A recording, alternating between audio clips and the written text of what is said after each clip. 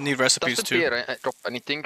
Someone told me like it used to drop like some kind of spell recipes. I have no clue. There's a lot of people farming the bears for some reason. No clue if it's still there or... Someone told me Okay, like I'm good, last guys. phase. All right, I'm cool. good. Yeah, Might as so well, let's try this out. so the two bears, the ones on the west, there's a bear with the mushroom mini boss, and then the one we know in the second stage of the dungeon.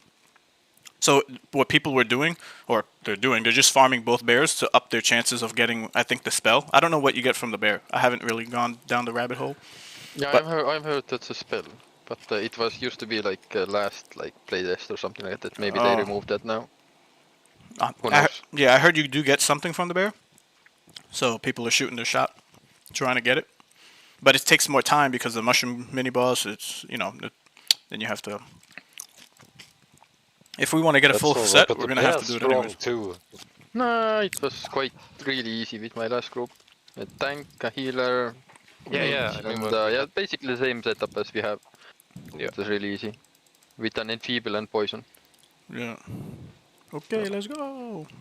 You look like a little girl, Gino. It's so Yeah, cute. no. You look cute with your little fanny pack. Yes. With my fanny pack. The fanny pack. Not getting my money. Yeah, an empty fanny pack. Yeah, well that's exactly. How did you know? It'll be full soon enough. This year, it's gonna be overflowing. We'll speak it into existence. I'm gonna drop my drink break, just so we don't double a drink break. And then how long should I wait between? You could do right How after. were you guys coordinating yesterday? Yeah, I'll Okay, so I I'll can do it now. yeah. I'll mention because it's 5 turns. Okay. I'll mention when I do it, and then you could just drop it right after. Yep, I just did mine. Cool. Man, we are weak as shit. This is the slowest match I ever had. Yeah, it's because Yeah, enfeeble is 50% less damage. Oh my But we goodness. also have... This- Feels like we're lacking a little damage, yeah. Yeah, that's true. This You might wanna. is cray. I don't know. But I mean, that's the thing with Feeble. Feeble is 50% less damage. It takes a little longer. But with your healer and stuff, it doesn't matter too much. And if you take haste and you fuck up at the last boss, then the whole dungeon was worthless.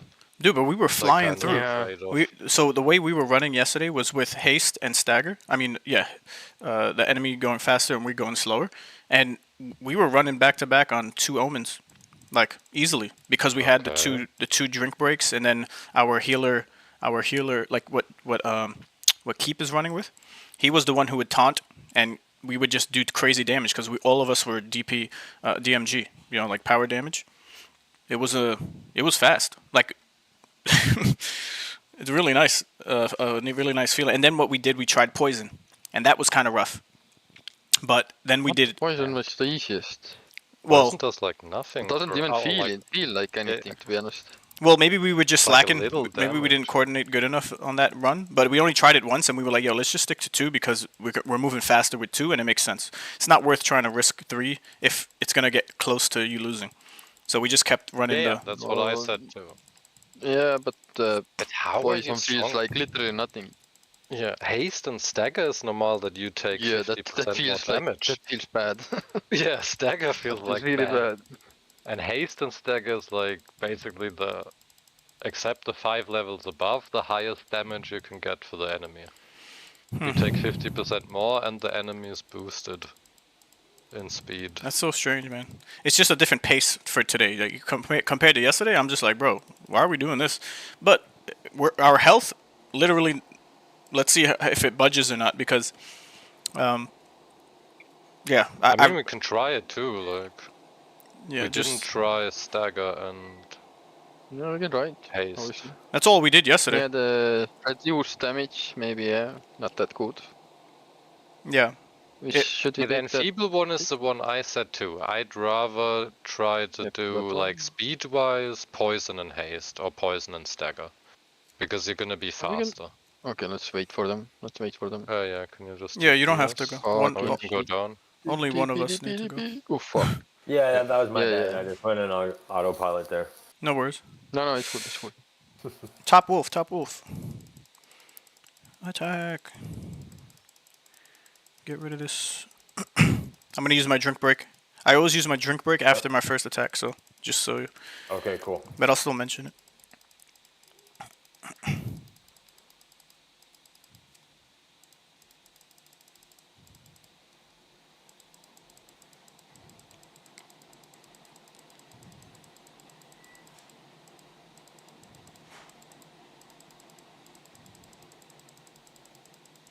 Alright, dropping my drink. I'm back at 1.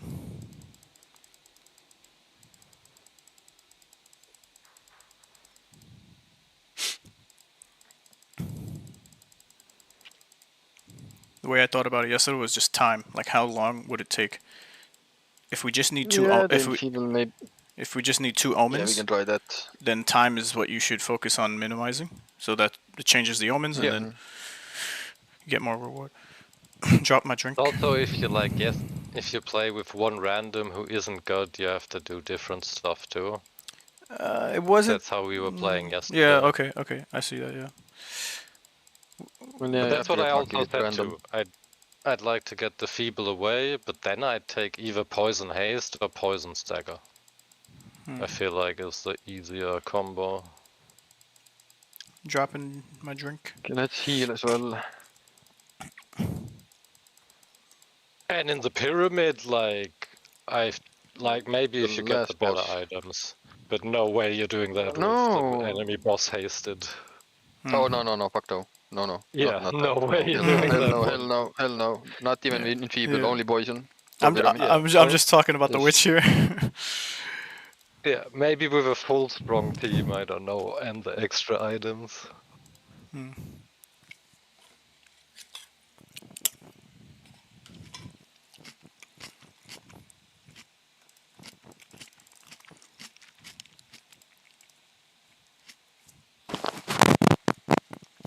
I just need recipes, for fuck's sake, I have materials. You guys don't want to do I don't give a shit, I need both of them, west, west and right? south. Okay. I just Fine need by me. west. Oh, south Need is the armor. fastest. East and south are the South fastest. is the helmet. Yeah, I need From helmet. the and wisp chest. you get the helmet, and I got the helmet. Okay, I need this. We need one of them. Yeah. Oh, got him. Yep, nice, got it. And we need one more, that brown small blob thingy. Why? Do we need that No. We just to need this. teleport? No. There's a faster way, I guess, if that's what we're talking about after we get out. Yeah, of yeah, No, the just the water. blob thingy should be somewhere. What? We have water. Yeah, that's all we need.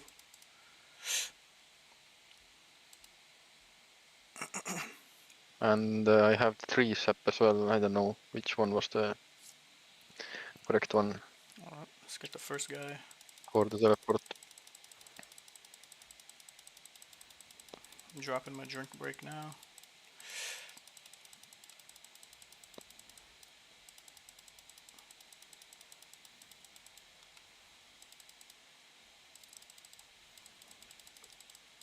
Yeah, let's move enfeeble next turn and try that then. Whatever, stagger maybe. Yeah.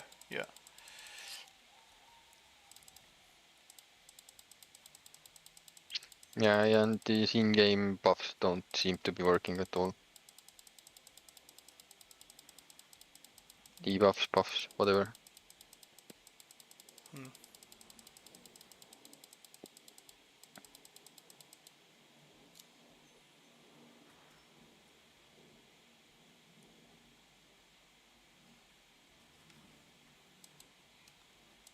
Or is it giving the enemy buff? 'Cause a lot of the times now I've seen the enemy buffed where I don't know. Or can the chaos wheel buff the enemies? Yeah. So the chaos, yeah, the they chaos can wheel is not do worth. anything for us. Yeah, the chaos wheel should Yeah, I definitely feel get like swapped out. We never used it. Why? Yeah. Because like now again it gave the enemy 50% more damage and they took 50% less. It gave them like a buff or 2 buffs even. Yeah, if you want, you can I switch it saw out it now. before and I was like, I was like, where's it coming from? And now you use the wheel, and I saw it afterwards, and I was like, okay, so the wheel can also buff the enemy. Yeah. Before we get into yeah, it's random buff, debuff. Yeah, then it's because What the fuck do I take instead of that then? let's see. even Can making see. someone Can faster. There's use all this? kind of support stuff Wait, that is good. you're a Okay, healer? we got. Oh, Are you? Yeah. Who's, okay, so here, give me a second. Let me. oh, you go full green. No, I'm just gonna Up here, switch up one here. of those, I guess. Up here. Yeah, directly up here. Let's get to the. Wait, we didn't get a water. You go through the black one or what? Yeah, we go through the There's black also one a straight up. TP to the. Yeah, there's a TP to the left, and it brings you straight above the boss. Yeah, we should You get just have to one go item down. each, then we can just do everything fast. Wait, the omens? You're talking about collecting omens? Not the omens, these things like from the tree and stuff. If you go to the Yeah. left straight from the start, We there's can like teleport. a TP. You only need Yeah. the one thing to TP though, and then you're Yeah, one straight thing above. each. No, No, No, that's the because mushroom. thing Yeah, to the one mushroom. yeah, Guys, and then guys, you you TP don't- up. Come here, come here. Okay. North side. So, Oh but- no, wait. Do no. you don't want enfeeble or the power up? It doesn't Well, we do don't need anything it. anyway. That's why I mean that one we don't need. Okay. So I didn't see look, where More you went damage. now. Maybe alright. it works, but okay.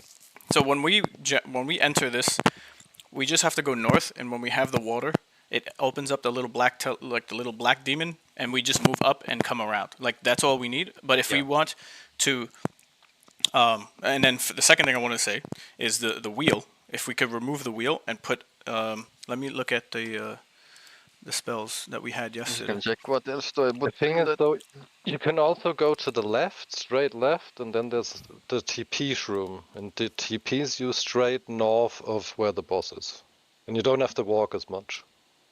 It's basically the same thing, just with a little less walking. Okay. But yeah, Tiger the was wheel, okay. I'm gonna do this fucking shit. Okay, good. the wheel, I would definitely. No wheel. take out. Okay, let's use this. So if you're a healer, Okay. No, You- I just you took stagger for them. We can do more damage to them. First Okay. I slow, then I make them stagger, and then should be much easier. oh, okay, let's do this. Have you ever tried like not fighting her? Do you get the same rewards? Nope, you get into the same fight and it doesn't change. And this is just based off of the last Huh? test. But you're all gone. You're all red and gone. And I'm literally standing here right next to Oh the boss. no. Oh The screen is no! loading Fuck right now for no! me. It's loading right now. It's loading for me as well. Same. Let's see if we all get in there. Ah, fuck. This is not good. I'll reload. Maybe it will free you. Or I'll Oh, wait maybe like 10 wait. seconds. Yeah, we loaded. we We're are in. no, we are all in game. Okay. We're in. Yeah, but he Which? probably doesn't see the fight. Or maybe I should have waited and not reloaded. Wait, you reloaded? You reloaded? Oh my goodness. Which first, right? It didn't pull me in the fight. I just saw I was outside the fight and you three bottom right were red, like from the team. Nope. That's So I was like some kind of bugged. And I was standing right next to the boss with you guys.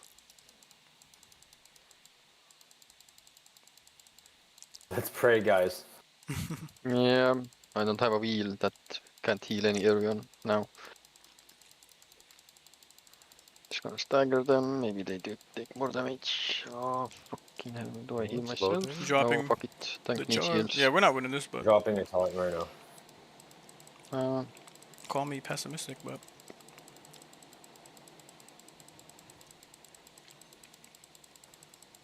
yeah, this is just too much I'm of a back, grind. but The haste and the I'm stagger. next.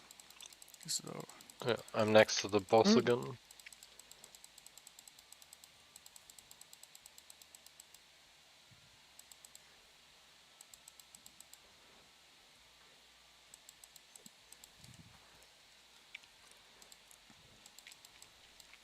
all right, let me.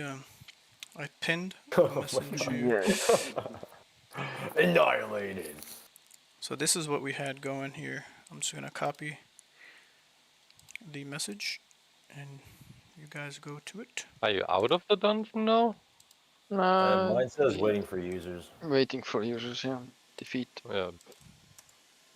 Probably me again, because I'm still in the dungeon walking around, like, and I can't fight the boss. And I guess I'll reload and clear cache. Might take you out. Although, wait, no, I'll just try to exit the dungeon.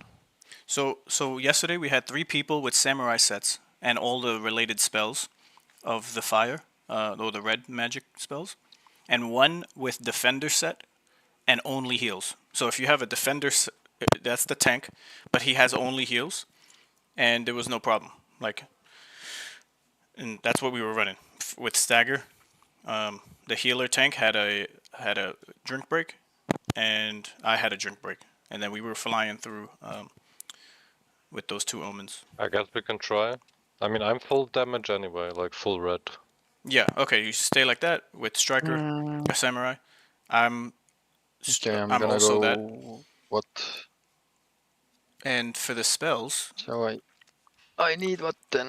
What am I going for? here I'll show you. If you go into the chat, Also the full photo. red, right? Here, these are the spells you want. For No, I mean, am I going like the fire set or the tank heal set? your tank heal. Okay. Here, So I and- need And I tank armor. Okay. This is what your Let me grab spells the would be. armor then. Yeah, those are the spells I have. So who has these spells? Oh, Me. So you need to be the tank healer then. I know, not the bottom ones. The first ones you posted, the full red. Oh, okay. Got you. So I'm now just gonna do Gino. the helmet and defend. Yeah, I'm getting the gear at the moment. Okay, cool, And cool. spells. Yeah, that had the most success okay, for so us. I'm going back to Slayer gear, right? I'm going back to Slayer gear? Yeah. Yeah. Straight Slayer. Okay. But then we have barely any heals, right? Doesn't matter. No, I don't think we need 'Cause- any heals. Yeah. Yeah, I mean, if we're fast enough, yeah. Well, Yeah, it seems to work, but you're Gino, right. It gets close sometimes. it does get close, but if we were timing it really on point with the drink breaks, so we killed the witch like pretty fast before Yep. it even did like tripled AoE damage, which took us all out halfway as far as health, and then we just got the pig down. But Gino is the guy who's going to be taunting, right, using his ability, diverting some attack from the witch, and working his magic literally with these with the spells. And there's enough heal for us with just his lineup to make us cross the finish line. I'm sure there's something better, but Yeah, it yesterday worked pretty good. it was rolling pretty Yeah, it pretty worked smooth. pretty good. And you know that post, the first post that came out was from Logic, and Logic jumped in to Ryan Axie Faction's live stream yesterday, and jumped in literally right before he made that tweet and was like, "Yo, what's up, man? I'm jumping in for the first time. What do I got to do?" So he made that post and basically diverted a bunch of people's attention into creating a team full color, like so full red, full brown, full green, full, and that's not necessarily the best way. So he just needed content. He was content farming. Like he just came in, saw all the colors, saw all the armor, and how it all matched colors, and he made a post. Now, if it's better than just doing some random stuff. If you're just coming into the game, it's a good head start. You know, like a good starting point. Just pick all the same colors, and you'll maximize the whatever, the wisdom, the intelligence of whatever build that is around those spells. But that wasn't necessarily the best strategy because we were trying that and it didn't work until we had this update from one of our members here who was playing this specific build. Ilias got a 1 out of 1 in Canster. Sorry, that's why I was like, he just typed, What? is this a 1 out of 1? I got an 800. I got an 800 run offer. Is this a 1 out of 1? I'm like, Dude. let me check. Has to be. Did he cancel already? No, he didn't cancel the offer. And I'm like, yeah. And he has a 1 out of 1. That's sick, man. Out of a fucking uncommon capsule. Common capsule. Out of a fucking common. That's fucking That's Ilias. crazy. Yo, that's his big win for so far this year. Unless- He's had a lot of those in fucking Synergy Land. We minted. He minted a 5% one. Oh, shit. Made like from $300 to 2K. Wow. GG's. I invited Grusher. Okay, we're all here.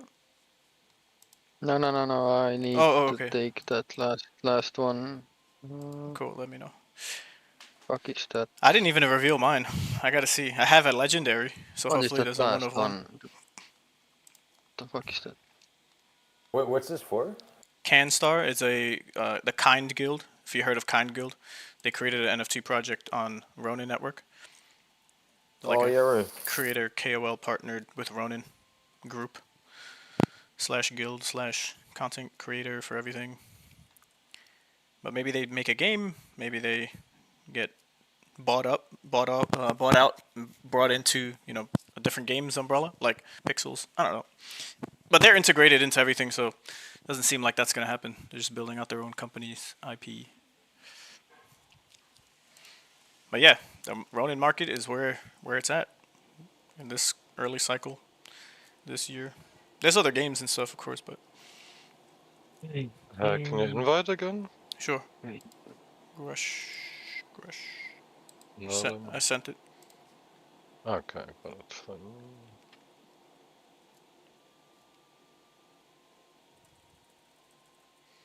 Dude, honestly, like when I think about having these two omens, it literally speeds.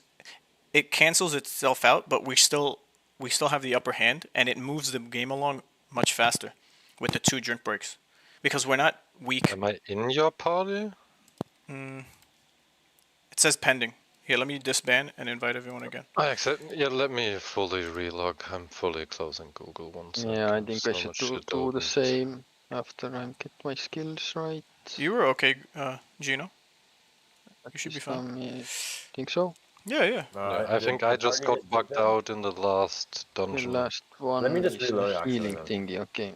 All right, fuck it. I'll buy a Yeah, new we should laptop. probably all Hold on, reload. I'll go to the store. Yeah, do the same to be honest. good. My C button is not working, for example. Damn. Or there is no C button anymore. What the fuck was hold that on, last thing? I'm moving to another I'm country. reloading. Better internet service. Reload. Noble offering. Why? Noble offering seems so shit to be honest, but okay. No shit, my friend.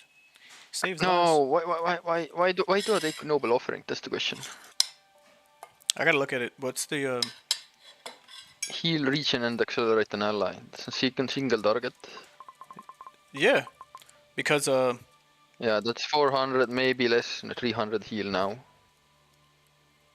With the second heal, I think I can heal like 1k. but well, let's give it a shot because Okay. that's pretty much If it heals like literally, okay, I'm gonna refresh does as well, good, just in good case. enough. Like we're all on the same page. Yeah.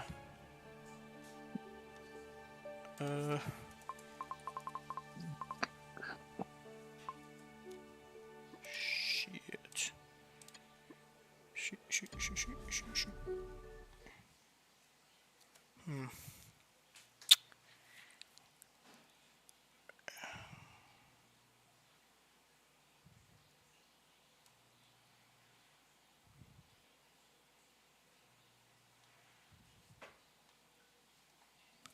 See if somebody was Okay, watching. I'm back now. We should be back as well. Okay, I'm loading in. It's crazy how many times Chrome updates. Insanity. Yeah, it's never ending. Yo. Yo, who goes there? It's me, Ray. Yo, congrats! The You're rich mythical now. puller. You're rich now. What? I said you're rich now. Congratulations. Oh, thanks, man. Yeah, I don't know. I don't know if it's gonna be the same as Moku. I don't even know. I was just thinking, but then I was like, yeah, I'm not gonna type any advice on this. Because I don't know if I wouldn't even. What is the offer? 800 RON? Yeah. You Like could I was probably- laying down, I saw some offers. I was like, what? What the fuck is this? Scam. And I saw it's some girl cancer. I was like, what? Did they reveal? Yeah. Then I checked and it wasn't. Yeah, they revealed without anything, but I mean, they said it. That's why first I had an uncommon listed, and it just insta-sold because it was revealed, but I could buy a better one now for 20 run less, so it's all good. But it was Oh, still yeah. wild, like, for snipers, like... I was But thinking about selling mine, bro. I was thinking too, like, thank God you didn't. Because Oh, Ark fuck. said that, and then I was like 1 out of 1, but I was like, fuck it. I've minted so much, I'm basically just checking that I'm at least break even on everything. So I'm basically Yeah. at least not losing money, and the rest I don't really care. Especially Kansta and Moki I'll hold anyway. Can I get an invite? Am I still bugged? I had to refresh. I'm in game. Yeah. Mm. I'm at 99%. Yeah, no clue with the Canstars. I mean, I know kind from Twitter, but I don't really know what the fuck's going on. I've never played with them. I see some of them sometimes in games, but yeah, no real clue. And what is the rarity even? Is that the background that dictates the rarity? No, the fur. They basically copied a lot Oh, from fur. Moko too. But they really I look on nice. Like that. a lot of... They look good, yeah. Yeah, because that was another thing from me. I was like, oh, is this gonna be one of the collections where they come out and you saw a lot of good ones and suddenly 80% that just look like shit? But they definitely at least all look nice. I felt like Moki was like that. There were a few good Lo- ones, but a lot of them are naked. A lot of them are weird. Yeah, but then again, that's also part of the whole NFT collection, at least the way it used to be. There used to be clean ones that were also even more sought after. Basically a Mocha without anything, just the Moki. Or maybe just a Moki with a piece or just a cap, like pretty clean, just nothing else going on. I'm inviting you It And guys. was a then, common capsule, man. yeah, I know, I saw even said. Okay, Damn. That would have been sent like the invites. worst case scenario. You sell or have it open. I mean, you should have Yeah, man. checked. And then you Even look dude, back. because people could have sniped that. If it was on the Yeah, market, it revealed, and they true. saw 1 out of 1 for 100 RON, bam, Instagon. Sent the invites Yep. in game. I mean, Okay. Okay, we are all here. the Ronin looks really good too. That's why it's hard to say. Like, it might do really well because at least it looks nice, but it might also, like, always be a fade. I read that they were doing something about revenue sharing for their NFTs, so I think that the Yeah, one-on-ones at least would something, but the right? revenue share is for, like, merch, apparently also some kind of educational products for blockchain, for like Yeah, schools and shit. It all children's books. sounds good. It can be really good, but it can also all just go downhill, be some kind of random deals, not make any money. Or you get like the whole NFT collection gets 10% of, and then the next thing, you kind of have ownership. I mean, that's why not a lot of people do it. I would like to do a lot of shit like that too with NFTs, but then you're basically in the financial sector and financial laws because heck, you definitely get a share of the profit. So technically, you're basically holding a part or at least a part of the profit share of their company with the NFT. Yeah. And then it goes to levels where I have no clue about the legal part. And that's the next thing. They might completely fail on legal. Even RavenQuest, I mean, it annoys the fuck out of me. I already kind of knew, but I thought, okay, maybe they found a way that they couldn't trade like silver directly for Quest. I mean, that's the whole point of the whole gaming industry, that they can't let you take money out of the games, or normal games would do it too. Yeah, so I don't know. There might be a lot of points where they want to do something now, and in the future they found out, oh, wait a minute, this isn't even legal, or we're gonna need like a team of 10 lawyers I'll if go we now. want to do Yeah. this. You guys can stay here. So you're thinking they might not deliver their promise for Exactly, they might not implement everything. yeah. I'm definitely keeping one. I like them. I might even, if the floor goes down, start buying again and buying. Dude, a one-on-one sold for 6k Ron, the Ronin one. That one is Yeah, sick as The fuck. Ronin one is sick, I saw that, yeah. But he had it for 10k, probably someone put him a 6k offer. And I still, 800 is a little low. If I just should speculate, but that's just me like random numbers, I'd probably put it at a few k Ron. If you find a buyer. I don't know how good yours looks to compare to other ones, how willing to dump they are, and so on. They have 25 one-on-ones. Yeah, when I looked earlier, it was Wow. 18. Weren't they all revealed? But they insta revealed. How was it 18 earlier then? What's going on? I can't even. I don't know. You're just stuck and moving Bro, on what the the spot hell? for me. Might have I frozen. feel like the servers are like crashing again. Yeah, I'm. That the Ronin one is. Wait, this other one is also sick as fuck. There's like a few of them that have special. Yeah, there's a few sick ones I looked through, and you have Yeah. like a girly girl. I mean, if you find a girl or woman or mother or something with a lot of Ron who wants that.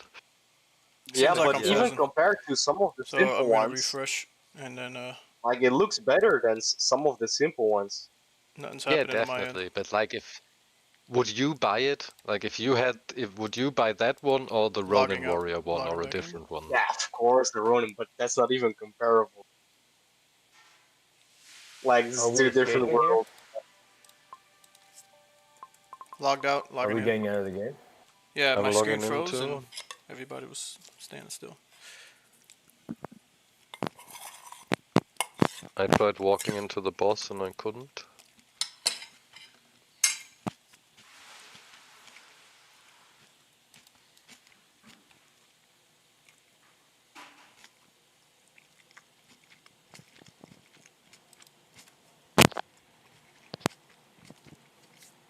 I'm back out. How are you guys still in? I'm back outside of the windmill. Trying to get. Ah, they didn't relog. You probably are too, So right? When you strange. logged back I'm just in. gonna reload. God, Yeah, I logged out, logged in. it was really messed up. Yeah, I'm kind of at the point where I want to give up again. It's just like hours of like logging, doing a party, doing shit. Still, It was smooth. The first few hours I yeah, but played, and it's yesterday always we like played. that. That's Yeah, always with Runiverse. The first few hours it works, and then it suddenly doesn't. And then the thing downward is, spiral. Then you quit. At least yeah, I but quit. it also might be that I don't know how good the bots are here and how things change. Maybe it's just the game comes out, people set up bots. Also, more players coming in, but it might be a combination of just like more players, more bots, and then it just crashes the servers. Yeah, true. Also, Is there? maybe some kinds of tax. You never know. Because I mean, in Yeah, this dude, industry, the 77-bit had a shit ton of DDoS attacks, man. I yeah, didn't even know this base was that into attacks, but yeah. apparently they I mean, are. even the And normal people, spaces, like Rust, for example, is just a normal shitty game. But it's also, if there's money behind it, you can make yeah, money but with Rust, Rust Rust is servers. like a good anti-cheat, and they have No, but I mean, companies they work with.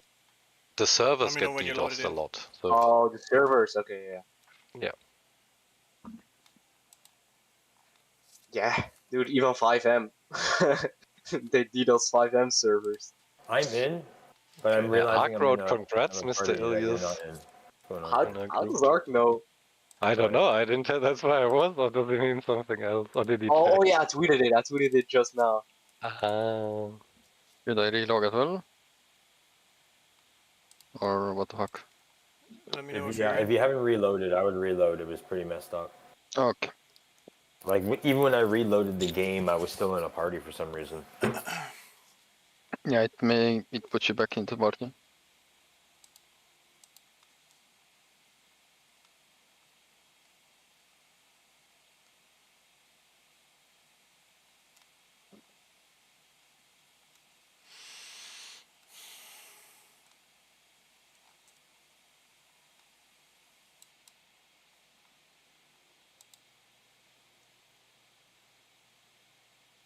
But this is the last project I wanted to get a one-on-one onto there. That's why I personally, I don't know. Like, I think I would But make it your is a own small decision. collection, like just It is 4,000 a small, items. It can like, pump if you harder than have, Moku. If you have the time and wanna sell it over time, yes. If you just wanna get rid of it, you made 800 RON on a 33 RON mint. Nah, that's too cheap for a one-on-one. That for this kind of it has a big community. It's not worth it Yes. to sell It's now. just if you want. It's basically if you wanna dump it. Yeah. Like from a financial standpoint, right now it's how much X? 10, 20, 20x, 20, nearly 30. 20, 25. Yeah. Yeah. Like from a financial standpoint, I would have sold it, but this is crypto, so nah.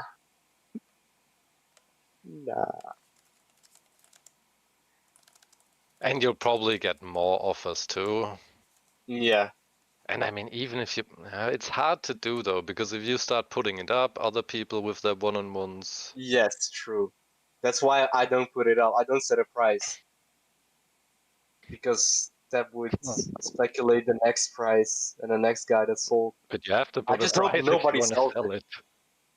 No, they Oh, can offer without me putting a price. that is true. For the one-on-ones, yeah, if they look at it. But it's still, then it's harder to sell. Yeah, I don't know. You do you. Okay, I'm in the game. Let me know if you're in. Let's get this show on the road.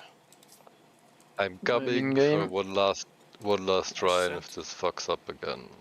Yeah, all good. It's just a stress test, right? It's not the real game. Yeah, but Or is it? basically you could farm mana. It's the airdrop part, or a mini part. You can farm basically Quanta for the airdrop if you want to. And also there's some other shit involved. Who knows if you get donuts? Although donuts are done, right? No, season 2 is coming, They said.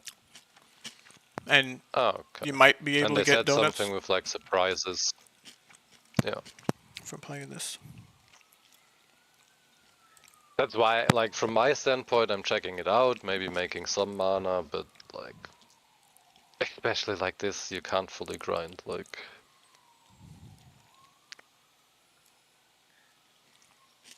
Are you inviting?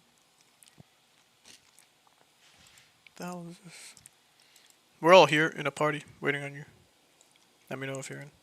Yeah, I'm in, but I'm not getting Okay, invites. I'm gonna send one now. It's my... Someone is grayed out as well. So Alright, we're here. Says on Wizard, probably in the Wizard fort or is something. yeah, okay. Do you want to just do one? Let's just do bum rush, just so we can. Just poison, right? Oh, Then fine. take poison too. Poison. Is literally... although poison might be stronger because we don't have a healer now anymore, right? Well, we I have one healing. All spells are healing for the most part Oh, for Gino, but it's his tanky build that helps us. Just go the yeah, length. but he doesn't have this AoE because for us poison was basically non-existent. But if we don't have like all these AoE heals and stuff, it might be. So we're gonna just do one, Omen. I mean, you just pick what worked for you yesterday. Now we have the team. All right, let's go. Because a lot of times it's how a person uses the. It's not like rocket science, but how a person uses. Why am I not starting? Because one is Wizard is grayed out. Where is Yeah, he? keep Keep? cases. Are you here? Do I have to be in the wild though? Yeah, I'm here. Yeah, you have to be can't over be in the here. fort or something.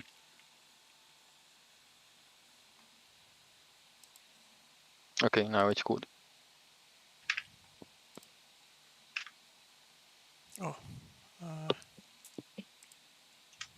Okay, let's go. Okay. If we're only doing one, it's not really that worth it. But let's just do one now, so I can rush. We're doing two. We're Let's doing see, what I let's did get the yesterday. hang of this. I switched one spell. Do we need that fucking bottle at all? Or Yeah, the drink break. yeah. Yes. Yeah, that gives us like reg and haste and everything, right? That's nice. I would rather use a slow on them. That would feel much easier and faster. Both. Preferably. Yeah, but again, I have to have at least one heal and taunt. But yeah, it's the way that the person plays it as what reveals to them like the effectiveness of it, and that's only because we have 3 power damage players. So, I but yeah, feel this slow is better than the region. Because Strange, I'm not even in the fight. oh, I'm still Yeah, loading. load. it's loading.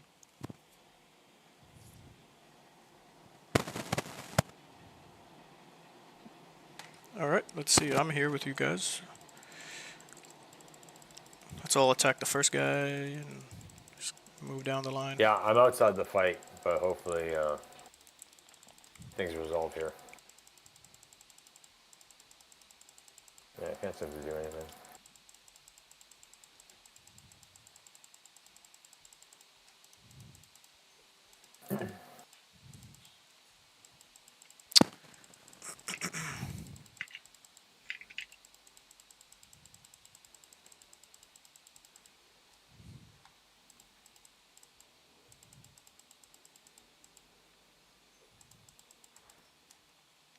All right, let's see. So you guys come out. Oh, I can't move. Oh, I can move. Okay, cool. Yay. That was so bugged out. Let's see what the next one looks Jeez. like.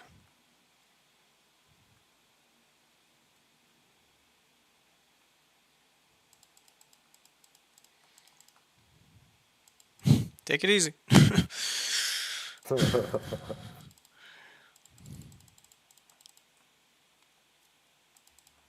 What is happening? There, fuck. Crusher, what you doing? He's Stop drunk. pumping the whole clouds. So Yeah. Ginu, is that costume the rare cosmetic from this playtest? I don't know. I got it from the summoning, using the mana. Oh, crazy. Yeah, then it is. Yeah, I got a lot of these fucking tree hats, fucking tree staves. What the fuck? Oh, you're in the fight and we're not. Awesome. Oh. Uh-oh. That's okay. We're just too far away from you guys. Yeah, but can we do it? The haste it and do Maybe. extra damage. Maybe. Okay, I don't do much damage. It's only 2.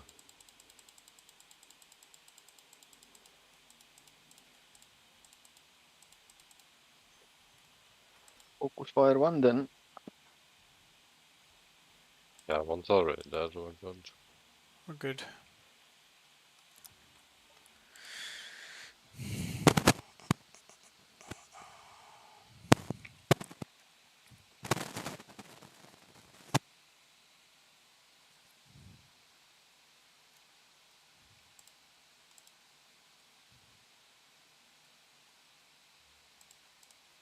Come in. 98.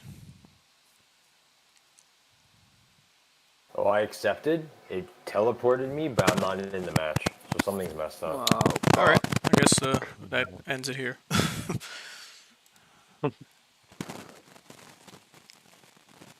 Basically the same what happened to me last fight. I'll just reload now.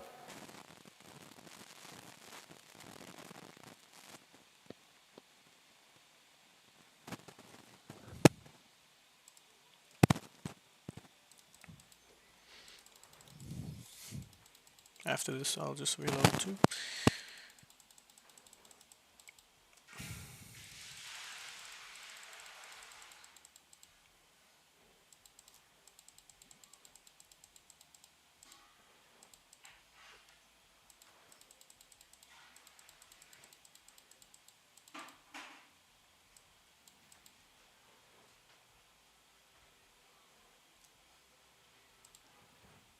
The cancers refilled just now, right?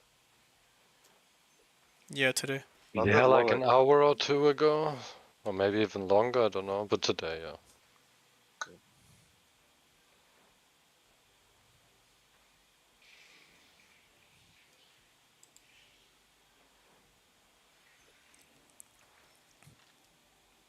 And by the way, that the horde, that was a pre-sale, right? Like we couldn't mint.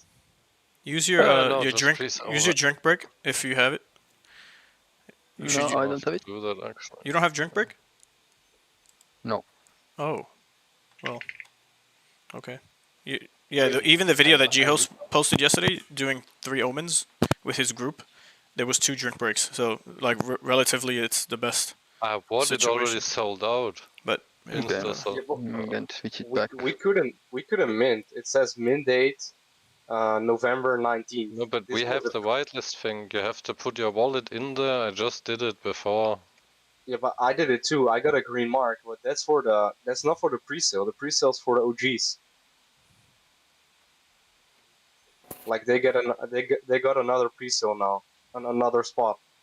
Like we're not OGs, man. We just joined. Yeah, no, but that's the whitelist thing, right? The other The one. whitelist is November or January So 19th. that's gonna be first come, first serve. Already? Yeah. No, it says also whitelist. People Yeah, say also but whitelist. whitelist. Yeah, but Alright. read the I'm announcements. gonna refresh and just, I guess we do what we do. I'll see. Okay. Yeah. And I think the pre-sale would have been for us too. I'm gonna see who else, Everyone refresh or what? who else is live. Do we all need to refresh or? Well, yeah, we should. If we're gonna keep playing, then yeah.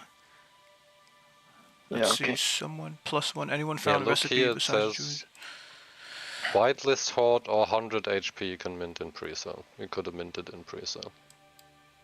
No, it says and get a chance to win whitelist horde or 100 HP. There's the alpha bot. So if you have a wizard if you're a wizard holder for And then it For says the horde, you'll be able to last mint. chance to secure. you gotta Yeah, and then it allow says this. after that, last chance to secure the opportunity to buy in the pre-sale. But where does it 23 say round. the whitelist horde roll gets I mean, gets it's a white? right after. I mean, that would be wild if they give away No, whitelist horde. look. Read What that the- whole thing. React here, retweet and like, comment your wallet on the post, Yeah, I know. And pose a proof, and get a chance to win Karate combat. the whitelist Sign up. roll Fight each or other. 100 HP. It's okay, guys. Don't worry. We're all Well, yeah, gonna be rich. it looks weird. It looks like the whitelist roll can win. No. We leaving the dungeon or what? Yeah, I'm down to do another dungeon. I just want us to, you know. We should leave first one, right? Abandon. I'm loading back in. Or okay. And I mean, I'm let's see happy what if we looks can like. actually play. I guess we can get. What though? I'm in the dungeon. Oh. All right, let's abandon dungeon. Let's do that. Should I stay? I mean, now I see you too. I see you three here. Can But you we're guys not- walk? Yeah, we could walk, but we're just 3 people. We need to keep just But I refresh. don't see you walking. For me, you're both Ju- standing still. Just go top left of your screen with the little human, Just abandon, and right? abandon it. Yeah. Okay.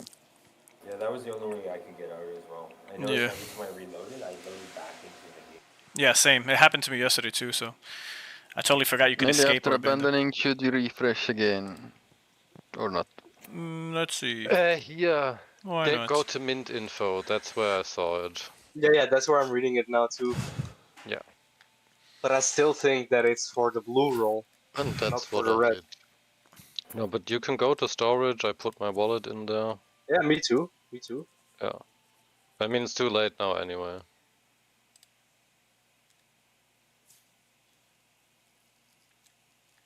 So I guess the whitelist, and then, but that's probably. I mean, you'll probably get. Yeah, I Wow, think you'll cool. probably can easily mint it. Because it's first come first serve, but only for the roll. Yeah, So it's not. but they're public. gonna give out a lot of those. I mean, they're already giving out a lot, but yeah. Yeah. Hey, don't forget to chat inside of their Discord every 2 days, because else your whitelist roll will disappear. Oh, did you put drink break? Drink break, yep. It's on. Okay. Oh, you mean for me? No, Am I no, no. supposed to do it? Whoever. No. You're good. Okay. You're the DPS. I mean damage. Got it. Yeah, hit the jerk break after I do it. I'll let you know, and then it's that same routine.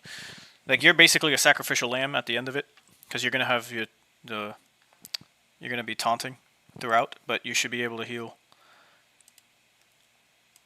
That heal is like 300 heal. That's probably not worth it. Might as well get the slow instead of that, because the slow is OP, to be honest. All right, you want to experiment with it? I'm just saying what we used yesterday. Yeah, We just win. yeah, I don't but know. 300 here is basically nothing at your fucking 5k HP, to be honest. Okay, I try to start, but nothing happens. Yeah, it does not start. I'm gonna refresh. Oh, maybe we start now. Crusher? Grusher I'm save. here. Oh, okay. Okay, that's what. That's why. Nice. Hey? Ah, it was behind loaded. something or what? I was literally sitting here just reading Discord, waiting to enter. And then the pop-up was behind the Discord. Put it on the other side, I guess. What time is it? It's 4 p.m. UTC. What's that for me? I think that's. Let's check. I don't know. Um, PM for me.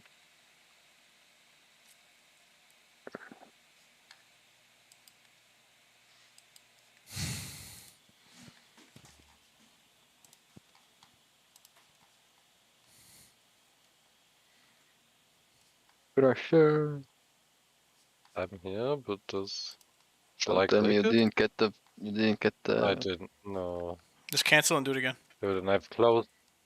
I literally closed everything. Ah, no. No, I got it. Okay, what the fuck? I literally have nothing else open now. Only crash the Runiverse. Mm-hmm.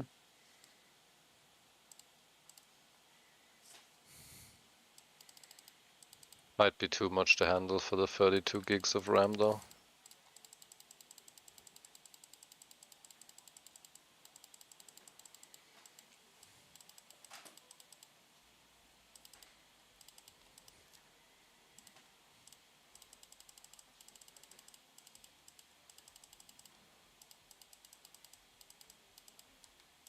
Yeah, and what also helps is us when we get to a boss, just all hitting the same enemy, not really spreading our attacks out like that.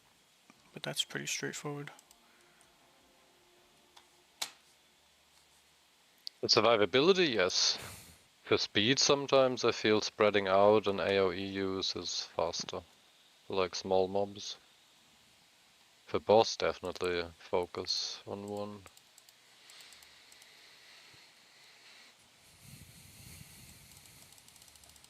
Did we all like freaking go this time? Because every time you two go and we stay here, it fucking breaks. Okay, let's try this. I'm just gonna run as well. Wait. One guy missing? Yeah. Yeah, let's just try staying together. Yeah. Yes. Is it lagging for you, keep case? Or? I'm seeing you guys. Yeah, I'm seeing you guys teleport actually. Ah, Oh. that might be an issue too then, because I was waiting, but You usually guys at are some okay. point. Yeah, you guys are looking okay now.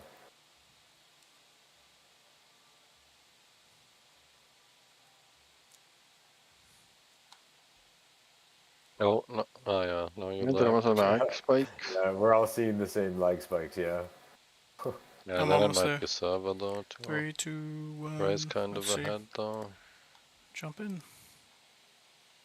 Yeah, so far so good.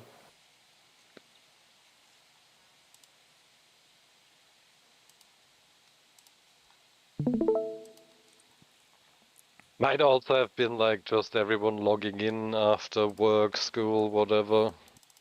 Yep. Let's get the top wolf. To scale And, servers. Focus. I'm gonna drop my haste right now. I mean my my jug. I put it on ground then. Don't use it. Oh, I did it at the same time then. That's why we gotta make sure we Okay. say it and then Yeah. the other one does it after. Okay, you put it first, I put it second. Okay.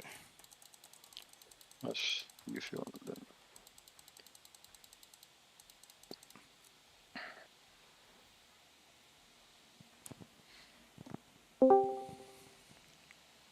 GM, who goes there?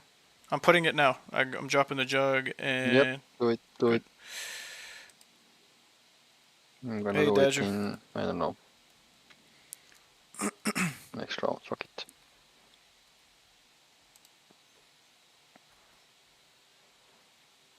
You playing with anyone? Dodger? Let's see.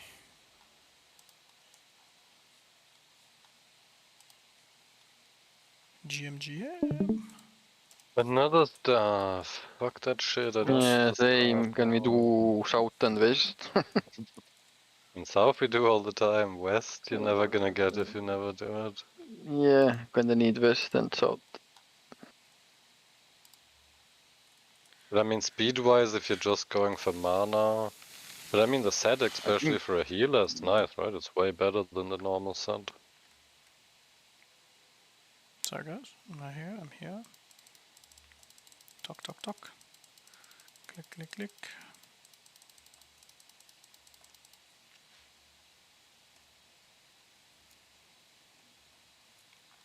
Are you coming? Are you lagging again? Oh, I'm just gonna stay back. I think it's probably fine.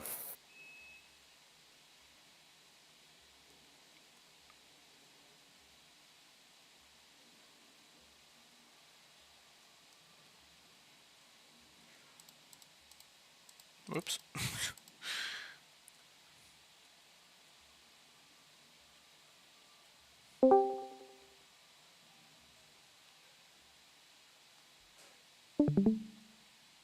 Oh, and then it goes yellow. No worry. I think we're wrapped around. Should be good now. Yeah, I moved in. They're getting scared there. Dark blue. Attack! I'm gonna drop my haste right now. Why I keep saying haste? I'm dropping the jar. The jug.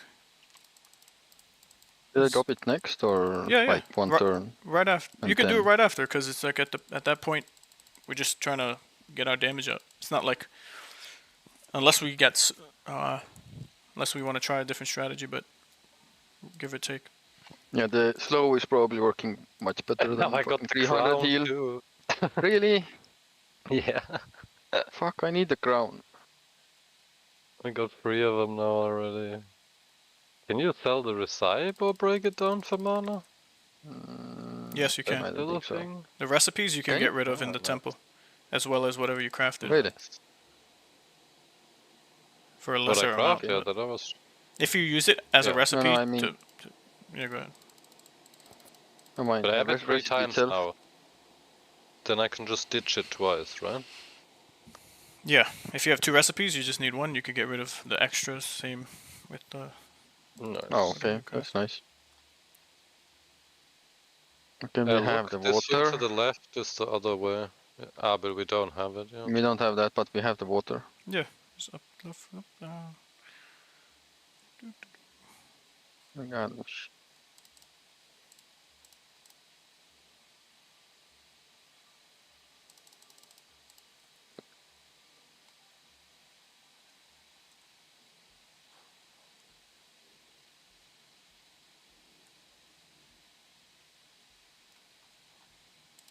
Come on, jump in. Which one should I don't though? The boar or the witch? We're gonna do the witch first. We have that's what we were doing yesterday. We do our No, back to I back. mean the taunting part. The taunting part. The witch, yeah, because she does. The witch does mostly AoE bullshit. No. How does the taunt work though? Don't Does it think just that- target you or does it stop it from Yeah. using the No, AoE? it just targets the person, It targets me. Yeah. and it's only. Okay, which it is? Which it Selective. is? Okie dokie, prime time. Make sure you click the witch. So Let's see. click the witch and Yeah. I'm gonna attack first and then I'm Let's gonna use see, my let's jug, see, so I'll let's let see. you know. Right now I'm using my jug. Okay, Okay, I'm gonna Keep- taunt and keep- then I'm gonna use my charge. keep on the witch, yep. Keep at it. Good. And only use the scroll after she's 50% or less. The scroll doesn't do damage if she's above 50. Just But doesn't it stagger? Like if one guy uses it and she gets 50% more damage? I'm using the Like if jug. we all use it, then it's shitty. Use the jug. But- Okay, now Does heal. the jug stagger the enemy? Heal up as much as you can. I think so. I have to look at the effect again, but from what I was Oh, come on, guys. Oh man. Come on, come on, come on. I'm gonna use the jug right after. I'm using Yeah, jug it's right on now. cooldown. I I can just do my used them out. fed attack if I survive now. Okay. Come I on, can come on, come taunt on. now. Yep, yep. There we go. We got this in the bag. This Oh, way to go, feels guys. so fucking stressful. There we go. Congratulations! We did it. Did you get 2 of them, right? Yeah. Yeah. So, you How the know, fuck did I get 4 then? Yo, I'ma go, guys. later, Have fun. Elias. Thanks, bro. Yo. Bye bye. Talk later. They got 7 apparently once too. Like I've never seen anything else than 1 Yeah, or I 2. mean, like, it's random, I guess. Or bug. That's Maybe it's what a bug. everyone's saying, Probably a but bug. I've seen it 1 or 2. That's the only thing I've seen so far, so no clue. And I've Oh. done like 10 of them. Although it was more intense, it does go faster than. Oh, Yeah, it's definitely to be fast. honest, with a decent heal tank, 2 DPS, good setup. That's true too. Like Probably when we had faster or more full less team, stressful as well. like 1 full tank, 1 red damage, 1 blue damage mage, 1 healer. Yeah, it was actually faster. Okay. I don't know about faster, but it is definitely Well, with my less last group, risky. it was at least with randoms actually, pretty decent randoms. So you want to do Really full fast. blue? You want to do full blue, Gino? I guess now we're just like this. Let's just try it unless Yeah, we yeah, like I can die do or it, do I something. guess. I really don't want to throw a slow away, to be honest.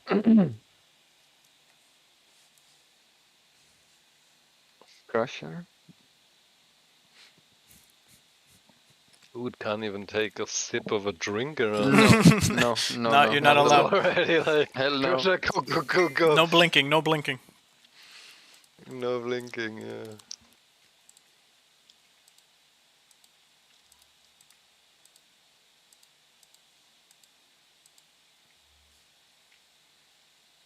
Click, click. Whoever clicked, gotta click.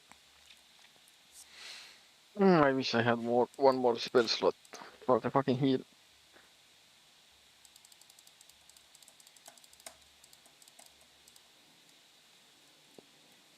Yeah, dropping that witch as fast as possible. This is just. Yeah, does does the freaking bottle actually work? Like, Oh shit. It's pressing. okay, I'm dropping the bottle. Okay. Now I drop my bottle.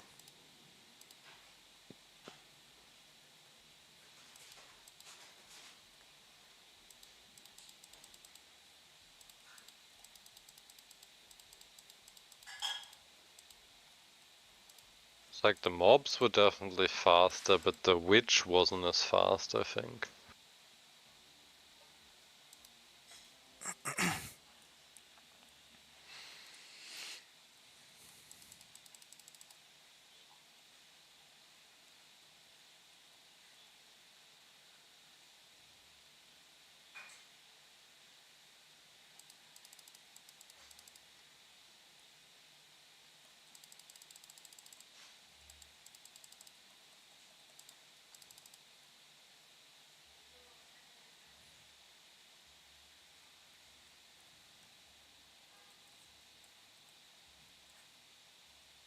No. I fucked up. I fucked up. Sorry, bitch.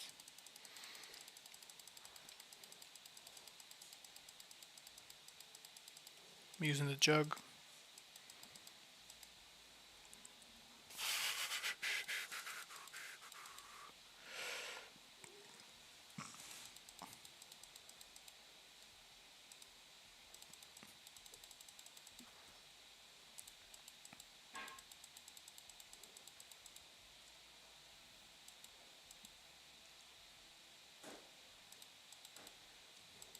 Grusher's drinking water.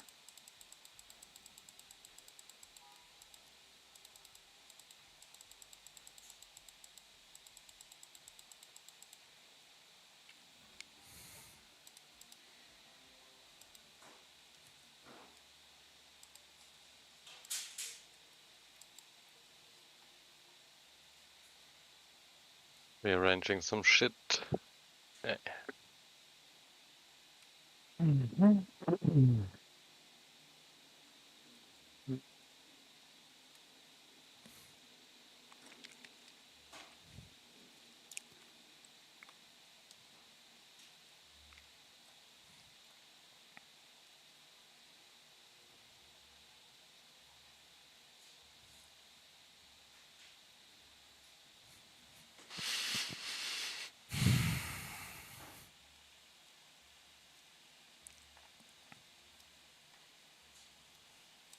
Okay.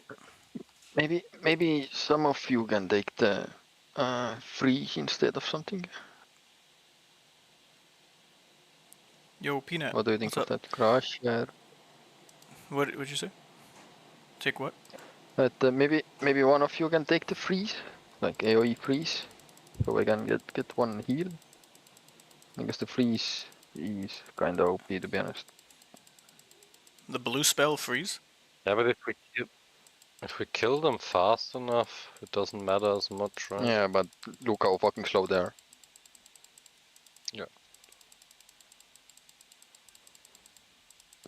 Yeah, I mean the slow for the enemy is really strong, definitely. Yeah, dropping the bottle. Okay. But if you can kill them fast enough anyway, I don't think, yeah, then it They doesn't have really haste, matter. so that. No, yeah, true. But if you survive, it doesn't matter. It's just about how fast can you kill the enemy. As long as you survive, there's like no fucks given about how much damage the enemy does.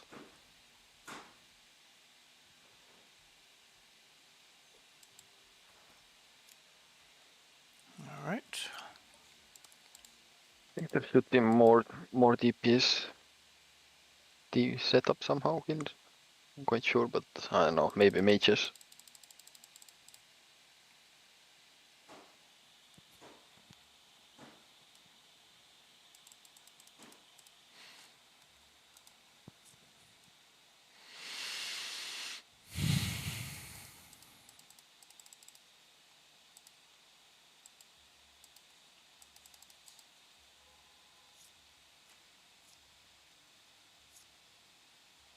Oh, it's working now. It's better to just let one guy walk, right? It's just faster too.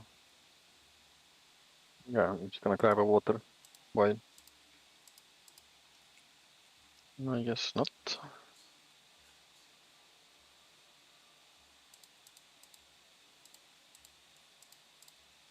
Did you get it? Yeah, I got it.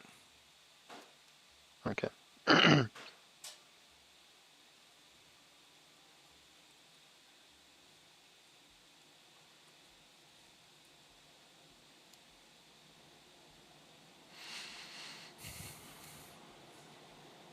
3, 2, 1. Click. Pressure. No drinking the water.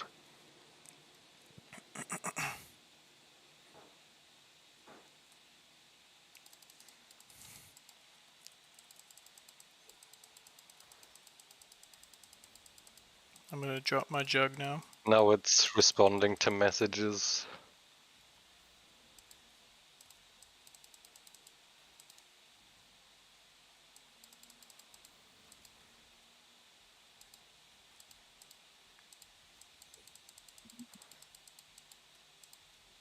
Why is the first guy still alive, bro? What the fuck?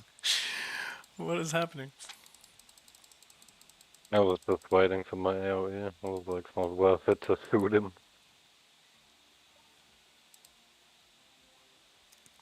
Where's The my same helmet? thing, right? If they have no chance of killing us, it just depends on how fast can we kill everyone. We don't care if there's one who does damage. We're not gonna die anyway.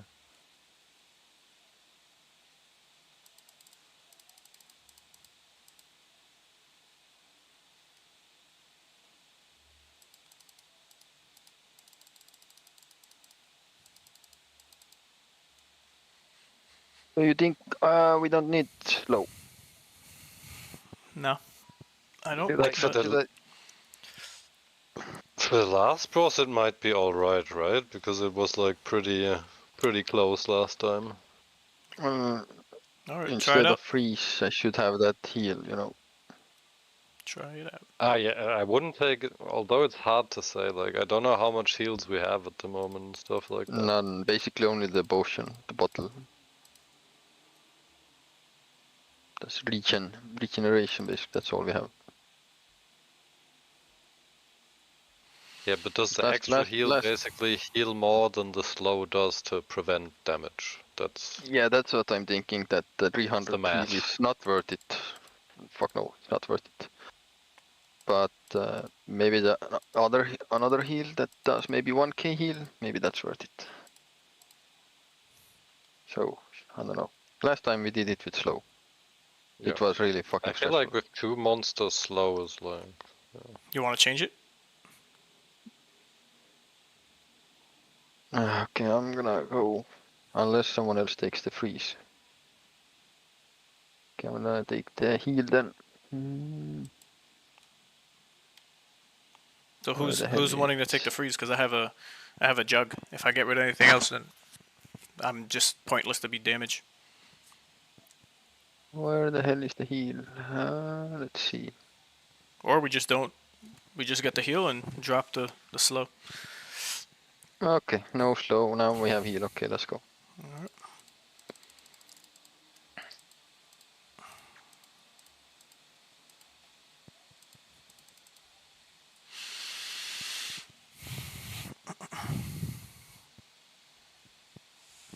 You're gonna drop the bottle first, right? Yeah, I'll let you know. After attack with Gambit, I drop the bottle.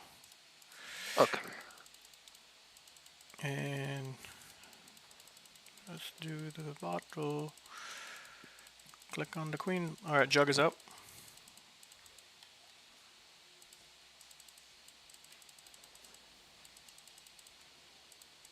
Make sure you aggro the witch. Yep, I did.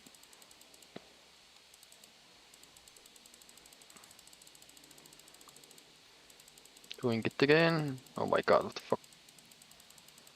What the hell? Dropping the jug. Okay. Well, GG's. Yeah. Not everyone was attacking the witch, right? I don't know. I feel like one person was attacking the boar. That 5k HP gun, I saw things flying its way. Oh, okay, then yeah, someone was attacking to that one. Wrong one.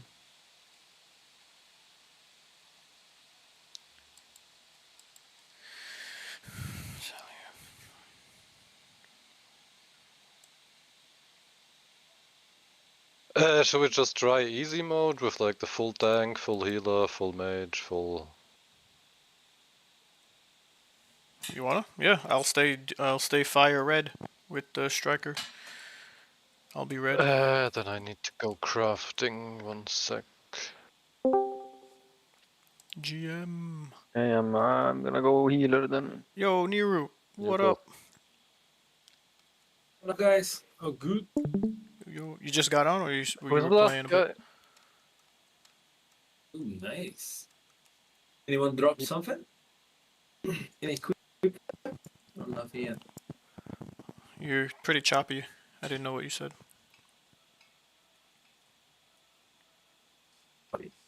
I asked if you guys found any equipment Oh on the no, beach or from the bear. not yet. Just a druid head and the staff still so far. Same. Yeah, we haven't done the west side, so no chest, obviously. Mm-hmm. Do you want to play tank or Um, mage? Keep case. I'm gonna reload I can go because tank. this is. I can go brown. Okay, then I'll go blue. I'm gonna refresh.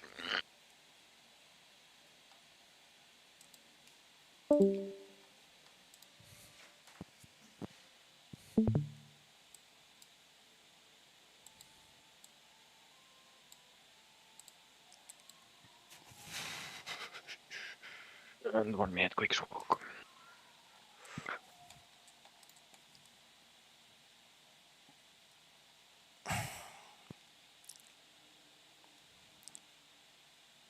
12 p.m. is the mint.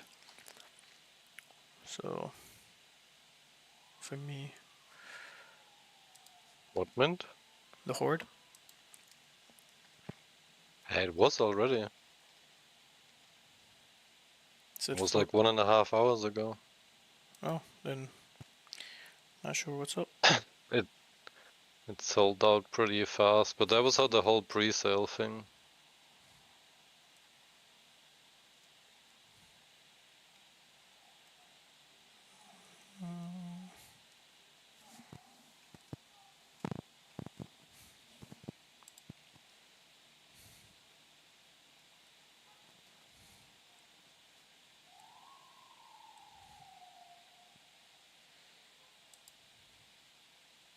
Yay!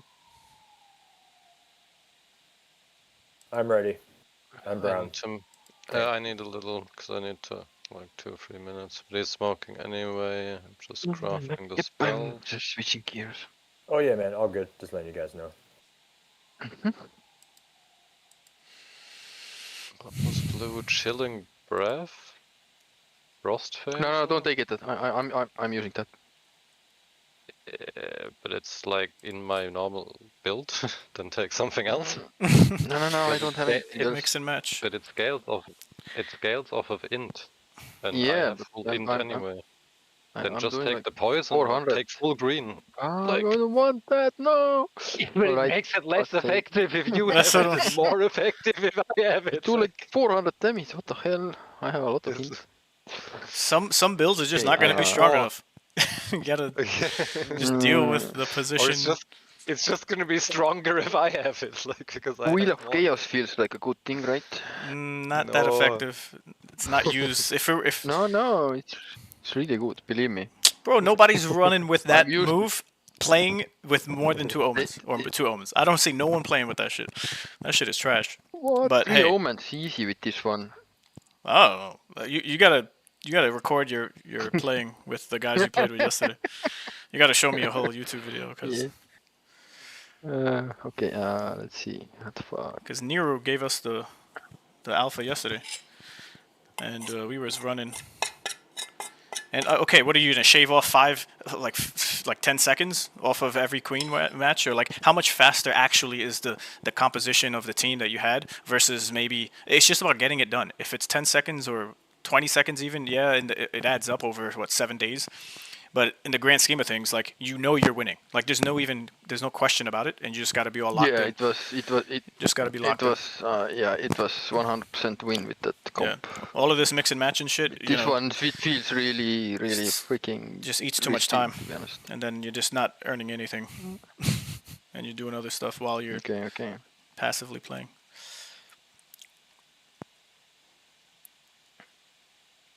We already tried the rainbow team. You know, the Power Rangers. You know, 1 blue, 1 green, 1 red, 1 brown, whatever, and it was less Not effective. work out or what? No, that's the first thing we tried. And then Niru gave us some information, and then saying the 3 strikers with the fire spells, and then 1 tank armor plus all heals. That's what was the most effective yesterday. I don't know if anything changed, but G House even had a video tweet of his squad. They had two drink breaks. They had 3 strikers. You know, they were 1 tank, and all of those spells that we showed in the chat, and they were doing 2 omens, and they had almost green health the whole time, unless they had some secret spell we don't know about. It more comes down to how you work together. You know, I think there's a gear as well. Like have the better items as well, most likely. Maybe, but you know that takes time I guess too. you have the full set already. Who do I have to invite here? That's Grasher Gino. Gino. Right. Sent invite. I take strength int and while under 25% gain haste. Well, that's better than just crit damage. Let me know when you guys are ready. And it makes me a little more tank.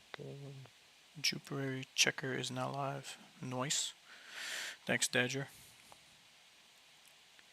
Yeah, I just need to craft my int gear, then equip everything, and then I'm ready. What do we got here? Yes. Today at 10 a.m. Forgotten Runes. January 19, 4 p.m. for allow list raffle. Yeah, that's right now in 30 minutes for the horde. Alphabot through Check Alphabot. it. Or is let's see. Let me log in. That's a giveaway. If you go into their thing, they already posted like. Where did I see it? Everyone stay calm. The mill sold out very quickly, and some people Yeah. couldn't send the hash due to how fast it went. Yeah. And for me, I set a reminder. It was like 1.5 hours ago. But then I posted to Ilias, and then he wrote about the 1-on-1 mint, and then we kind of got lost in that. But then even if you were on time, like apparently it was so fast, and it was only 500, and people could mint 4. So Yeah, that's not gonna happen. what is that? That's like 125 people minting. No, that's already no, that's 500. Yeah, if they minted all 4. How many drink breaks do we have? I have one. I have one. Okay. That's okay, I guess. Yeah, I could do AOE fire and just stay true to the whole fire stuff. If we're gonna go strictly just red, blue, etc., etc.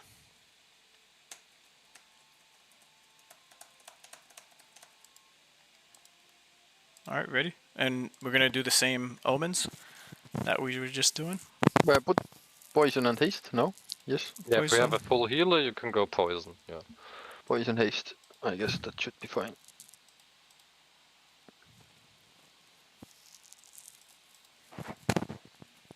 I mean, I'm not playing the same class, but like just by default. What, I can join story from the forge? Oh, okay.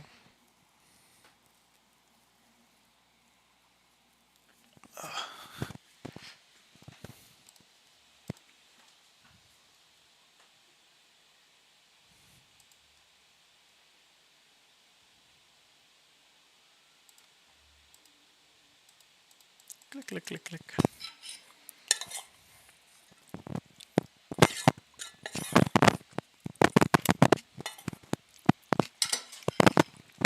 Okay. Wait, I don't have my set on. I just crafted it.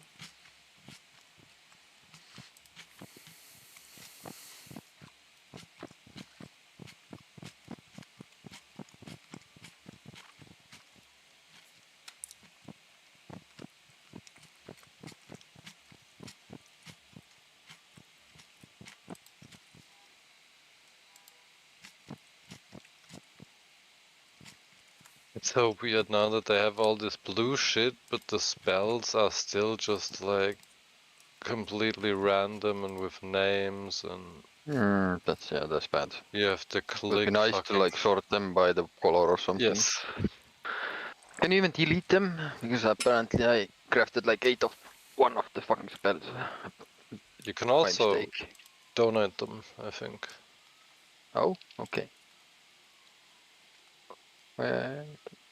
I guess I'll just join event. I still need my in shit, but two people didn't click either. Okay. I'll just do it after this when he's like walking to the bus. It's gonna be a little weird now because I'm dropping my. I still have my strength gear on with my int, but we'll manage. Ah fuck, I used the wrong one. I have to use this first for bleed and shit.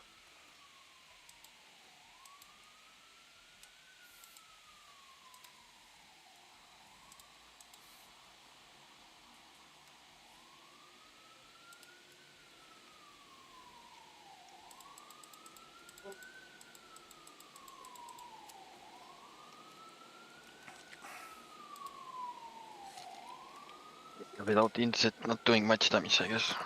Yeah, I need to change. It was still alright compared to before. I don't feel like it was much slower and I didn't even have.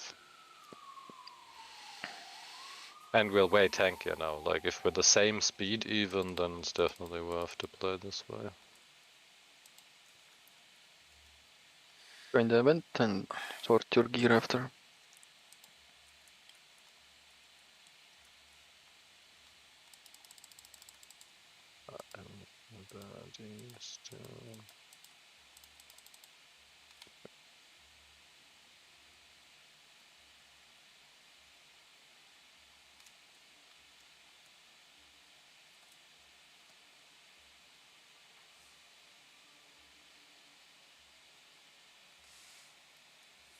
Does anyone have the druid crown?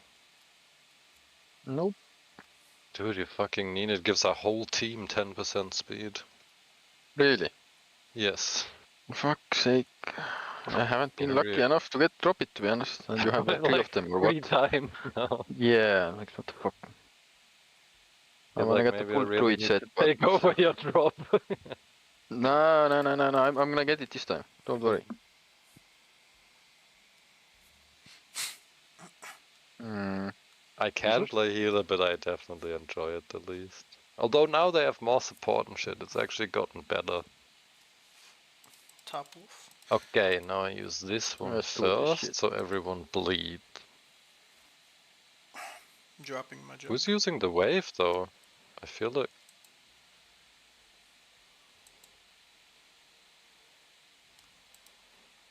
Are you using the burn wave, like first or second spell? Right. No. I don't have it. Why? Huh? I have, this is my line of Firebolt, the Drink Break, the Scroll, and You have the drink Gambit. break. But isn't the drink break from the thingy? From the tank? Yeah, I didn't swap it out. I'll put the fire if that's what we're trying to do, strictly the... I think that's what... Yeah, I'll switch it out and see how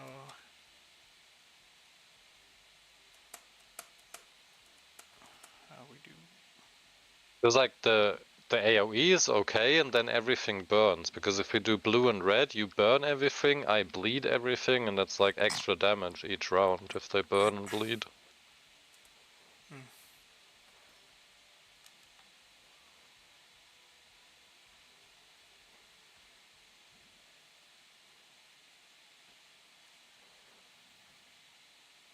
At the moment we're definitely...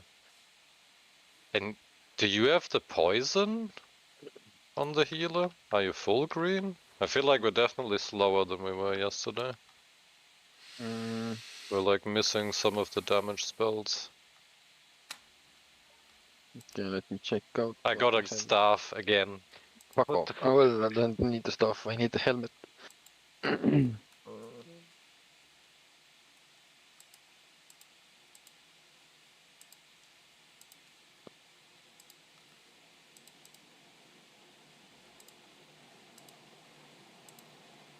Yeah, and the tank should use the bottle.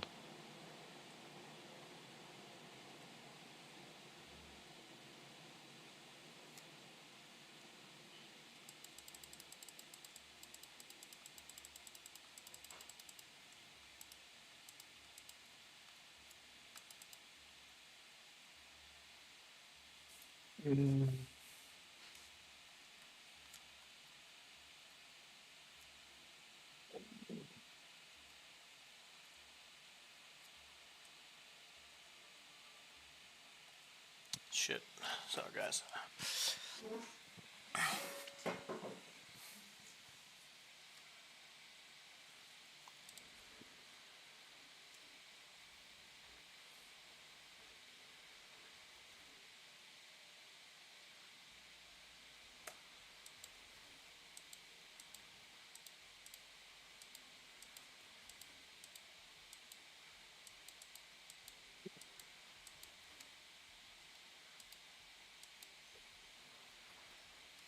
What the fuck happened there? They No, I just don't fully know. focused one guy, like, no fucks given. Holy smokes, man! What We're was that? taking one of them with us. Fuck it, that guy's going I don't know what the down fuck with happened us. to you, but I didn't even have time to react. I think it, yeah, nearly all attacks pulled in the face.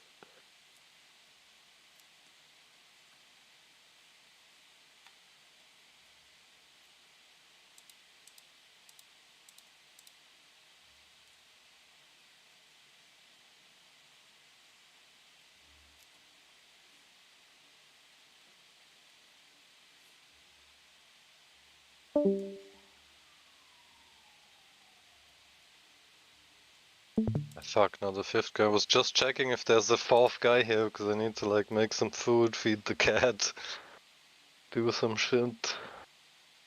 And literally, I just see him and then bing, and he's gone. Gino, accept. Oh, whip. Yeah, I know, you need a little bit of patience, cat.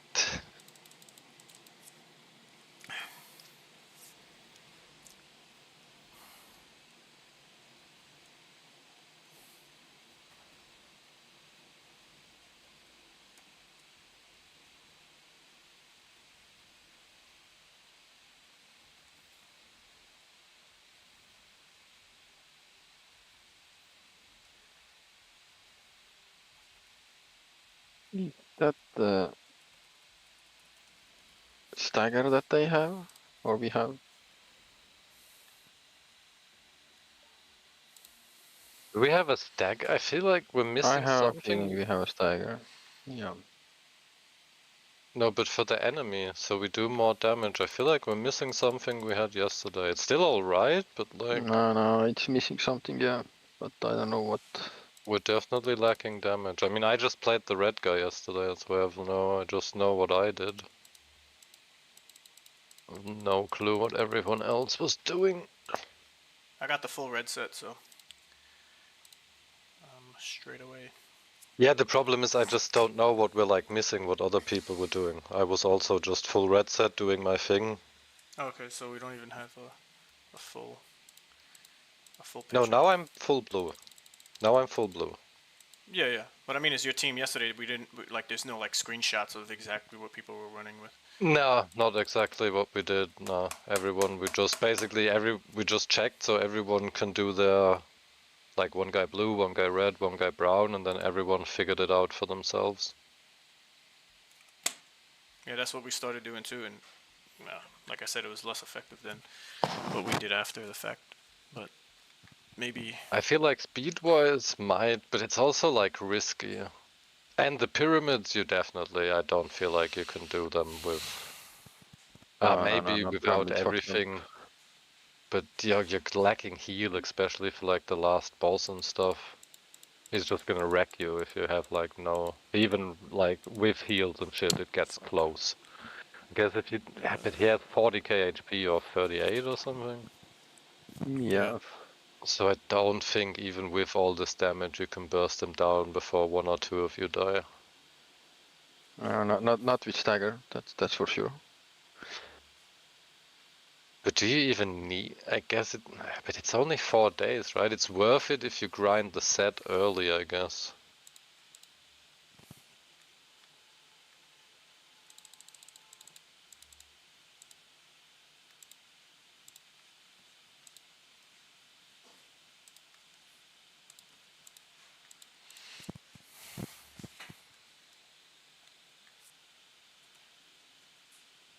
Oh, and now, of course, it's running smooth, and now I've already played for like 3 hours and need to do other shit, or 4. And effectively, we've played like 1.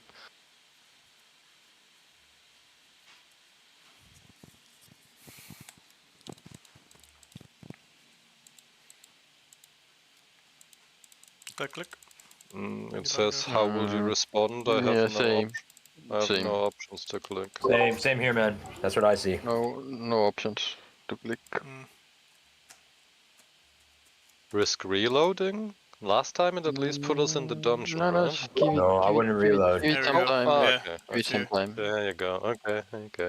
Take everything There's a back. hidden timer, I guess. What now? We play. Now we give it a little more time, and then we're in. Okay, now I frost first, I guess. Slow them first.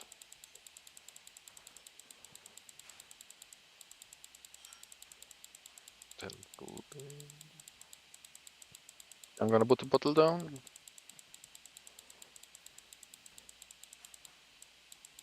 And this is the thing, like, even if it's slower, it's definitely, like, safer. Although this feels like still Yeah, almost... this doesn't feel that safe, to be honest. It feels so strong at the moment. Maybe but this is the build, at least it said, like, we were...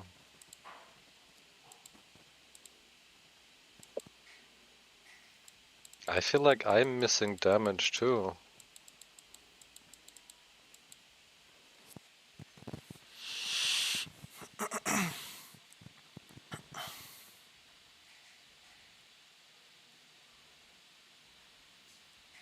And the blue ice spell has like 5 seconds cooldown, which is like 5 rounds. GG's. 6. Oh, Did you get that's 6, 6. right? Yeah. 6-2, yeah. Yeah. Okay. Yep, got 6. So I don't know. It's random, I guess. That would be 3 times 2, yeah. But do you guys need to do shit too? Or are you What gonna do you mean? grind for another? Yeah, I'm grinding, so I'm just gonna see who comes in and who goes out, rotates at least. Okay. Yeah, I'm gonna go get Same, just trying to grind as much as I can. Yeah. Same. Then I'll be quick, but I need some food and the cat needs some food and is meowing all the time behind me. All right. Yeah. Just Oh, cat doesn't need food. we'll see who's able to jump in, and if Yeah, not, if we you do a find random. someone, yeah, then I'll go. If not, I'll probably half an hour. Yeah, hour is more realistic.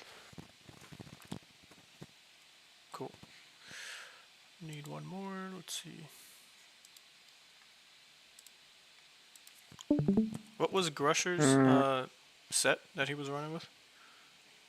I'm running blue still Okay. here. No. Yeah, full blue, full mage.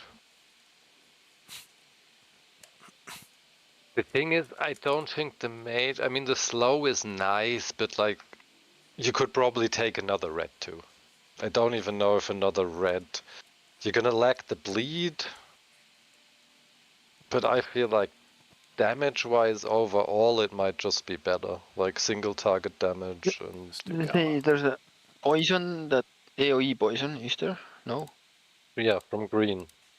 What the fuck? I got to find it. I'm pretty sure there was. Does it bleed for all damage? All right. We got a guy. Oh well. And Nice. I'll be back later. all right, man. We got a deep damage guy. So Burn all. what was it? Poison and haste, right? Yeah.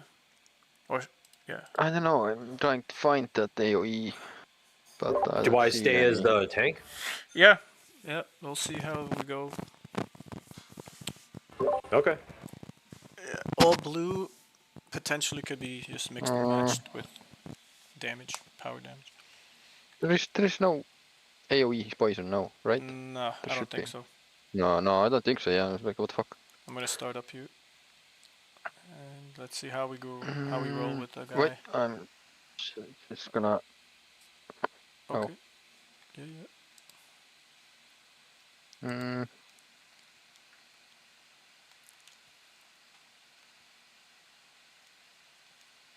As a tank, are you using the stagger, AoE stagger? Are you a You tank think? as well?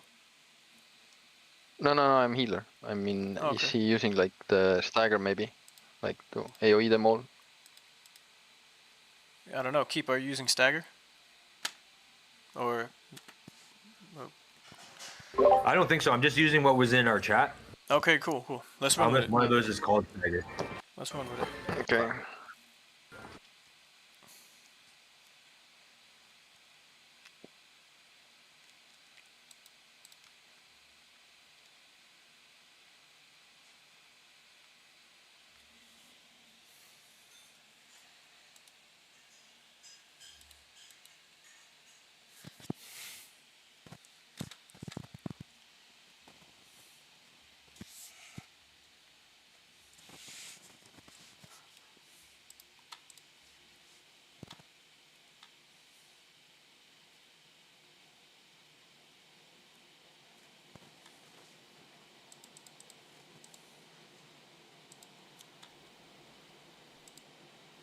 Gino, you have a drink break, right?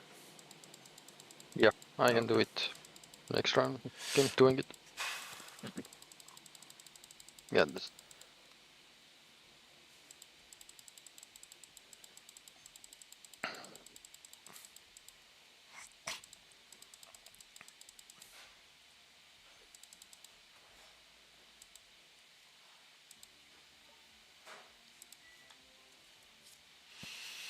We also have the stagger right on. Mm-hmm.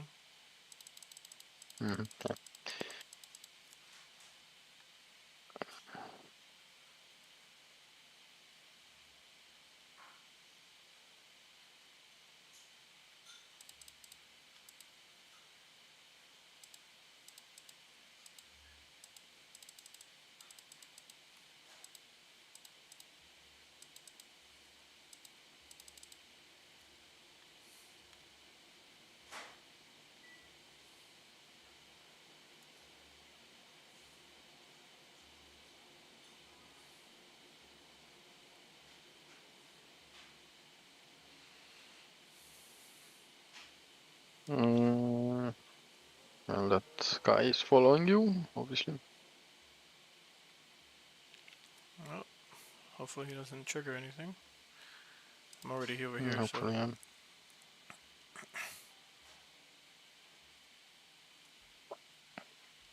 All right, jump in.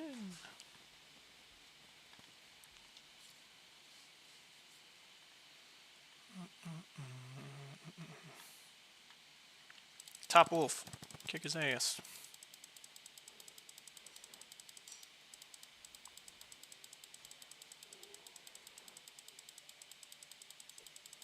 I'm gonna do the bottle now. Ooh, damn. 1900.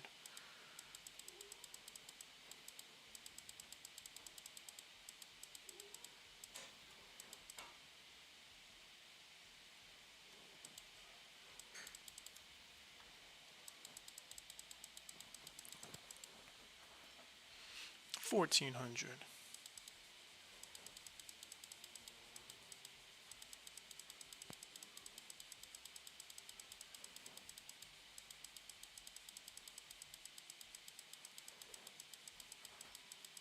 Doing the bottle. Okay.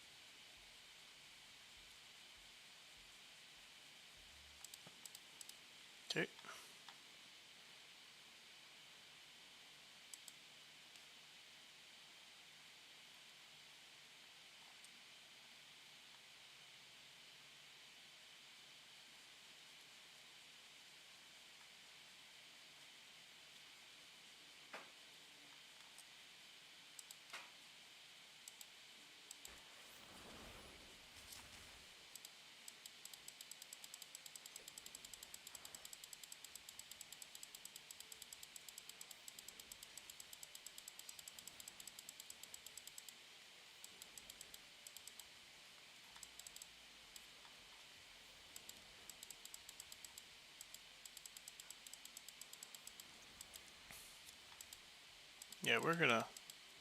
If we're already having less than half health with this guy, I don't think we're gonna kill the. I don't think we're killing the witch, but let's see.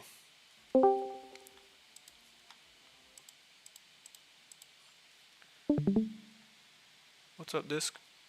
Welcome. Welcome.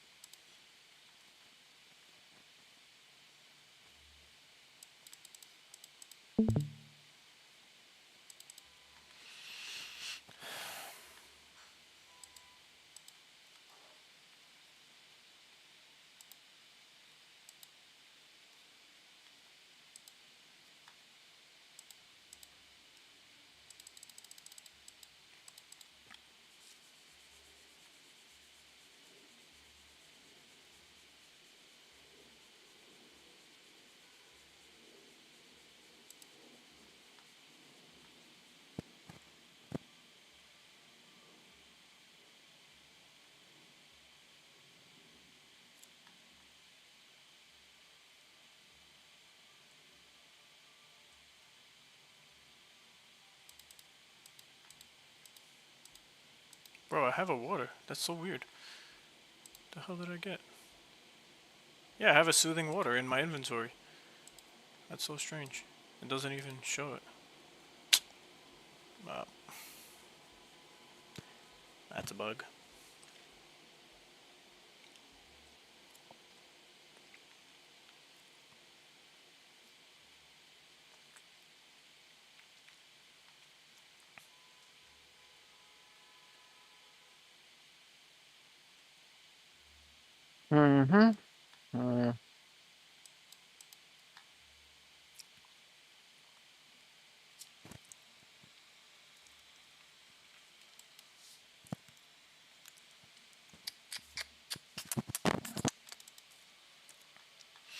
Alright, moment of truth. Let's see if we get our ass handed to us. Yeah, that's not gonna be easy. Hopefully not. Oh god, which first? Yep.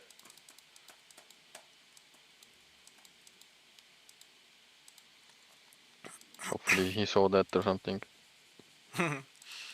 That's the thing. Hopefully he sees. Because he's damaged, so. Could Yeah. have typed it in the chat before we started, but let's see what happens. Wow, he got hit already. Yeah, that hurts. Heal, heal. Okay, I'm gonna put the bottle down. He's attacking the pig, so that's not helping. Yeah, so yeah, he's attacking wrong one, so yeah, that's Attack. It's a GG. Attack the freaking witch, please. Is he paying attention? Let's see. Still possibly do it. It's looking like, unless she does 2 AoE I back don't to know, back. let's see. Oh, you know, you died. Wow.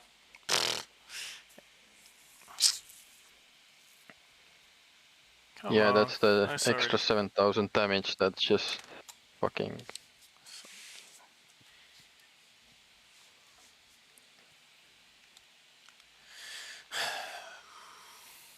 There's no reason we should be dying. Bro. Yeah, that... Like, this is No. Damn! The Enfeeble does way too much.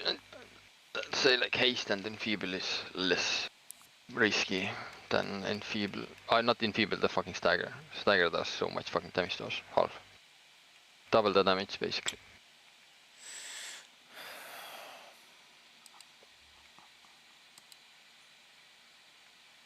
Have you tried that 5 levels higher as well?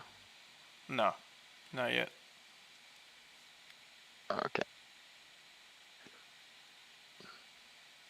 We just need to lock down on a team that has the right idea here. With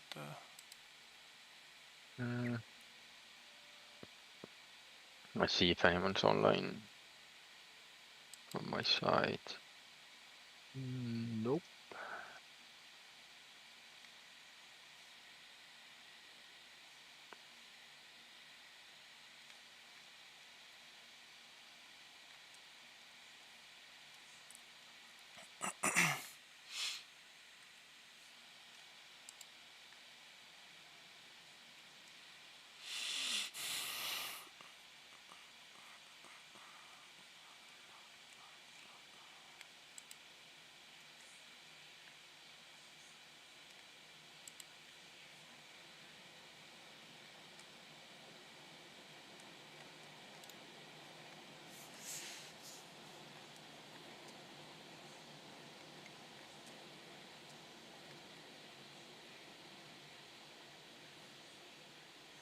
Okay, when you don't see your character, then you should probably refresh, right?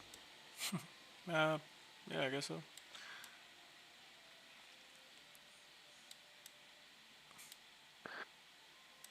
Okay. So let's invite some random. Let's do no Wong.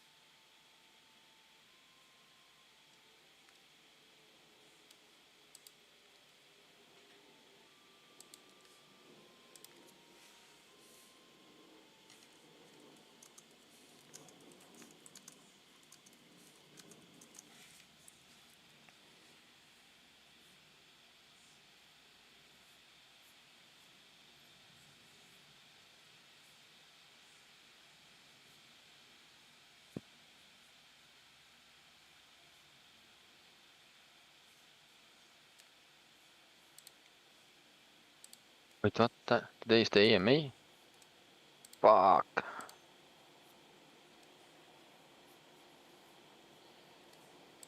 Did you play the Raven Quest?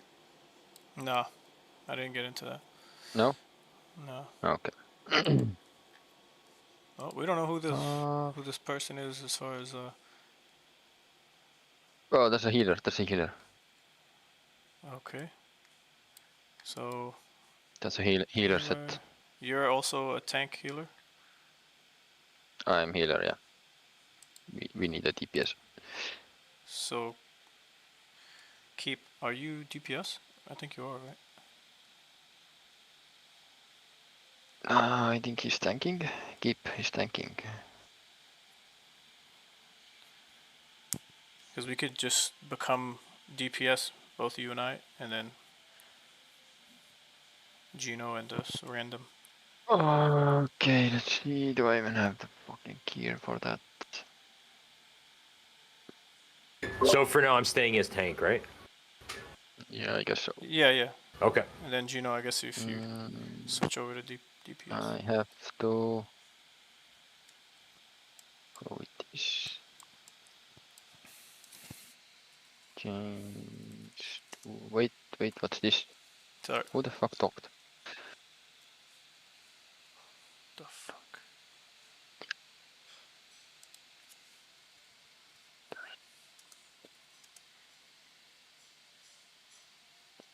My god, this changing bullshit is lagging out actually.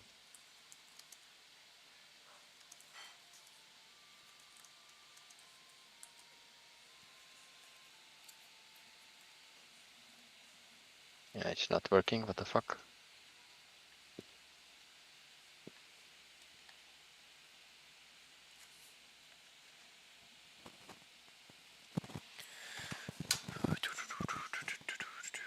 Yeah, what the f... Okay.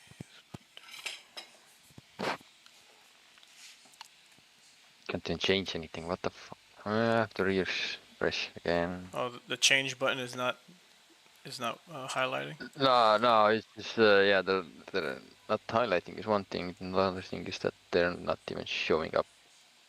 I'm just gonna clear every fucking shit on this game, cookie shit like that, and hard refresh, I guess.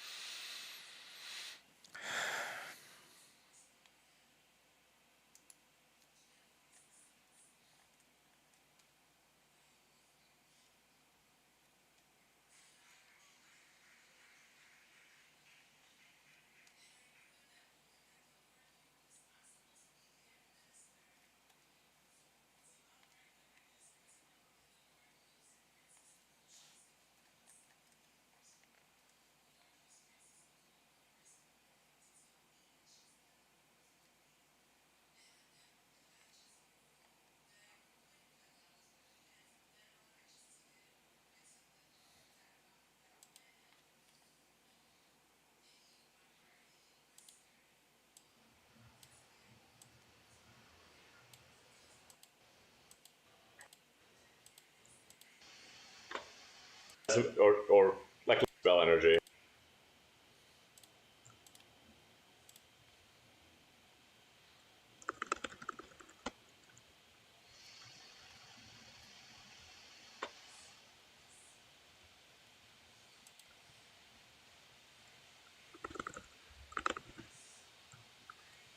There's some mana generation issues here. So that's this blue wall on the right here is mana essentially goes to spell energy. If that goes to 0, then you can't cast anything that requires spell energy.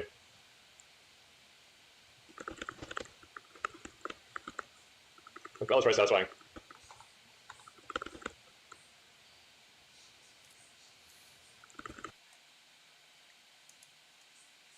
Anything?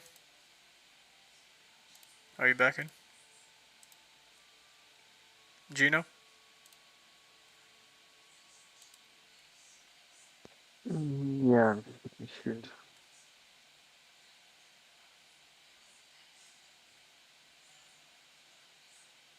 Hopefully this person doesn't leave. Mm-hmm.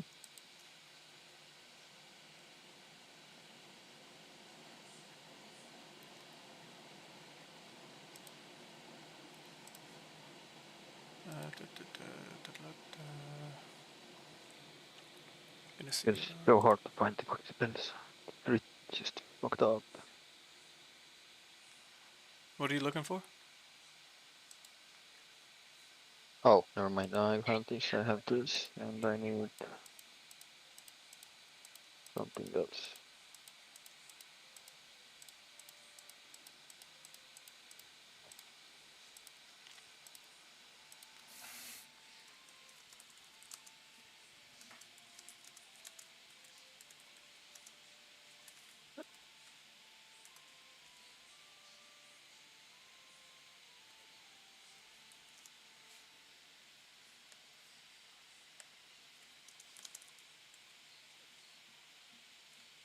I'm not even in the party, right? I'm gonna invite you now. Okay. Alright, so let's see. We're gonna do poison and haste. Let's see if this person is even active. And they click. Because then...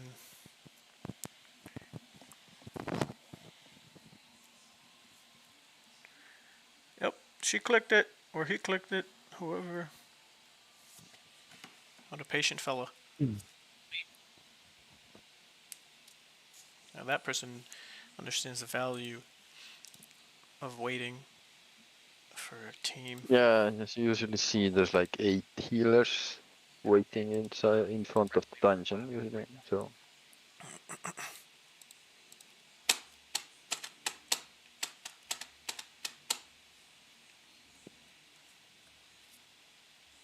no good carry or spell practice.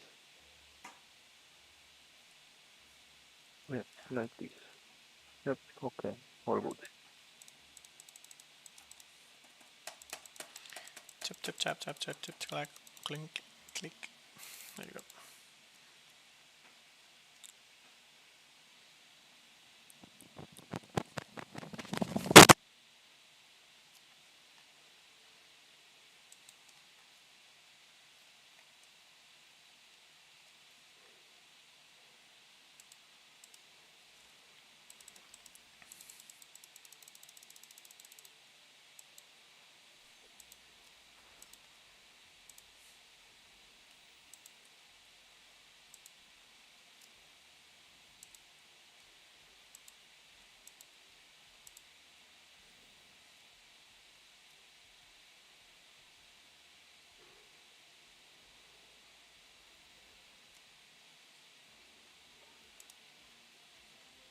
Mm.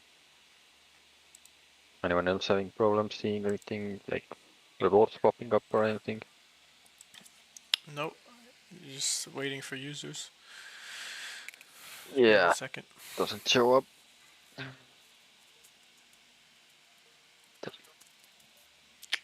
What browser are you using?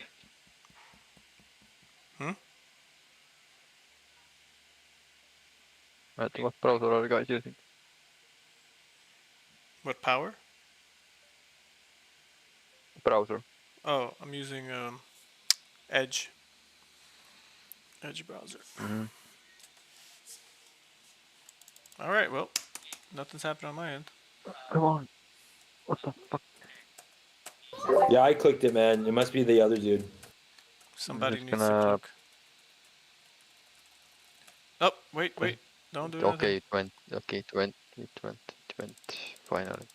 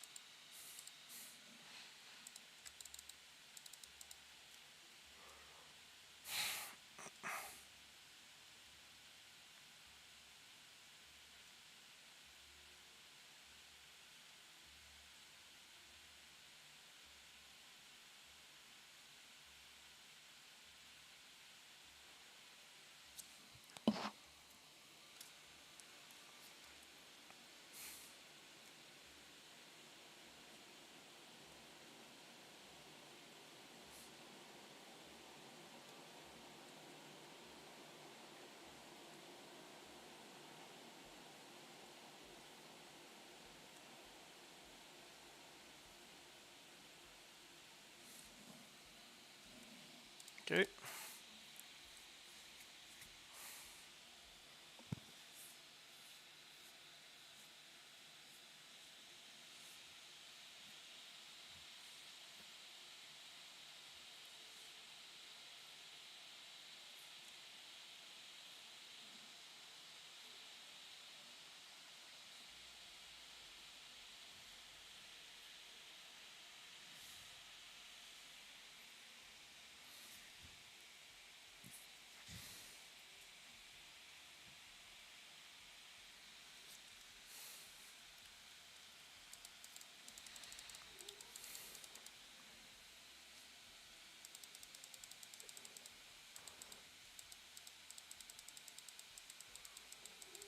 I guess everyone's in fight, right?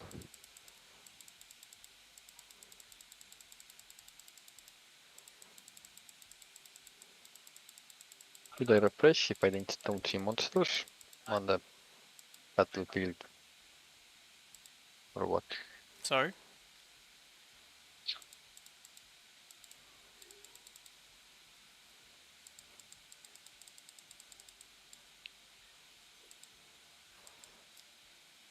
Might as well.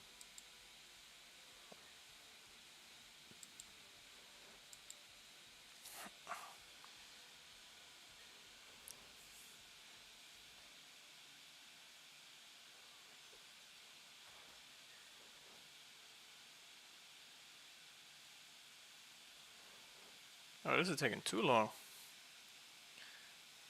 Yeah, because I'm not seeing the monsters. I'm basically not doing anything. The fuck? So I'm bugged. Alright, let's see.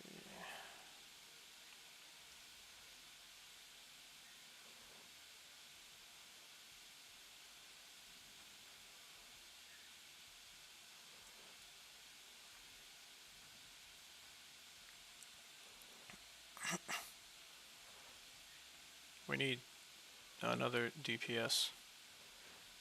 Damage dealer.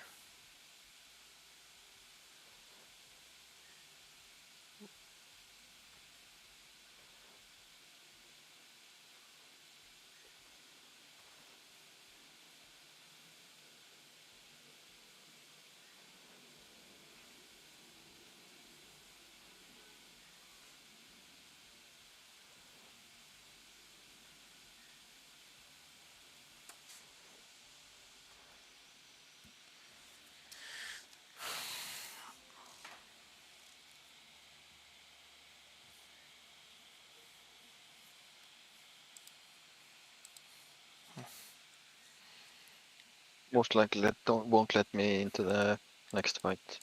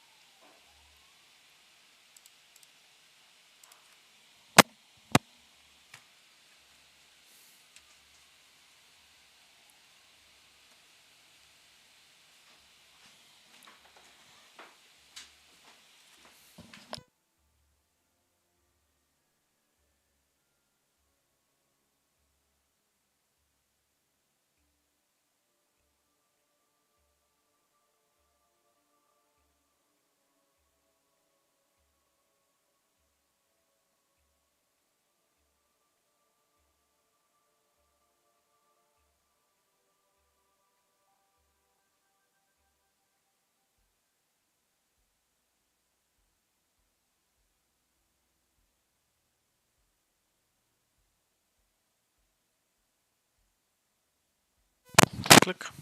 Soothing water, use it. Okay. And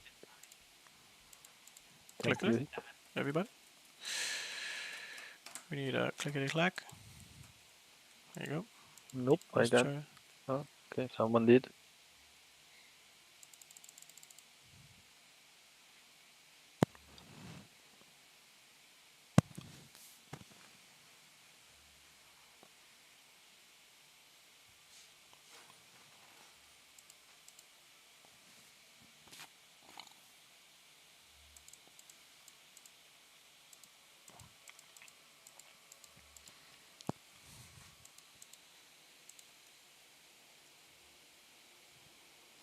Let's see if do this. The healer, I don't know if it does any damage. You still say like which first? No, never mind. Which first? Which first? Of course, which first, but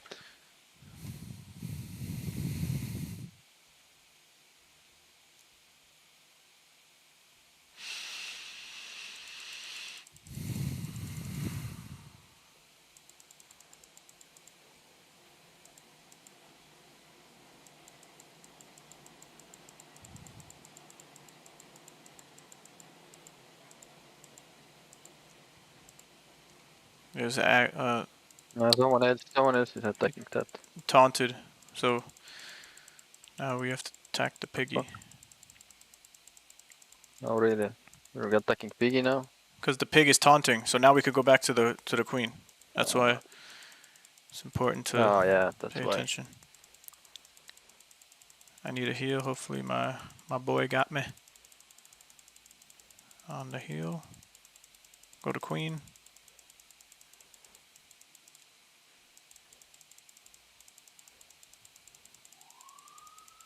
Oh. I need a heal, but let's see if I even make it out alive. No! I got my last hit in. You guys should be fine. Yeah, okay. So. She healed herself. But Yeah, that's the auto attack he does, and he heals. I think that's the one. Thought that looked like Blossom.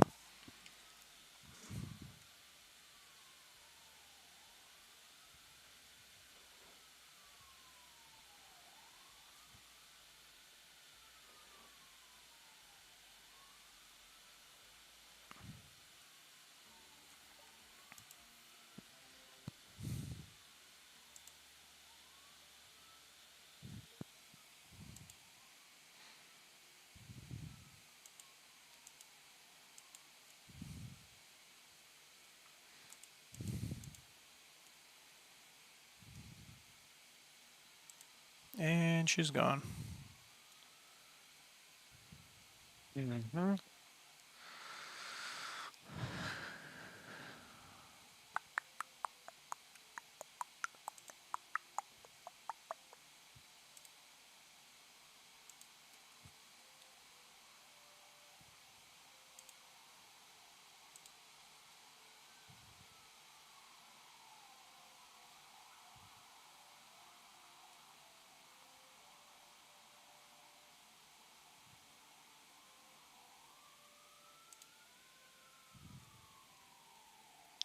Okay. Let's see.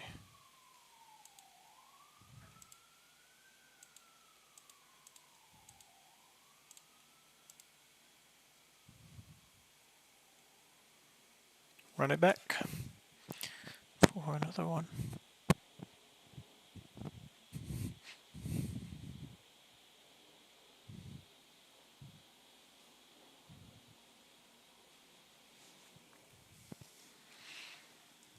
Gino? Yeah. What? Click. Okay, let's try again. Oh, already got someone. Okay.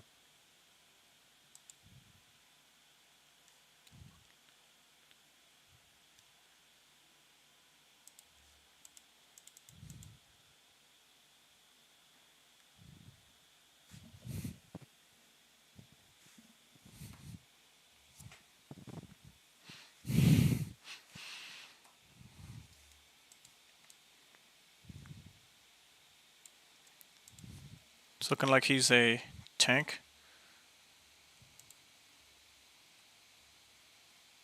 What the hell's going on? What the hell is he? Oh, maybe he's canceling to change. I don't know what he is. Unless Maybe, or he's actually tanking. I don't know. The fuck? No, he's not a tank.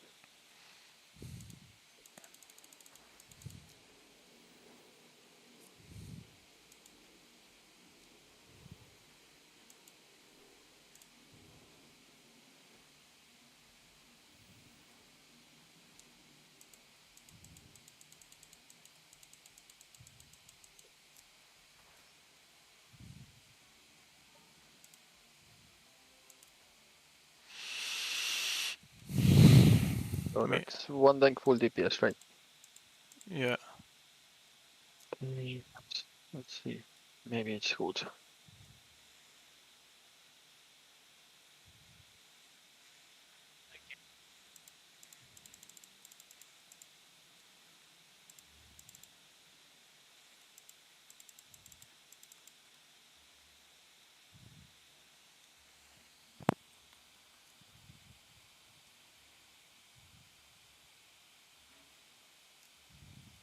My god, don't go.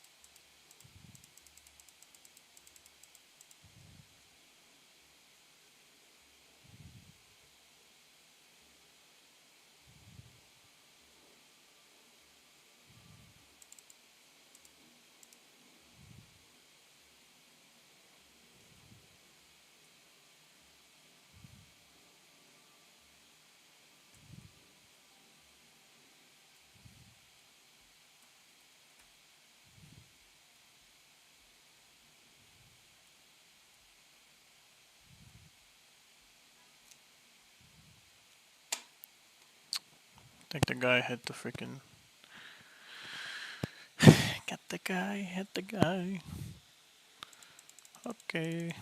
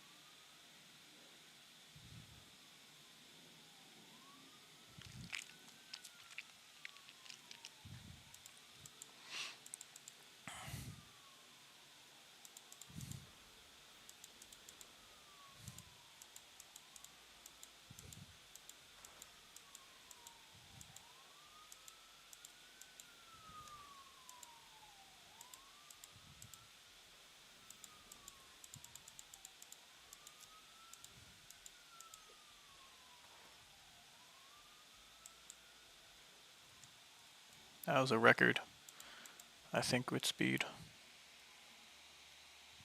Ja, That was damage is pretty good, damage is fast. good. Now just hopefully this guy knows that to kill the fucking witch first. Maybe mention him that. But Yeah, I'll just write it in the go chat fucking guy. before we start. Yeah, do it. Yeah.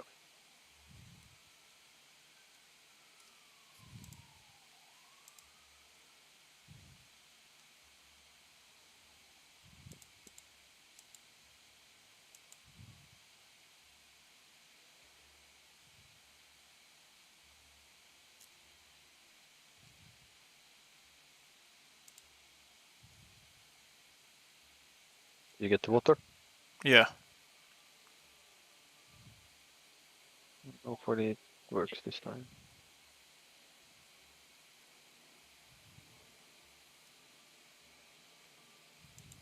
And we got it. It is nice.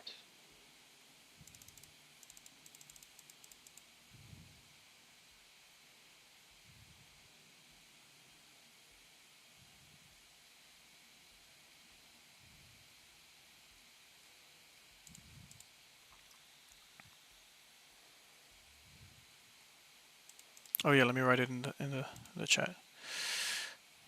Yeah, Go yeah. here.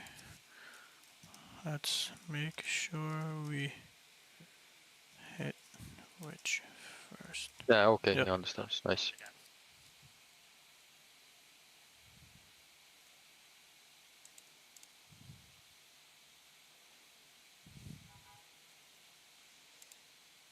He speaks English. Hallelujah.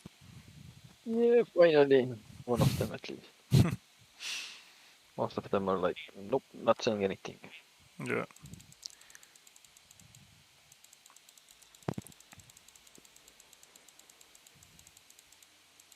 Damn, we're burning. Everyone's burning. Yeah, it seems so, yeah.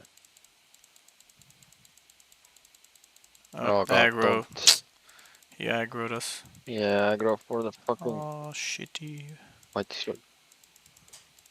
Can we We could probably please, kill him can we? real fast. How long is this gonna last? Oh, it finished. I don't know, can we?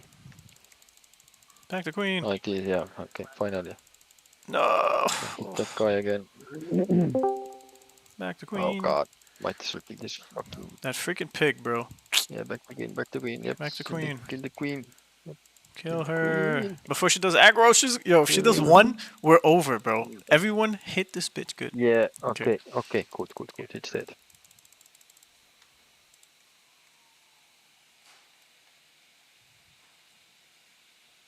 Hey, Nero, what's up, man? We need another. Are you Oh, ready? what fuck? Oh, that One? taunt is really Yeah, annoying. one timeless shard. Yeah, I know. Boo.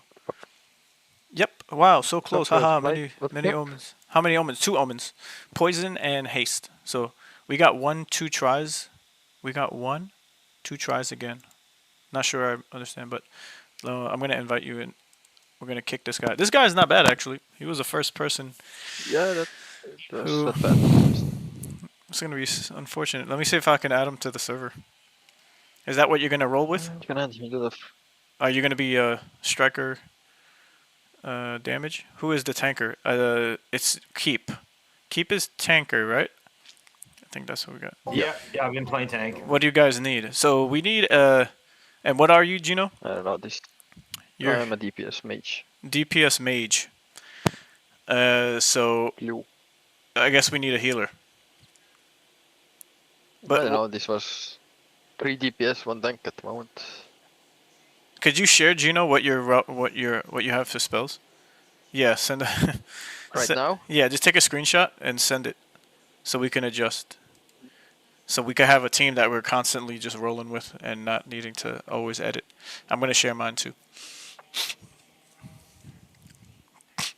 I had a drink break, but I switched it out for a flame because we were experimenting before with just staying true to the color. So I'm gonna share mine. You share yours. Copy, copy. And this is what I'm using. That's what we got for Gino. This is what I got. And Keep. What omens are we using? We just finished doing poison and haste.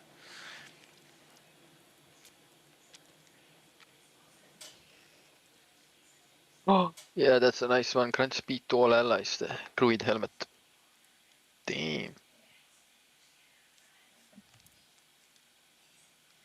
Big bad man is good. Oh, I wonder, can I use it instead of? Does it give me? We could try that no, one. Fuck. Big bad manny in Bad. what? Poison, or something else in haste? No, the helmet. I got druid helmet finally. I mean, You could try it. like, Yeah, let's run it together. We try big bad mannies and poison. No, I mean as a int, I'm not gonna use that helmet. Or your, oh yeah, that guy, Nero. Big back manager is good. Have slot here? No, Farjar. You've taken Niru from us once before. Oh, I mean, he wants to play. Sorry, Farjar. We have Niru here to fill in the last slot. Let's put out a message here. How many you need? 1 or 2? It's you and Volt still. Need 2 more for second party. Second party.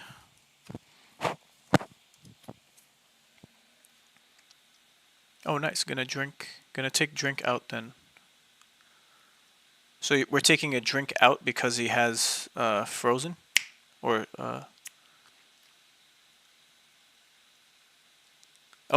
because keep has drink. Gotcha. So, were you ever running two break drinks, Niru, when you're doing the big bad mannies and poison?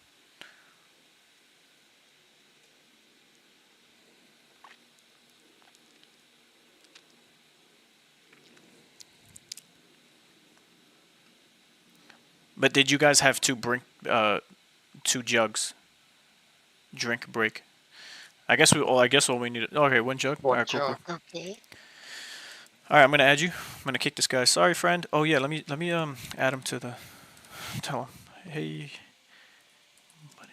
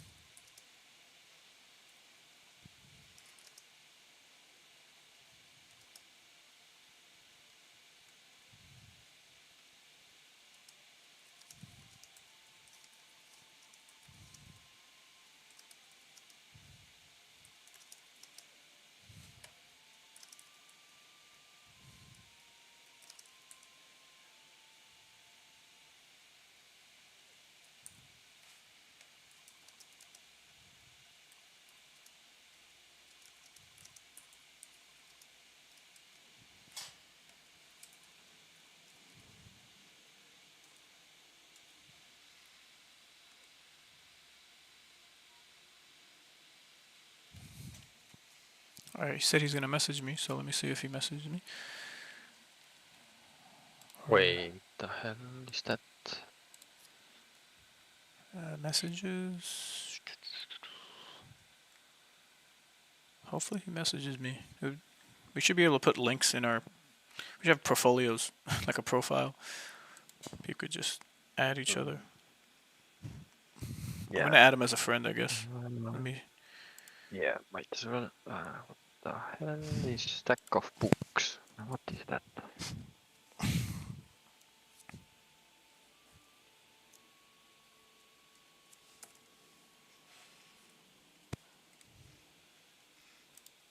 Add friend.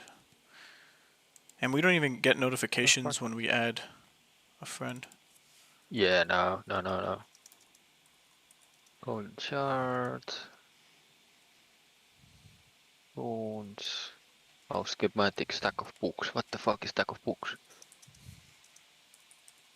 Oh, okay, whatever. I'll Yeah, just whatever. try to add him.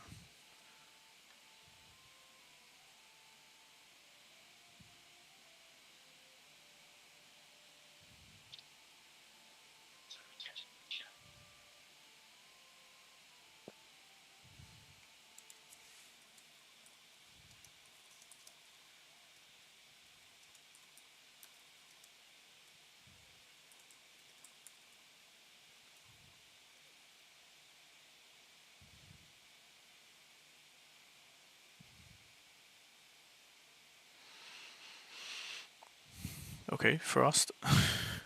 His name is Frost on Discord. Let's try to find him real quick. Friends. Pending.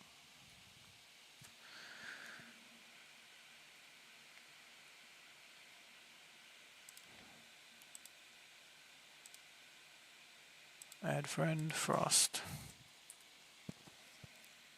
Send friend request. Okay, I sent one.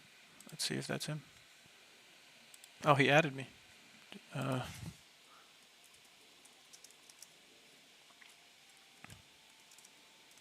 Quick smoke then.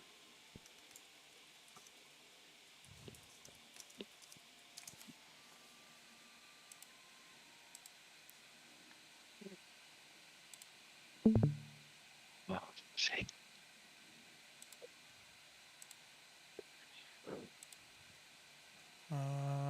Thanks for your patience, guys. I'm smoking at the moment.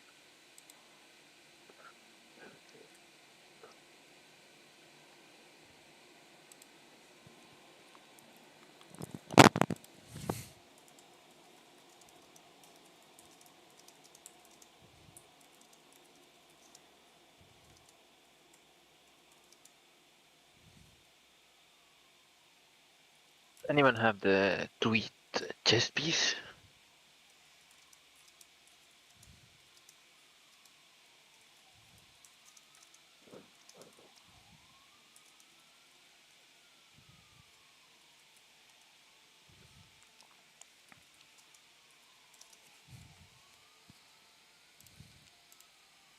Okay, I'm gonna add you, Nero. Let's get this wheels rolling. Be Nero. right back 1 minute.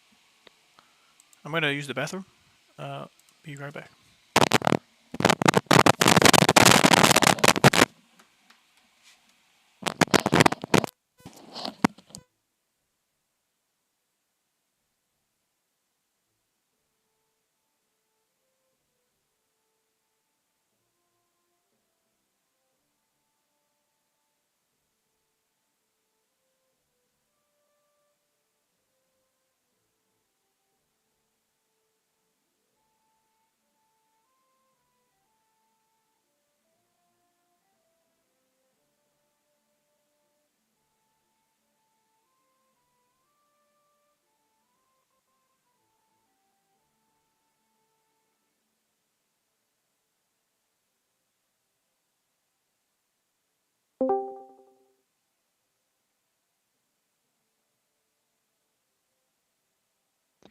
I'm back.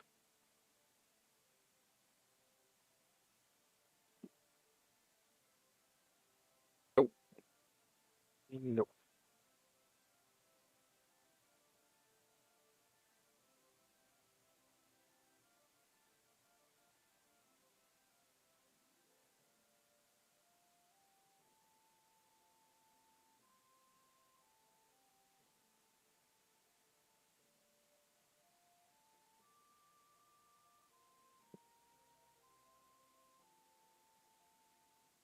Need to kill the West boss for it. For what?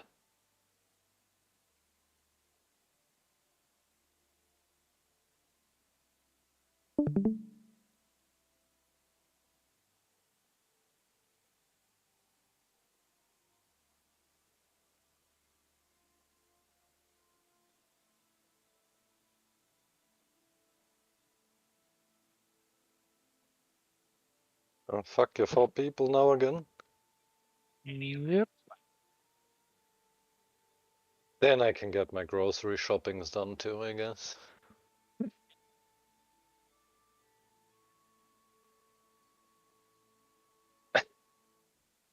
Fucking Raven Quest having an AMA. Yeah, I know. I'm kinda listening it at the same time. Yeah, I have to input them.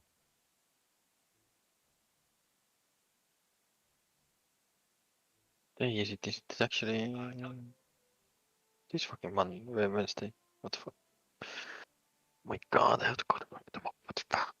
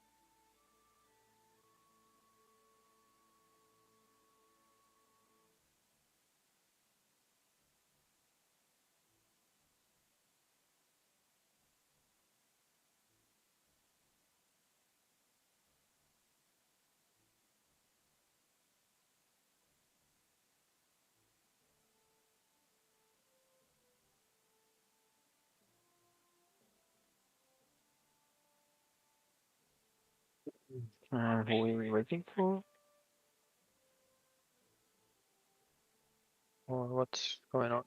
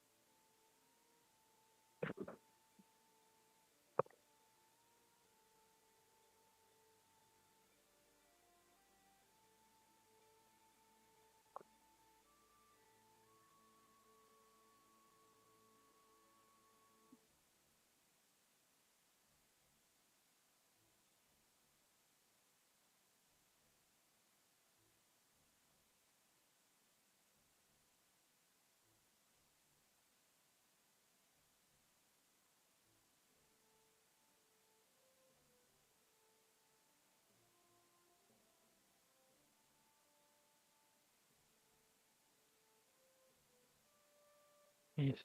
Right here.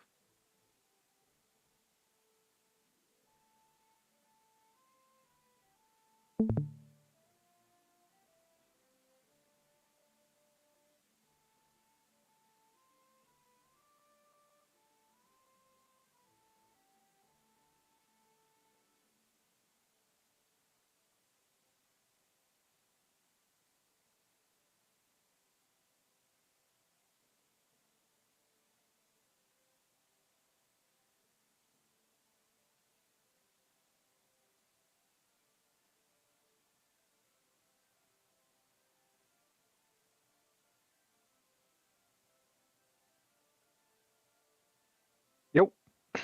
I think he's AFK, Ray, right? Like I his think he's green back does. now.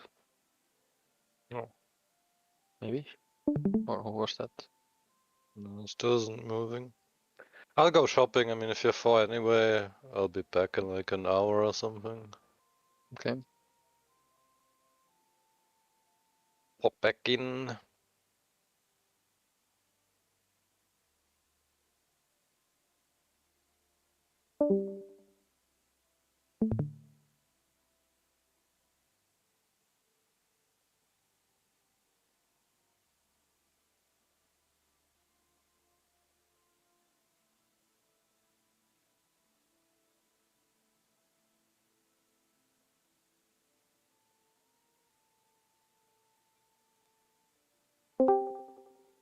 Sorry, bros.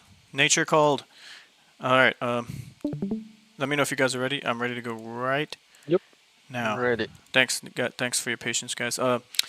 Here we go. We're gonna do big Yeah, bad, I'm good. big bad manis and what was it? Poison? Yeah. We'll try that out. Cause Niru, What is that? the professional,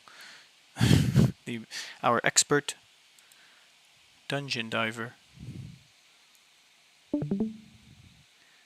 He We need to kill the wants to do West. some special thing as I well. want to. West. I want a way to see builds. Would be so good. Yeah. That was mentioned yesterday. Like if we're seeing people in the open map, we can see what color they're rolling with. You know what color magic they have. Like out of the four, you could have four small little boxes, and it could just be color coded. It could be like if they got a whole mix, like a brown, a red, a purple. It's like okay, what is that guy doing? And it could be very discreet. You know, a little small 4 boxes. Just shows the spells. That'd be pretty convenient.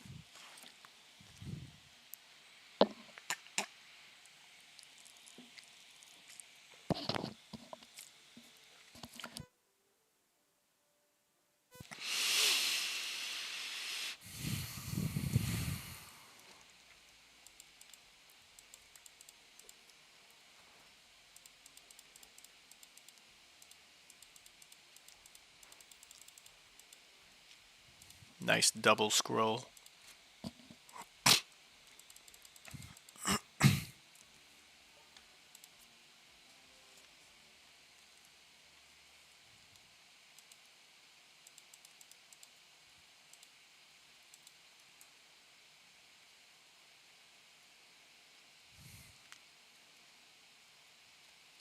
I guess what do you guys think about half of the test? For the test, we do the witch, and then the other half of the days we do the pyramid. Because I don't know. I want to get the sets, but yeah, farming is just to collect mana. Nah. I guess you could just stick to one. You don't even have to do both. Unless you I get already more. have 2 items from the pyramid set. Unless they give you more mana. You know, if the spells give more mana than the armor. Like in the last test, sometimes some pieces give more mana. Oh, the spells? What Yeah. spells? You mean the book of spells or whatever? No, the legendary spell that we got dropped in the last test, the multiplier was higher when we went to the temple. So all we did was focus on crafting the spells and then going to the temple to earn mana. So if, you know, depending on what armor piece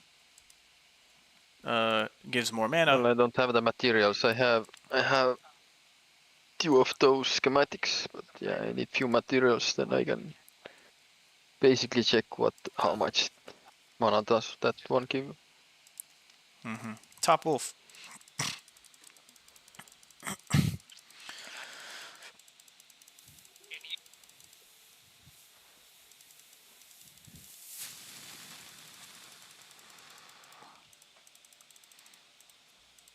Oops.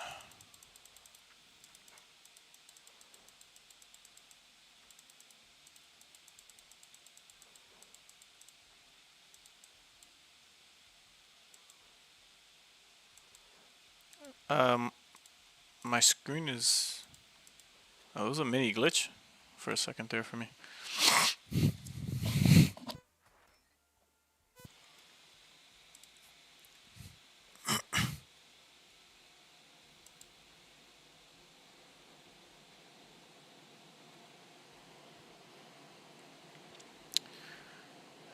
Dude, the 5x damage, not that bad.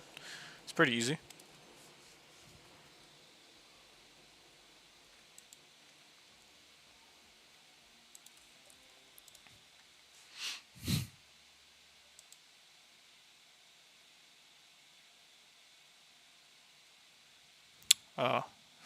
Fajar, we need emerald to craft spells.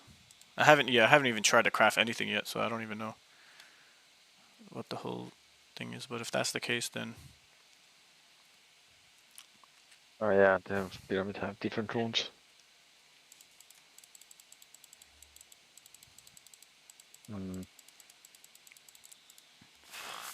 excuse me. Click, click, click. Don't forget to tap your rings if you have any.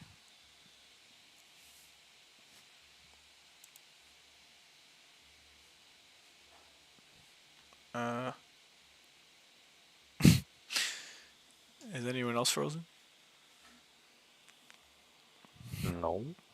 The page isn't responding. No, I'm good. Crash the universe. Damn.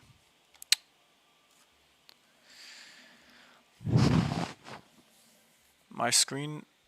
Oh, I think I'm good.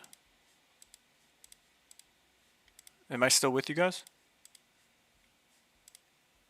Yeah. Okay. It was a little. Okay, cool. A little lag.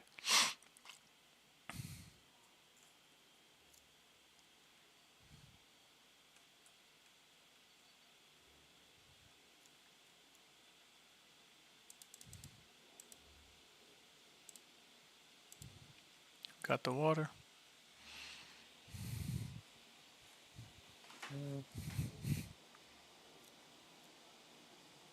What the hell? I wasn't next to that.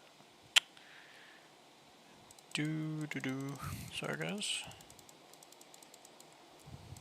But I thought that was me. Okay.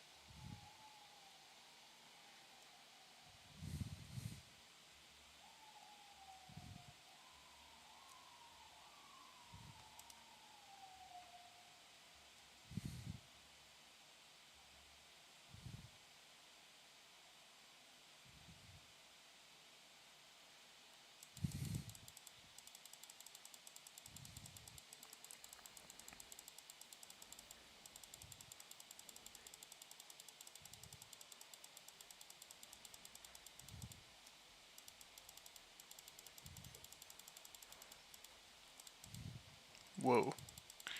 That's a lot of damage. Yeah.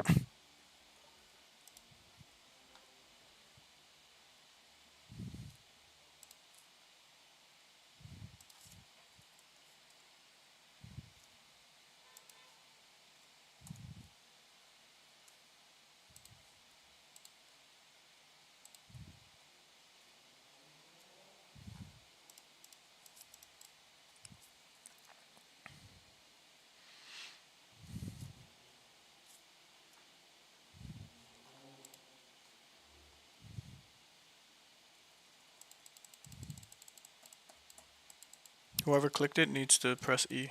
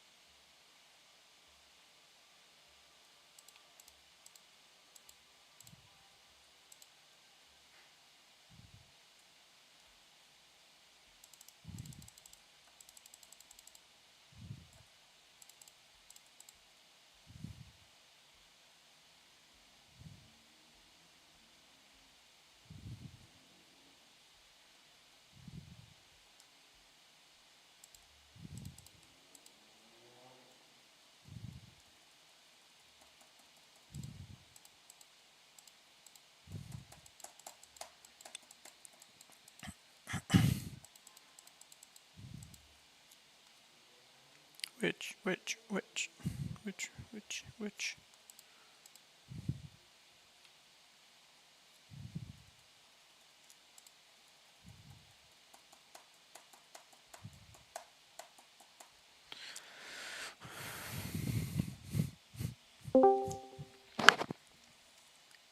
Who goes there? Welcome. Yo, Peanut. Volt, what's up, what's up? Yeah, if there's a party that you guys want to make up, just hit each other up and join another party voice chat. Maybe Peanut, Volt. You could even message in Runes chat if you want. Nah, fucking don't. Oh, Piggy taunted. Shit. Yeah. Oh, we could go back to Back Queen. to Witch. Back to Witch. Witch. Yeah. Keep saying Queen, I don't know why. Thinking about the pyramid. Oh, what the fuck, I died. Oh!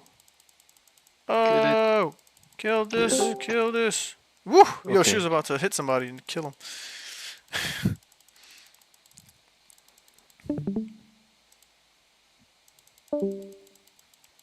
Come on.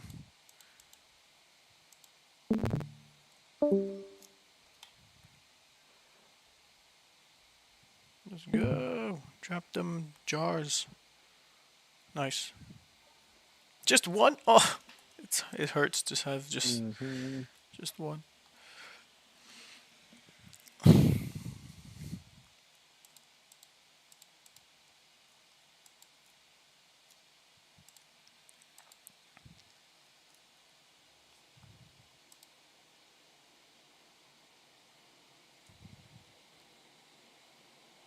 Saragami got his... Alright, let's run it back. That was actually not that bad. We had more health just doing poison and big bad manis. You want to try a third? Like Bum Rush? Where it's haste. Enemy gain speed. And then put another jar.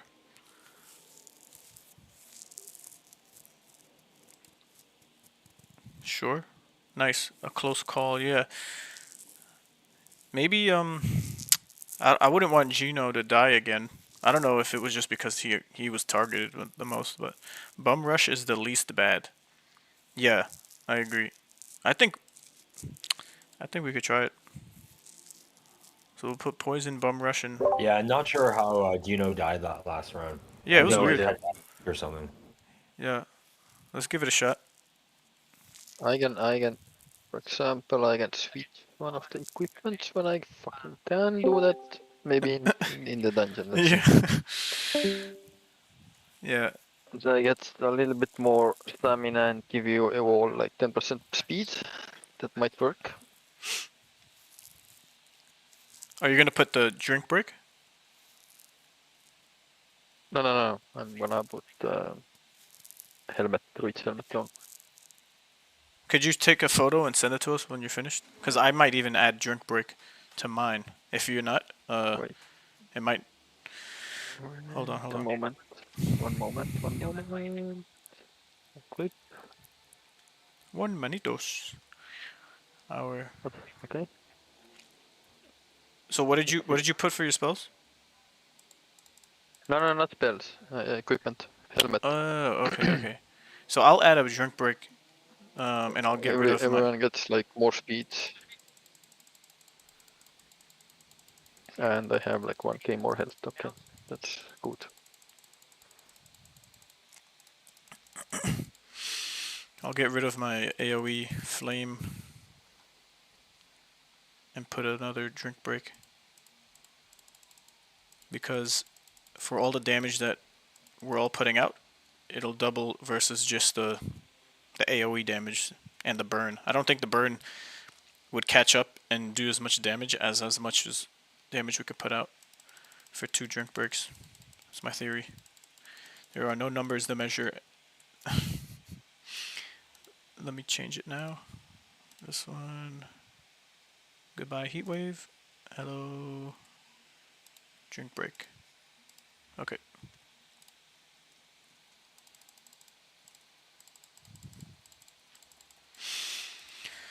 We wanna do the west side as well, or the item that. Yeah, we could try running the west side. Someone was. Everyone down to do west side? Yeah, someone was. Yeah, I'm down. It might take a little bit longer for the mushroom head boss, but maybe we get the. That's true. Maybe we get the set. Let me know. Unanimous majority vote.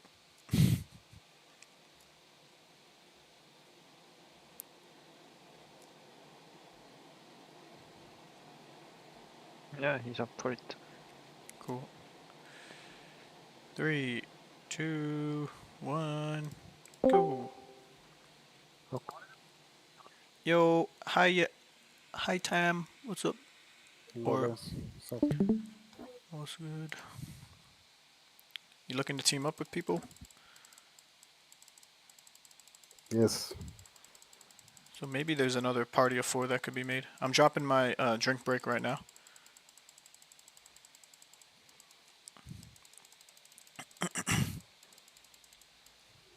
Oh, wow, that was 3,000 plus damage on 1 wolf.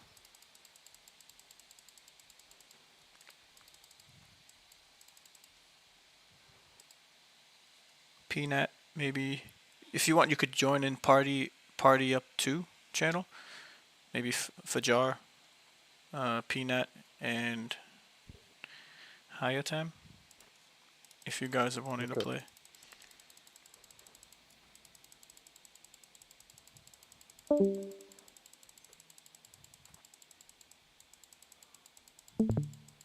Alright, I'm gonna drop my drink break too. Right after. Let's get more damage.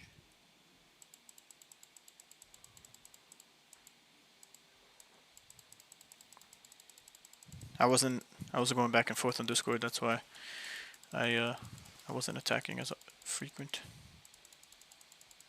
So this is my fault for this piggy.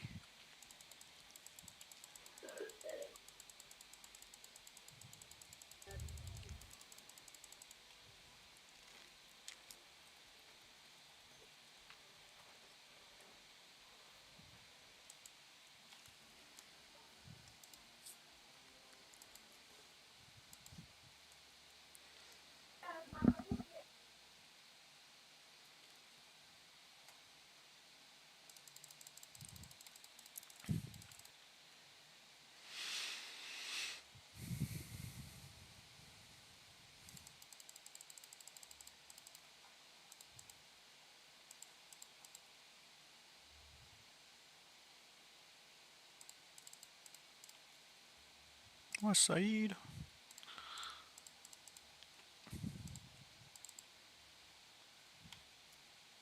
Man, I haven't been on this side since the last test. Whoa. Easy, buddy.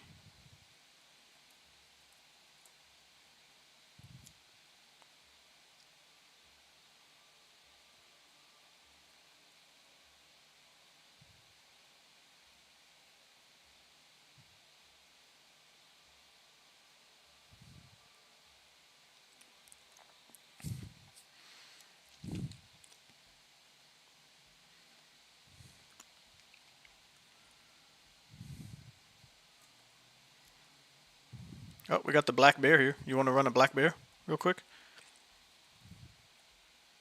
Let me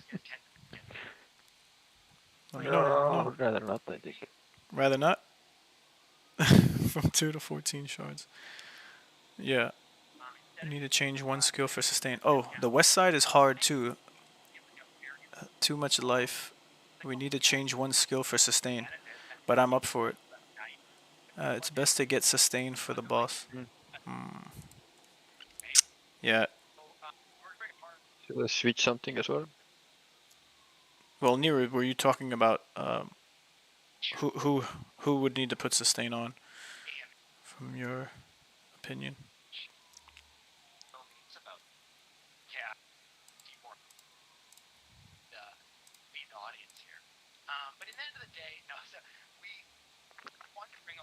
Rather drink break? Or what? I changed the first magic for the ones that give shield, but it's best for health. I guess everyone. So everyone put what spell? Let me see. I hope I have it. I didn't actually mint everyone. Magic for the longest gives shield, but it's best for The hexagon. Oh, sustain. Oh, right. The vines. the The sustenance. I think. Yeah. I have that. Oh, I meant auto attack, like the what auto, whatever. What Leech the sustenance? fuck, bro? You mean that, right? My screen turned black. Can one of you guys come over and engage the coming. mushroom head? What the hell? I don't know why that happens, man. I can't see on my screen. I think my screen is frozen.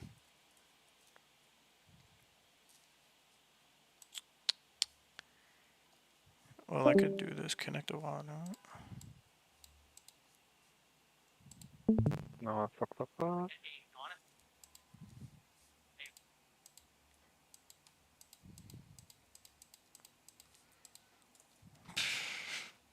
This sucks ass.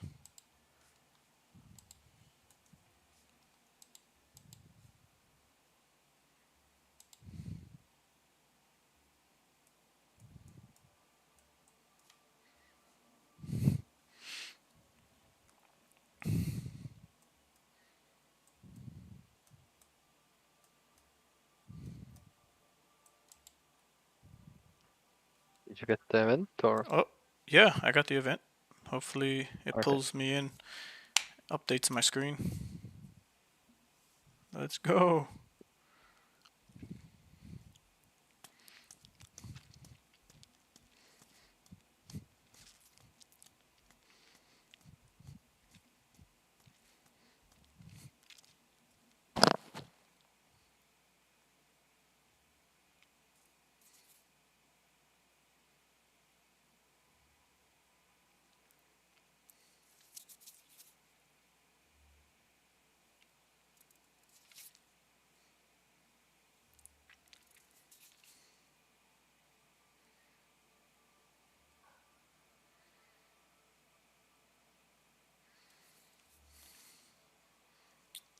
I'm still in loading screen. What about you guys?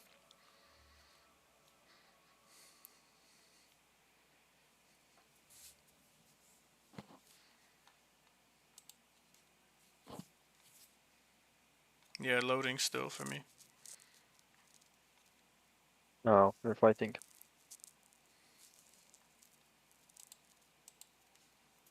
Damn. Am I even there? Yeah, you're there, but not casting anything, I guess. Damn. Oh, what the fuck, 3k? Oh, we had a freaking stagger.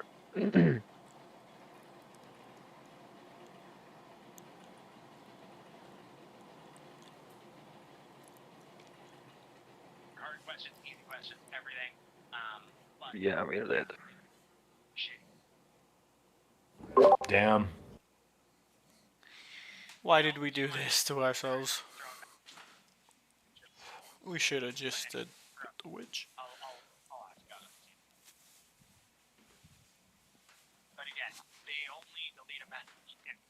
Do we know if the chest armor gives more mana at the temple?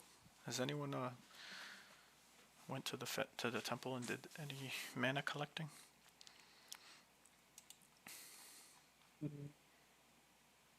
I can check if the schematic gives more, but I don't know the real item.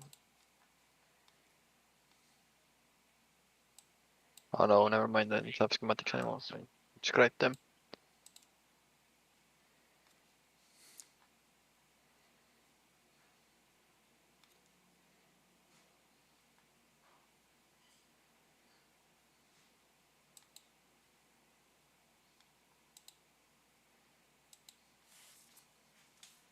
So, do you guys have the same screen where it says Yeah, waiting, loading, for waiting. waiting for users? Oh yeah, it disappeared. Okay, cool.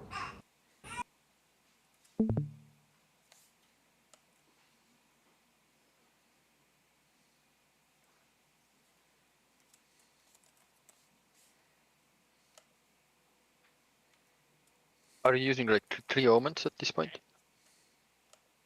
Yeah, we're doing 3 omens. Okay. You guys see the screenshot I shared? Am I supposed to use that sustenance as well?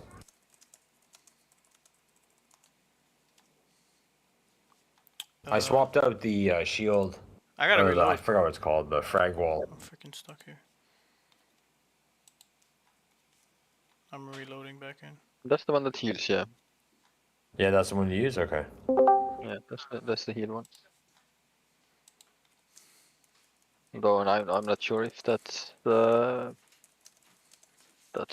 for you or not. Since it's a Vishnu one.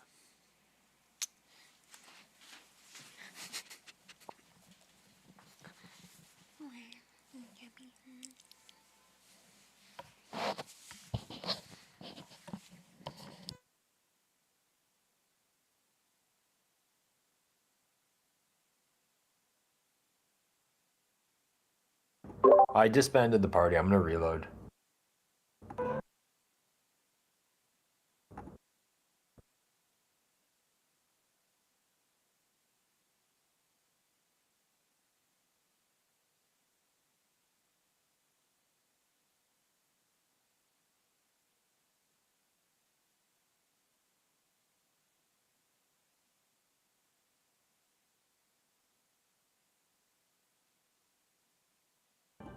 Yeah, I'm back loading. in the game. Yeah, I'm loading back in.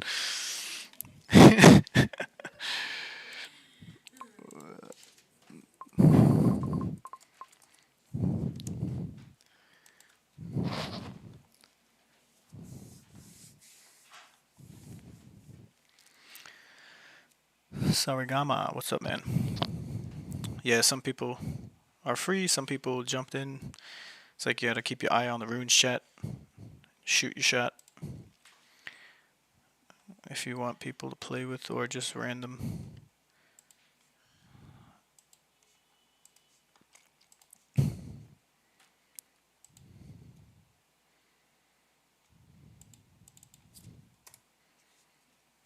XAN.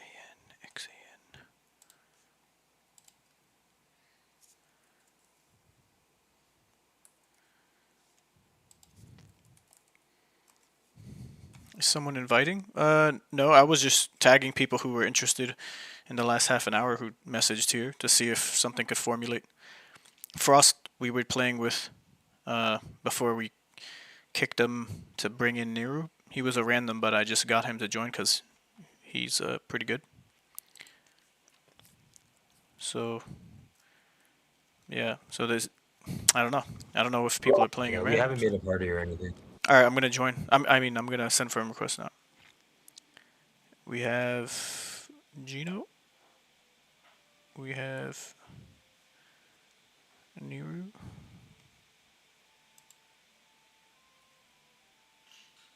Keep.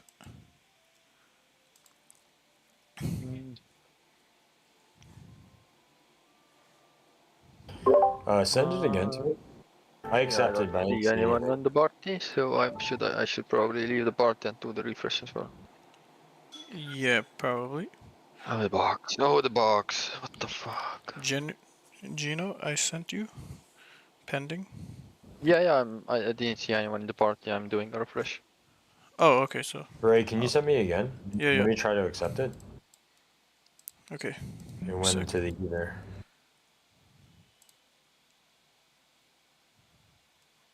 Keep. Okay. I sent it. So Yep, I see it that time. cool.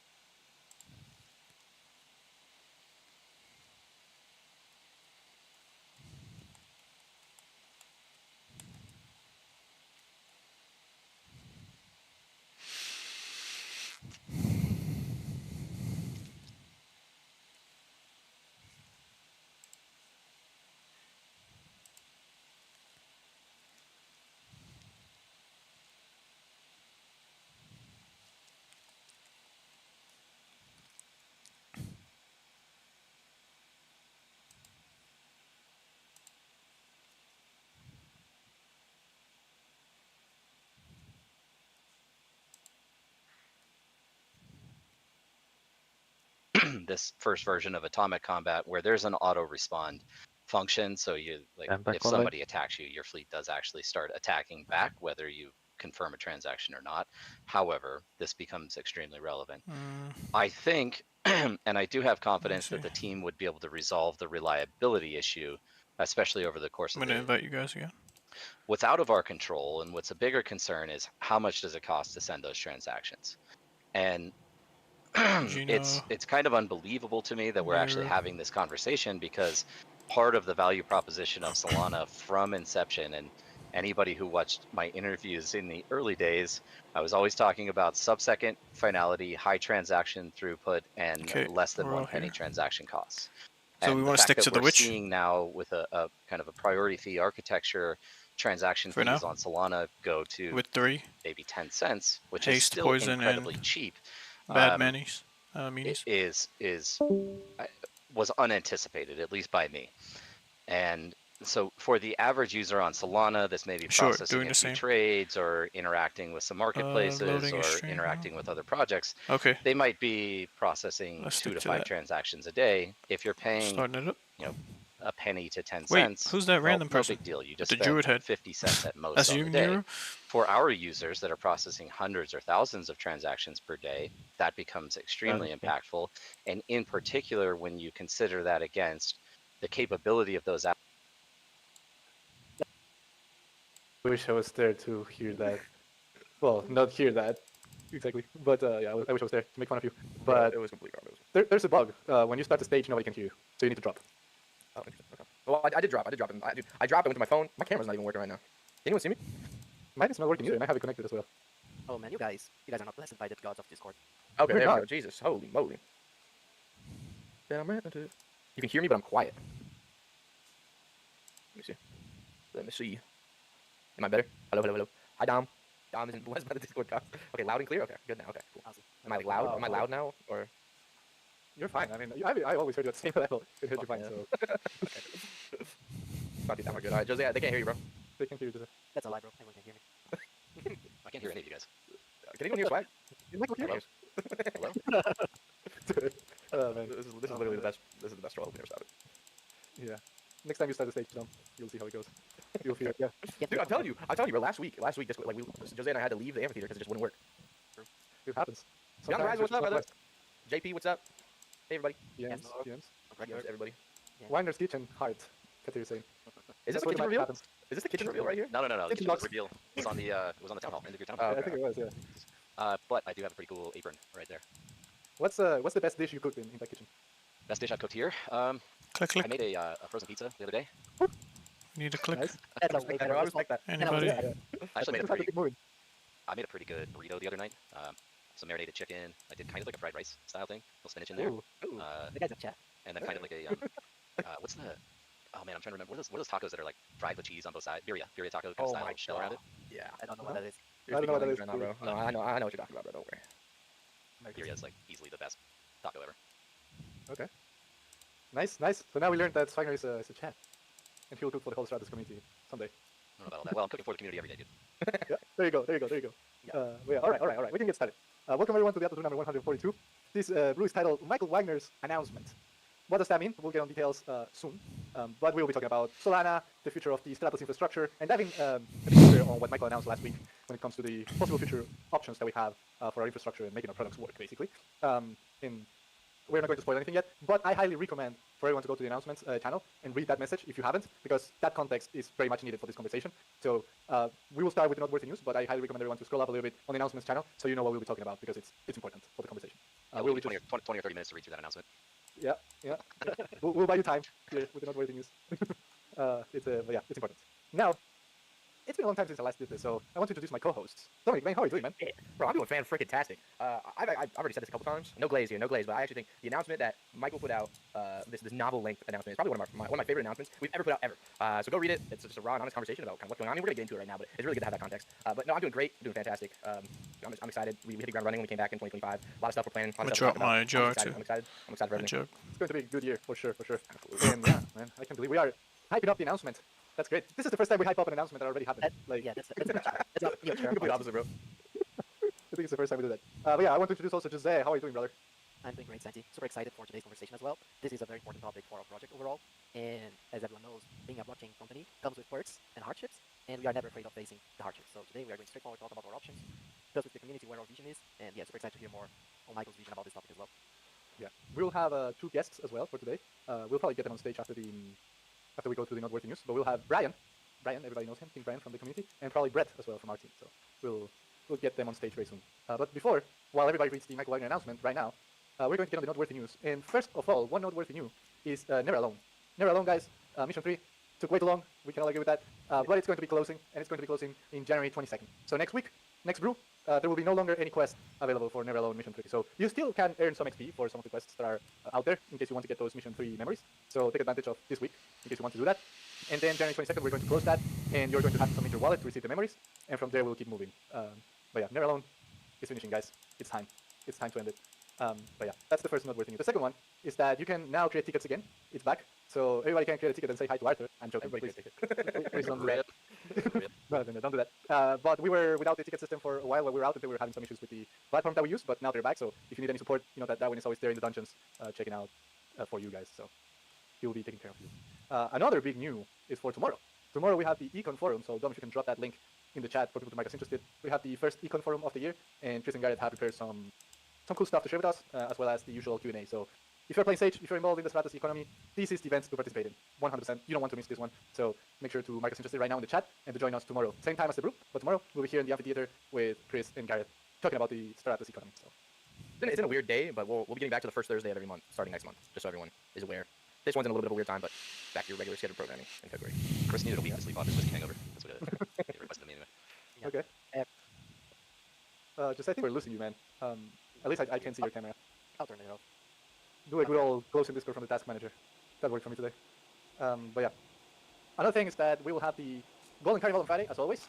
I lost count, I don't know what week it is. But I think it's week 10? 11. I don't know, 11? Week 11. And we're going to be voting for the next Mega Week. So if you're interested in voting for the Mega Week, make sure to join on Friday. We're going to be voting for what the prices are for the next Mega Week. And last time, I remember a lot of people said, oh, why did you vote for this? Why did you vote for that? Why is the community doing this? Well, be there. Get your voice heard. Go vote this Friday. Very important. So, yeah, it's going to be cool. We also have the usual pre-game show, right, Dom? Yep. 30 minutes before every Golden Carnival, we do some Marvel games, give away some crew packs, some ships. It's a lot of fun. Seriously. Come on down. It is. Then, another thing that was launched this week was the Beyond the Horizons new video on what are Polis and Atlas and how do I get involved. So it's a cool video that he produced. Highly recommend it. And yeah, just go watch it. Go give it a like. He keeps crushing it with content every week. New content from Beyond the Horizon. So shout out to Beyond the Horizon. Hold it down, man. Legend. I was just going to say that, and also a big thank you for for the Christmas video. Fantastic. Oh yeah, people together for the community. Very, very heartwarming. I don't know. Did we ever talk about that? No, we didn't, right? Because that was during the break. Oh, man. I don't think we did, unless you guys did in the last brew. Everybody go watch that one. Everybody go watch that one if you haven't already. We can't watch it together. I would say we watch it together, but it's 15 minutes long because Beyond the Horizon is crazy. But it's amazing. Go watch it. So we'll wait for you to read the announcement. You don't want to cry again, bro? I don't want to cry on camera, so. Yeah. So yeah, we'll wait for you guys to read the announcement and watch the video, and we'll spend the last 5 minutes that we have remaining on the main topic. Yeah, well, last thing is that the community-run and fully driven Gallia Cup is back. It's coming back. The good old Gallia Cup is coming back in February 1st. So shout out to Agent Soles and everybody who is organizing the Gallia Cup. It's going to be a racing competition. Dom just posted the link in the chat for you to join the Gallia Cup Discord server in case you want to get involved. I think it's going to be in a guild versus guild format, and they have some big prizes. So get involved, should be fun. And I think they're giving away swag coin, bro. Swag coin? Yeah, they have swag coin. It's part of the prizing. Anyone want some swag coin, you know? Get racing. I contributed a portion of my 85% of the allocation. Oh man, no way. For clarity, I have nothing to do with Swagcoin. Just do want to put that out there. Okay, that's a good disclaimer, just in case. And then another thing is that I've seen Brujo organizing a big search event, and I think they want to do it in different regions and different guilds. So if you're interested in participating in a big search event, make sure to DM Brujo. Brujo, good luck, bro. I hope you get a lot of DMs. But yeah, it should be fun. I'm just going to say Brujo has been practicing a lot. He's been testing. He's been playing every day. So don't let him host the sessions because that'll be way too much. Just clarification. Oh, and Rome, that's true. I think Rome also has a search event every Sunday at 6 p.m. UTC. So you can also get involved in that. I love to see it. I love to see this. So many different groups inside the community hosting events in the game. Man, I can't wait. I can't wait for the multiplayer. Well, we have multiplayer, but the actual servers, that's going to be huge.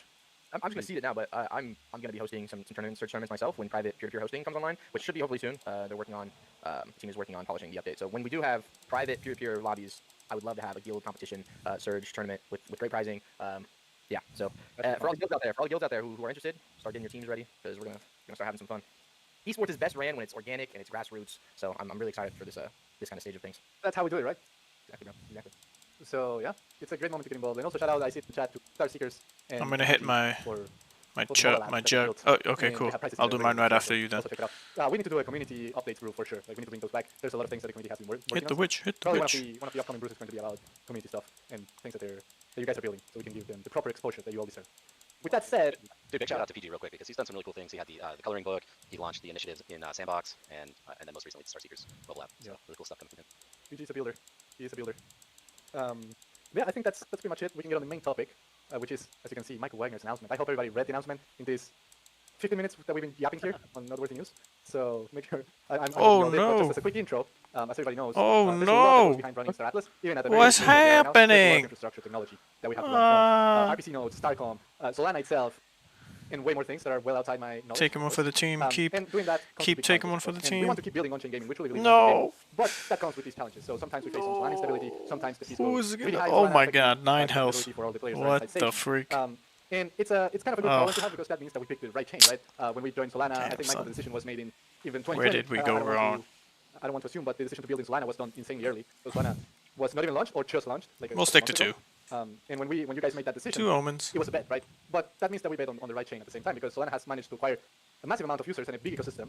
But at the same time, it affects our own gaming because since there's so much going on in the ecosystem, the chain sometimes gets congested, the fees go higher, let's do go through. So bad that's what we're minis going to cover in this brew. and so poison. How is Stratos looking into this? What are the possible solutions? I think that was it. The options that we have moving forward to keep doing on-chain gaming, to make Sage better, to make Stratos products better, marketplace better. Let's start and that. Just strategically, what's the best option for Stratos?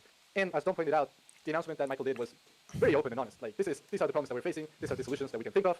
There's no silver bullet here, and we're open to discussing this with the community, not only in the announcement but also diving deeper here at the brew. So was that 2 omens? That was 3. Michael, if you want to add some extra context. 3. Oh, I okay. think it was a great introduction. To be perfectly clear, and I made this statement in the announcement as well, that we have zero intention of moving away from fully on-chain gaming. I think there are enormous benefits that can be extracted by executing the architecture in the way that we've designed it now, whether that's on Solana, on some alternative network, on our own bootstrapped network.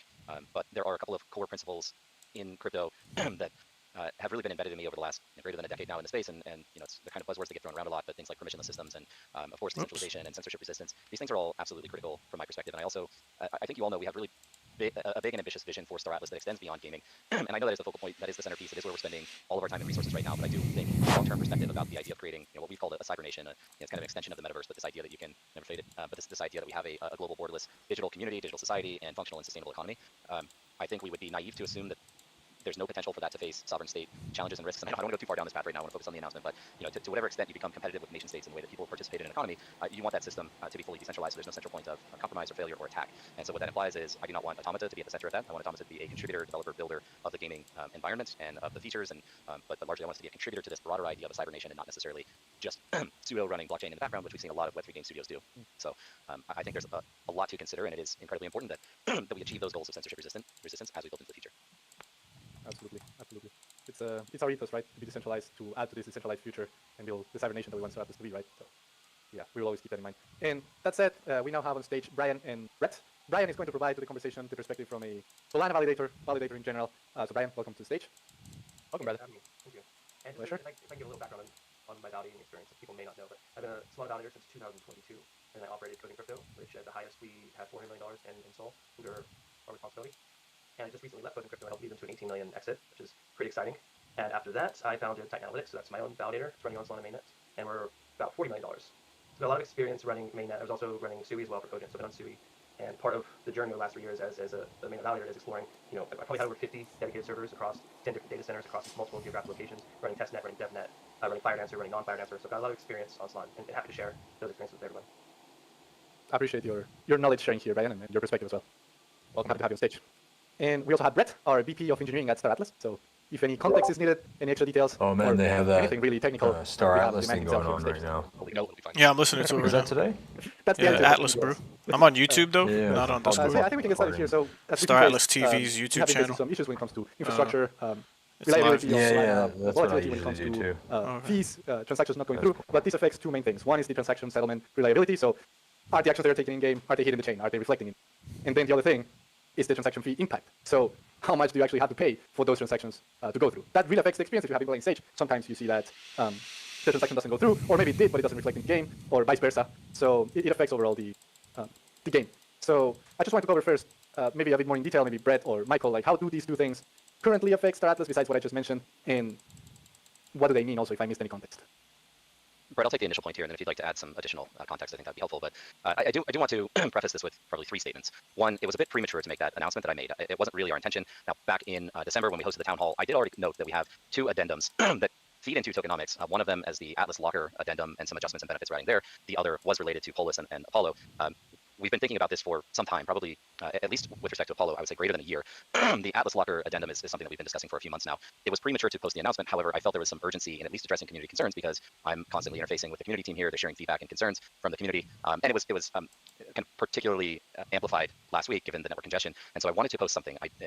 We were not able to fully articulate all of the plans behind these addendums, these papers, and our plans with Apollo specifically, which is why I'm here on this call. And we do have some papers coming out subsequently. So one is, it was a little premature. We've got more information coming to you guys. 2 is, this is not a confirmation that we are moving Star Atlas to Apollo. That is one potential solution that we have to some of the issues that users are facing right now. It's very conceivable that there are some improvements to Solana, even over the course of this year, that lead to better performance, lower costs for our users, and we're able to stay on Solana mainnet. In full transparency, that would actually be my preference. Now, there are some benefits that we can get into about Apollo, specifically with respect to things like how do we distribute revenue out of the DAO to people that are stakeholders in a fully legal and compliant fashion. That's a challenge, and again, I'll get more into that later. But there is no guarantee. It's not a confirmation we're moving to Apollo. I was simply outlining that is one potential avenue that we have to help resolve some of the existing issues. And then getting into your question, Santi, one is transaction reliability. What I did not mention, and I probably should have emphasized in my comment, in my announcement, was the team has been doing a tremendous amount of infrastructure work to improve transaction settlement reliability. There are still improvements to be made, but I'm quite satisfied with the strides that we've made that make it feasible for every transaction to land with high reliability. Reliability means you click, mine a resource, and it goes through and it starts mining, or any action in the game. You're moving, moving around cargo. When we have combat, obviously this is going to be essential that when you engage in combat, your ship or your fleet actually starts attacking. Right, the last thing you want is to lose an engagement or battle because a transaction failed. Now, Brett could also, Brett on the call could also talk about the way that we're envisioning this first version of Atomic Combat, where there's an auto respawn function. So if somebody attacks you, your fleet does actually start attacking back, whether you confirm a transaction or not. However, this becomes extremely relevant. I think, and I do have confidence that the team would be able to resolve the reliability issue, especially over the course of the.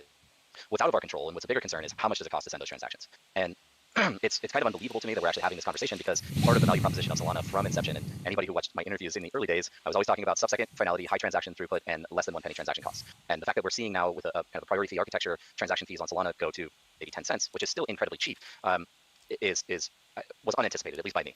And so for the average user on Solana, this may be processing a few trades or interacting with some marketplaces or interacting with other projects. They might be processing 2 to 5 transactions a day. If you're paying, a penny to 10 cents, well, no big deal. You just spent 50 cents at most on the day. For our users that are processing hundreds or thousands of transactions per day, that becomes extremely impactful. And in particular, when you consider that against the capability of those assets to produce value through resource capture and our current game design, it again is imperative that we consider future cost implications and how our game operates, so that we can engage with users of every size, so that you can get into the game with $20, $50, $100 worth of assets and still be able to play, have fun, most importantly, and maybe you don't care about the transaction costs from that that perspective. But if you want to be able to get into the game and go from zero to hero, which is a kind of a narrative and a story we would like to create, is that you can get into the game, earn off of your assets, continue to compound your earnings into more assets, and grow over time and become a powerhouse in Star Atlas. Well, we have to make sure that you can at least play profitably from the sense that the network transaction cost, the underlying technology, is not preventing you from doing that. Maybe you have a bad strategy and you're not making money because of that. Well, that's on you as a player. But if the tech puts you at a significant disadvantage from the start, well, that's a problem that needs to be solved. So I think that kind of covers all at a high level. Brett, if you have anything you want to add there, please feel free. Just one thing is on the reliability side too. Solana does have effectively these waves of whether or not they're actually coming through or not, trending on the uptrend. That's part of why we're having this discussion, is that priority fees are trending up quite a bit and over a long period of time, and the reliability of transactions going through has also been going down over time. Like right now, I think the transactions are actually going through pretty well. Also because it changes, it's hard to tell if our changes did something or just happened to be Solana change. Like we did a change a while back in December that we thought broke everything, but then we reverted the change, and it turns out Solana was just broken, and everybody's transactions were down to like 30% reliability, which is crazy bad. So just a few things there. It's not the easiest thing to fix reliability. We're working on it. We can probably fix it, but it's going to take a while. Yeah, and then you get a Penguin Coin airdrop that just congests the whole thing as well. On the plus side, and yeah, Brett, I think it's a great point. My statement assumes that Solana stability is going to continuously improve over time as well. I think that's probably a fair assumption. But at least in the current meta, in the current era, we're not seeing Solana go down for a day or two when we have high network activity. So that's a considerable improvement. Everything else about the same is and continues to be true. Yeah, but Solana also at the same time is doing some things to fix this, and maybe Brian, you can add some details here. And guys, just to warn everyone here, we may get a little bit technical in the conversation, but the idea here is for everybody to understand the issues that we're facing as a community and as a project, and the challenges, right? So it's a good moment also to learn from people who are exposed to this on a daily basis. So I don't know, Brian, if you have any comments on, like, from a validator perspective, what is happening in Solana, like what are the bottlenecks that the chain is facing, and what they're kind of doing to fix it. I know it's a big question, 3 big questions, but any extra context would probably help. Yeah, it's pretty interesting as a validator when congestion starts happening. We don't actually notice because from our perspective, everything is business as usual. Priority keys go up, but we don't really see it. What we hear about is from customers or from infrastructure operators. Like validators are just like, the chain is running, we're happy. So it's from our perspective, if the chain's running, it's great. So, but I think what I want to mention here is we have the validators and you have the chains running, but then you have RBCs, right? And that is, I would say, RBCs are probably the heart of Solana, really. And there's so many companies and protocols that are building that on RBCs, because RBCs are the gateways to the blockchain. In order to access information on Solana, you have to go through RBC. But that's really challenging because RBCs are actually validator machines that don't vote. And they are actually higher hardware requirements than a normal validator. And so for a company to put together an RBC, like you might need 10 RBCs to service one customer. So it's a lot of money, it's a lot of infrastructure. And what Solana is doing and what the infrastructure, the RBC provider is doing, they're actually building RBC 2.0, they're calling it. And that's going to break away the RBC infrastructure away from the Solana validator, which means hopefully, instead of an RBC machine being $1,000, it's going to be $500. And then we can have a lot more of those. So I'd say that's the biggest change coming to RBCs. And that's actually been in the works for probably a good year now. So hopefully the next 6 months that comes out.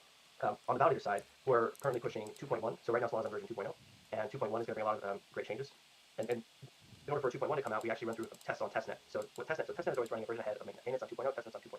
So what we did just 2 days ago was we dropped testnet down to 2.0, and so we bring it, we crash the network, and then we restart it back to 2.1. That's so in case there's something happens on mainnet, we go from mainnet 2.1, there's a crash, so we know that we can bring it back up, or revert back to 2.0. So that's happening right now on testnet, which means mainnet is going to be upgraded in about 2 weeks. So after mainnet is upgraded, there is core Solana changes, but there's things called feature gates, which are incremental, I would say features that they activate over time, let's say once every 2 weeks. So we'll get 4 changes on version 2.1 in about 2 weeks, and then feature gates will slowly roll out over the next couple months.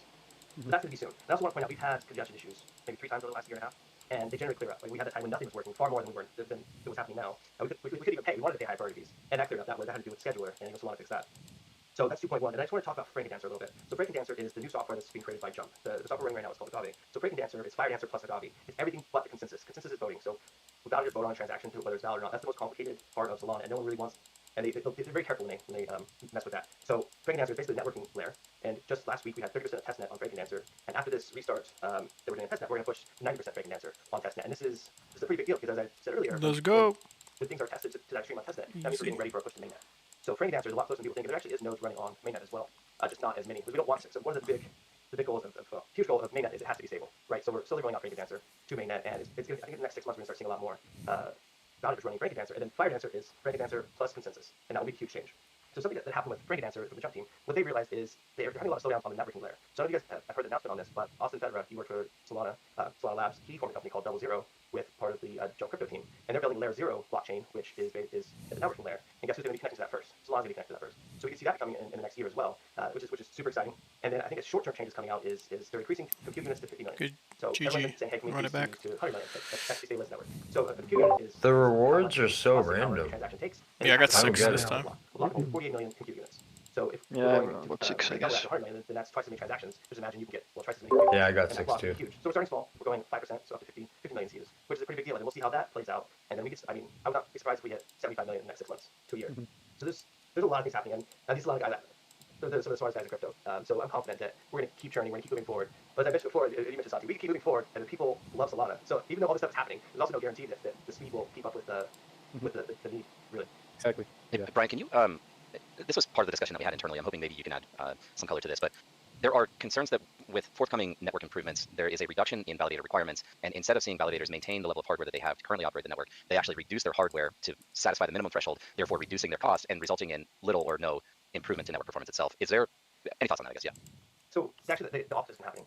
So mainnet before, so we just launched a feature gate called PVC, which is timely vote credits. Before this was launched, I think it's about 2 months now. Before this was launched, you just voted, and if your vote landed, you got credits. And credits are important because that's how you get rewarded as a validator. There's inflation rewards, and then they get sent out to your credits times your state weight. So with timely vote credits, the feature gate is credits are now based on latency. So how fast you vote. And one of the number one factors in how fast you vote is how fast your machine is. So you can't get away with running a payload node anymore.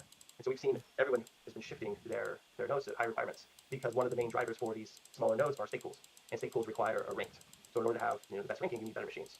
So we've been seeing that go up quite a lot actually, and I think it's going to keep going up as people maintain competitiveness. Now where it can get a bit, some of the places like Coinbase that have 10 million stake or Binance or Figment, they're a bit slower to upgrade their hardware. So there's a bit of lag on there, but definitely I would say we're going up. And then we also thought FireDancer was going to reduce requirements, but actually it's increasing requirements because of the way the architecture is. They need a lot of cores, and they're pushing for 1 million TPS. So I actually thought the same. I thought that hardware requirements would have, but it's going up. It's going up a lot. Well, not surprisingly, aligning economic incentives with better performance has a lot of merit. So I think that's a net positive. And again, just going back to my original comment, let's see how Solana progresses over the course of this year. Mm-hmm. Yeah, and one of the things that everybody's excited about, and if you're in Solana, you have heard of it, and Brian, you kind of touched on it, is FireDancer. And I'm curious, I don't know, maybe Brett, if you want to take this one, but how could something like FireDancer help the Star Atlas performance in our products overall? You're muted. Yeah, I think actually Brian would be more an expert on this. He's more familiar with stuff. It's so subject to units, right? That's an easy fix. If people weren't running core, like so I can mention that there are people running core setups and slow computers. If we had confidence that everyone was running so if everyone was running the same machines I was running right now, we could flip back compute units right now. We could double it, and I think the chain would be fine. And suddenly we have double our capacity. So that's something that FireDancer is going to do. It's going to enable us to run double compute units or get rid of certain bottlenecks. Like let's say the networking layer, the scheduler layer, right? Rewriting all this, just eliminating all the different bottlenecks. But also the way that FireDancer is built is it's built. You can assign cores to each part of the validator process. So if something is taking up more compute power, you can just add a new core. So like let's say the scheduler, so like we like ping airdrop, suddenly we have everyone is minting and we're getting too many transactions. Well, we could, and let's say we had 2 cores into that, we could move to 4 cores, and suddenly we're doing great. Where Agavi is limited, it doesn't have the capabilities. So FireDancer will help us pretty much in all aspects. But I will say one of the things that we're waiting on for FireDancer is I'm sure you guys all know about Jito. Jito processes transactions through bundle. People can tip through, they can use Jito to send transactions that are outside the priority fee market, and their economic incentives. If a validator runs Jito, you could get tips from them. That's not on FireDancer yet. So we need to get Jito on FireDancer in order to have economic incentive to run FireDancer, and that's going to be coming out in the next 2 or 3 months as well. So there's so many things that are cooking that are leading us towards faster machines, better versioning. I'm actually personally running something called Paladin now. Paladin is it's a new company that came part of BlocksRoute. It's kind of showed about nowhere in the last 6 months. I think maybe they came from Ethereum, but they created a patch on top of Jito. It's called P3. It's a Paladin priority port. It's a specific port on top of the validator software. So someone who wants to do, let's say, a huge transaction, they want to do a $50 million trade, they can pay $5 basically to the front of the line. They go into that port, and yeah, so they go to the front line. So now we have these guys that are building on Solana, trying to speed up the processes. And also part of their software is they are attacking sandwiching from the validator side. So they can identify sandwiching and they can drop it. So you can have sandwiching from the validator side or from the application side. Well, it turns out applications and users are very bad at not sandwiching. So that's another improvement. Like there's so many things happening. So tangent, hopefully that answers your question on FireDancer. Yeah, I think you covered it totally. Yeah. I know we want to focus on the announcement, but I think this is a very relevant topic of the discussion. Brian, just to extrapolate a bit on the compute unit improvement, translate that to the end user. In theory, and correct me if I'm wrong here, but in theory, an increase in the compute units and transaction throughput means there's less requirement to add a priority fee because now the network is faster, more transactions are going through, and so you don't have to pay a priority fee because you're still getting included in a block. That's the idea, right? I think it's exponential too. Maybe Brett can talk about this, but as soon as the priorities start going, people start bidding. So even if we have a 10% increase in CUs, it could result in a way bigger reduction in priority fees. Yeah, there's a possibility there where it goes, because basically we're talking about the cap on a block, which is how much capacity can we shove through one block on Solana, and a block is at a specific rate. So when that increases, it increases the amount of transactions that we can shove into a block, and increases by having more capacity, you got more supply, the same band, price goes down. And Brett, one more thing on this actually, because there was some conversation on our internal Discord about optimizing priority fees surrounding compute units. I could also be getting that wrong. It's a bit beyond me, but so the way priority fees are done is that you pay a certain amount of priority fee per compute unit, and that's the prioritization function. It's not on it's on how much are you paying per compute unit, because the size of a block is basically how many units. So the more you're willing to pay for that space, how much space you take, that's the determination. That's the priority. So there's been some talk about optimizing whether we do like reduce the amount per transaction. Someone else engaged the wizard. All our reliability stuff we've been talking about. The optimal path is for large transactions. We shove as much as we can to reduce the base fee. Right now the priority fee is even outstripping the base fee by quite a bit. So that discussion starts coming up where maybe we split this into multiple transactions. Basically take something that's 200 compute down to 100 and 100. You pay the same priority fee because priority fee is per compute unit, but you do pay an extra base fee per. The base fee is so much smaller, maybe it's worth it because it gets in sooner. Yeah, so you're doing two transactions instead of one, but lower priority fee, so the math backs out that it's actually less expensive. It would be more expensive, but maybe more likely to get in because you pay the base fee twice, but you pay the same priority fee because priority fee is per compute unit. And if you split it into two, you're doing the same amount of compute just in 2 different transactions. And part of the discussion was also to use like a very generic metaphor here. It's like if there's a freighter ship, on the ocean, a freight liner that is moving cargo, and you have a 40-foot cargo unit that maybe they don't have room for on the ship, or you have 4 10-foot cargo units that they can fit 2 of them on, and maybe 2 of them not, right? So by reducing the compute units per transaction, we have better chances of getting included in the next block. That's a theory. We're still testing that out to see if that's actually how it's functioning. But yeah. Cool. We don't need your snarky remarks, okay? Man. But there's still one big topic to cover, which includes a couple other topics. I think we can, if everybody's okay here, we can extend a little bit, stay a bit longer. But we wanted to talk also about the possible future scenarios for these issues and how to work around them or work with them or avoid them. And there are a couple of future scenarios. First one, of course, is what we were just discussing. You guys heard the discussion. What happens if we stay in native Solana? Well, all the things that Brian was mentioning are the fixes that are coming to Solana. And from what Michael said in the beginning, that's the best option for us, of course. Like, Solana fixes all the issues. We stay in native Solana, and we just keep moving, right? Am I correct at saying this, Michael? I just don't want to put words in your mouth here. Well, largely yes. There are some other economic advantages that we could derive by some implementation of Apollo. For the ecosystem, by the way, this would include tokenomic enhancements, more utility and value driven to Polis, that's separate from the Atlas Locker benefits, as well as better retention of value within the Star Atlas ecosystem itself. When we're analyzing the total fees paid by our users and it's reaching $100,000 per month, well, that's $100,000 that's going to network security on a third party that we're relying on. Now, that third party is a decentralized network, and we derive a lot of value from that. And it's a worthy cost. It's arguably inexpensive, but it's borne by every single one of our users. And I think one of the topics that's come up is I don't think this is entirely true, but the statement is essentially that it's disproportionately borne by the smaller players because they're paying the same fee as a whale. Right? Whether you have a fleet that's maxed out with commander ships or you have a single extra small ship, you pay the same network transaction fee. There's nothing we can do about that. And so on a proportional basis of the percent of your earnings potential, it's higher for the smaller players. So that's kind of a difficult challenge to overcome. And again, there's not too much we can do about that, although part of this Atlas Locker addendum is going to include a proposal for a fee subsidy that is then paid by the DAO on behalf of users, and it's going to be contingent on the tier of the locker of the Atlas Locker that you've reached. The cost is still being paid, though, and it's just a question of does the end user pay it, or does the DAO pay it, or do we eliminate that fee entirely and retain those economic benefits within the Star Atlas ecosystem? So there are other considerations here outside of network performance, but we've always talked about composability and extensibility, or at least I have, as one of the core benefits of building directly on Solana. And when you have access to, I don't know what they're at now, 5,000 developers that are building projects or doing things on Solana, well, that is an extremely valuable resource for us to tap into, because to the extent that we can intrigue them and interest them in building some extension or feature add-on to Star Atlas, well, that's more features for all of the users that we at Automata didn't have to build. You don't have to rely on us to build everything, right? And that's really the whole core ethos of this decentralized model in the first place, is we want the Star Atlas to be co-created and co-developed. And while we're at the center of building the gaming content, there's a lot of other stuff that goes on in crypto that others can build. So there are other considerations, but yes, staying on Solana mainnet, I do think would probably be the optimal outcome, but I think we should at least consider what other advantages there are to leveraging Apollo to at least some extent, if not entirely, and it could very well be a hybrid solution that we move forward with. Yeah, and that's one. Yeah, Brett, go for it. I also want to be clear too, like the best solution being native Solana. There's also the risk that these things don't work out. That Brent's talking about, these are future developments, right? So we always have to account for that risk. And if we're caught with our pants down on, hey, we never planned for these things to not work out and they don't work out, it's a pretty bad situation for us. Right. Yeah. Personally, from my position, I'm super happy that this is being mentioned to the community as well, because you guys right now are getting a little bit of behind the curtains access into what is the team thinking about options, right? Like, what are the options that the team is considering if things don't go that well in Solana or infrastructure-wise overall? Like, what are the routes that we can take? And that's what we were covering, right? So one is to stay in Solana. The second option could be Apollo. So as Michael was pointing out, there's some big benefits, but there's also negatives there, like losing a little bit of the composability or the developers that Solana has managed to attract, which is pretty huge. But there are also big positives, right? And also another thing is that we kind of been using Apollo already as our testnet, right? Internally, and that's one thing that I don't think we mentioned yet. Yeah, I did have a review with our team, some people from the team this morning actually before this. One update I do want to share, I think this is particularly relevant. There were a number of comments in Discord about the cost of running a validator on Apollo. And now this is not necessarily accurate for all time of what the assumed cost would be. Brian, you actually kind of nailed the budget estimate at $200 per server in and around. We were spending about $5,500 a month to maintain Apollo using GCP, that's Google Cloud Platform, that's a cloud service provider. Lucas on our team has done some re-architecting of that, and we're now spending between $500 and $1,000 a month to run 6 validator nodes and 1 RPC node. So essentially 7 servers for $1,000 a month is what our operating cost is right now. We as a team, like regardless of if we ever move forward with a public launch of Apollo, we will continue to employ Apollo internally because it's a great resource for us to test programs before they go to mainnet. And there's also big potential for us to leverage Apollo just as a free-to-play access point with no cost requirement to buy assets. Like, I see this as just user onboarding and a user acquisition funnel. We come play on Apollo. If you like the game experience, then and you decide you're interested in the financial incentives or economic incentives of being on mainnet, we'll buy some chips and start playing there. But at least you have an opportunity to experiment with the game before you spend thousands of dollars on game assets. Another question that I see in the chat is, if Apollo happens, is that an L2? Is that an L1? How is that seen? I don't know if we can even cover that now. But so to kind of preface that too, the difference between L1 and L2 is relatively small if you're doing like a very basic L2 that just kind of pushes the state back onto the chain.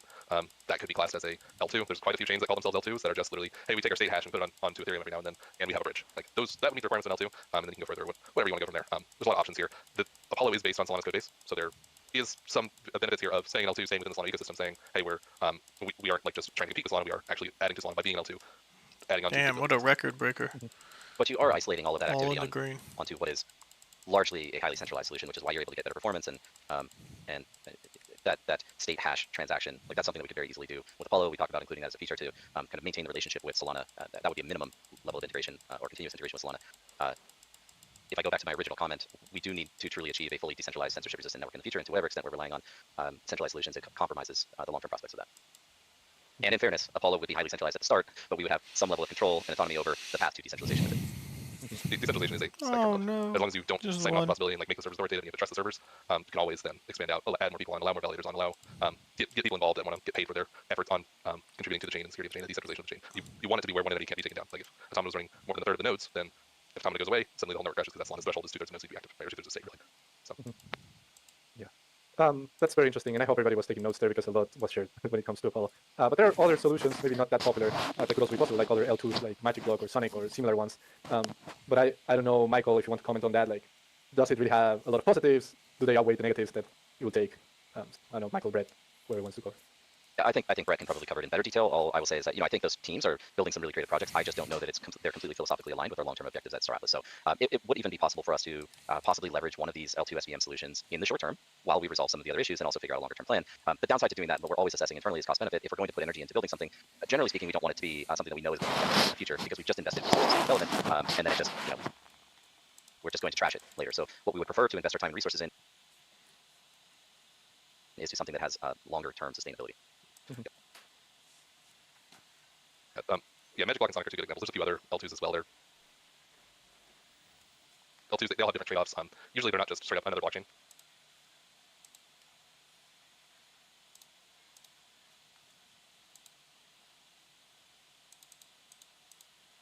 On top, that's kind of what Apollo really is like take the same Solana code base. It's literally running just another Solana cluster like DevNet, but would be not airdrops and all that zero fees. That's that kind of idea as Michael posted in his announcement.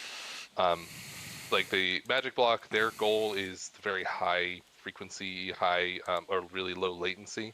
They basically took a validator, cut out all the consensus bits, and then it still runs your Solana code, but in like 8 millisecond response times, that sort of thing. Like you can confirm a transaction in 8 milliseconds, which is it's good for that case, but it's also difficult to decentralize. They're working on that now. Sonic, I think, is still very early. They don't have a mainnet as far as I've seen. And they're doing a lot more than what we really need. They're doing a lot of things around like having multiple clusters and clusters talking to each other. It may be more than what we need, but it could also disconnected. Reloading. Okay, we'll exit the dungeon. As well. We should all be fine. We don't necessarily need to. I see is also could escape we don't the really dungeon. control our destiny at that point, right? Like so, if something goes wrong in the code base and we aren't the ones actually maintaining it, writing it, it's a lot harder for us because we have to reach out then to a third party. That happens in all of software. There's you end up having the problem we have right now. Yeah, where it's like we have very little control over a lot of the fees, a lot of the requirements right now. There's a philosophy in software of like build the things that are core to your business, and everything else can be third party. So there's that philosophy also playing out here. Okay. Interesting. Okay, I think we covered a lot here. We're well over the hour. I've got two things, Michael, just really quickly. I'll let you continue, Michael. Don't worry, man. No, just to wrap, and I think give me 3 to 5 minutes here. But one of those is the other consideration of an alternative L1, and we've continuously conducted R&D on other L1s. Have had conversations with Aptos and Sui, not really looking at any EVM. There's kind of marketability, there's funding, there's grants, there's kind of co-promotional aspects to working with another L1, but why would we want to abandon the chain that has proven itself to be arguably the most successful L1, like next generation L1 out there? We lose a lot. And I'll make somewhat of a controversial statement, and I think it would be great to see a little bit more support from the Solana Foundation for Star Atlas, but there's a ton of stuff going on Solana. They can't possibly which requires the presence of all players, and we shouldn't necessarily expect that. Is this a bug? So maybe we still have a fantastic relationship with the Solana team, whether that's on the Agave side or we all on refresh? the Foundation side. So we wouldn't necessarily want to abandon Solana for Yeah, let's all refresh. short-term We were a part of the grants of board. financial gain. I'll log out, log More importantly, redevelopment and redeployment of all of our architecture and programs on another L1 would set us back years. We've been building all of these programs now, obviously since 2021. And so that is not really a viable alternative. There's an alternative to set up maybe satellite multi-chain Star Atlas game features, but not necessarily redeploying Sage on an entirely different L1. So wanted to get that one out there. And then finally, just in terms of going back to the economics of Apollo, there's really two things here. There's one, revenue opportunities for Automata, which ultimately translates to new revenue opportunities for the DAO itself. And maybe let me elaborate on that first. So the concept of selling nodes is quite a popular one in crypto. We've seen a lot of projects do that. A lot of them are superficially decentralizing whatever the application is. And so we don't necessarily want to do that. Apollo is different. Apollo would be a true intended decentralized L1 network over time. However, it would be conceivable for us to sell some license to be a participant in as a validator, at least at inception, and that would generate revenue for us. That would generate funding for Automata, which then helps us have better certainty about full development of the game. This would also be coupled with the Polis locking requirement, which means now we're driving utility again to Polis. How does that translate to revenue to the DAO? Without sharing any specific numbers, and there's no guarantees that this is the path we would take, but in theory, at some point, we reach a sufficient level of funding at Automata where we have full certainty that the entire game development is completely funded. At that point, we could make the decision to rotate revenue streams from new asset sales into the DAO. Right now, we rely on token sales, on marketplace fees, well, really those two things, token sales and marketplace fees, and asset sales as a way of funding and bootstrapping our business. If we are fully capitalized and we have a healthy war chest, we can make the decision that all new asset sale revenue goes directly into the DAO. So now the DAO is not relying on its own share of marketplace fees and gameplay taxation, but it has a revenue stream from asset sales, which could go a long way in creating a substantial amount of revenue for the DAO itself. So that's one part. And then the second part is regulatory compliance with revenue distribution. And there's no clear guidelines on, or framework for this right now. Maybe we see one emerge over the years to follow, but it's quite difficult to legally say, if you're a Polis stakeholder, you have Polis locked, the DAO is generating revenue, you're going to get a share of that revenue, because that has every appearance of being a security. And the one thing that we certainly want to avoid with respect to both tokens is attracting any regulatory scrutiny about whether or not those tokens are securities. We do not think they are, and we do not want to treat them as such. And so we have to make sure we're not taking actions that give the appearance that they are securities, which means no dividend distributions. However, with a Polis locker requirement and the license, the validator is now providing a service to the Star Atlas DAO. It is providing decentralization as a service to the DAO. It is completely reasonable for the DAO to say, we are going to compensate you for providing that service. And it takes a portion of its revenue and it distributes that out to the validators. And then how that translates down to the end user, to you all that have Polis, is we could follow a similar function to the way that Solana works, which is stake weight.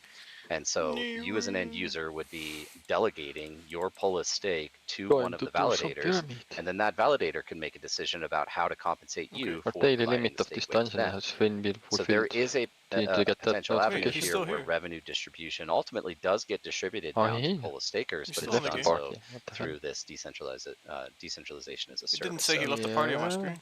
Very early topic to discuss. I wanted to at least just outline that this we only have 3 of us now. Consideration. Are we escaping? Path do we take? Yeah, let's escape. Moving forward to optimize the value for the Star Atlas ecosystem. Or maybe let's get into a battle, maybe. No, but we can't. that we was can't. let's try. yeah.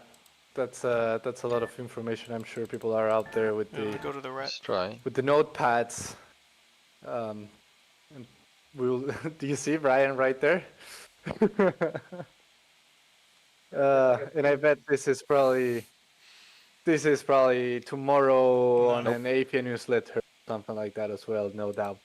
But yeah, Michael, really appreciate all the restart. context, and I just want to emphasize again, like for the community, you reload? guys Yeah, I'm gonna are log out. really getting Here. a lot of insight into the decision making and where our founders' heads are, and how we see things from the Automata team, and what the future options are. So I just want to emphasize on that. It's definitely not normal. But I really appreciate you, Michael, for coming here and sharing everything. Brett, you too, and Brian, as always, appreciate your knowledge and sharing everything you know about the Solana chain and the validator experience. It really made for a great conversation, and I'm sure everyone here learned a lot. At least I did. So I really enjoyed the conversation. Absolutely. Fantastic conversation. And Yeah, I just want to echo.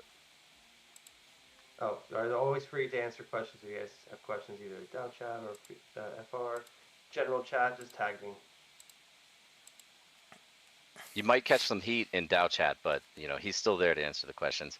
No, I want to echo the sentiment, Brian. Really appreciate you joining us today. Great information you shared, Brett. As always, thanks for jumping on and providing some additional context, both internally and external thoughts. Just want to reiterate here, we are pioneers in a new Wild West, navigating the unknown. So there's a lot to discover and a lot of problems to solve. But hey, we're here 4 years later. In fact, I think we just, I think yesterday was our 4-year anniversary of official release of the white paper and launch of the website. So here we are 4 years later.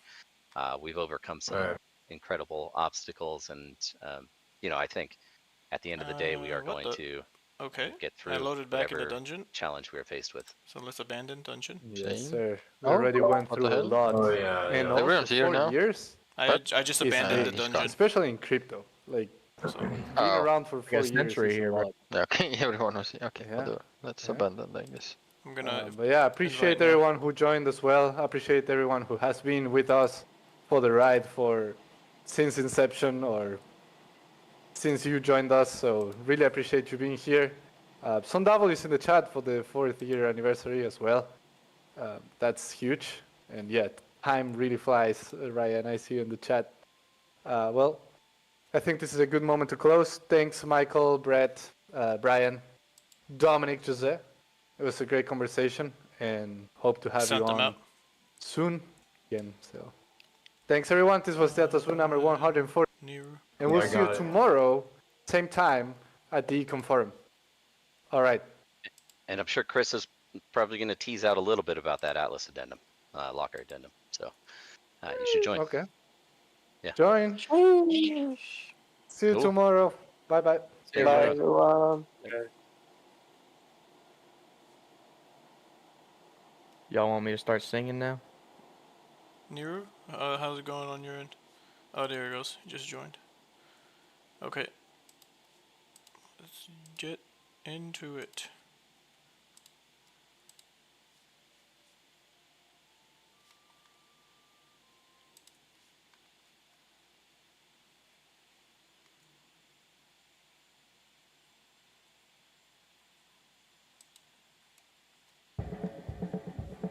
Joe Rogan Podcast, check it out. The Joe Rogan Experience. Join my day, Joe Rogan Podcast by night, all day.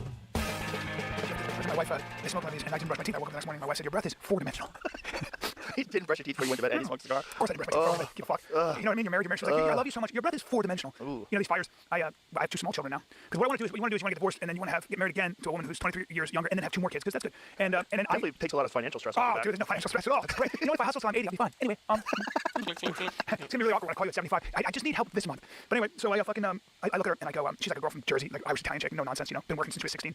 And I go, we had an evacuation order that they sent out by accident to people even down where I'm at. Yeah, what was that? It was some guy who fucked up because I don't know if you know, this is going to be shocking. We're at the table. LA's not run very well. Hold on. I know. Hold what on. the fuck you well, saying? Because, see, here's the thing. We have to worry about. I know. Isn't the chief of fire department a lesbian? Now, hold on. He's Let's not turn this amazing. into. Listen, here's the bottom It's line. run amazing. It's not about infrastructure. Infrastructure. I won't sit here while you disparage the great people Sir, that are running Los Angeles. Sir, infrastructure's got to take a backseat to climate change and social justice and homeless abatement, which hasn't worked. See, the lady who's responsible for filling the fire hydrants gets paid $750,000 a year. Hey, your tax dollars going to good work there, everybody. That's a lot of money. You think? That's sitcom You money. think? I said, That's like I'm the star of a sitcom. Oh, dude, Not star, but like you're the third person. No, that's a high wage, sir. 750 grand for a city employer who's just like fill that one. How the aquifers today? Get the water in that one. You know what? We got to protect the Delta smelt. Yeah. Whatever the fuck that is. So Well, we got to. Trump was talking about that on the podcast. On the podcast I did with him, Trump was going on this long rampage about Los Angeles and the fires and how it all can be prevented and they can have plenty of water. He explained the whole thing and he's right. Here's my whole philosophy. You guys know, that we have a tinderbox. And you can say that there are a lot of people that live there. The fires are, it's always a potential. Yeah, if that's the case, just then please make sure the fire hydrants. We got to go through that. You guys, LA, California came up with AI. I mean, the Silicon Valley is pretty innovative people. Let's figure out a way to keep the fucking. Very different people. They are very different That's people. like saying people in America are homeless and also Elon Musk. You know what I'm Get saying? some people down in government who are innovative like that. What the fuck are we doing? Do that job. Do you know the city council of Los Angeles? 4 of the members of the city council are far left social democrats. Just have to wait. There's zero pushback on ideas. It's just all. Yeah, it's all an echo chamber. Well, I'm hoping now that this is a giant wake-up call for these people. I mean, You said you have to eat? No, we just have to wait. Oh. No, we just have to wait because I don't see the loot screen to like okay. continue, you know. Gotcha. It will disappear soon enough, I guess. Yeah. It happens.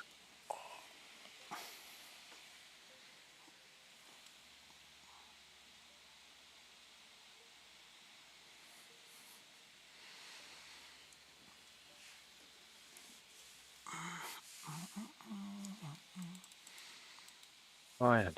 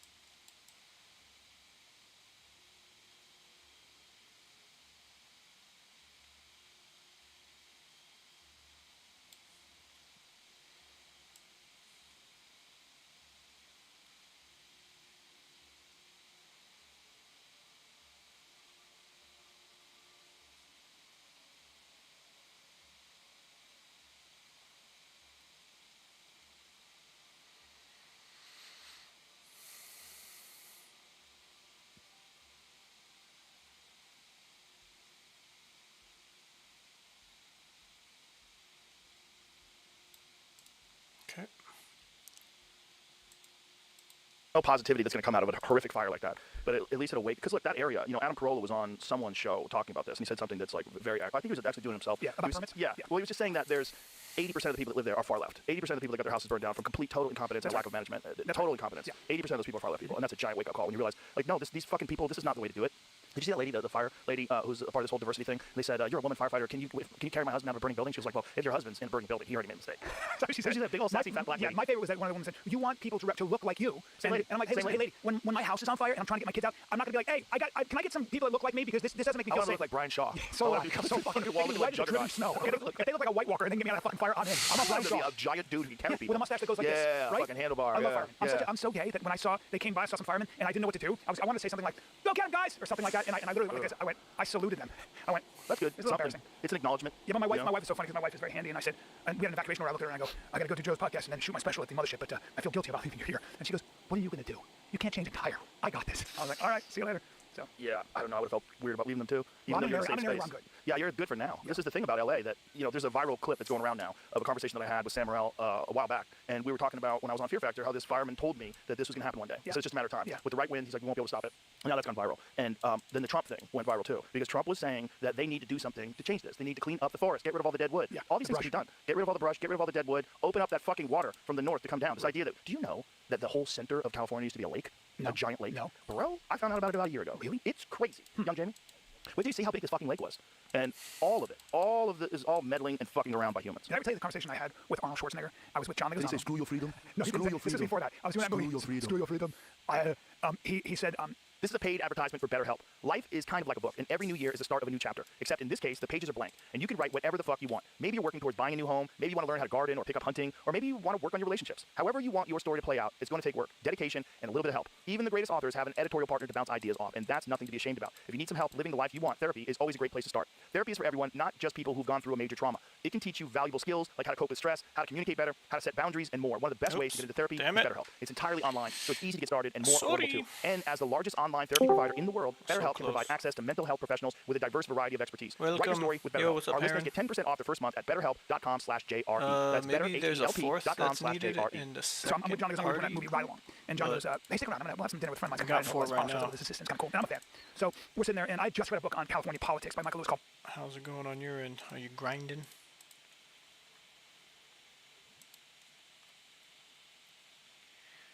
Grinding?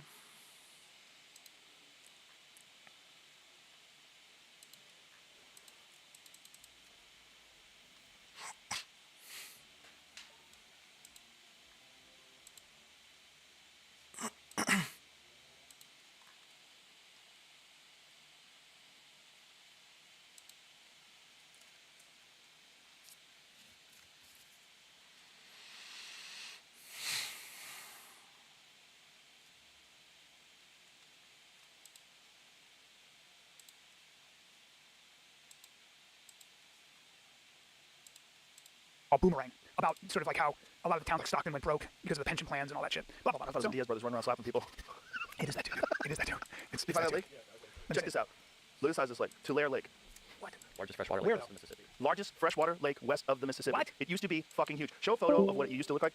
So it was all agriculture. They fucked it up. Oh, because they drained it, right? Look at the size of it. What the Look how big it was. in the world? Look how fucking big that is. And now it's just gone. Gone. Apparently it's refilling. Well, I guess we needed it to grow all the Shut the oranges, fuck right? up.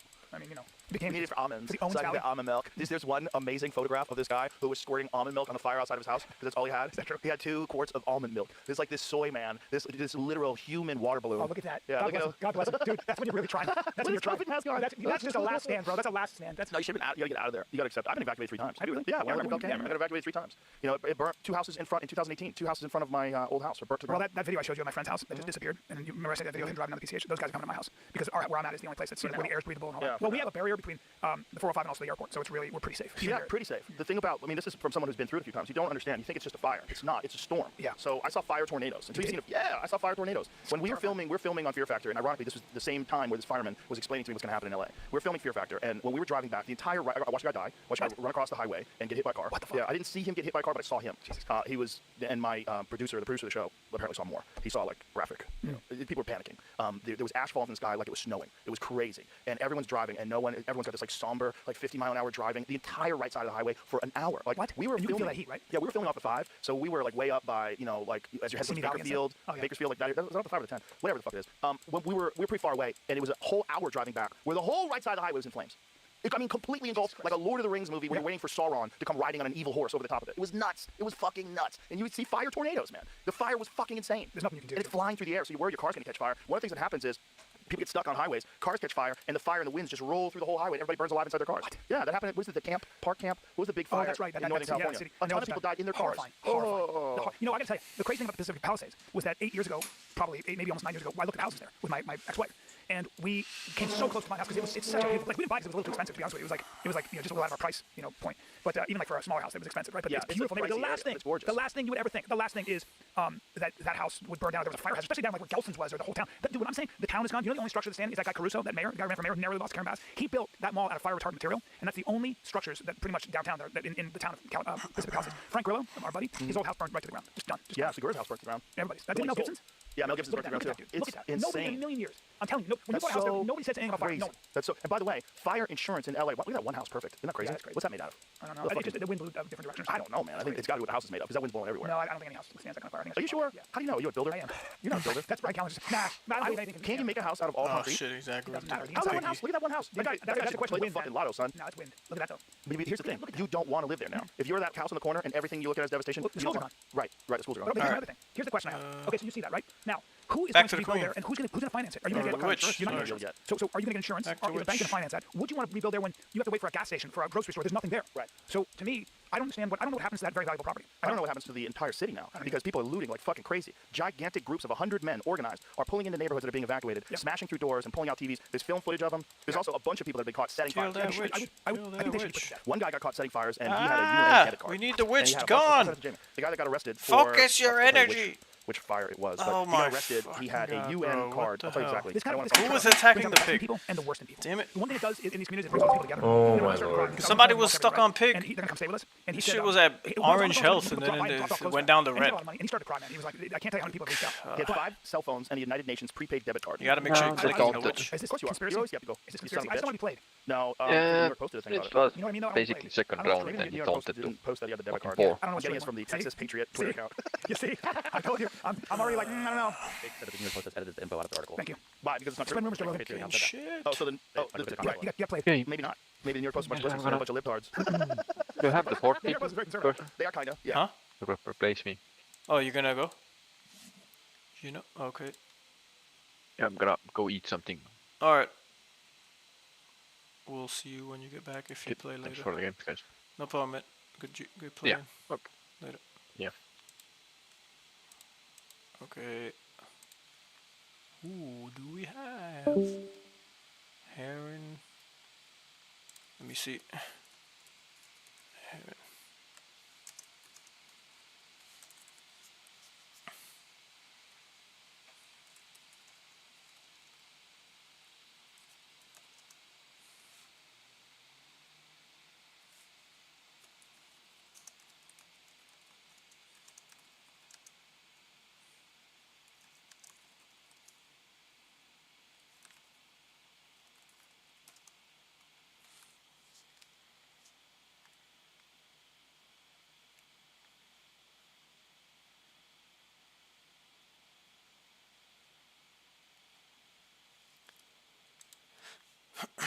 We need to focus only on one. Yes, very sad.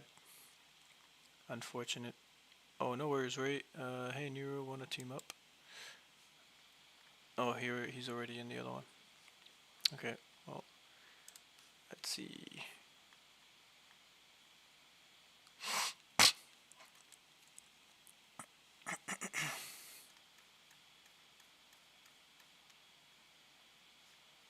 I guess we could do a random. Need one more DPS. Well, let's see. What was he playing? What was Gino playing? Forget now.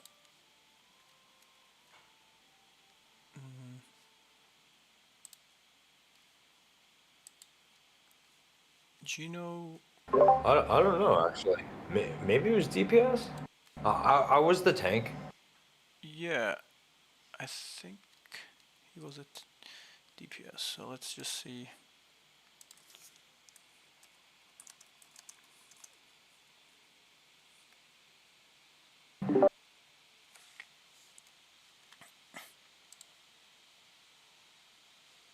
Me. Well, this guy looks like a tank. We'll just tell him. Servant steel.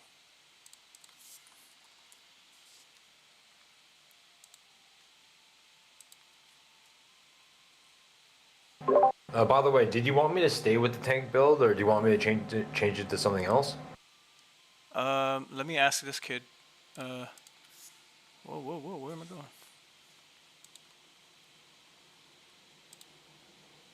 I mean, the build seems to work. I mean, I guess it depends on who we have. But like even 3 Slayer, like DPS was pretty good. But I can continue doing what I'm doing.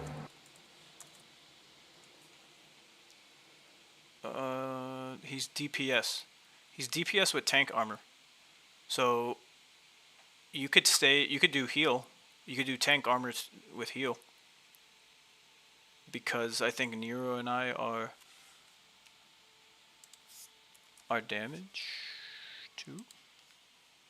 I think Nero. Correct me if I'm wrong. I forget what you are. Yeah, I think he's running. Yeah, he's running haste with damage. Okay, So do you know what do I need to switch to? If you just scroll up in that party chat, you'll see what I'm using. It's like Yeah. a tank build. So do I stay as defender? Yeah, you can be defender and have heals. So no practice dummy. Well, yeah, that it would be the what is it? Do you have haste? I mean, sorry. Do you have the break drink? Yeah. Let me see. I'm using this one. So we have 3 break drinks. What the hell? Yeah, in the party chat, I'm just referencing that picture. That's what I'm using. Okay. Right now. Nero is saying mine is damage with avalanche. Damage with avalanche. Okay. All right, cool. So is avalanche the spike thing? I don't think so. But... I can switch to whatever. I got the drink, so I can continue just doing it at the beginning if I have the drink. Oh, let me invite. One will offer it. Let me invite. Sorry? I'm gonna invite this dude who just said. I'm gonna kick him and then invite Annika. Zanika. Let me see. Zanika. Okay. Let's see if he joins. Okay, cool. So it seems like. Let me ask him. You DMG only?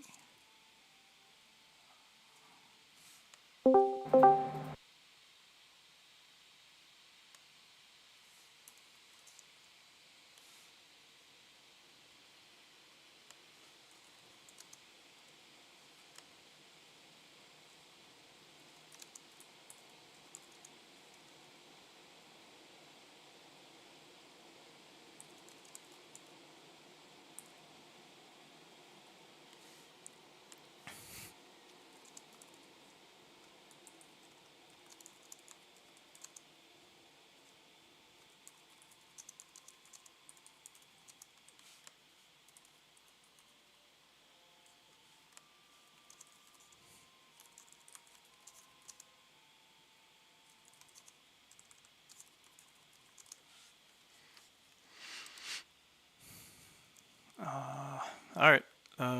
Yeah. So I guess what you can do is stay with what you got, because between Nero, me, and Zanika, we're doing damage. What you have should be fine, unless Okay. Unless there's some. Works for me.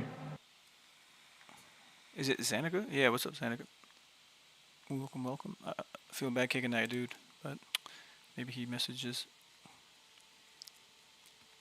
and joins the server. We need your keep. We need a click from keep. Oh, my bad.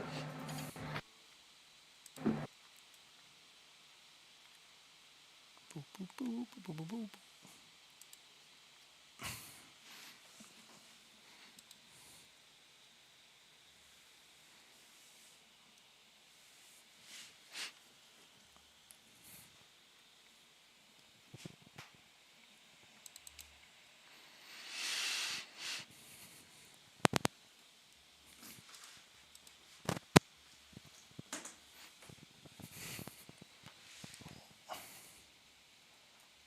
Okay.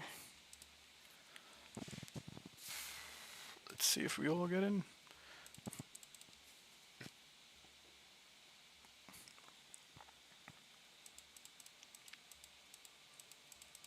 Somebody click. Yeah.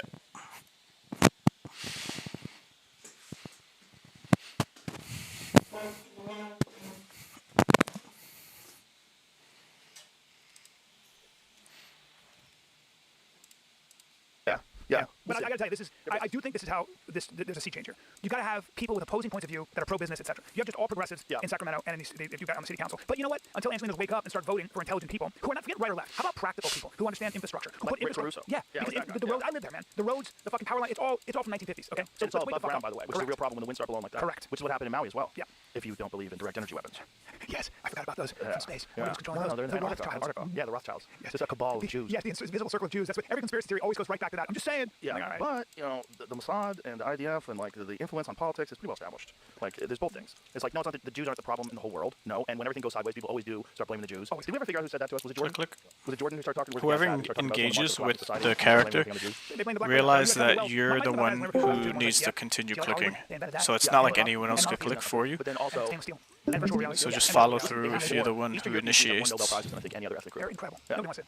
And let's talk about art and everything else. Einstein, Freud, just goes on and on. Yeah. So you're gonna have people. Keep Oh clicking. my God, he's one of the funniest people of all time. One of the greatest of all time, Lenny Bruce. Thank you. Groundbreakers. The literal starter of this whole thing. Groundbreakers. Yeah. So I always say that. Also probably funding Epstein, but also probably running a gigantic blackmail ring where they have control over all the politicians in the country. I'm doing that too. If my survival depended on it, especially if you're smart and you're like really good at chess. So I know what to do. These guys are like fuck.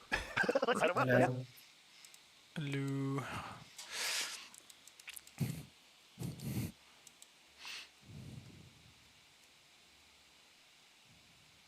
You can stay back, Seneca.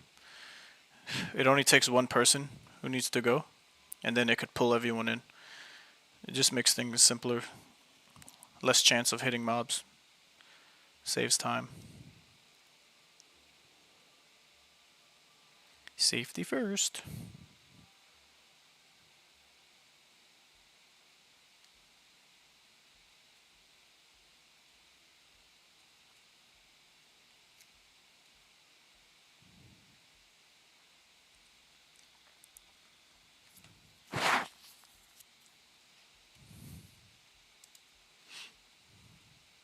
Jump in. Yeah. Set him up. What have we ever has there been any? What is it with the list? Here's my theory on the Jeffrey Epstein thing. But let's see what you think. Oh, I'd love to hear this. I think that the people are so powerful that I know in certain the cases, top the lawyers top go wolf, to the lawyers of these powerful people and they go, hey, focus now, our. we got some evidence that your client, who's a family man and everything else, was banging girls on Jeffrey's Island. Getting pissed on. Yeah, whatever it is, bro. His nuts put in a cinch. Sure. We got little kids are shit in his mouth. Sure. Hey, dude. Hey, hold on. What kind of podcast is this? They're doing drugs. They're doing drugs. They're taking wild chances. And I put this shit cigar in my mouth. These are good cigars. Delicious. Shout out to Foundation Cigars. Yeah, it's great. But I think what happened was there was a lot of money, and every one of those fucking people got paid off. I think it just went away because there's money. They came to these really rich people, and they're like, "What's your privacy worth? What's your reputation worth? How about 10 million? How about 20?" Well, this is the whole suspicion as to why the guy who was the CEO of Victoria's Secrets gave Jeffrey Epstein a fucking $60 million mansion in Manhattan and controlled his whole estate. Yeah, and then there was the other guy who was some big CEO who gave him $150 million and had to resign. Yeah, a bunch of these guys resigned. Money got passed around, and unbelievably, the client list has not been released. I know. I mean, he was very good at laundering money, I guess, and he was also even though I don't know what he really did. You know, the person who I trust. Also, Zena, could you take a screenshot of your spells and share it in the voice chat? I'll tag you in it. Just way too smart. You know, he's not a guy that you can fool. Just so. Right away. That's what he said. Just so we know he said what we're rocking he had with. a woman, like a 21-year-old girl that was sitting on his lap, and he kept kind of like nudging his knee before up we and get down to the his mouth a witch. little bit. He kept doing that while he was talking to him. I was like, what is this? And he's like, also, this guy does not know what he's talking about when it comes to finances. Wow. You know, like Eric's a legitimate genius. Correct. You know, a mathematician. You can't lie to him about stuff like that. I his theory on what he thinks this whole thing is, this whole, it's a simulation or whatever. You're here, because, so Newton, there's Newtonian physics, right, which is this matter here, and then there's quantum physics, study of the electron that Einstein was the pioneer of, and blah, blah, blah. So Einstein was working on what's called the theory of everything, which was the bridge. How do you, because a lot of times the rules in this ether, in Newtonian, in the world that we live in, are different when it comes to gravity and light than they are on a quantum level. So what is the bridge? How do we bring them together? How do we reconcile both realities? Right. So that's the theory of everything. So Eric is obsessed with that and kind of works on that. He made his own theory of everything. Yeah, so his idea is that maybe the singularity is already here, and maybe we're already machines, and we are, so watch this, so we're already machines replicating better machines, better versions of ourselves, and it's kind of interesting because it kind of full dovetails with Buddhism, right? So watch this, I'm doing an experiment on you that a Buddhist Rinpoche will ask somebody. Get in the lotus position. There it is. There it is. Dude, good breathing. Good breathing. Too much yang energy. Doing DMT okay, on sweet. Instagram. He was explaining Awesome. how to spike your DMT and communicate with entities. And he was saying how pure you damage. You compress your balls and your asshole and all your sex organs, and then through your abdominals, and you exhale all your breath. You breathe like this. And then you come. And you get that DMT flow. Oh, is that what you get? I don't know. Doesn't work for me. It's not working with one. Did you have a boner when he was The down thing here? is, like, most of these things take a long fucking time, and I'm busy. I'm busy, dude. I'm busy and I'm easily distracted. I have a lot of ADD. I'll just lick a toad. Right? Well, that's like My buddy did that shit. He licked the toad. He did the toad thing. Oh, the toad thing's odd. He called me because everything's different now. I'm like, right, calm down. But that's 5-methoxy. That's 5-methoxy dimethyltryptamine. Yeah, allegedly. Yeah. The thing about Kundalini yoga and all these different ways where you can achieve those states, like Terrence McKenna had a great line about that. He's like, one time the Buddha came to visit this town, and this monk came to the Buddha, and he said, I practiced a city of levitation for 10 years, and now I can walk on water. And the Buddha says, yeah, but the fare's only a nickel. And that was McKenna's great. that was McKenna's take on why would you do this when you could just take psychedelics? Yeah, that's so good. You don't really have to fucking meditate for 10 years, homie. Right. You missed out on a lot of enlightenment while you're staring at the corner of the wall. Yeah, you hear those guys a lot. That's kind of why, like Zen masters will say, "I have nothing to teach you," because once the part of you. So the idea would be you can't improve yourself. What? Because the part of you that wants to improve yourself is the part that needs improving. So until you get out of your own way and you realize that you, Dude, that was so crazy. Isn't That hitbox is insane. So like Sam Harrison, he studies the Vedanta, right? So in his book Spirituality Without Religion, he does this experiment, which the Buddhists will they'll have you do. They'll say, so you're watching me right now. I'm talking. Now there's this guy named Joe Rogan. Okay, we know Joe Rogan's got. But for a second, try to locate where you really are. In other words, where are you actually listening to me from? Where are you? Where's the seat of your attention? Are you behind your face? Are you here? And if you try to do that, it's kind of impossible to locate where you're hearing me from. There's this sort of echo, this idea that you're There's a lot of mental jerking off. I'm right here. Sir? I'm looking at you right Sir? here. I hear you. I hear you through my ears because if I plug this one up, it sounds different. And if I plug both of them up, I don't hear you at all. I'm assuming the sound's coming in here. I'm right here. I'm talking to you. You're still attached to your physical This is self, all sir. like You're still the attached. children of rich kids who sit around pondering the Dude, universe. this is Buddhism, man. Come on. You're not even a student. They take a backpack and they go on a trek and they stay in hostels because they're amazing. I turned to the other member. He's not ready yet. He's not ready. We have to break him down further. Yeah. No, there's something to that. All bullshit aside. Yeah. It's a really Subjective weird where are you? exercise. Yeah. Because the idea would be you can observe your brain, so you can observe your thoughts, you can observe your body, and you can observe your emotions. You can actually step outside and watch that stuff, and they get really good at that. Like they get really good at realizing that you're none of those things. You might be the observer, whoever that is, or whatever that is. And that's kind of where that's a kind of interesting exercise. That's why you see these dudes. Oh, that guy, that monk who set himself on fire, right? In 1963. The Vietnam photo? Now David Halberstam from the New York Times said he didn't make a sound. They watched him, and they heard the air leave his lungs, and he just fell over. So the lady on the subway. She Is that true? Well, she was also probably asleep or something. She was until she was lit on fire. Jesus Christ. Yeah. So I don't know, but the idea I've would never be seen anybody he never moved. burning, covered, engulfed in flames. He might not be able to talk. You know what I'm saying? Yeah, but he also didn't move, so he stayed Oh no, there. it was incredible. So he display of left will. his body. He was watching himself. That would be the idea behind. That's what they would say. Or he had incredible discipline, and through insane pain, he sat there. Yeah. Well, have you seen those videos? How about that when the Indian Army went out? This is recent. That is such a fucking crazy Jamie, photo. bring up the Indian Army. Pull up that photo back. That's incredible. Look how insane that photo is. That guy's just sitting there, completely engulfed in flames. The way the president of South Vietnam at the time, who was a staunch Roman Catholic, was treating Buddhists, and he said, "Please have some compassion," and lit himself on fire. What a bad motherfucker. Now, that's a good argument for celibacy because that guy's getting a lot of pussy. Well, that's right, because you're attached to a sensation. So they rip themselves. Again. Yeah. I have a long way to go. If you burn me with this cigar, I'd be like, fuck it. You know, I can't do that. Playoffs. We're talking about playoffs? You bet we are. Get in on the action with DraftKings Sportsbook, an official sports betting partner of the NFL. Scoring touchdowns is key to winning the playoffs, and you can score big by betting on them at DraftKings, the number one place to bet touchdowns. Ready to place your bet? Try betting on something simple like a player to score 6. Go to DraftKings Sportsbook app and make your pick. Much just seen what you're playing. Oh, yeah, sure. We are playing Forgotten Runiverse. The Runiverse. It's a playtest for 4 days before the live launch. This quarter, maybe at the end of March. MMORPG. Almost kind of like old. Okay, almost kind of like old school graphics. Yeah, 8-bit. RuneScape / World of Warcraft / Magic. And yeah, they got their large IP, got comic and animation series coming out, comic books and all. They've been around since last cycle, so like 3 years or so. But they migrated to Ronin Network, and yeah, they're going full blast on their game. What's kind of the, I guess, objectives then? Well, overall, it's going to be crafting. So there's a huge map that's going to be open world. So you're going to have a mount to help you if you want. You could buy a mount, or you were able to earn a mount by playing the playtests and crafting crates, like a mount crate. So if you go to the marketplace, you'll see all the crates that are exclusive to the time you were able to play and mint them. So over the course of like 4 tests, including rings. So there's 7 colors of magic. They all have a distinct use case, and the way the game is shaping up to be, especially now in this playtest, is if you could mix and match spells and that have different color magic, but you might have like a buff at some point with the live game if you have a colored ring with the color magic you specialize in, and so you can't just do everything at once. So the point of the game, there's going to be a whole storyline too, depending on the region you go to. And it's very fleshed out in that way, so it's pretty interesting. And the tutorial for onboarding is pretty simple, for this playtest at least. But I'm pretty sure they have some good stuff cooking to lead you down the beginner's hero's journey path. But ultimately, the whole Web3 side of this is you harvest or you gain. You want to accumulate mana. So the live paper, there's a handful of tokens, 2 off-chain and or 3 off-chain and 1 on-chain. So gold is what's used to travel and to craft armor and weapons.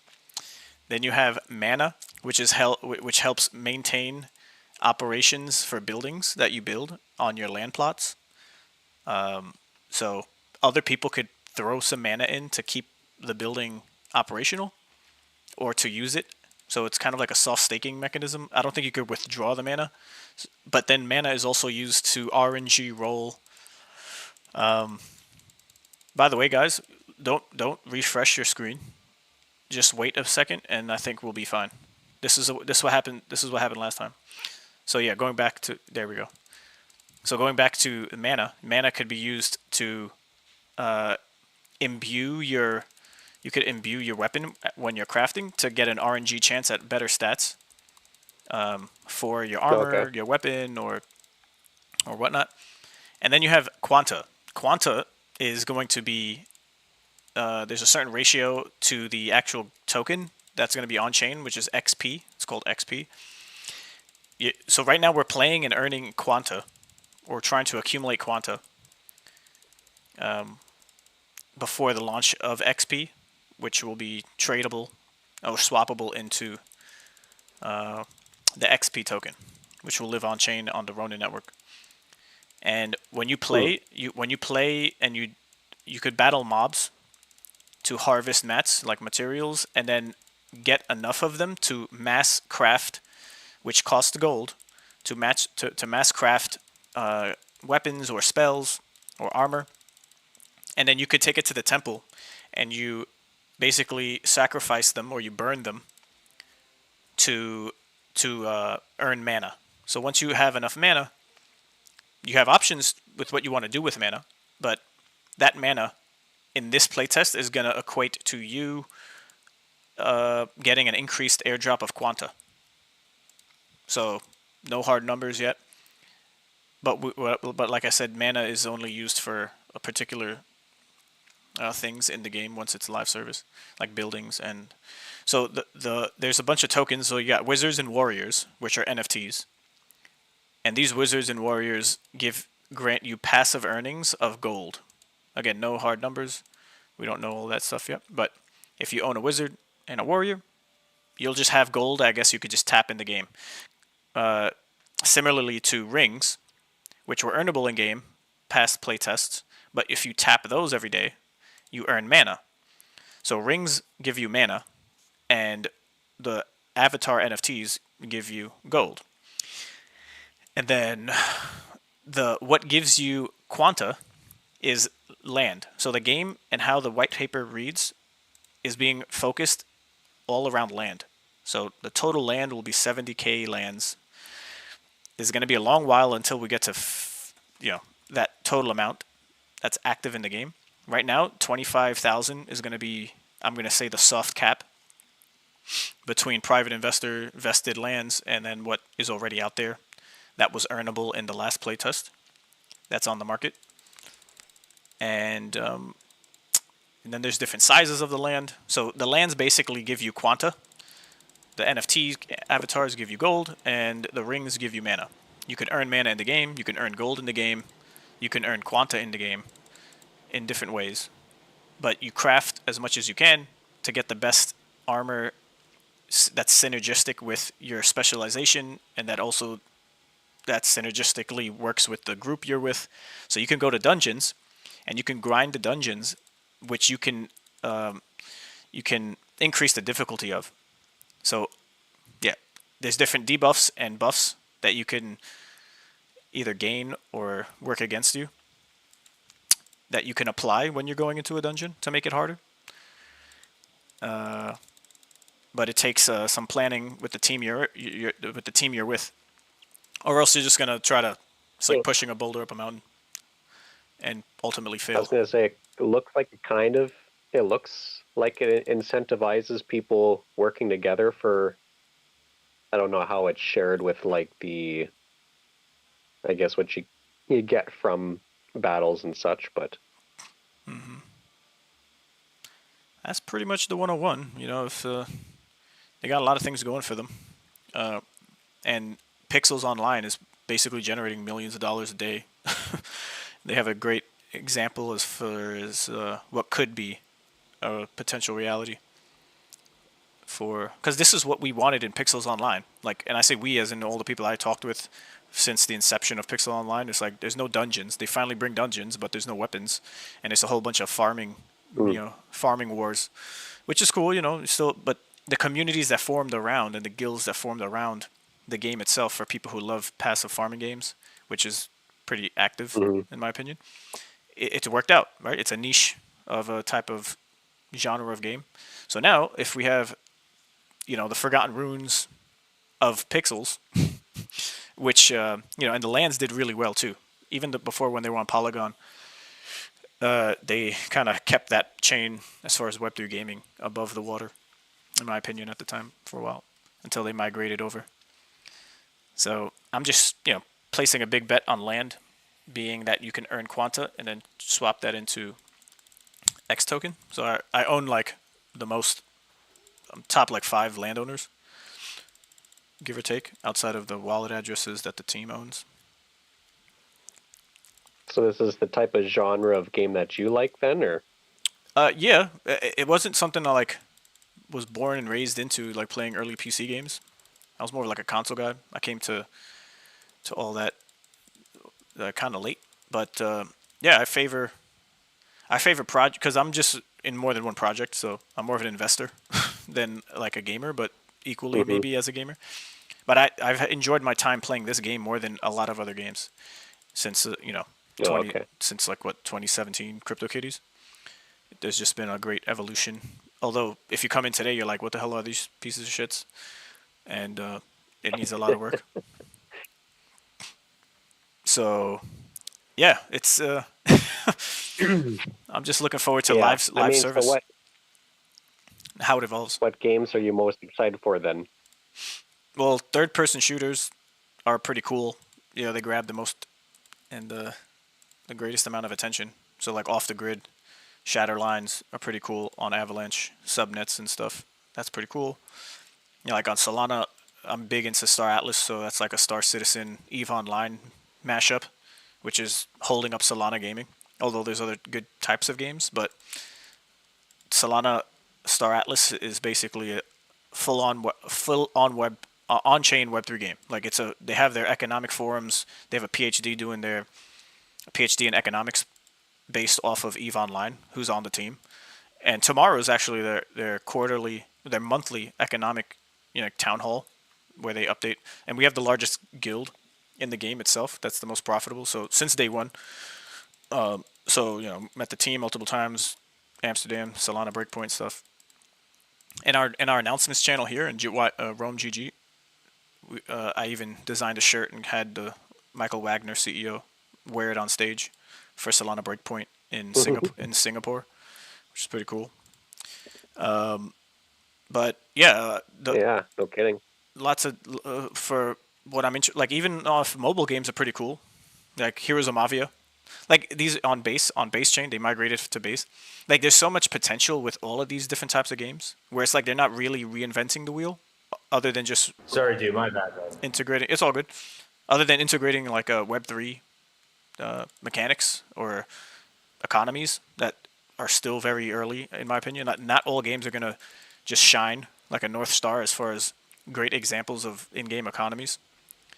But Ronin Network has been, creating their moat and just a cornerstone in outside of Star Atlas's economy, which is being kind of fudded.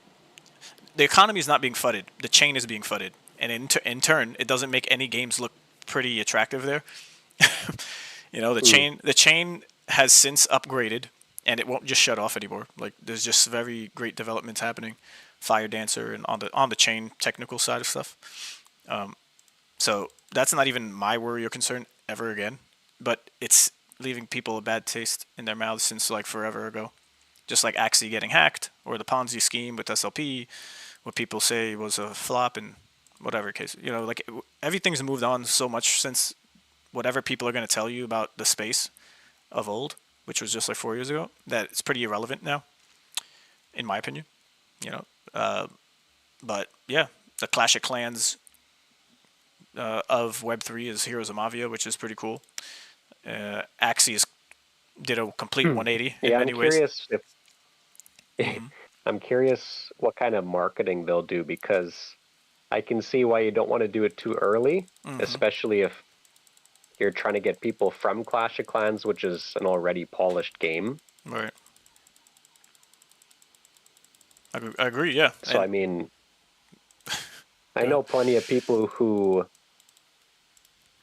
like, briefly came over, but then went back to Clash of Clans. So, it's kind of like a waiting game at this point for a Agreed. few more things to come into play first. Totally. And that's like across the board, really. Like mass adoption is still so far away from where we're at right now. But we're scratching at the ceiling. A lot of development still needs to take place, and revenue for extended, what do you call it? To sustain projects long term, basically. These projects need to make money, not just sell NFTs. Yeah. They need to be revenue Yeah. generating. Yeah, exactly. Yeah. Yeah, I see Forgotten Runes being one of those. Even if it's not like an exact replica of how much you can make versus Pixel Online, it's like they're surrounded. Like, how can you drop the ball? That's where I'm at. Like, if you're on Ronin, and if you've been around and you're quote unquote OGs, and you might not be like every other team that I might consider like the greatest team, you still have a great chance. Like, you don't need to be superheroes. You just need to stay in your lane and learn from the people who are around you. And with migrating over Ronin, it's like you have everything in your corner to be successful. Like, so if they flop that, I don't know. And it's happened already. You know, like there's other games on Ronin Network who started off before, just like months ago, and they kind of fell out of relevancy because they didn't. I don't know. They didn't have the juice, the culture and the mindset, and they I don't know. They haven't stood. They haven't been around long enough. Maybe like that definitely plays a role. And just knowing who you need to market to, and how to talk and cultivate community on Twitter. You know, Twitter, Discord. These things are, if you never used them before, like these are tools that amplify and make you a success as far as a Web3 project, even if you're lacking in other areas. If you just know how to work it. So there's a lot of moving wheels. But Forgotten Runes, I'm placing my bets. So going into 2025. But there's other stuff too. Well, yeah. 2025 looks like 2025 should be an exciting year for crypto, anyways. Aggro the witch. Aggro the witch. Click the witch. Yeah, for sure. Yo, this is a record. Killed her so fast. Yeah, the banana zone. We're in the banana zone going into this cycle. Yeah, so. exactly. Yeah. Yeah. No matter what, things will go up. So that's what makes it even more confusing for people, especially if they haven't been around. It's like, what do you even put your money into if everything will go up? Because then it'll just come down super duper down compared to everything else that's gonna come down. And it's like, it's crazy. Yeah, I mean, I was listening to something where he was pointing out, rather than trying to sell at a specific price, to like more look at the time of year. I guess so. Like, for example, in the winter time, it's very cyclical. Yep. So, and I guess that's how to simplify rather than trying to always time the top and bottom. Right on. Some good resources out there who show the data like that. But yeah, there's all sorts of projects out there that are interesting. I mean, it was only like, I want to say a couple months ago, I found out about XRP, for example. Really? That's good. Good for you. Or maybe not so good, but you tell me why. If it's good or bad. Well, I mean, it's better now than never, I guess. But, you know, can't predict the future. But I'm just looking, and it was only like a little bit before I found out about it that it had like jumped up like 5 times in value. Mm-hmm. Click, anybody? Because it was only like within the last 6 months it really jumped up, but I do think it's interesting. Like before I invested in them a little bit, it's like it was interesting to see what they're about, and it's like, well, I think over the next 4 years at least, Welcome, Eddie. There'll be value in what XRP focuses on. Yeah, potentially. With Gary Gensler out, Trump in, and everything becoming less depressing on that end. Yeah, maybe they can have a resurgence. Because I was there day one, didn't sell when it hit dollar in 2020, and then it just was just dead forever. And then I was like, all right, well, that's the end of that. XRP army was still going strong, and yeah, so far people maybe broke even with this recent increase. Yeah, because I was looking out like within the last 6 months, it was at like, I don't know, this is Canadian. I don't even know what it'd be for American, but it was like $0.50 Canadian or something like that. And then now it's like 4. Yeah, I'll have to look at the chart. But, I haven't looked myself. But the other thing I just recently, like just today, was looking a little bit at was Sui. Yeah, they've been doing good. Sui is shaping up to be a player. I kind of faded Sui in the beginning. Even when they launched, there was some negative kind of sentiment on Twitter that spread because of what they did or how they did some particular thing. I was always on the sidelines. I didn't really get too deep because Aptos was also launching at the same time, and it's kind of like, okay, I was already balls deep into doing something or another, so I kind of just let it pass. But Sui came out to be the better one, and it blew up. And now there's a good amount of stuff being developed. It's impossible. No, I mean, yeah, there's so many, like you said, like if everything's going to go up, it's like, I guess in one sense it makes it maybe trickier to know what to invest in, but at the same time, you know, I guess a person should be happy with the fact that, that they're getting richer, period. So. Yeah. Yep. But out of all the chains, I guess then it gets... Go ahead. Mm-hmm. Sorry. You can go ahead. I was just going to say, I guess then a person just has to avoid being too greedy. Yeah, that's what it comes down to, basically. Like if you have no grounding of understanding on cycles or what was, and you just jump in, yeah, greed is definitely going to be at the top of the list for many people for why they stay in this full cycle, if they last going into the next cycle with what they bought. We could all probably admit to holding a little longer than we should have. But if you're... Yeah, I mean, it depends what it is too, I guess. You know, like for example, Bitcoin, like as one guy was pointing out that he felt like he was a great macro guy because he you know, the money he made from like trying to buy when it was low and sell when it was higher, and then he found out that if he just simply held on to Bitcoin and just, that whole time rather than trying to buy and sell, he would have actually made more money. Yeah.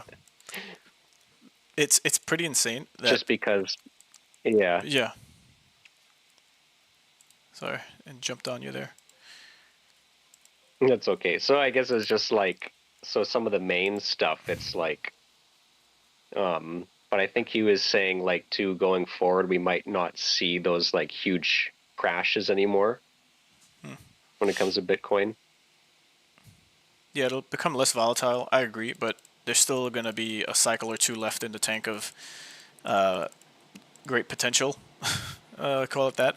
But it's interesting for what you said earlier. Is just like there needed to be a couple of cycles for this to even play out as like a fact of the matter for Bitcoin. But if buying, holding, as you said, was always the strategy, DCAing in over the course of its existence, and I think it's something like 10 days out of the year is when you're able to buy the dips where they go so low.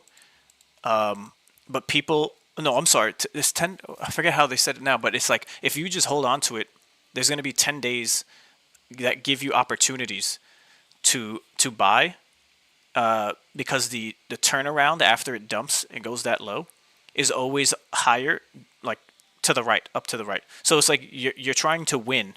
You're trying to play the market to really optimize for 10 days out of the whole year. It's like it's like you're pushing a boulder up a hill. Just buy and hold and throughout the whole time, so you don't have to like lose all your money.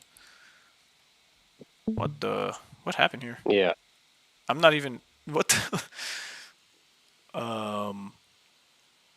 What just happened? Yeah, that just only seems the case of Bitcoin, anyways. I'm confused. We're like outside the portal here. Yeah, someone's in a battle. Two of our Niru and Zanka. How do you say it? Yeah, I think they're in a battle. Or we lost somebody. Who was? Oh, Gino? No, Gino been left. Hopefully they win. Maybe Nira had the refresh. So we locked. Same omens? Yeah, same omens. Nira, did you you didn't disconnect right now. Are you what battle are you in right now? Who are you even facing? And then on keep, your keep is like grayed out for me, even though he's right next to me. Oh, we got one. Yeah, you're grayed up for me too. I've never even seen that one before. Okay, everyone's back here. Everyone's blue except for keep. So maybe it's me. What? What the hell's going on? I think I'm gonna refresh. Should I reload and see if I come back? Sure. Yeah, I'll try that too. Maybe we reload back into the dungeon.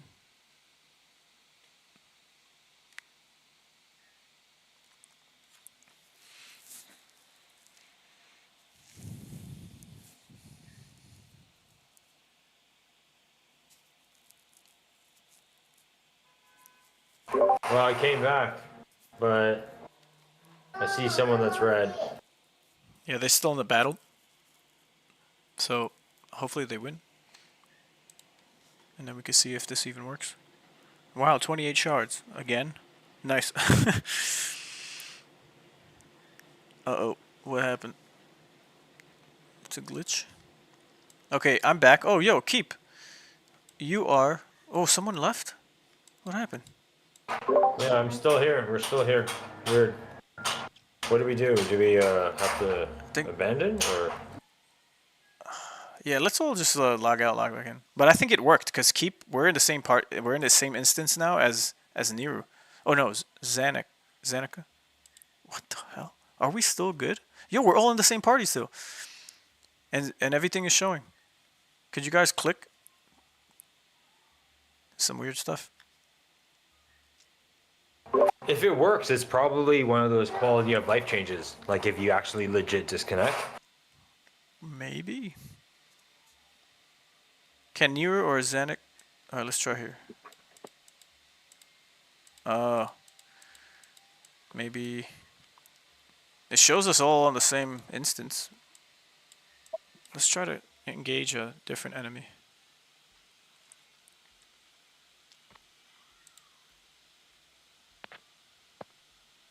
See if we all get pulled in. Nope. I'm in a different instance, so. Yeah, I'm in a different one. All right, everybody, log out, log in. That's what it. Womp womp. Yeah, it's a bug for sure. Crash the Runiverse update. It has been exciting days. An announcement just dropped at 3 p.m. Schedule maintenance. In order to apply more stability updates, we are scheduling a maintenance at 4 p.m. It's converted to your time. So basically 40 minutes. We'll continue monitoring performance and further improvements during the event. Thank you. No, thank you.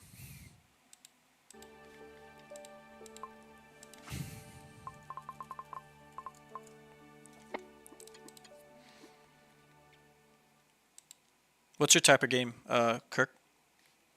Oh, he bounced. All right. Well, farewell. I reloaded. Yep. Sounds like it. Well, we're gonna have a maintenance at 4, right? Yes. Good time to eat.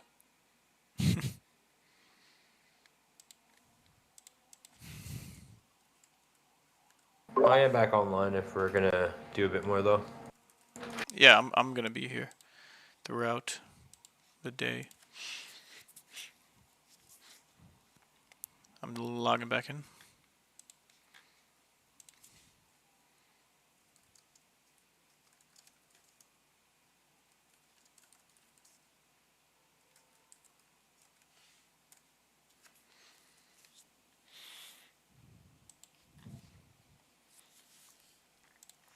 Let me know if you're in. I'm gonna invite you guys.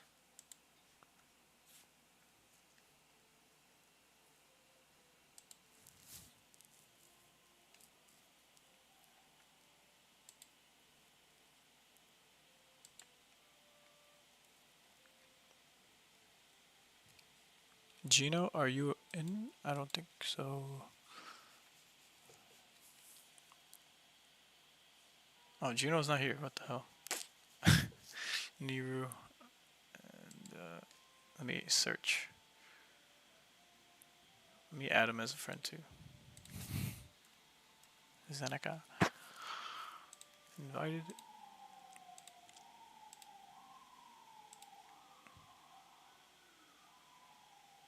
I sent them out. Let me know. You're gonna have to send me again. It looked like it didn't go anywhere. All right. Let's see. Sent. Nice. Very cool. It worked. All right. Let me know about you two. You two. I could just resend it. Okay, yeah, let me send it now. I'm gonna kick him. Kick you both.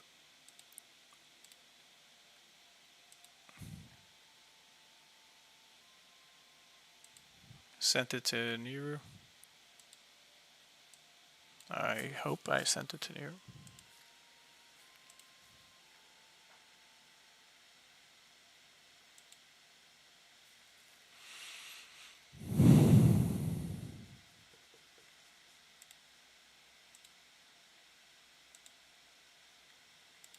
That's weird.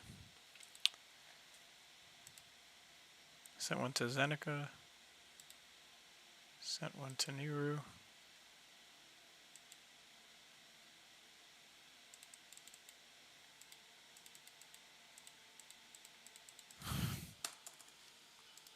What is happening?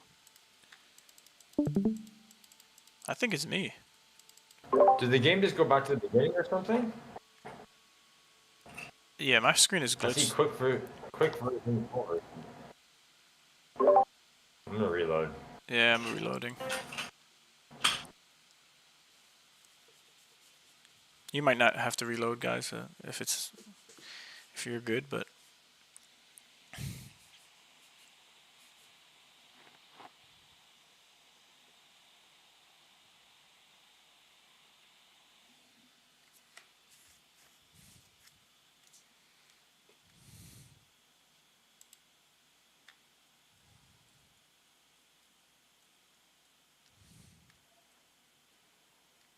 okay. I'm back. Me too. Let's give it a sec.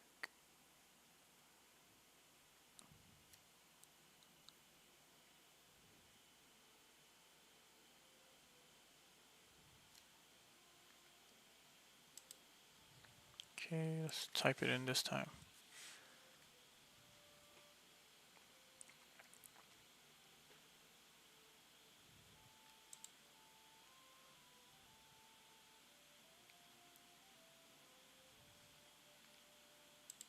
Okay, sent one to keep. Yep, I got it. Send one to Zanika.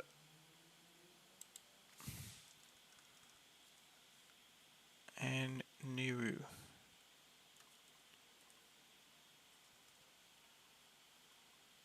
How the hell do you spell that shit?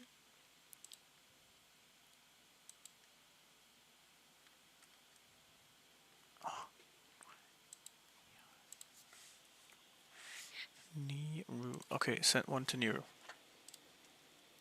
Little brain fart. All right, we're all here. Let's do it.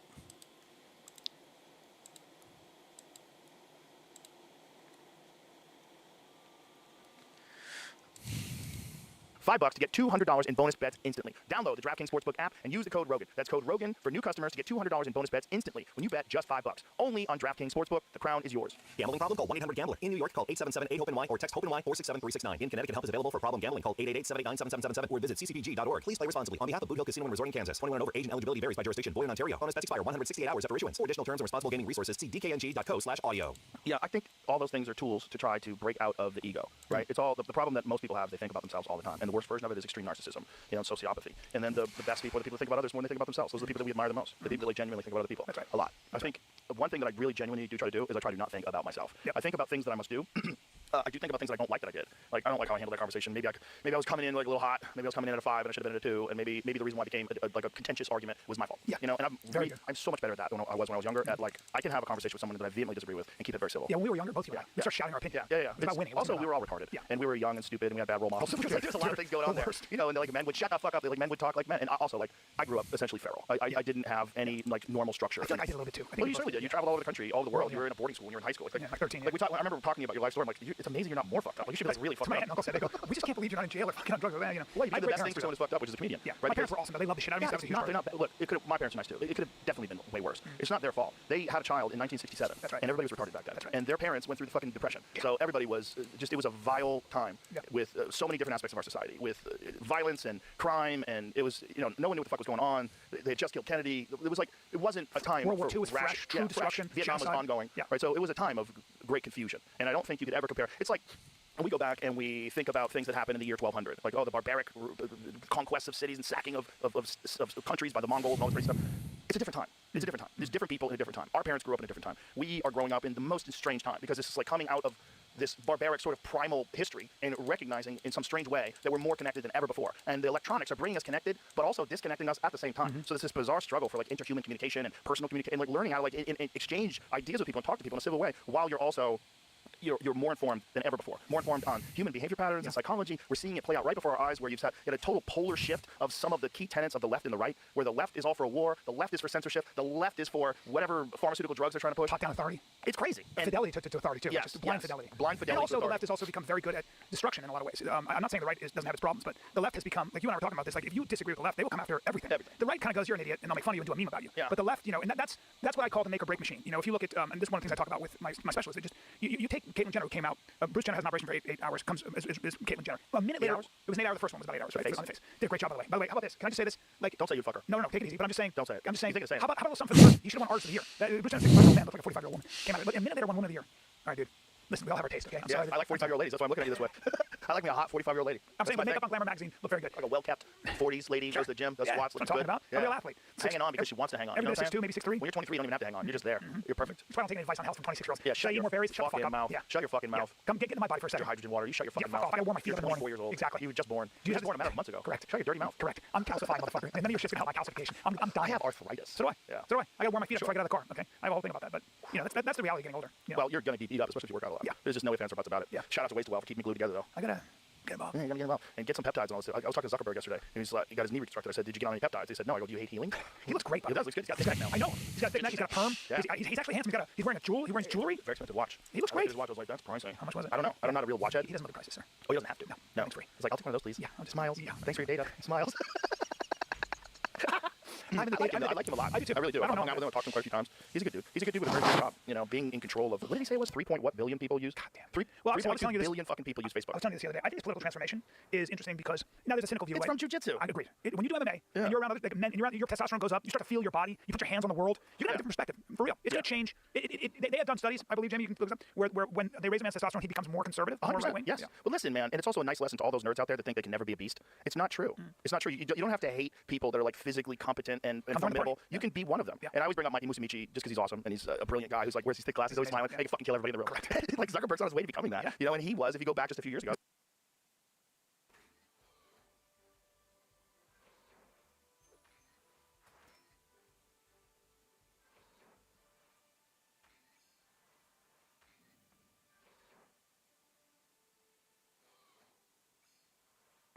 No.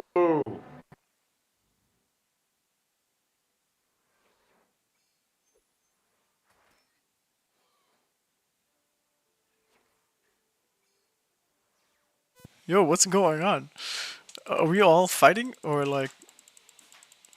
Got killed, man. But why aren't anyone else attacking? It's only me and. What the freak? No! I was playing. Dude, what the fuck? What the hell? Bro, no one is attacking. No, bro!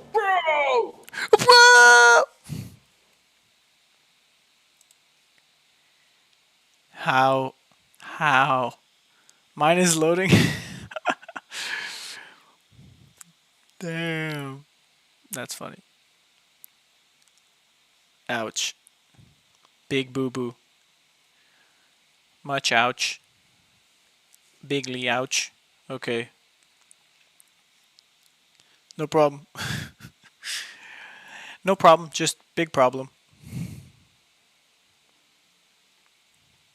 Alright, so let's go back to the beginning. And I guess we could stay here. I'm just gonna invite Niru again. Let me know when you're in.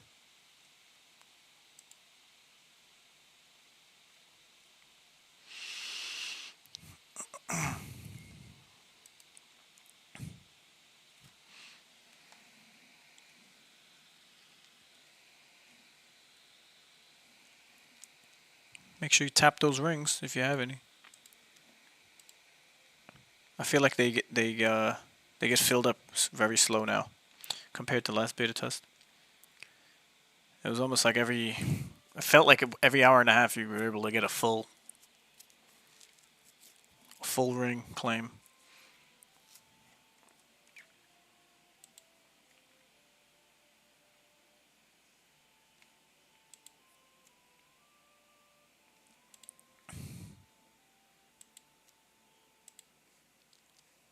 An hour, I guess 2 hours and a half for 50 mana. I have to check the... Please invite me. Yes, sir.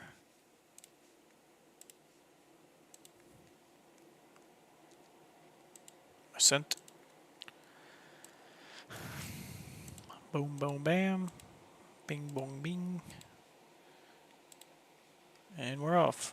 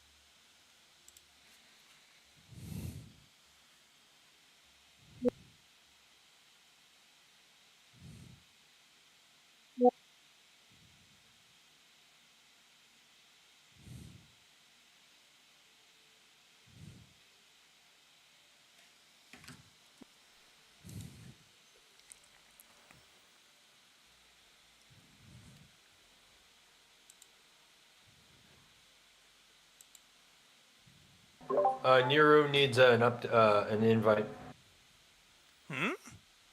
Is he with us?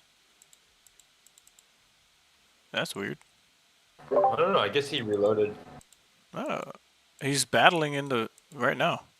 Oh, I think you're reading the message. That's the old message, like just before we started. Oh, jeez, my bad. I'm here. That's how we know Keep Case isn't looking at his screen when he plays. It's like he got those. I got it on one screen. It's like he has shades on and he's sleeping in the front of the classroom. The teacher's talking. Keep Case, what's the answer to number 5? What? JK. Alright. Let's get on one with it.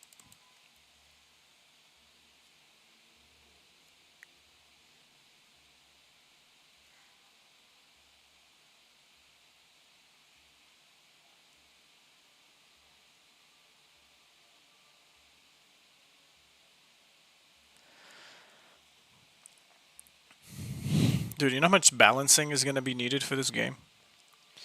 From resource gathering and how much you get for resource gathering versus what you get dropped in dungeons, if it's worth your time, versus crafting, how much mana you get, how much gold you get, how much things gold cost.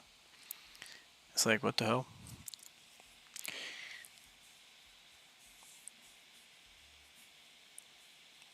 How much mana you need for land, how long until land goes vacant and forecloses for someone else to use it. Apparently they could just, I guess, start using it themselves with their own mana. I think that's how it goes. Yo, we need clicks. Okay. Like they can make buildings on your land? Yeah, I think I gotta go back to the live paper, but I think how I understood it last time I heard was people, if your land is inactive, like let's say you have your village, right, and your village isn't doing anything, someone could, I guess, pay to start operating the buildings there, and you'll get a piece of it, like as far as whatever's made, because it's your land. So technically it's like a hands-off rental system where you get percentage for not even doing anything with your land. But I have to go back into the live paper. Oh, that's cool. And see, yeah. But it has to be worth. Obviously, if you're active, it's going to be more worth your wild than leaving it dead just for whatever, some quanta. I don't know, but I don't think they want to incentivize people to not do anything with their lands. So you'll definitely be able to earn more, I'm sure, if you play. But yeah, depending how long. Like for example, Pixels Online, you could play after you reach level 60, which takes like maybe a month or so for a skill or two. Like it takes a while for each skill to reach a high enough level where you're earning like max pixels. So depending on the upfront or the overhead time investment to get things going, hopefully it doesn't take that long for landowners to just realize some sweet gains. But yeah, we'll see. Because if it comes down to foot traffic for how you even earn quanta, that's why I bought all the city capital plots for just blue. Because I'm like, okay, there needs to be a high concentration of activity. And where is that going to happen? Only at some wild plot or the kobold crossings, like where there's only like 10 plots? I doubt it, unless there's a dungeon right there in the smack dab in the middle. Then you got all those plots just kind of working, whether they're a settlement building or a gathering station. So I'm like, okay, well, if everyone's going to start from scratch and they need to do the tutorial and they need to always go back and forth to buildings, they need more than one building to do multiple things, maybe that's the best play. That's what I kind of followed through on, so could be wrong. But it's kind of like, and then what I'm thinking too is like if you pick a specialization color right in the beginning of the game, like that's part of the tutorial, right? They'll still ask you, here's a description for each color. make a decision, right? After you create your character or something.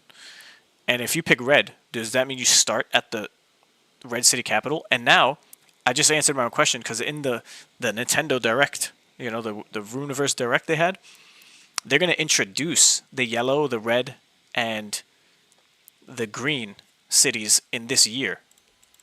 So this year they're going to introduce those places. So the Blue Wizard Bastion is going to be the only place.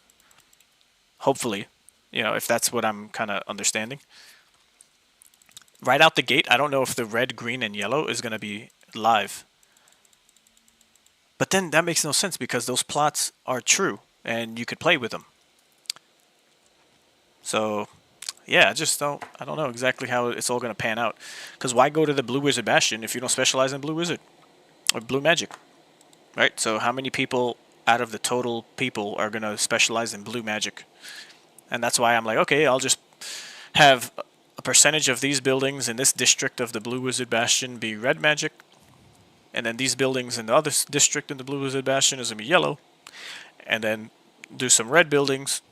So you have a treasury, you have a mage workshop, you got a whatever. So now you have all the buildings in one area. But I don't know what all that entails as far as work, because now I need all those resources from all over the map to have the color for that building. And that's pretty much what I'm thinking about, because no other city capital, no other capital city is gonna have multiple colors in the same quantity. So I'm really, it's kind of far-fetched of a plan, but I'm like, in all of the Forgotten Ruins map, where will you be able to go to get multiple buildings for each color? It's gonna be the Blue Wizard Bastion. It's like, you go to the red capital, you're gonna have blue buildings there, maybe one, you know, maybe two, if people bought multiple settlements. You know what I mean? Like, and they have to be settlements. They can't be a freaking homestead. So you're gonna have to travel to the Blue Wizard, and then while you're there, you could just hop over to the red district in the Blue Wizard Bastion, and then do a bunch of work with what you need.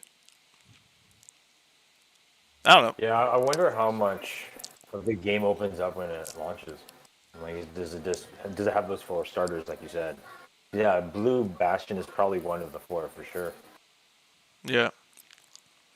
Well, we have all the plots. It's the yellow, green, red, and blue. So they were you could have you could visit them. You know, like you were able to visit them always in the last test. So I'm sure they'll all be open for business right out the gate. But I wonder where we all start. Do we start at the encampment, just like we always did in the playtests, and then we do a little story mode training camp stuff, and then we have to go physically mount ourselves and travel to the city we want to specialize in, right? And there's a quest you have to finish, and then you're officially a red wizard, a blue wizard, a yellow wizard. Maybe that's how they do it. They put you to work. Go specialize. Find the person you need and become a wizard for the yellow city or the blue.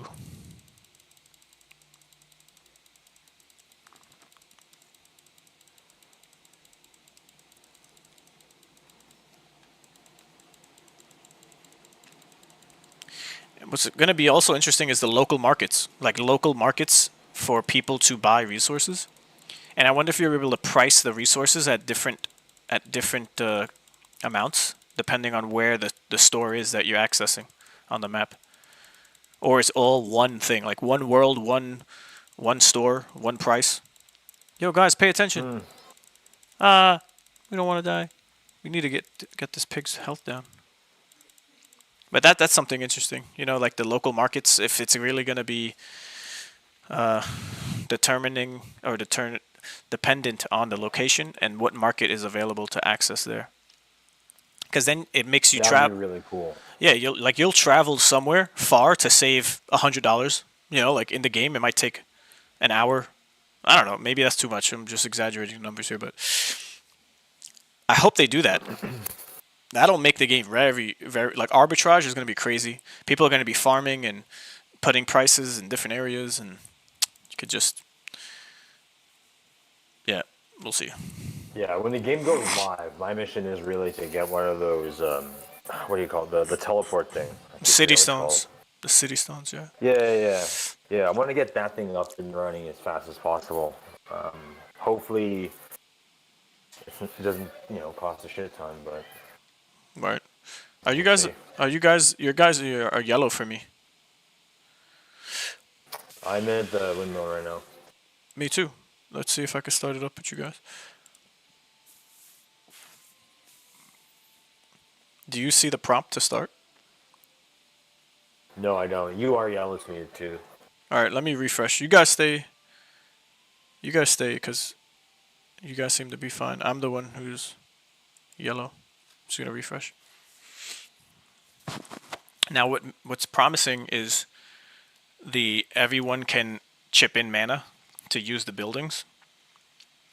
Because there's no way one person could do all that. And what would be the point in buying all of these lands?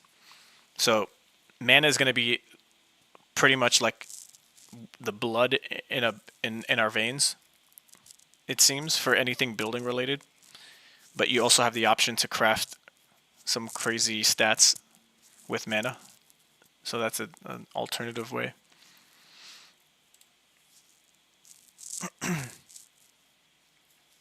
And then we can take that quanta and convert that to mana as well. No. Well, not directly. That will only be... Yeah, I'm going to send invites again. I have to go to live paper and look at the quanta thing, but you can't swap quanta for anything but XP. But you'll be able to use the quanta in the game. But it escapes me. I'm a little confused about like the quanta and the mana though, because like I remember like looking at the live paper and it's like, okay, you have gold, which is like all the in-game like the in-game loops. I'm like, okay. Are you in a party still? Have, Sorry, like, premium leave price. your party, because I have to reinvite you guys. Oh yeah. Just disbanded it. Okay. And then the mana stuff is like the premium stuff, and then quanta also sounds like a premium, but not really. It comes from the land, I guess, but other actions as well. Yeah, I guess we could pull it up and just. Maybe, Yeah, might as well. If you go to official links here, and then we have the live paper. Let's see. Live paper. Is there one just for quanta? I think there was. Tokenomics, items. No. Yeah, quanta yield. So plot owners have a chance to earn in quanta whenever any player inscribes a recipe, creates an item, extracts materials, or makes an offering on their plot.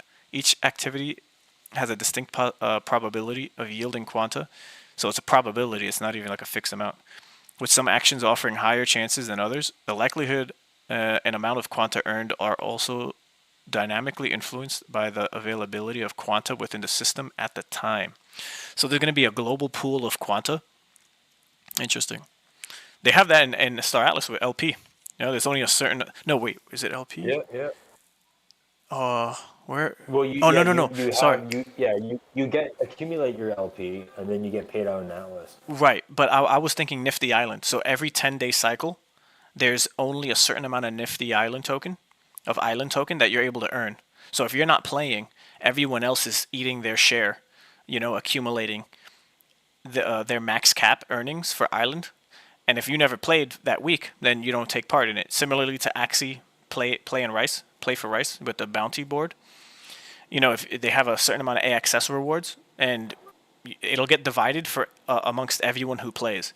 But if you don't play for that week, you didn't earn anything, but you could always jump in next week and start, getting your allocation percentage. Right. So boons, okay. Boons are passive bonuses that increase the plot's quanta yield. When owners meet certain objectives, players can stack multiple boons, with each having its own criteria. The system is designed to reward ownership of ecosystem collections, consistent wizard color theming, and collaboration between neighboring plot owners. So development boons. Each plot receives bonuses based on both its buildings and plots built by other players on adjacent plots. This encourages plot owners to coordinate with their neighbors as they receive reciprocal benefits. thematic consistency. Plot owners earn additional bonuses by maintaining consistent theme colors across their plot and neighboring plots. This is determined by multiple factors, including the color affinity of the wizard and wizards owned by the plot owner. Okay. Architectural theme of player housing and facilities and decorations on the plot and inside houses. And then NFT ownership bonus. Plot owners receive additional bonuses when holding NFTs for the ecosystem collection. For example, plot owners will receive bonuses when holding wizards and warriors up to a limit determined by the number of players' houses on the plot and in adjacent plots. That's interesting. Yeah, I've seen that. I wonder how many per house. Right. So there might be a reason why you have a house on a village. Like at this point, I wasn't thinking about using houses at all. But if that gives me a bonus, then you're gonna probably need some of those to boost it. True. And that's why you want to have a little bit, like a couple of wizards or warriors. See, but the thing is, like, maybe how many they need, like, yeah, like for me, maybe I'm lacking on the wizards and warriors because I have so much land. Like, to optimize the earnings, right, and the bonuses that they mention here, you just need a lot of everything. Like, apparently, that's just basically what it comes down to. Like, oh man, another Stage Lab situation. Oh, and then here we go. Quanta is directly redeemable for XP. ERC20 token. Quanta serves as a versatile in-game currency with multiple applications. Quanta's uses extend beyond the core game loop, focusing on player customization, community engagement, and non-essential game enhancements. This currency allows players to interact with the game in creative and socially driven ways. Player engagement. Quanta Syncs. To support XP, we implemented powerful Quanta Syncs. Item minting. Players spend Quanta to mint in-game items. And NFT as NFTs for trading on secondary markets. Okay, so if you want to make your item an NFT, you got to use Quanta. This creates consistent demand for Quanta tied directly to player engagement. And then land investment. Players can invest Quanta to upgrade buildings and develop land, increasing their Quanta earning potential. This creates a long-term sink and incentivizes holding and reinvesting Quanta, reducing circulating supply. So these mechanics create a self-reinforcing economic loop where player activity drives demand for Quanta, supporting the value of XP. Well, item supply. Our item minting system is inspired by a variable rate GDA paper, which you can click on, but with additional control and adjusted based on player engagement and overall economic conditions. So a fixed number of items can be minted per unit time. So there's a time frame and a limit for how many items that could be minted. Players bid Quanta for minting priority in a queue system. So if you want to mint first, you're paying more Quanta. It's like gas fees on Ethereum. If you want to push through your transaction, if you want to, the number of mintable items per unit time can be adjusted to balance supply and demand. This system adjusts to player engagement levels and perceived item value based on the success of our new foundations and EVA member events, where over 50% of users converted to mint items. So we anticipate strong secondary market activity. That's like the Federal Reserve, bro. These guys are just pulling all the economic levers. Well, it's going to need to be this way because it's just going to be a runaway train with people. So we'll see how it all plays out in practice. But yeah, I hope those buildings are actually worth something. Yeah.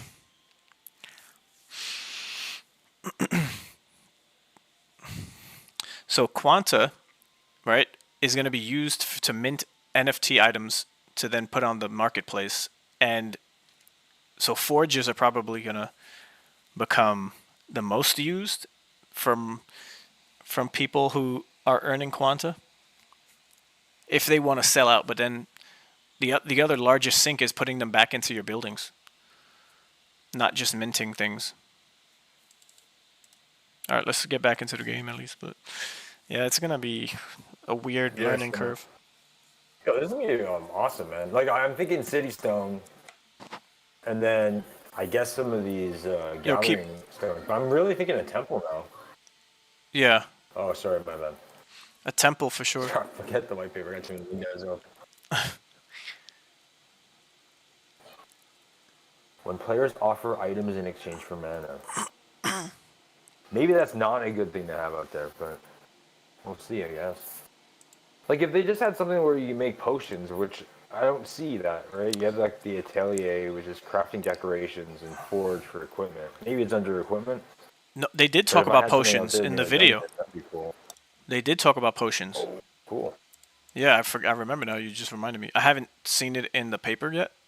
I have to go through it again, but that's going to be interesting because it speeds up time, or I forget what the effects were. They talked about it in the video. Somebody got to I'm click. just hoping that the land produces Click, click. more than the cost to run it, you know? Right. That should be the basics of you buying a land. And it shouldn't be so crazy of a gain. It should be borderline, it breaks even. Just so now you have to put in some work and you don't have to worry about being constantly negative while you're playing. That would suck. Yeah, I hope they do that well. Man.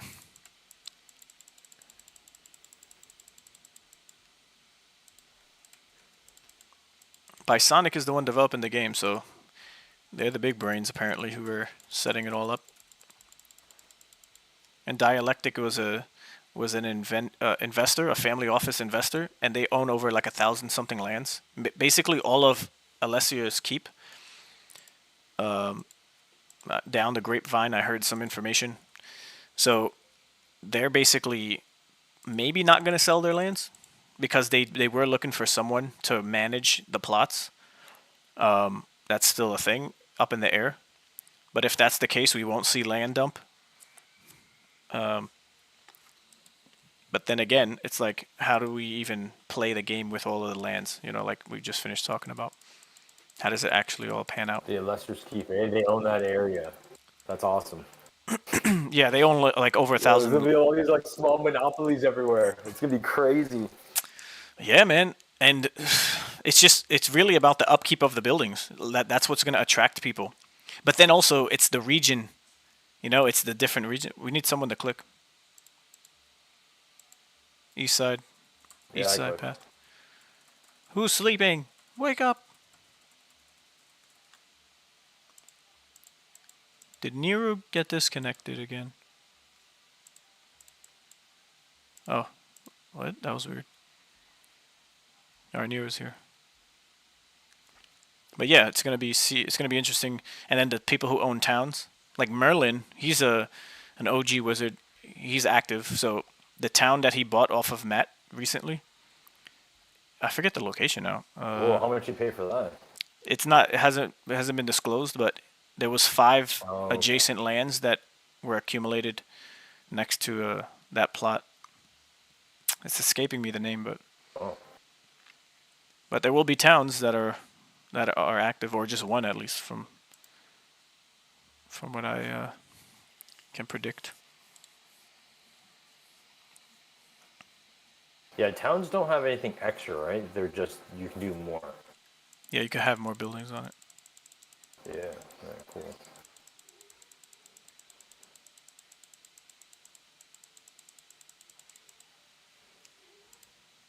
And then delegation is coming in 2025. So what does that look like? Like if I delegate... You heard stuff about that? They're yeah, actually talking about it? Yeah, there's a photo I posted here. I think I even pinned it. I'll pull it back up. I think I've seen that photo. I've seen that photo. 2024, 2025. That is cool. Yep. So if we can delegate to an address, or maybe they create some type of website, then what does that even mean? They get a share of whatever they're putting into the land? Yeah, it's still super early.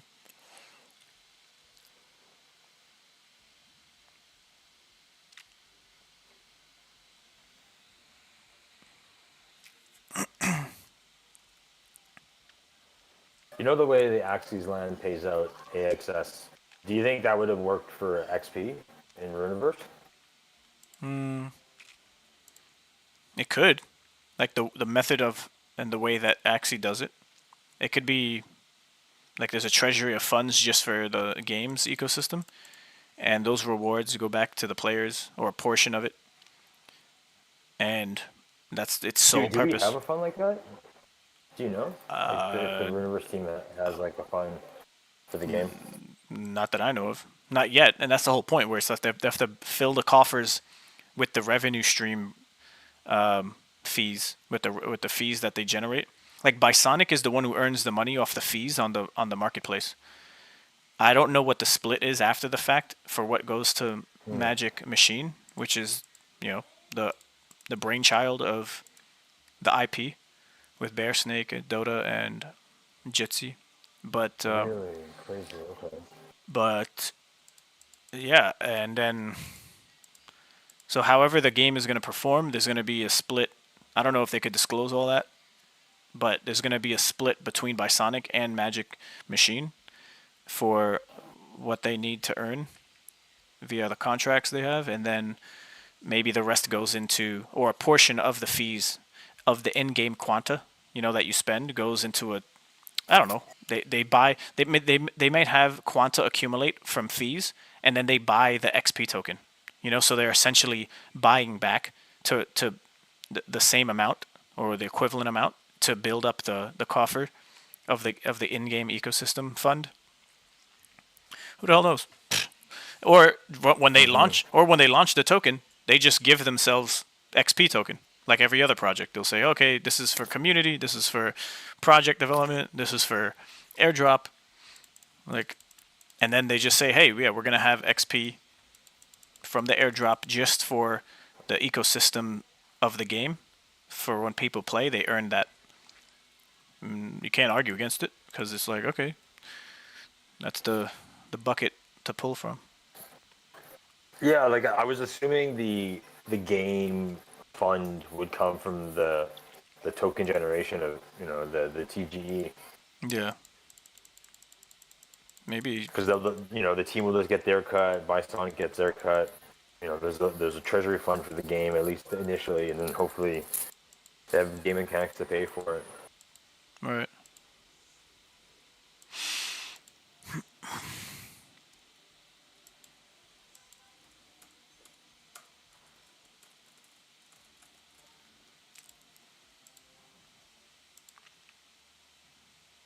Usually family investors or VCs, people who are invested in the game.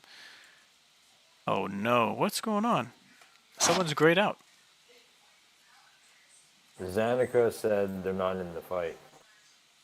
Uh-oh. Both of them? Maybe something's worked. I'm not in the fight.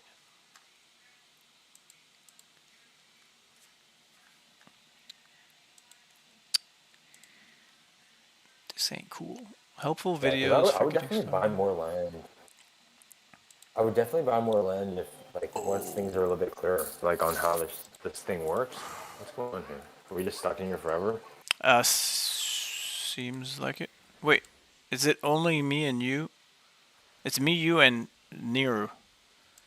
Is it this guy ain't attacking? I think so, yeah. Zanika, yeah. Zanika's not here with us. Alright, let's beat these guys and then refresh. Fajar, he just posted doing the druid weapon, the druid staff. He's getting 375 mana for filling up 6 druid staffs. That's pretty good amount, I guess. That sounds pretty good. Yeah, 375. Again, dependent on how good the stats are. That's a factor as well from the last test that we were playing. If it's a better stat staff, you'll get more mana. So I'm excited because I've been earning some staffs here, but we could always craft more with all the resources. It makes me think: do we even have to do anything with the pyramid?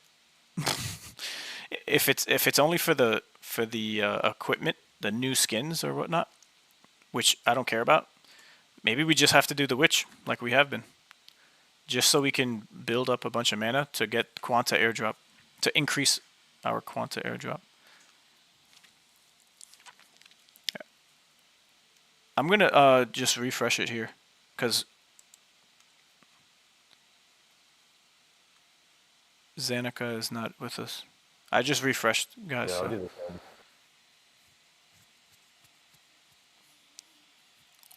Oh, you know something? Is it the maintenance? Is that what's going on here? Oh. I just got kicked off to the title page. Yeah. 2 more minutes, yeah. So that's basically what's going on.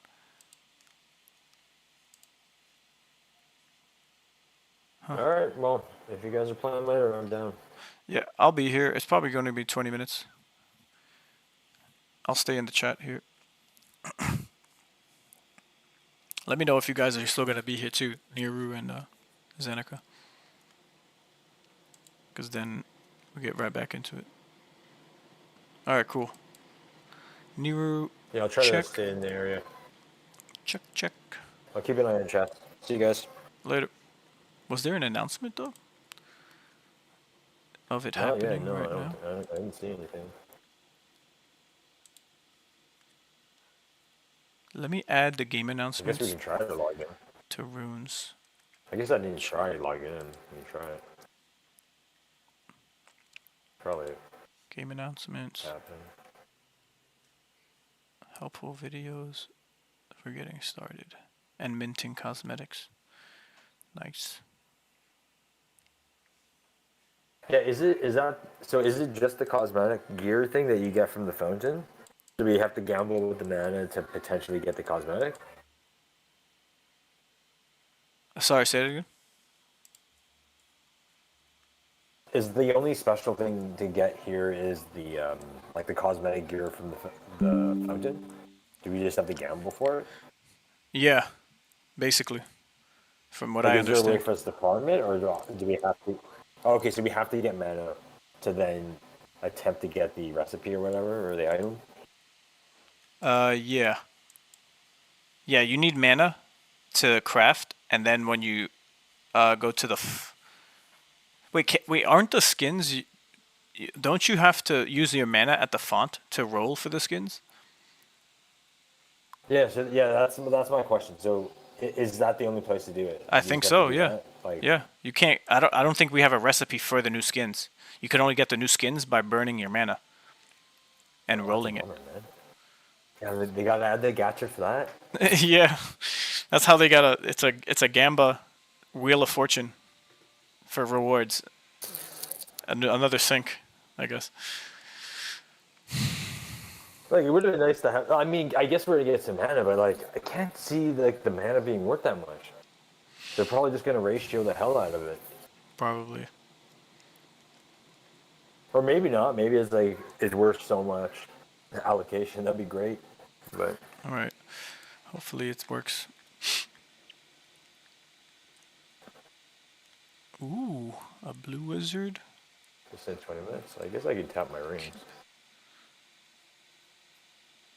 Oh, I guess they're fine.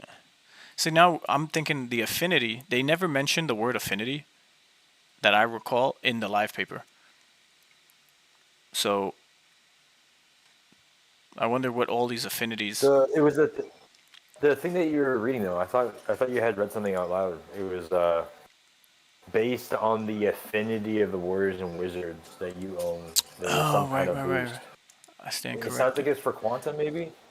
Oh, right here, yeah. Underneath thematic consistency, the color affinity of wizards and warriors owned by the plot owner can earn additional bonuses. Yeah.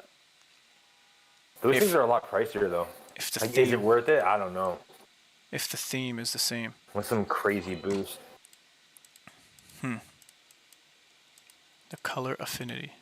See, the color affinity. Okay, well, what is the color affinity of academic? That's the same thing. I guess, right. What's academic color affinity? Because if I have a blue hat, then does that mean that it's blue? Clearly, yeah. But what about other wizards? So that's where I'm kind of confused.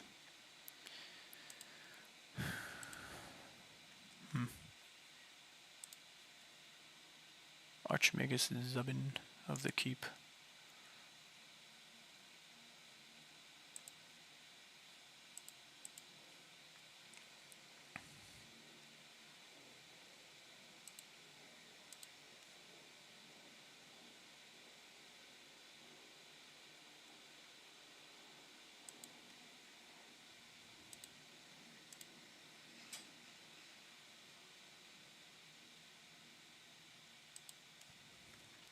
All right, man. I'll try to find you guys after maintenance. All right, man. Later. I'm gonna check the markets. See what's up. Any sales?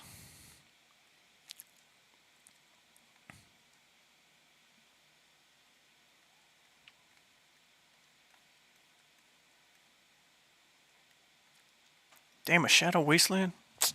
Wait, I think I had one of those. It's the Silk Undergrowth. I think that's the one I don't have yet. Come on. 73. The floor is going down a bit on homesteads.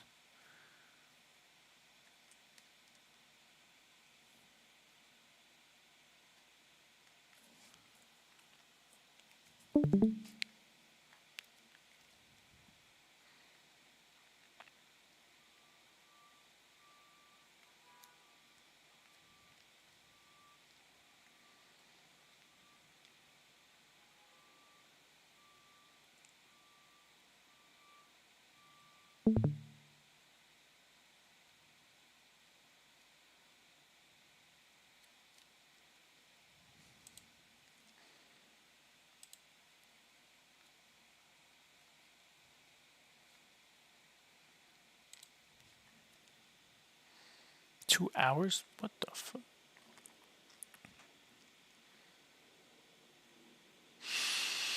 Come and learn. On the 15th, that happened at 11 a.m. Aye. Monster on the beat, ho, depot, any rattle of us will send chains. Homies. Both of my nieces had to fly. Rose, oh, love boy. The room. When as soon as I did, like it started. As soon as I did. I hear 69 God, aye, freaky ass, niggas need to stay outside, aye, blow your ass up like a fresh pack of side, aye, city is back up, it's a must, we outside, aye. They not like us, they not like us, they not like us.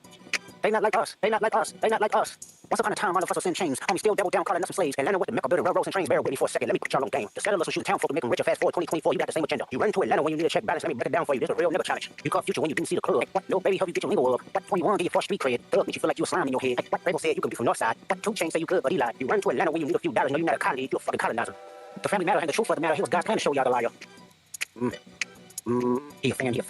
I remember last time I played this, and I was like, I don't know if I'm gonna play this again. But now I remember why I did. I fucking hate that song. I was actually a Kendrick Lamar fan until that one. Everybody acted like he blew Drake the fuck out of the water. I guess just because he called him a pedophile, and that was like, kind of fucking. It's got a good beat to it, but I'm not. I remembered last time as soon as I did, like, started playing, because I called Kenny and I'm like, yo, give me a song, and he gave it to me. I'm like still out of it a little bit, and look, I can't help y'all if y'all don't have good taste in music. I mean, what can I say? this is good taste in music.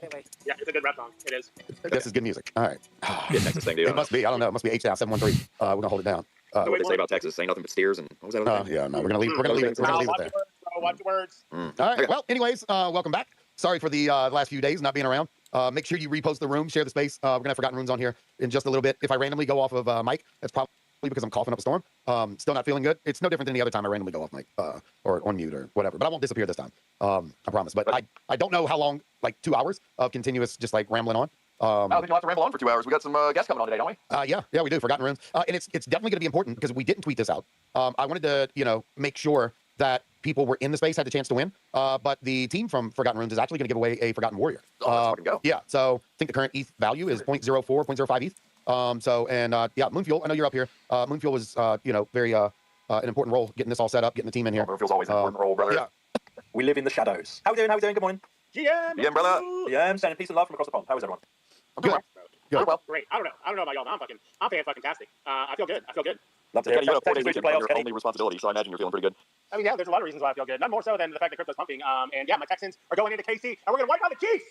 Bro, I just put your money on the Texans. I just put a lot of money on Kansas City. Not financial. I no shit. I put some decent sized bets in on Kansas City. Oh, did you really? I did.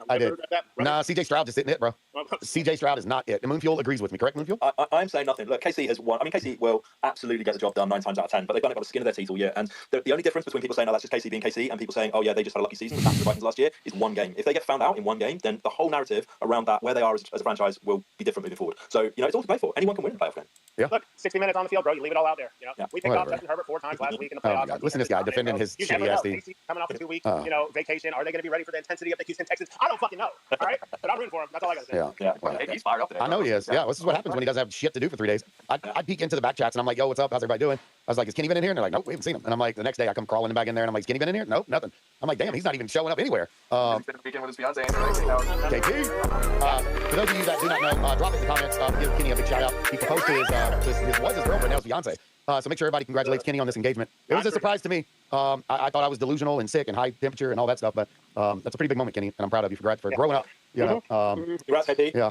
So pretty good stuff there. But yeah, it's been a bro. And like I started getting sick. Let's see, we got snow on Friday. I was feeling good. Saturday, like we were in the snow, but little did I know, my brother-in-law came over with his 2 daughters on 4-wheelers, and they come pulling up in the front yard, and I'm like, all right, cool, we're gonna get out here and tear shit up. Little did I know, he had the flu. She had both of my nieces had the flu. One niece had bronchitis, and so by Sunday they figured all this out. All 3 of them had the flu.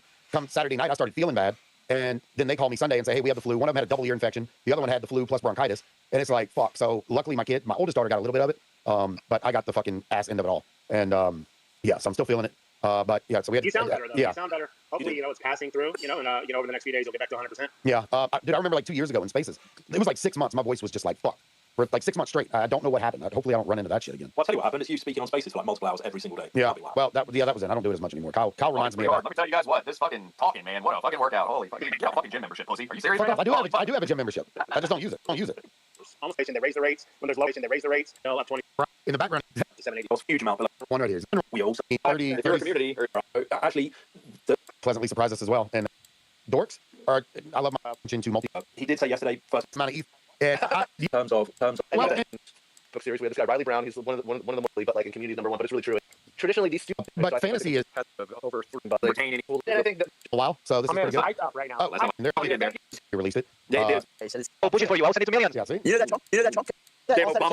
You released it. It's working now. I just went and looked, and I think because I basically only trade on bots, I don't think I got shit. I think I got 25. You released it. I'm not doing that. So thank you so much. Thank you. Yeah. Lots more. All right. Well, cool. Well, yeah, we're gonna wrap the whole damn thing up because I can't. Yeah, I'll just play. That's why it's been in development for so long. Putting Web2 gamers into pooling the games. Blue beard, fucking blue like. Let's go. A quarter 3 months. But people are playing as their wizard. People are playing. If you're gonna build to Elf and Derek, like to give that up, you're not distracted by whatever new thing that pops with a franchise. For the past. Character now has a backstory built along attached character from a major studio, and I think we see this with definitely in terms of genuine. Have it. More than welcome to come up. Yeah. Widen the net in terms of distribution. So. So and unless we particularly if they sold, it always be going to other projects. But it's going to be interesting though. Tomorrow, they have it's the bi-weekly town hall. I can imagine that we're going to see the tokenomics come out tomorrow. So Azuki token, I think it's really interesting. I did a deep dive into Azuki. One right here. It's got like I don't know what it is. I also don't like the flat side profile. Like I've seen a lot of collections do like a flat side profile. Huge amount below 40 ETH. So 782 and Pepe up 6% at 7. We also heard data. So he did say yesterday. I haven't.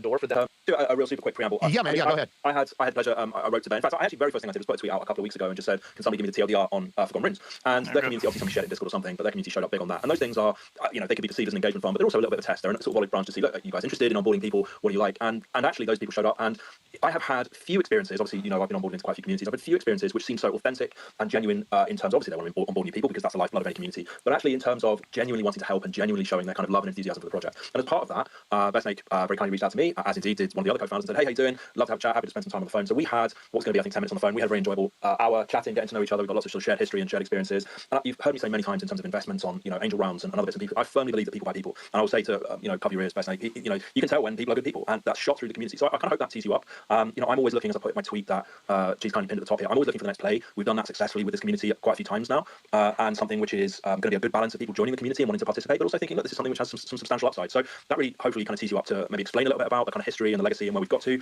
what's happening at the moment with the playtest, and frankly everything and anything you wanted. Well, that's a really good tee up. There's a lot of things to talk about. I guess I could speed run just for the genesis of the project and sort of the goal. If that's what you guys, I mean, I can go talk for an hour straight. Yeah, well, and so you tell me how you want to do it. When I was looking through the ecosystem, it's a tremendous amount of stuff. And on top of Moonfuel's post, as.mocha put together a really good infographic of breakdown of everything going on. A's is great. I can find that. I have it. I have that pinned as well. So yeah, I mean, that could take a lot to run through all that. But yeah, I mean, just kind of like let's do a brief overview. Guys, this is obviously not a brand new project. Been here since June or July of 2021. Yeah. So you guys have definitely been around. And so I'm excited to hear builders that are still enthusiastic about the space rather than just trying to look for a way to get the hell out. So no, the floor is yours, bro. Sure, thank you. I appreciate it. You know, and I think instead of just like just spilling my words everywhere for a long period, I can stop and we can talk. I think Dota and Elf. So I have two co-founding partners. I've known Elf for 15 years. We were at a startup. I'm in Los Angeles. We were at a startup where he led animation and I sort of led all creative content. It was a YouTube network back in the day. So we worked with PewDiePie and Markiplier, all these guys. We ended up selling it to Disney. But point is, we all know we've known each other for a very long time. I'm a serial entrepreneur. I think with Forgotten Runes, Dota and Elf really cooked it up in the beginning. They were looking at what was going on in the NFT collection in the NFT world, right? It was mostly PFPs. And just to give Dota a shout out, Dota was like one of the first people to deploy an NFT smart contract back in 2018. He's like one of the most beloved, respected devs in the space. So Elf and Dota cooked up this idea around, instead of just doing a project that was really based on a PFP, and that was sort of the promise. The idea was to create a decentralized fantasy world, a decentralized Dungeons and Dragons fantasy, and the idea is to like take over and own fantasy in the blockchain space. And so and the idea is to do that. I think the goal is always to use the hardest thing to do when you start a company is one, generate capital, and two, and more importantly, generate a community and users, and people are engaging and loving what you're doing. And so I think that's what's so special. I think we all know that. Everybody on stage, we all know that. NFTs are a great way to sort of bootstrap those things, and I think the goal is always to start and take over fantasy in the space, but to go well beyond that. And I think we see this with Planosaurs, Azuki, Pudgies. The idea is that you spark it in our small community of NFTs and Web3, and then you grow outside of that. And so the way we look at doing that is sort of looking at the sort of expertise and sort of experience that we have as a team. And I come from like media and entertainment, film and TV. I used to be a screenwriter, and then I became an executive. And so the idea is let's create a fantasy IP. I.e. Forgotten Runes, and start to develop a community, give tools that speak to like a decentralized storytelling project, right? So the first tool we made was something called the Book of Lore. Every character, if you own a character, you can go into the Book of Lore and write the backstory for that character.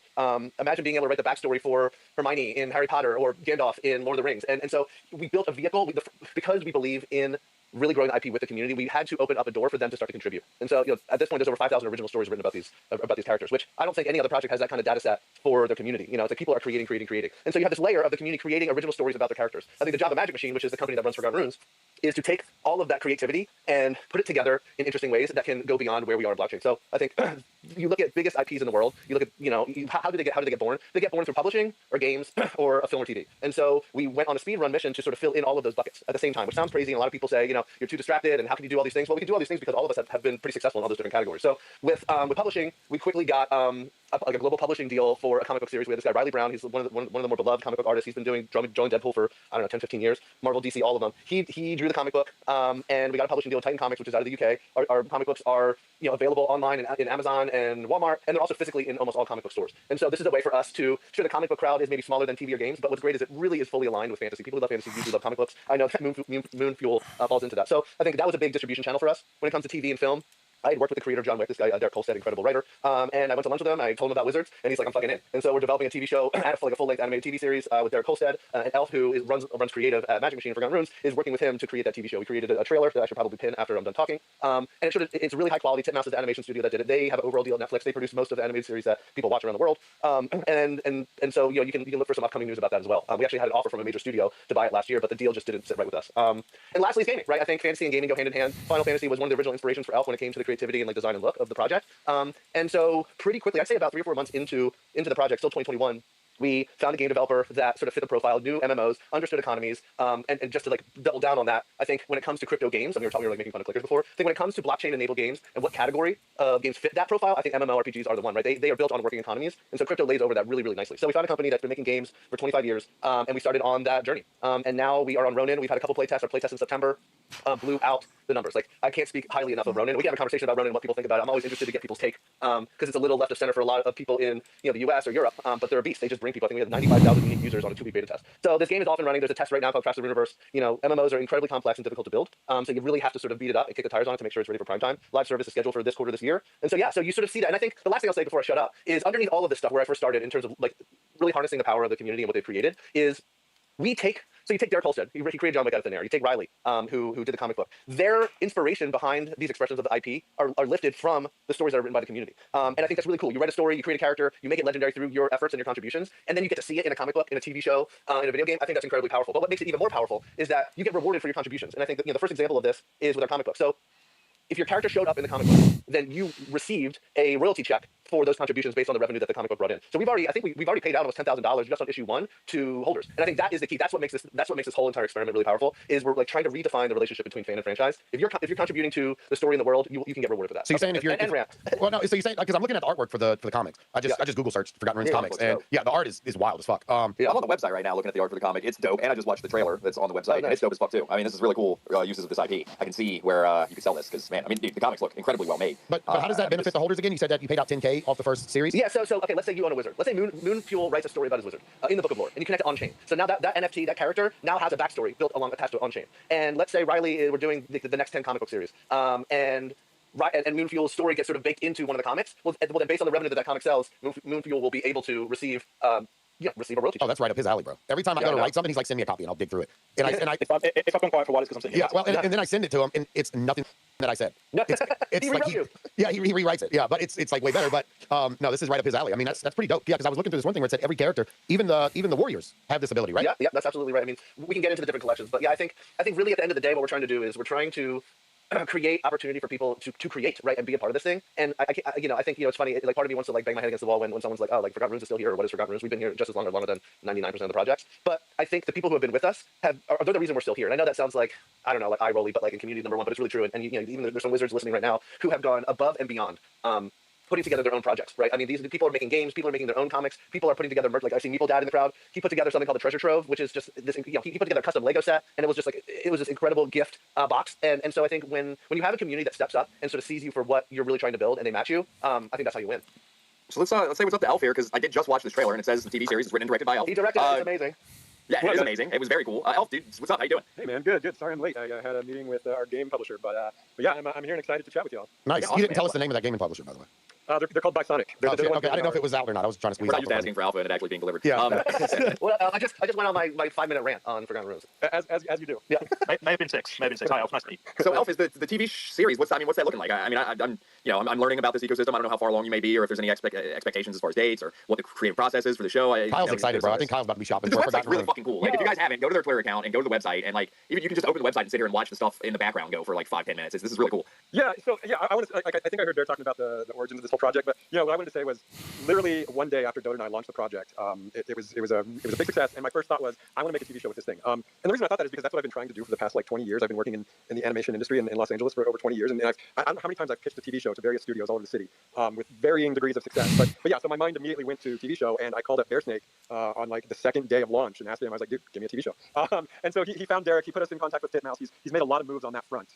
But what I think is going to be really cool about this TV show is as Bear said, it redefines the dynamic between fan and franchise. For the past 50 or so years, there's been this realm of what people call fan art and fan fiction, and usually fan art and fan fiction, any sort of fan contribution to a media franchise, has sort of been sidelined. It's been seen as unofficial, and in really terrible cases, it's grounds for litigation and DMCA's, and it's always seen as like second rate or just outside of the official. But Forgotten Runes is trying to change that. Forgotten Runes is saying your fan art is the official art. You are not just a passive consumer of the IP. You are an active builder of the IP. And so with the TV show, just as with the comic and the game, a lot of our holders in our community is going to see their creative contributions reflected in these large media expressions.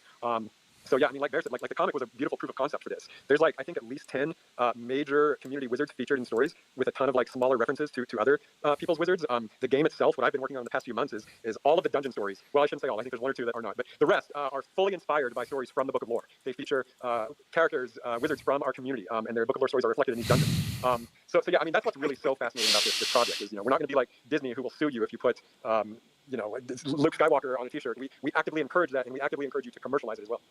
One of the reasons it's Moon here. One of the reasons I thought this would be such a great fit is because this reality check community, Cheese and Kenny and Carl's community, has come from, or many of the listeners here are in the Creeps community. We're very passionate Creeps holders, have been since the beginning, and a lot of what you're talking about are things that we as Creeps have talked about and dreamt about and been thinking about for a long time. And we're on the cusp of something happening as well. But what I'm saying is that your approach to it is actually already very familiar to us. I don't think there are many projects that have a same sort of multimedia approach, or omnimedia, whatever you want to call it, approach to this. But you're talking to a community of people that actually will kind of of get it already. I think. Yeah, you're absolutely right, and I think one big reason for that, like Bear said, is like Bear and I both have a huge history in working in this industry already, and I feel like a lot of NFT projects are people who just kind of made an NFT project on a whim, and then like it's like the dog who caught the car tire and didn't know what to do with it. Bear and I are bringing a lot of experience into this, so I mean, Bear especially, like I'm just amazed at how he actually put together a physical comic book. Like we literally have a physical comic book in comic book stores already, like 5 or 6 issues. So that's why I called him on day one. But hey, thanks for that call, brother.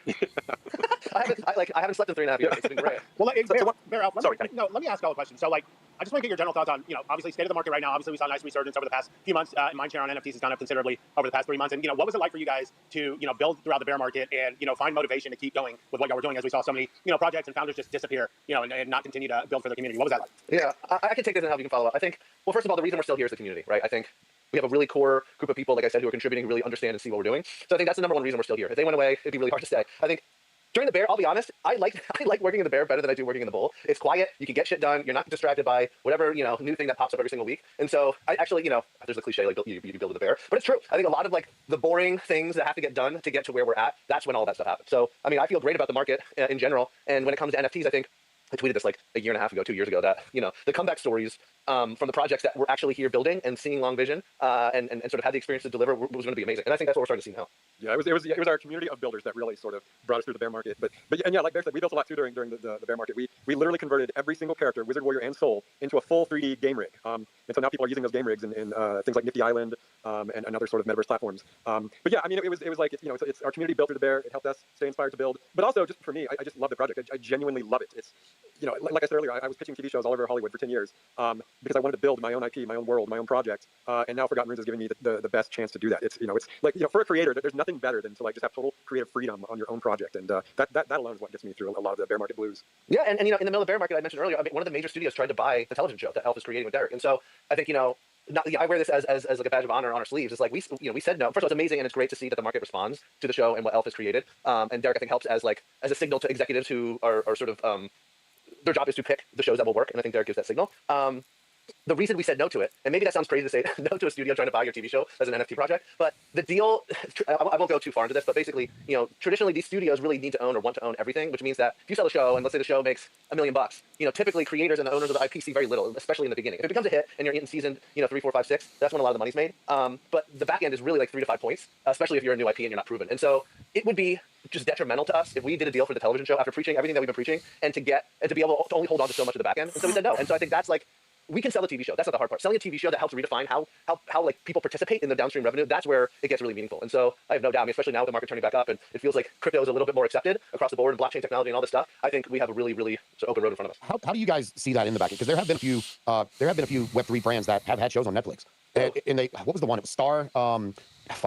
It was some people reverse engineered it, right? Like I know that it wasn't Starfire. It was what the no fuck was it? There was one project that actually Yo. What's up, Poco? You guys clear with this guide? Fast runs with the setup. Yes, super duper fast. Have not tried.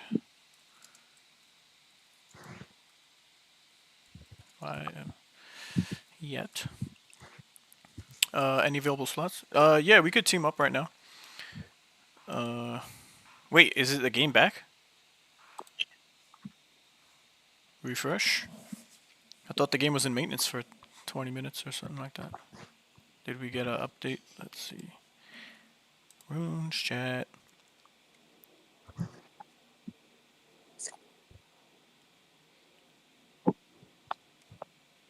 Anyone playing right now?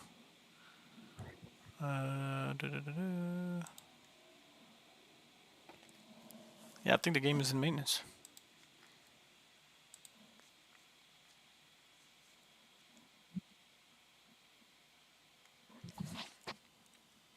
It didn't went off. It's going off in 5 minutes. Oh shit. So wait, we could have been playing this whole time?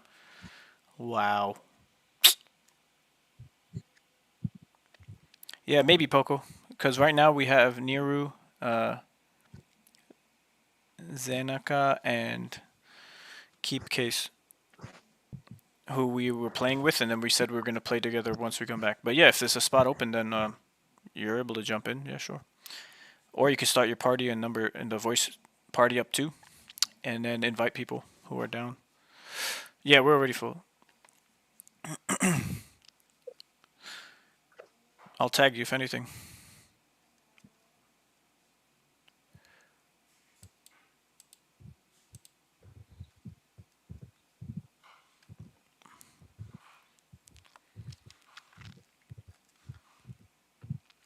Oh, that's sweet of you.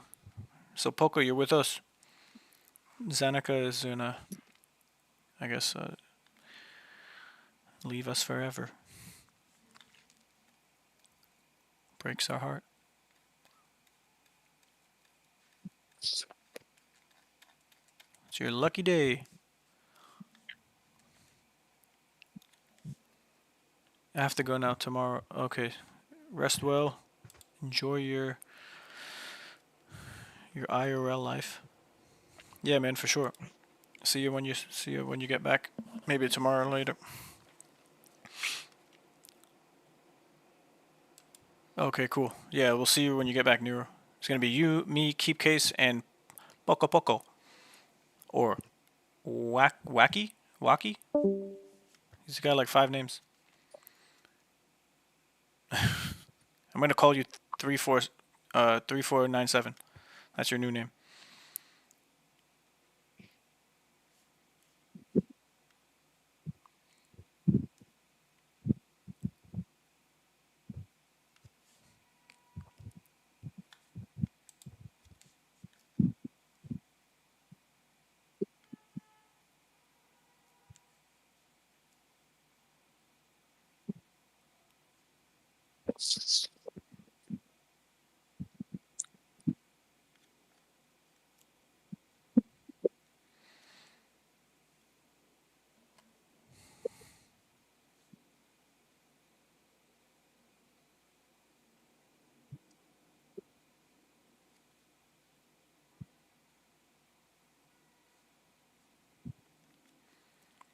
God damn. Ronin Watchers on Zentree. New Nexus. Users can step into the Ronin Watchers, yielding the power of validate content.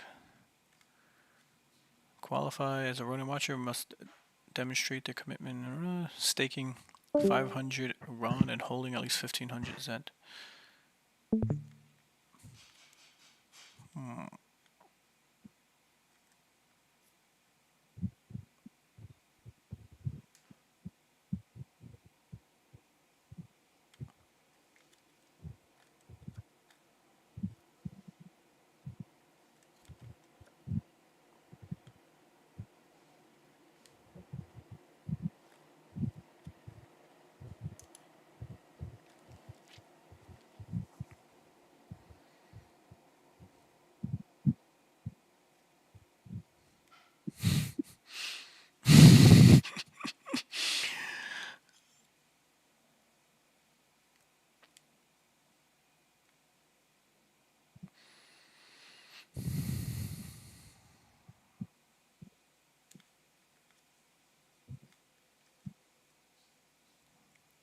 The hell?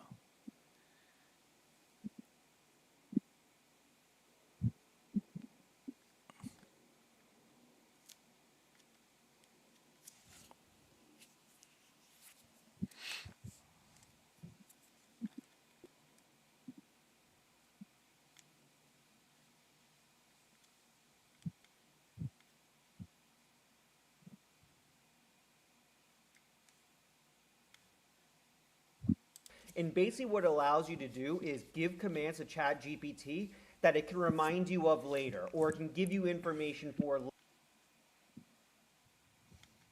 Oh shit. Actually had a show on Netflix. It lasted for 1 season. But I've talked to the founder of Creeps before, and even when they were talking about all this Netflix stuff, like they want a lot of what you just said. They want a lot of they want it all.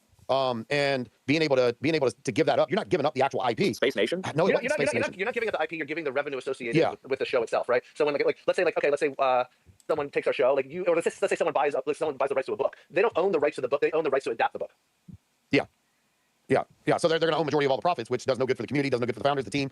It does nothing. So like, what do you do at that point? Do you go and just launch shit on YouTube, or like, no, what do you do? God, no. YouTube's a great place to get some views. It's a terrible place to monetize. And even now, it's really hard to sort of hit the algorithm. Me and Elf were on the front lines of YouTube back in 2010. I think really what happens is, I mean, we can get into like a very business-heavy conversation. Essentially, these streamers would do cost-plus deals, which means like, hey, Forgotten Ruins, we want to make your TV show. Hey, okay, it's going to cost 15 to 20. Let's say it costs $20 million to make the show. They'll give us 25 million, and then they basically keep everything, like in terms of like the revenue that comes in ancillaries on merchandise and all that stuff. And so what ended up happening is when Netflix came on the scene and completely disrupted entertainment and distribution of content, and really pushing this like subscription model forward, every single major media company went to chase them. And what do you have to do to chase Netflix? You have to spend a buttload of money. And so they all spent for 8 to 10 years, spent billions and billions of dollars on content that would be exclusive to their platform.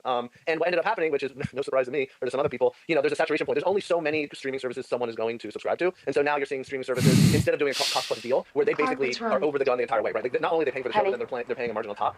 They just got run out of money. And so I think what happens now is they're open to co-financing, which is really nice because there's actually, if you have access to capital, then you can help co-finance, which means that you can own way more of the show and downstream revenue. Yeah. So what do you make of any brands that are saying that they have a Netflix show coming, they have this coming, that, like, do you think that's just in the face I ever got. I know for a fact that some of our friends who have bigger projects like us have done some really great deals. But it's impossible to know. It's impossible to know. Is it hard to get a show even launched? Even though if you sign a deal, doesn't mean it's actually going to get fucking even thrown on. Well, it depends on the kind of deal. Like if you do a development deal, which we would never do, which is like, okay, great. Like I don't need someone giving notes to Elf and Derek. Like give me the fucking spot and and then let's go. Like there's development deals where like you write a script and then the execs are like, oh, like what if this person does this, or there's too many people, or I don't like that, and they end up just like basically destroying and sucking out all the greatness out of it. Yeah. And so you want the spot and just let us fucking cook. Exactly, and that's more of those deals are happening now than before. So we would be looking for a proper distribution deal because we'll likely be co-financing this thing. Yeah. No, and I mean I've seen the trailer as well, so this will all obviously be animated. This isn't nothing like we're gonna see Liam Hemsworth. Live action comes out. Yeah. Not yet. Yeah.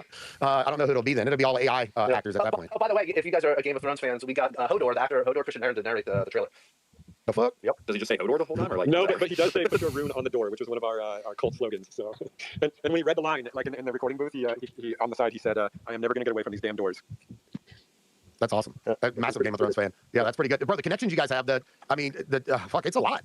It's a lot. Like the first thing I said to Moonfuel, and I always do this. Like if someone's like publicly asking about Forgotten Runes, I always slide in their DMs and be like, "Yo, happy to take half an hour, whatever, to explain what we're doing." And I think for the longest time, people were like, "Oh, it's too complex. I don't get it. Like, I just want to buy something and money go up. I don't have to read anything. I don't have to understand anything. I don't have to do any research." And it was like a bad thing. It was like, "Oh God, we're too complex. Like we built too much. Like fuck." Well, guess what? Like actually, that is what ends up winning the day. You just have to stay alive long enough for it to sort of come to bear. And yeah, like we're complex. There's a lot of shit. Fantasy's complex. IP is complex. It just like the more meat on the bone, the better in our. But fantasy is massive. Like I mean, I go to my local mall here, even though I'm in a small town, but there's like 6 stores in there, and it's all fantasy play. It's all fantasy games. It's all fantasy IP. And the fucking stores are packed. They're busier than any other store in the mall for the most part.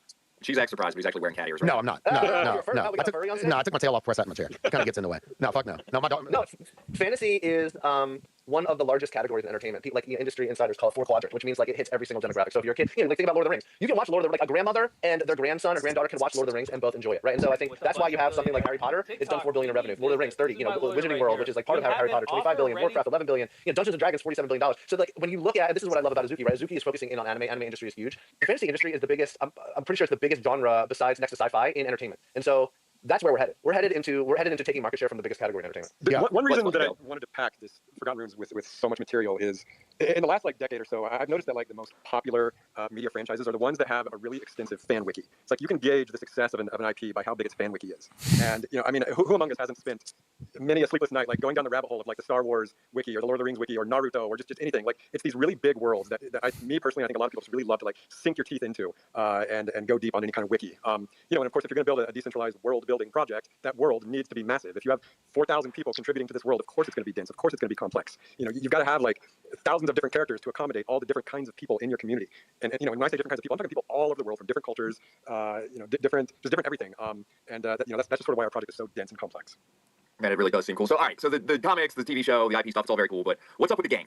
Because the game is now we're in my world a little bit. I think comics are cool to look at, but I don't have a collection. I watch some anime and stuff, but not all the time. But I play games all the time. This reminds me of the RPGs I was playing as a kid on Super Nintendo, which is very nostalgic. It's very cool looking.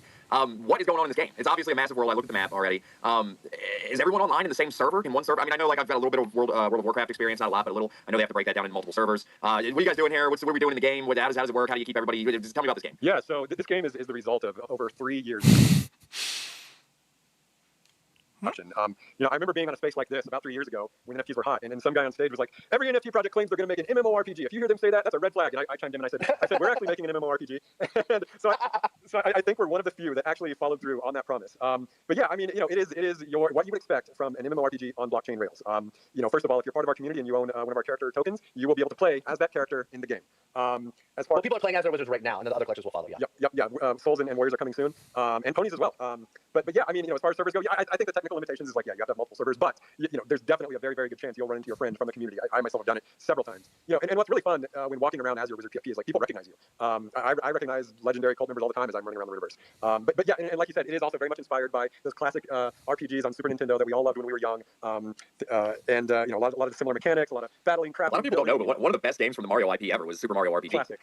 On Super Nintendo. Like, this is like so nostalgic. This is exactly my childhood. But sorry, I just got excited. No, all good. Yeah, no, I love that game. But then, you know, and then of course, you know, besides all the classic RPG elements, it's on blockchain. So we are actually inserting the official Forgotten Runes token called XP. We teamed up with the Arcane Foundation to make this token, and it will be one of the main currencies in the game. Bear, I don't know if you want to talk more about that, but that's one thing that's really exciting about this is it, you know, it's not just before we get to currencies. I still have nerd questions before we get to bullish sentiments. And Andy, if that's how I pronounce it, with the servers. Yeah, you can call them that all day. It's all good. Okay. So, no, just when it comes to multiple servers, what's cool is yes, it's multiple servers, but the party system is sort of integral to, I mean, any MMO, let's be honest. But like, if you have a friend who's in a different server when you load in, when you party up and you search them, it searches all the servers, and then it pulls them from another server into your server. So you can always find your friends. Yeah, we just got done playing another game. That was fun, Project Nova. We played that, but we couldn't play together because we signed off at different times and we were stuck in different servers. I was so fucking annoyed with that. We can't have that. That's awesome. We can't have that. It's all, to be fair to Project Nova, that was an early beta version test. It wasn't the full release, but it was still, you know, I still wanted to fucking decimate people in space with my friends, you know.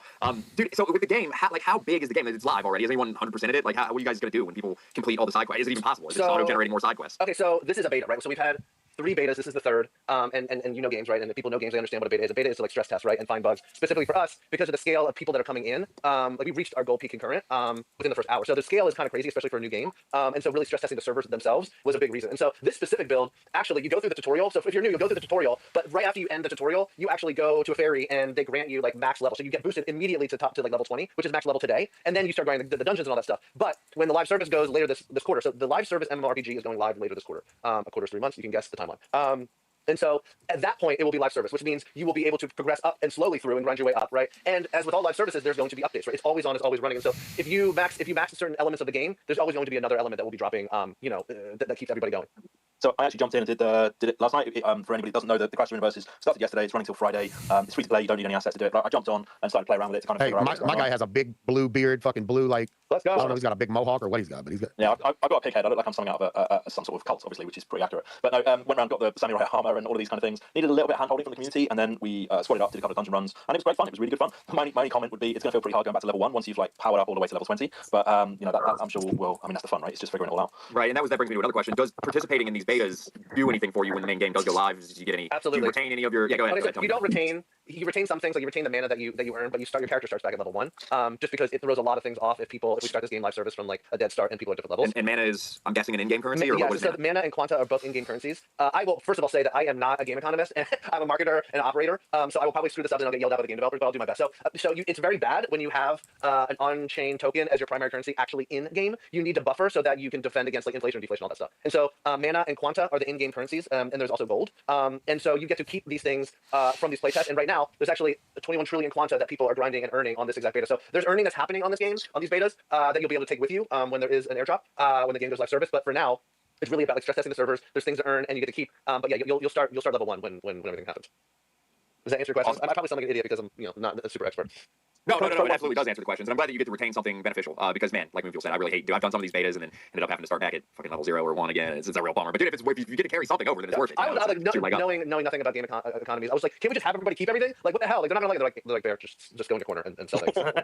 I think. Can I just say? I think that tees up something. I mean, look, we're in Web3, right? People know that the whole point of you know, some of what we're doing is that you get to buy and sell and change the assets. And I know it's public domain. You kind of shared with me, but there's also kind of the official account that's tweeted out about how you have a TGE that's imminent. And I know that will be of interest to a lot of people in this room. So is that something you could touch on? for a minute? I can't really talk too much about the details, but what I can say is, with the complexity that we built and all the tooling, the games, the comics, the TV show, we haven't even talked about all the on-chain experiences and mini games we built over the years. All of those things, you can't just keep making new NFT collections, right? You can't, because you just put the economics behind it. And so we needed a way to we needed like an elegant rewards layer that seeped into every single crevice that we are building. And this also goes and stretches to people who are builders in the community. And XP is the solution that is the elegant rewards layer. And so I'm not talking about timeline, but we are saying that basically the in-game currency Quanta has a connection to XP, and so it's just you have to be very careful about how you talk about these things.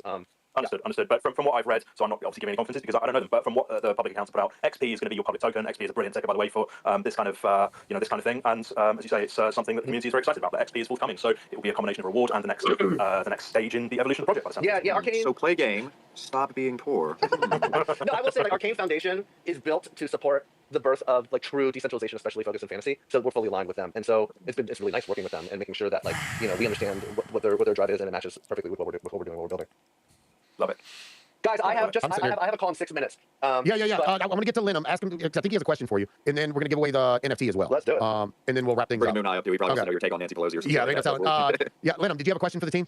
Yeah, I have a quick question. Like, to be honest, it's one of the projects I've been watching for a while, and then you're like, I should buy do this, but you just get distracted and never get into it. So I'm happy that I joined this space and I hear about it because I wanted to know more. The other question that I have and concern is seems like you guys understand Web3 pretty good, and that's very nice because most project founders don't really understand it. But my main question is regarding the game, how are you guys planning on doing the Web2 onboarding? Because realistically, if any of these games wants to succeed, the Web3 publicum the Web3 audience is very, very small. We are tiny. We're a speck of dust in the gaming sector. Yeah, there's almost zero market share to converting Web2 gamers into Web3. I think this is why we did a deal with Bisonic. They've been publishing and developing games in Web2 for over 20 years. You can look at the team and all the titles that they've all worked on. These are some of the biggest games, MMOs and others. We have a massive plan to onboard Web2. I completely agree. I mean, this goes with not just the game, but anything. I mean, if you're just tapping the Web3 user, it's not a big enough pool to be swimming in. So there's plans to be porting this game to the biggest platforms in the world. The biggest storefronts. The game is going to be available. It's already up. You can wishlist it on the Epic Game Store. I think the way we look at it is Web3 is the spark that allows us to start to pour the fuel of Web2 on top of it. So user acquisition is one of our strong suits. And I would say also a huge card we have to play on this front is it's on the Ronin blockchain, and the Ronin community is massive. It's not necessarily like a vector into Web2, but the Web3 gamer community on Ronin is huge. We've already tapped into that network, and we've seen a ton of Ronin people just come into our community, into our Discord, make a lot of content about the game so far.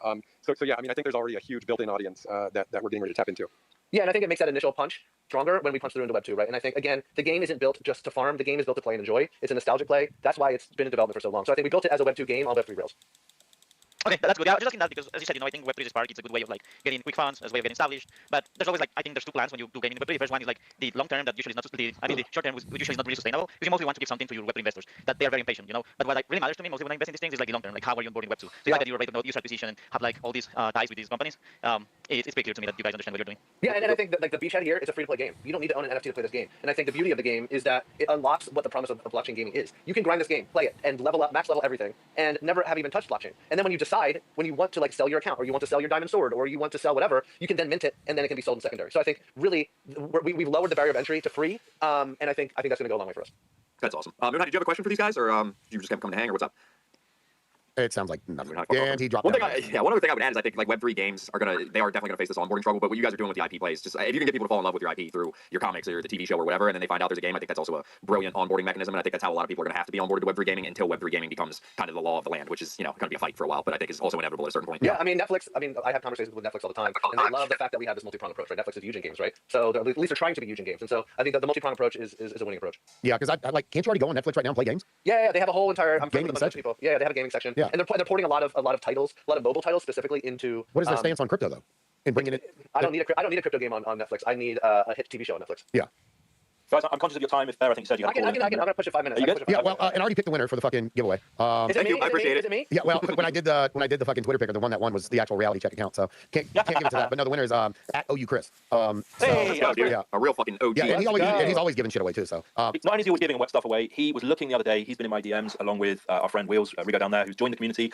So shout out Wheels, shout out Chris. Absolutely stoked that's happened, and hopefully it'll be a start. He and I are in almost every project together. Normally I turn up and Chris is one step ahead of me. So yeah, got in this time. Well, send me web info. We'll get it over. Yeah, any EVM like ETH wallet, right? Yes, please. For the, okay, Yep. So Chris, send me that wallet and I'll get it over to Bear, or you can send it straight to him as long as you follow him. I think Bear, your DM's open. They are, but I think it's better to coming from like Moon just because of potential. We don't need to send it to Moon. I was just creating a new email for my new vault. Oh my god. Yeah. I'm trying to get Bear drains. Yeah. Bear and I are already in DM, so I'll send it over to you. Bear and Alf, I just wanted to say a huge thank you for taking the time. Honestly, really great to hear from you. Hopefully, it's been interesting and beneficial, and who knows, maybe the start of a beautiful new relationship. Awesome. Thanks, guys. Yeah, really appreciate it. Guys, come back anytime. Thank you. Yeah, like when there's all this stuff popping off later this quarter, so we'll absolutely hit you up and really just appreciate the enthusiasm and just interest. I think it's our job as founders and as a company to be out here sort of, just describing what we're doing and talking about like how we're differentiating the market. So thank you. Yeah, bro. No, this has been fun. I haven't heard Kyle excited in a while, so this is pretty good. Right now. Last time I was excited, I got rugged. That's for sure. So.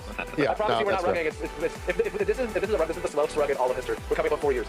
Yeah, I don't know. I got another one that might compete right there with you. It's just it's drifting right along, but we're not gonna bring up any names. All right, well, cool. Well, yeah, we're gonna wrap the whole damn thing up because I have shit to do anyways. We've been going for 2 hours. Guys, if you're not following, well, now, we gotta say hi to fucking my goodness Dejani at gracious! least. All right, Dejani, I didn't see him come on stage. Let's go. Good evening, guys. How are you doing? Really cool story with Forgotten Runes. I followed the account, and thank you, Jesus, for bringing them up. And I think Moonful brought them to you, right? And it's really cool to have such format on Reality Check. Really cool what they're doing, guys. Thank you. Appreciate that. Thank you. Thank you for listening.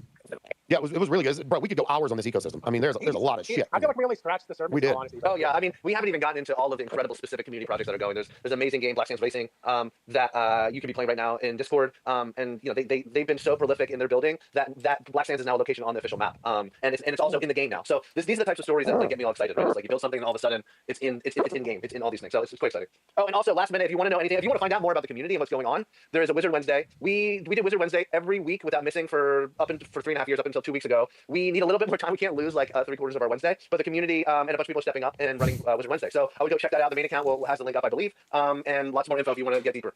That's wild, bro. Valeria, they do their shit every Sunday, have been for years. You guys been doing this for 3 years plus every Wednesday.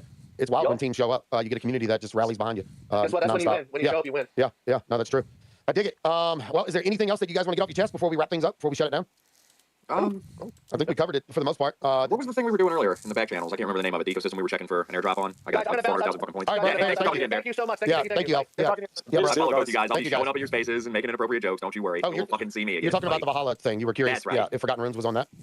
No, I was just going to point it out to the community that everybody should check that out too. I know Export was on there, Dejani. Also, I have like 10 NFT collections connected to that. Yeah, and I'm thinking, what would be smart if I delegate every collection on one wallet and then do it, or how is the process going if you want to connect several wallets? Is it like on Penguin airdrop, or is it kind of different? And did you check your Jupiter airdrop? Oh my God Almighty! What? Hang on, Jesus Christ! You can go. And what you had for breakfast? Fucking booger sugar is what he had. Oh my God! I'm business developer. Cocaine flakes with milk, buddy. Holy fuck! Yeah, I'm working in a bank, so no, I'm not doing that. So Fuck's sake, let me explain it to you. Calm down, Dejani.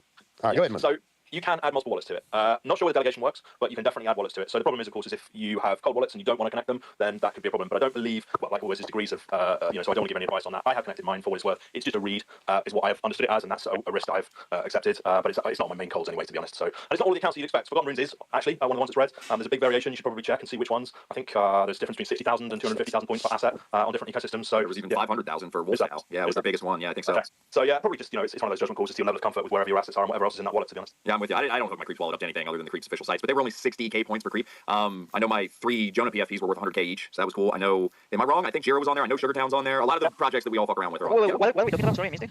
Valhalla. Yeah, I wonder if we could get something pinned from. Yeah, Valhalla is they have the what is their fucking collection? I know Seed Phrase owns like 400 of the motherfuckers. So Jonah will make me rich, looks like. But we didn't got yesterday the DX air something airdrop with Jonah's PFP. Yeah, if you had the that was yeah, I don't think that was his. I don't think it was for his PFPs. I didn't get anything for having the PFPs. I think you had to have what's his base meme coin Sploots. Sploot. I think you might have if you got Sploots. I don't have any Sploots, but I did get that for having the circle pass. Lennon, I just pinned something from the Valhalla thing. I didn't find the link, but that's their Twitter account anyway. Thank you, man. Yeah, man, somewhere on there, I'm sure there's a their website's right there. So yeah, I would just go to their website, which is in their bio, and there's you can navigate your way to the partners thing and connect your wallet and see what you got. I'm actually retarded. It's like I know that that's God. Like, bro, AP collected works with them. So yeah, I'm retarded. Yeah, that's nice. Yeah, we're getting something. Yeah, man. Yeah, I had like 450 something K points, I think. Yeah, pretty cool. Yeah, everyone's paid like 1 million for the ticker in Hyper Liquid. Yeah, I don't know what it'll equate to, but I look forward to quitting my job. Maybe. Yeah, and Dejani, to your point about the juke checker, I think it crashed the site like immediately once they released it. Yeah, it's working now. I just went and looked, and I think because I basically only trade on bots, I don't think I got shit. I think I got 25 tokens. I was in the tier 8, which is the lowest tier. And tier 1 gets like 20,000 fucking tokens. I got 25. So yeah. Really? So, oh well. What is the website for that? All the ammunitions. Okay. Yeah, it's actually it's in the back channels already. Yeah. http:// We are back. Oh my goodness. .ag. Okay. Let him know. Yeah. Oh yeah, this is a whole lot of shit. Yeah, My I wife got just 200. Like I got the made bonus some for food. using it, and I did look on 6 wallets. So. Do you have to use a VPN to check it?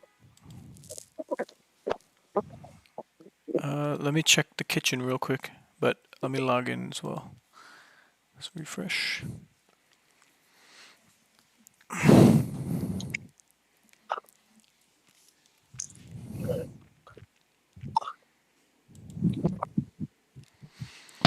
I'll add you guys to a party in the game just so we have it. They're coming. Everyone's coming. Let's see, did we get a message from them that the game is up? Okay, thank you.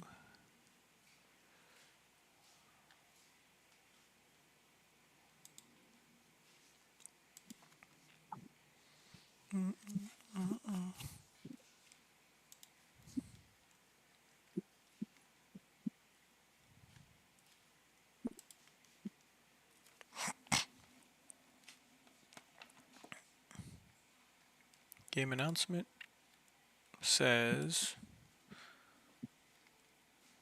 servers are back up. Okay. Yo, welcome. Welcome, fellow Roman citizens. It is a party. The servers are back up. Bjorka, welcome. Fresh face. Wait, let me log in. Okay, so for the record, it's gonna be me, Niru, Poco, and someone else until. Okay, yeah, what's up, man? Yeah, Rent, we haven't got to play yet, but I saw you earlier here. Yo, Sphinx. And Silent, what's up, Silent? Salam alaikum, brother. Salam. Anyone want to play? Yeah, I guess you guys could start a party in the second party. Doing good, bro. Just a little hungry, but nothing crazy. So I'm gonna invite Niru, Poco, and I guess Strange can't hear you, right? What? Yeah, just come back and I'm sure there's gonna be enough for 2 parties here.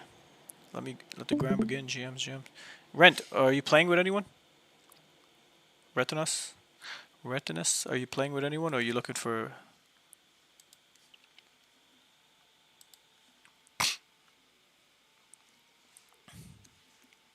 Where's Jim at, bro? We need Jim.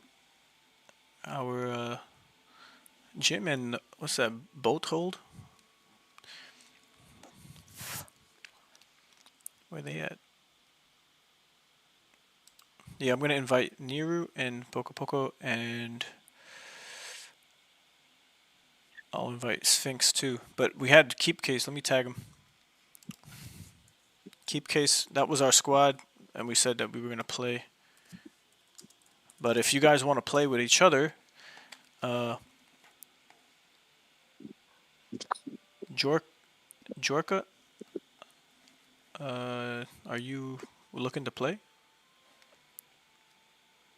And Rent just left, just passing by.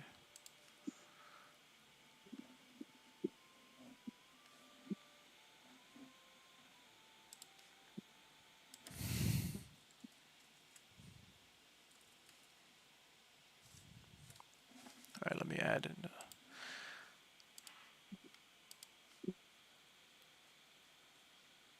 I'm adding.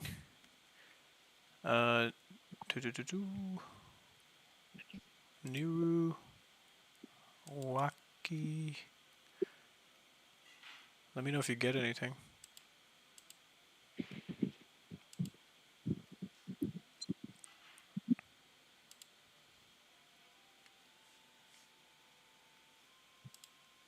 Okay, Waki joined. Silent. Gotta check the. Sphinx, what's your in-game?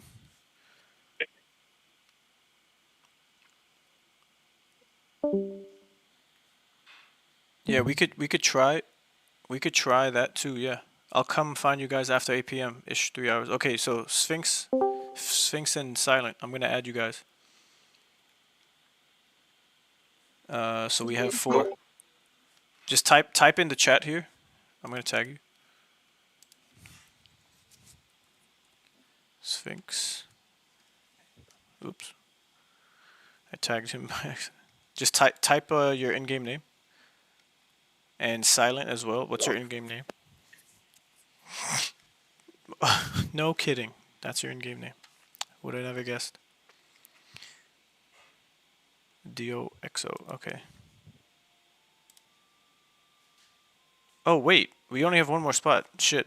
I miscounted with my smooth brain. Sorry, Silent.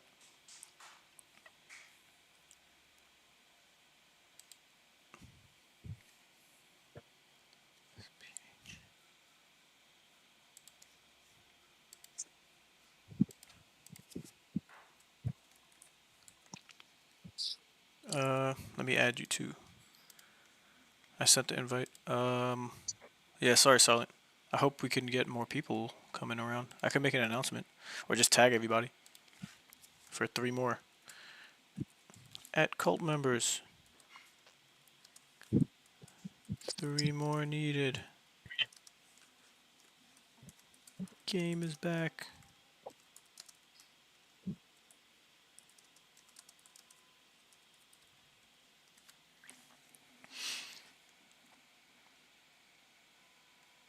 Okay, let's see. If anything. Alright, so is everyone running the physical damage? And who has let's take a screenshot of what your spells are and just post them in the chat real quick.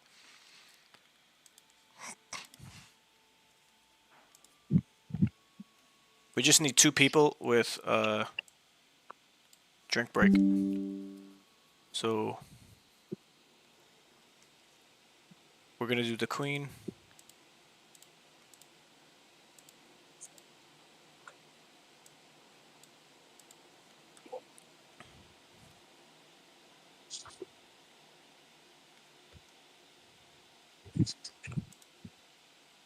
Shit, I put.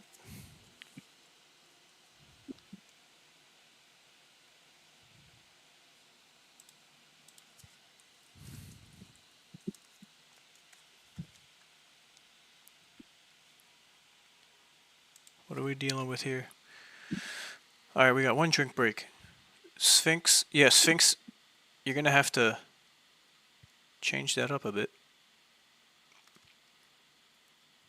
We're gonna be running these, but you just focus on having all, instead of drink break, you should have make sure you have Slayer outfit, which it looks like you have, and here, let me screenshot this. Oops. I have drink break. People always overlap the ability, but I'll equip whatever. No, I know, but that's why when on the mic, I'll say when I use mine, and then the second person uses theirs. So it's been me and Niru. We've been doing that back to back. So here, if you can, here, just create this. Just have this, and it's only me and Niru who are gonna have a drink break. Yeah, we're gonna try that, Poco. We're gonna try to fly through.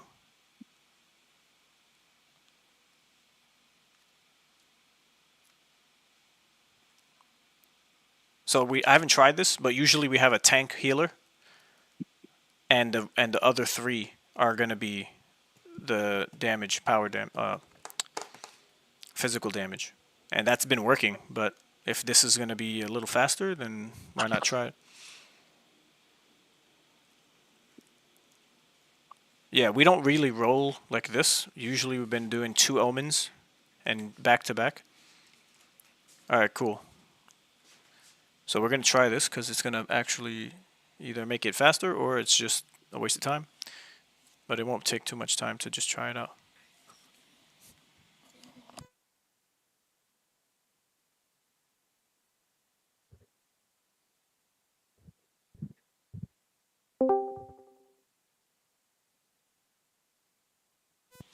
Okie dokie. Let's see. I changed my mind. What are you talking about? You changed your mind? What's going on? I will be the second jug. Okay. And I will use the third skill. Okay. Okay, yeah, sure. That works. Yo, Fajar, what up? And people come in at different times looking to party up. And it's kind of a shame because unless you have your own clique, you wait a little bit. Alright. Let me know if you guys are ready to go so we can jump into this. Is it cool if I run Solar Blast from my cantrip? I don't have the fire one, my bad. Like you don't have it, like you don't have it inscribed, you can't even inscribe it. Like it doesn't exist. Because you get one from the tutorial, but there's a stronger one. It's called Fey instead of just Firebolt.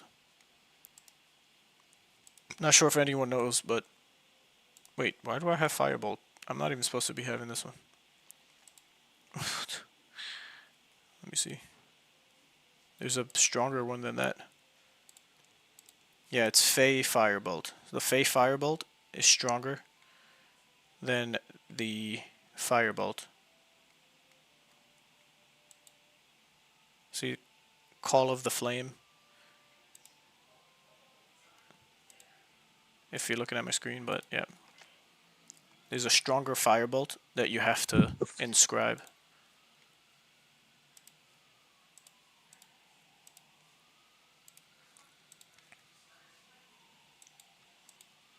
Does more damage.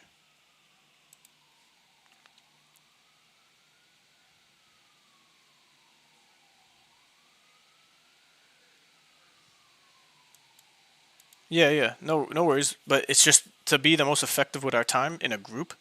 I know everyone wants to try different stuff and experiment, but there's already been a proven strategy just to farm as many resources from the boss or dungeons so you can craft and earn mana.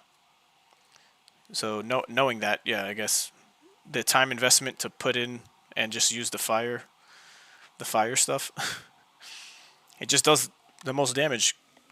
You know, you could always do some other stuff, but it's kind of yeah. Before the maintenance break, we were just rocking with 3 of us with all fire, and then one was a healer. So we'll see if we can survive with all of us doing just damage. We focus on one person and we just destroy them.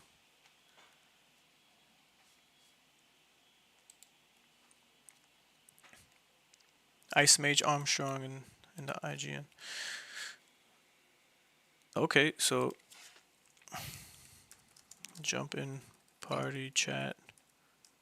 Party voice chat. Number 2. Get going. Just was trying to get a 5th player. Yo, what's up, Lon John?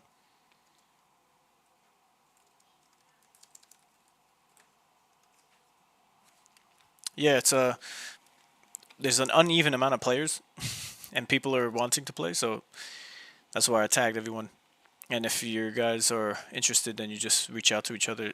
Yeah, if you jump in, Tofu's already there. Long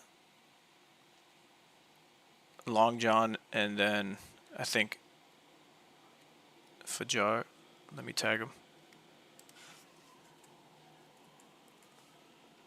While Sphinx is doing his stuff.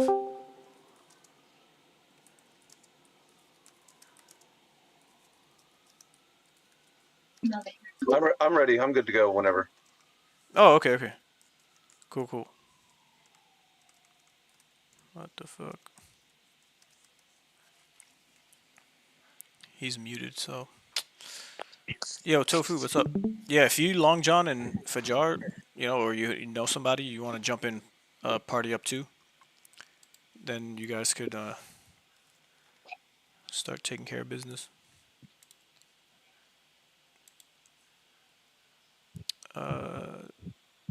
What was it? Poison? It was Poison and Which were the omens? Let me see. Boop boop beep boop. Ah, okay. Let's do that. And if you want to farm mats, like materials, you could put all of the omens on. And I think you'll get more mats dropped if you fly through all of the mobs without going to the witch, just to farm more mats. I think you get increased mats. I haven't tried it, but it makes sense that that would be the case. You just farm mats and then leave.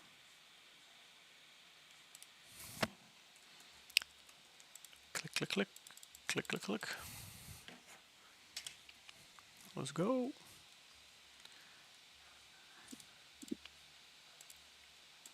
Whoever initiates the clicking with the characters needs to be the one who finishes the clicking. So, just a heads up if you didn't know. No one else could click for you if you start the click.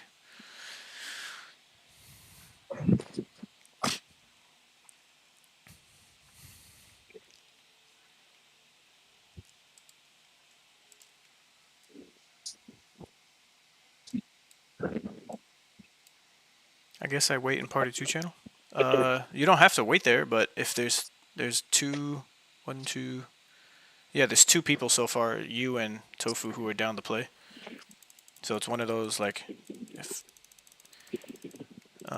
situations. Unless you want to pick randos, you could just get into the game together, invite each other, and then get 2 randoms. At least you have 2 people that, at least the both of you are gonna just be on the mic and able to communicate. Makes it a little easier. And then invite someone if that's the case that you know. Someone should come this evening and jump in, and then I usually try to just direct people to the second channel if they're just watching and wanting to join in, but can't. And yeah, I'll go. And everyone could stay back because you only really need one person. I could tag everyone in, just so we don't engage the mobs. Saves time.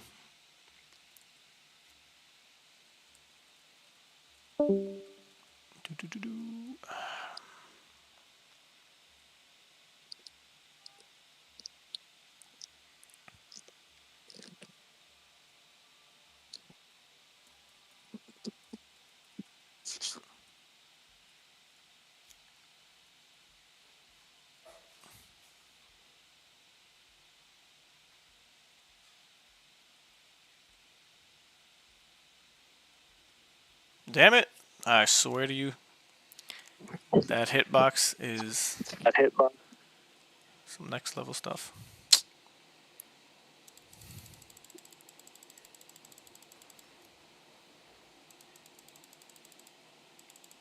Yeah, don't worry. It's just out of range for... I'll just kill him real quick.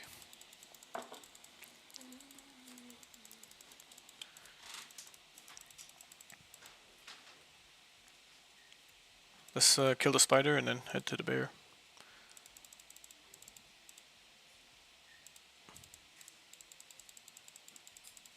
Or we just spam the shit.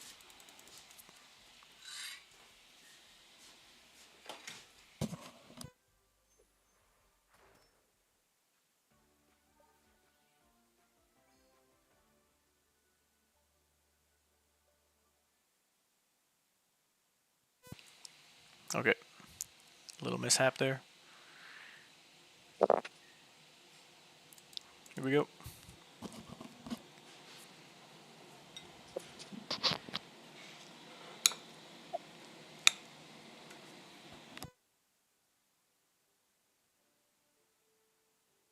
Top wolf. And make sure you click on the enemy so the arrows are above the head. It's another one that sometimes... A little bit, yeah. Thank you.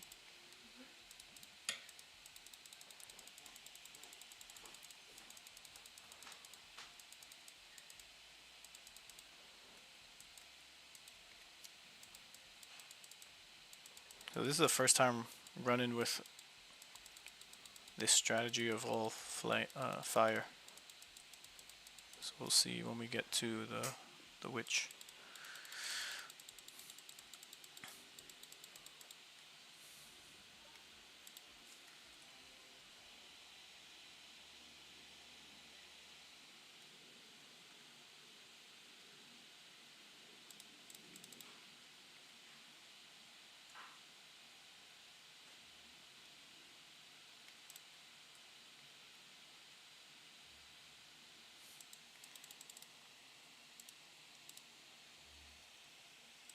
South side is faster.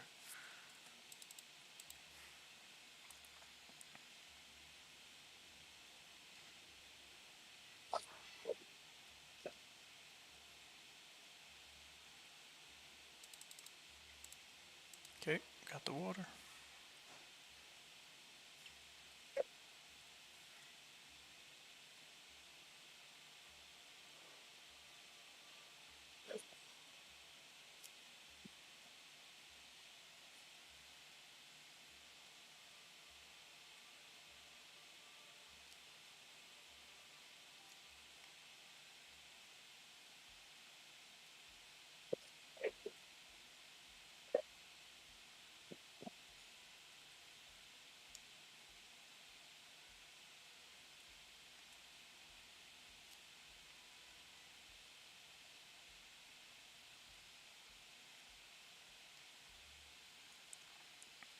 All right.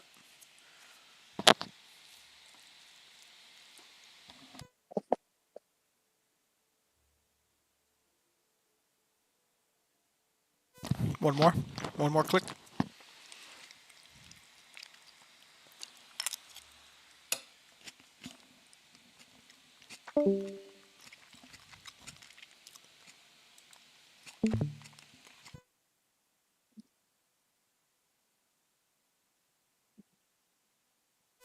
All right, we need one more click. Everybody, click, click, click. Here you go.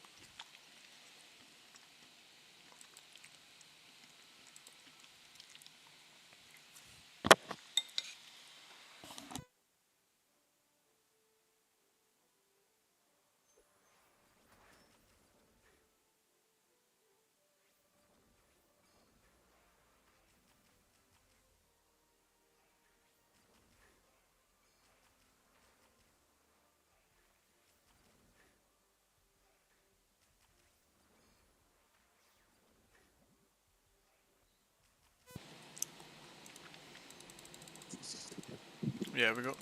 Let's do the pink one. Pink, pink, pink. Or blue. Okay. Either way.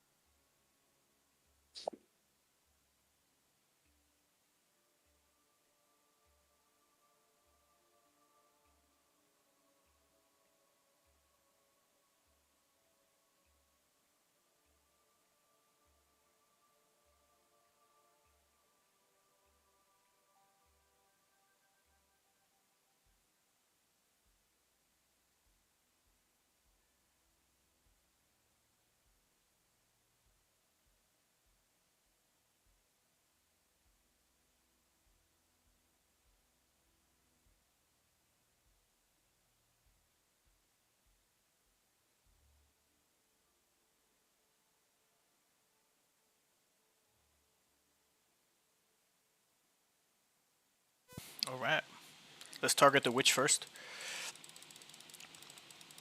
And then... And if you use the scroll, it staggers the witch, but after she's 50%, it does some pretty good damage there. So let's just hopefully the pig doesn't aggro us or taunt. Rather, click the witch. Let's beat the shit out of her. And then Neerwood, you could drop your. I'll drop my jar now. I'm dropping my jug. You could drop yours after. Nice. Okay, now we just kill off the piggy. Wait, who got the wheel? What the hell? I thought we were rolling with the damage, but I guess it's still...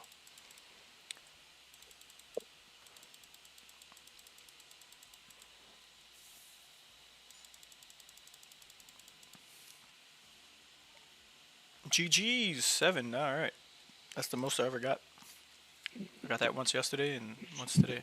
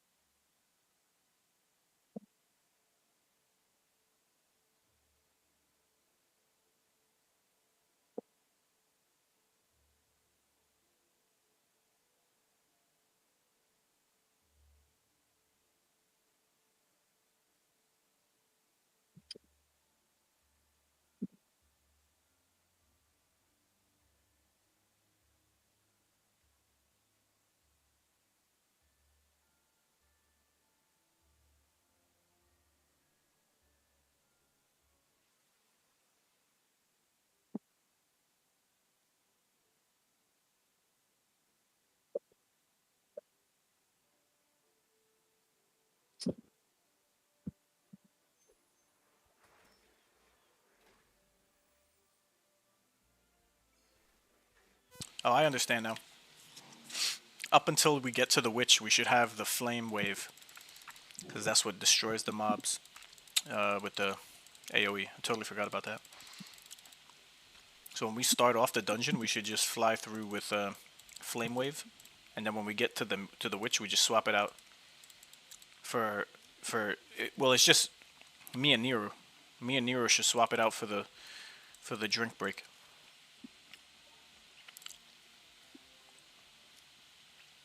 I guess Nero, you want to switch to flame wave?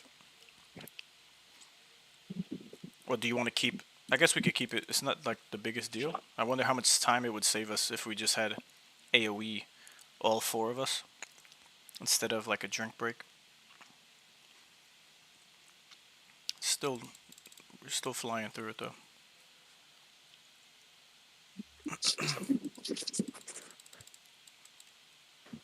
We need one more. How many omens are we running? Just 2 omens. Wheel seems a bit better than flame because they both do burn and damage, but wheel has the heal and haste bonus. But doesn't it also, it's random where we could get debuffed too? I never liked the wheel. It was never something that I seen work or people use in a grinding what do you call it? Grinding dungeons. Click. Yep. Even on a full like tank heal, it wouldn't be the one used because there's already a set of spells. Oh, the brown spells is the one that used by healer tanks. If we weren't running a full physical damage team.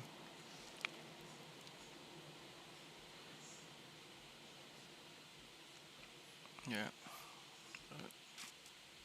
See, but we're putting so much damage out that I guess it doesn't matter if you use the wheel or not, because we would still win.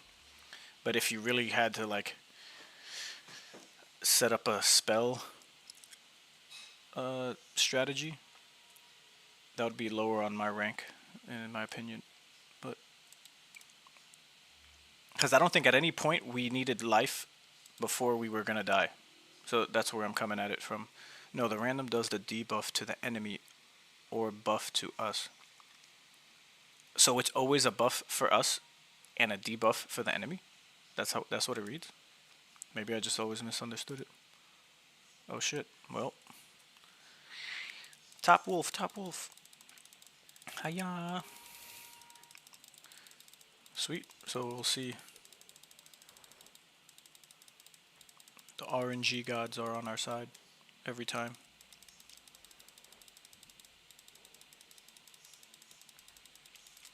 Oh, we got plus.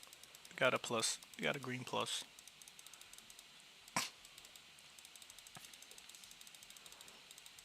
Let's go.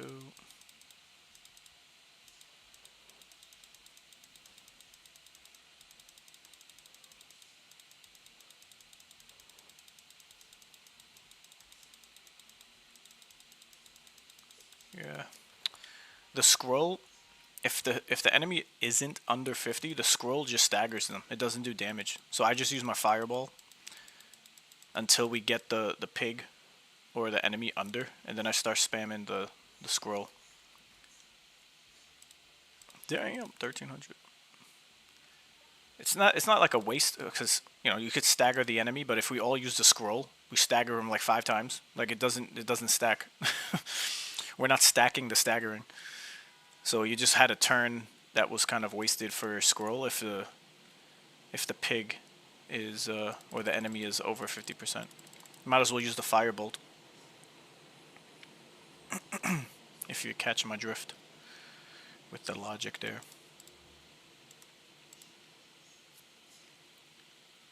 Technically speeds it up. South side.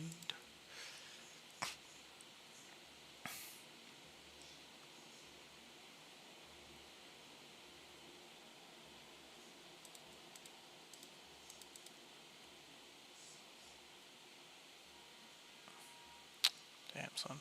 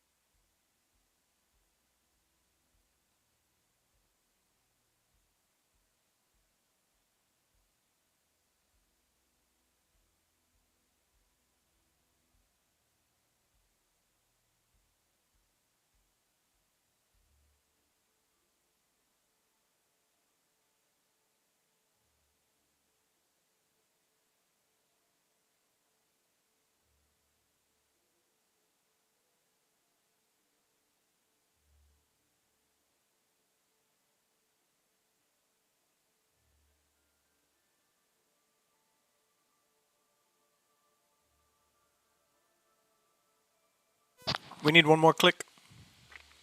There we go.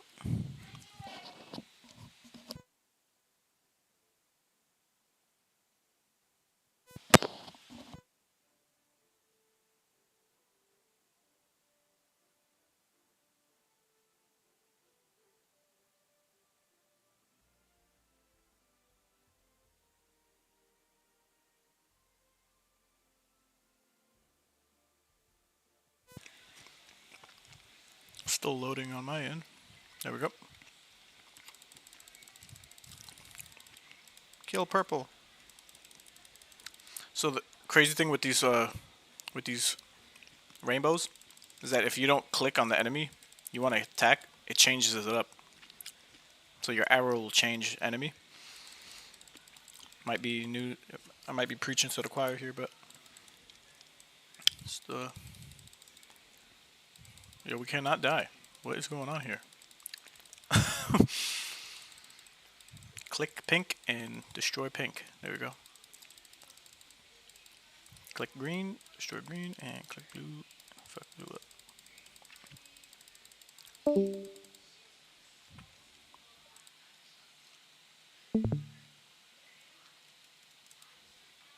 Okay.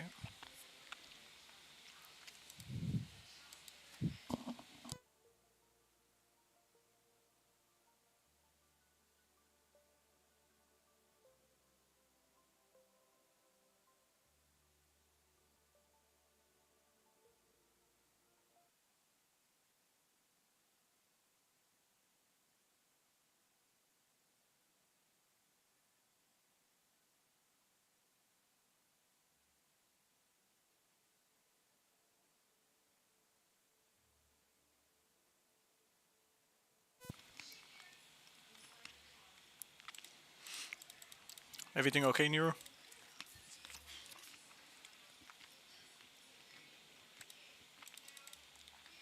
We need a click. Clickety click, Nero. Infinite loading in here. Damn. So you haven't even... Were you in the battle?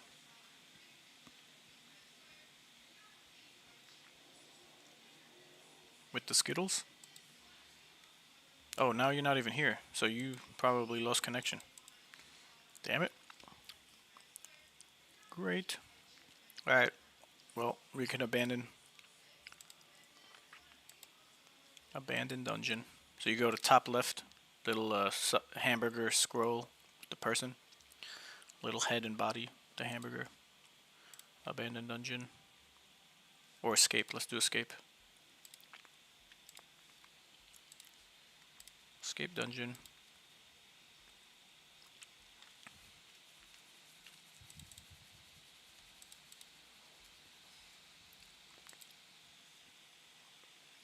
Yeah, we're gonna re-invite everybody. So we got Wacky. I'm gonna invite you guys back. Let me know if you're in. If you're back in. Nero. Sphinx. Sent invite to Sphinx. Yeah, Okay. Nero. Let's see.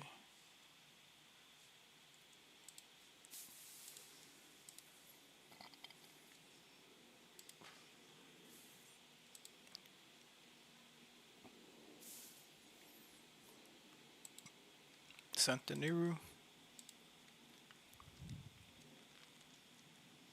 Nero joined. And here we go.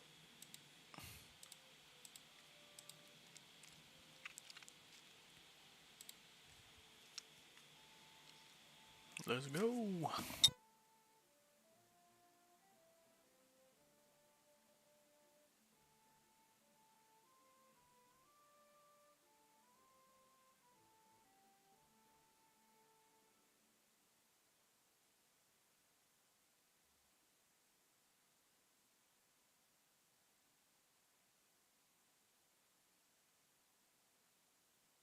That are like physically competent and Come join the party. formidable. You can be one of them. Yeah. And I always bring up Mikey Musamichi just because he's awesome and he's a brilliant guy who's like, where's he?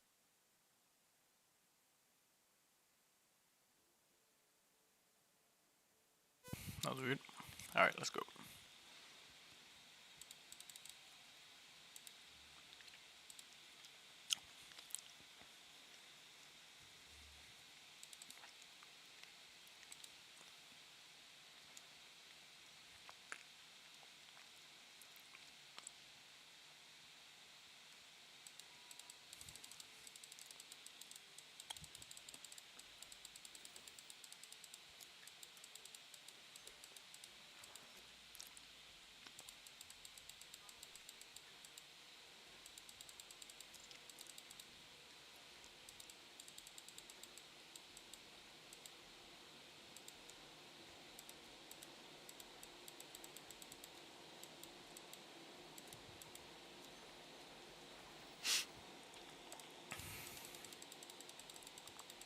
Yeah, remember, only use the scroll when you see the enemy under 50%.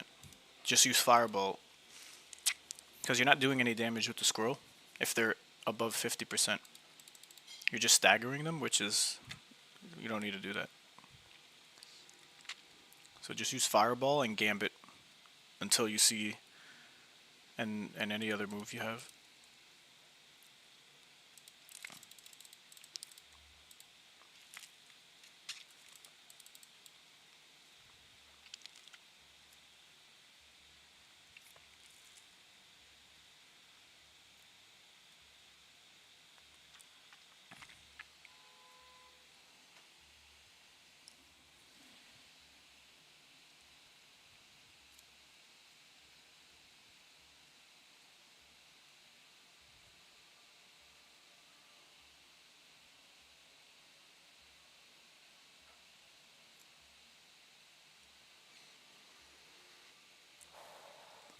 3, 2, 1. Click, click, click.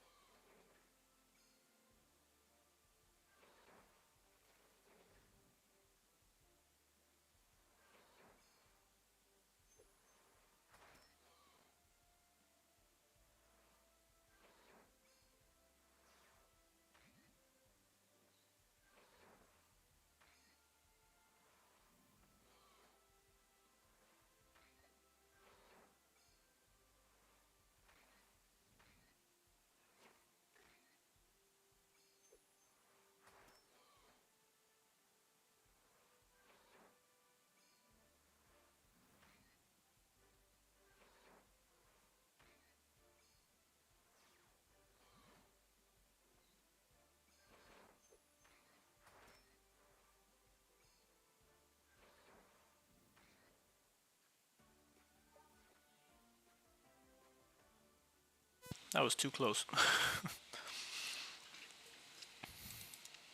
Alright, click, click, click.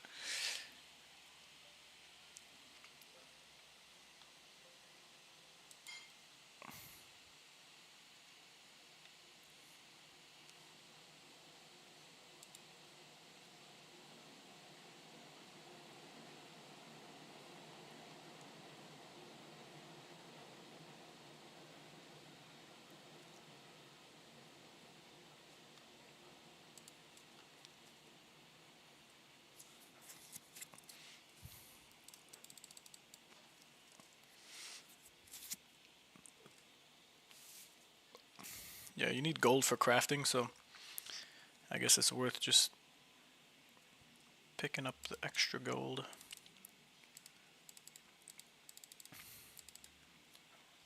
It adds up.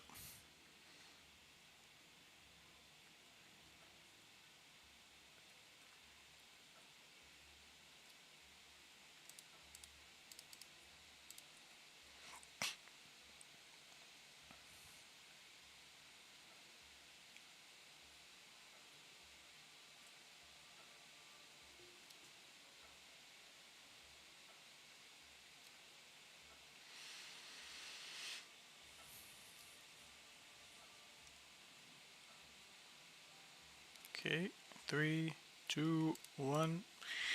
Clickety click.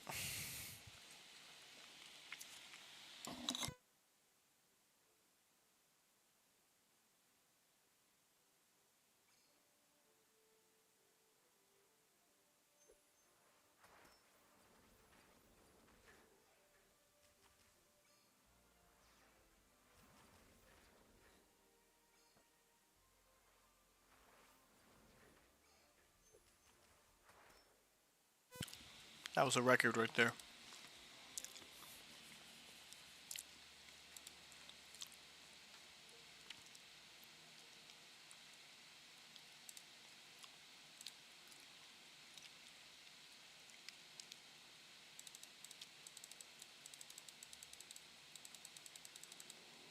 Oh, okay.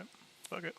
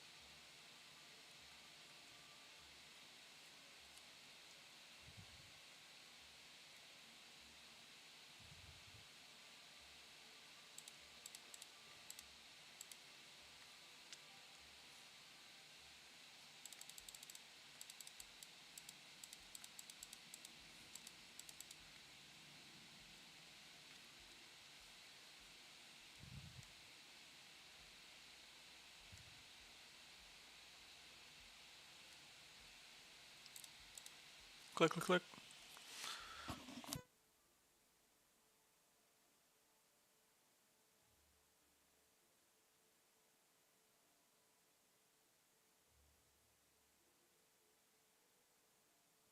One more, one more.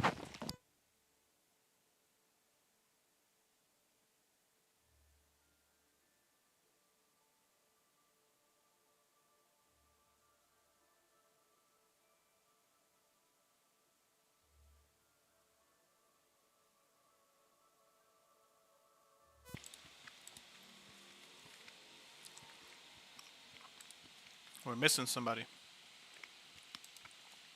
Someone click.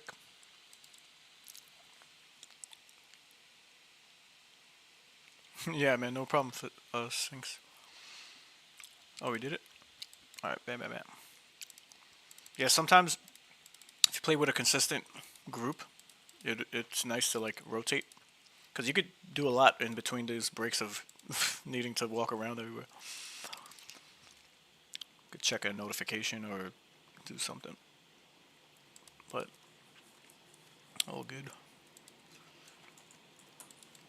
Whoever clicked needs to keep clicking.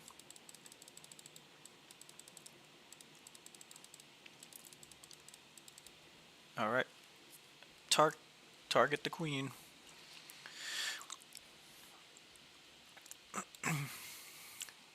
Alright, it's on the queen. And go, go, go, go, go, go, go.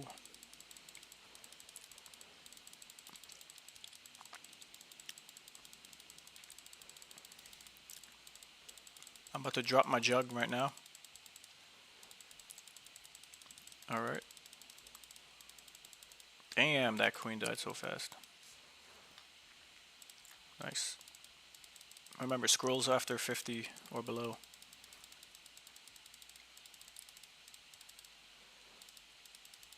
Just use your flame. There you go.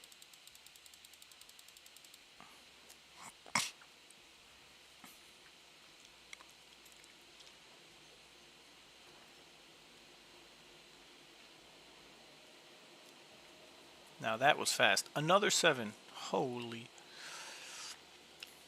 Look at us now. Who would have thought? Let's go. This is amazing. Welcome. Niru said, gonna have to leave after this one. We'll be back in 2 hours. Thank you so much, guys. It was fun, man. Yep, see you in 2 hours. So was it this one or one more? You could just leave if that's the case. So we need one more person. See, now usually if there's not one more person to make 4, we pick up a random. And they could have whatever type of build. It could be a healer or a... Because a healer would work. If we're all damage and we got one healer, it works.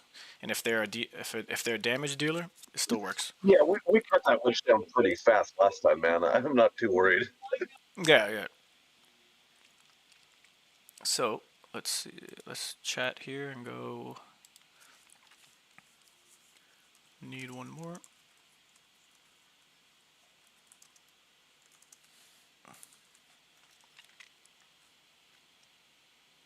I did switch back to that flame attack for everybody. I think cool. You might be right. It's hard to tell if it does the buff or the debuff to us or not. There's so much shit going on that, like, I used it a couple times and I'm like, wait, did that happen to us or not?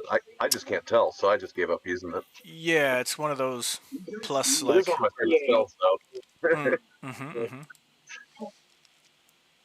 Okay, let's get a random in the chat then. Need one more.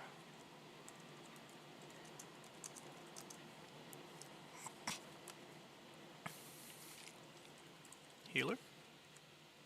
Or let's put damage.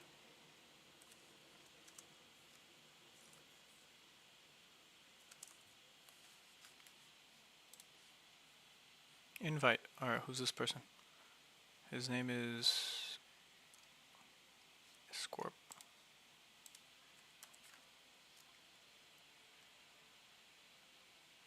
Scorpy. Got him. Alright.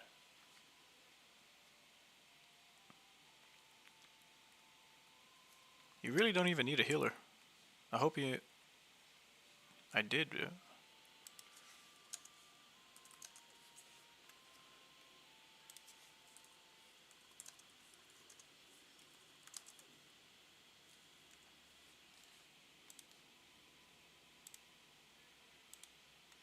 Okay, let's try again.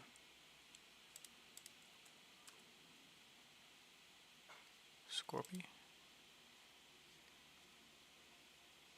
Alright, now he's in.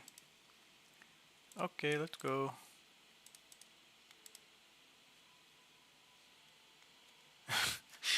Yeet.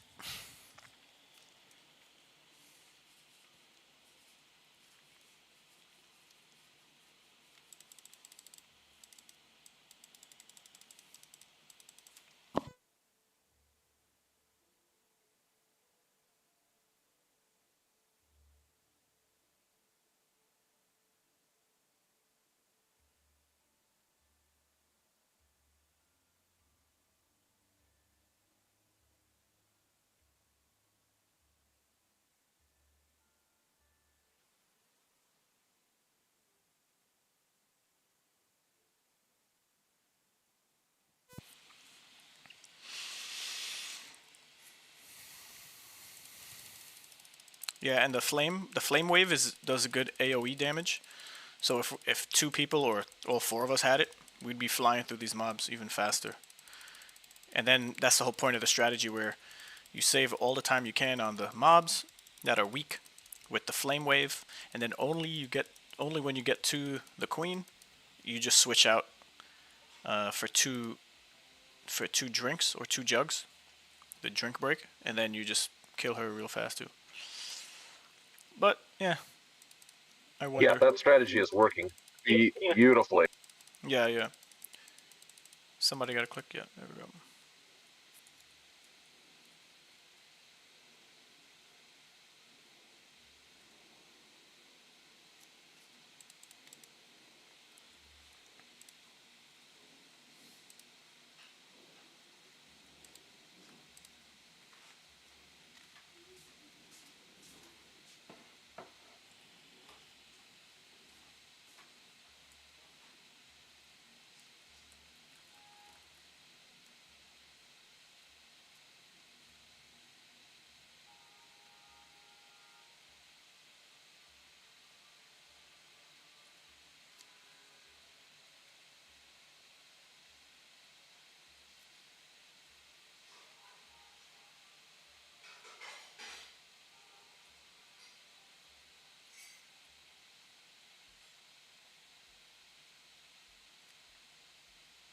Three, two, one.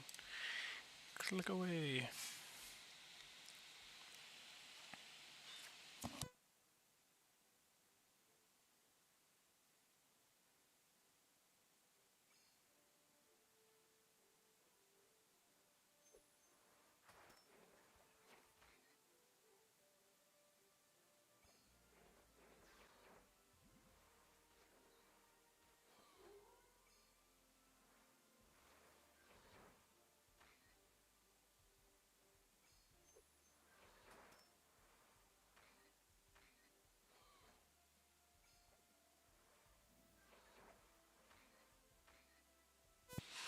So I have a drink break, but does anyone else?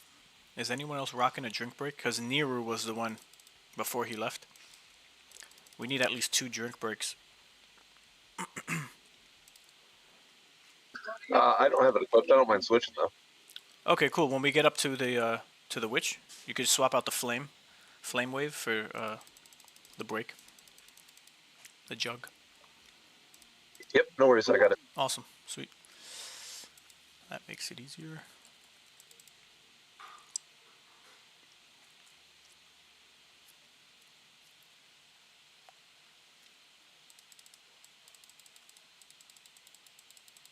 Yeah.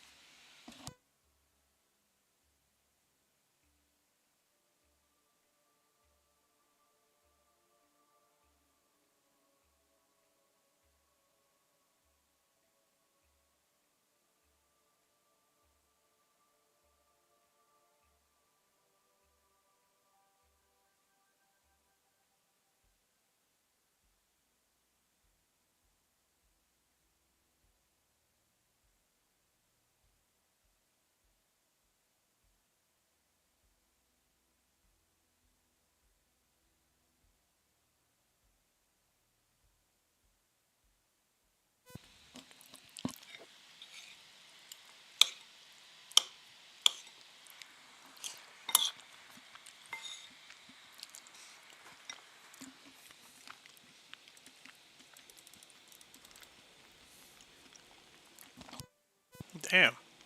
That shit just disappeared.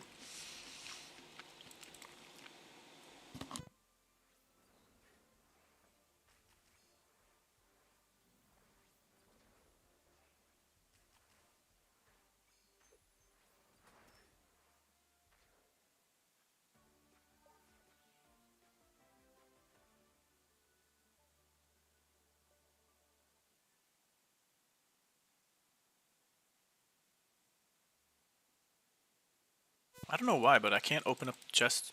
I think you need more than 2 people to open a chest. Kind of weird.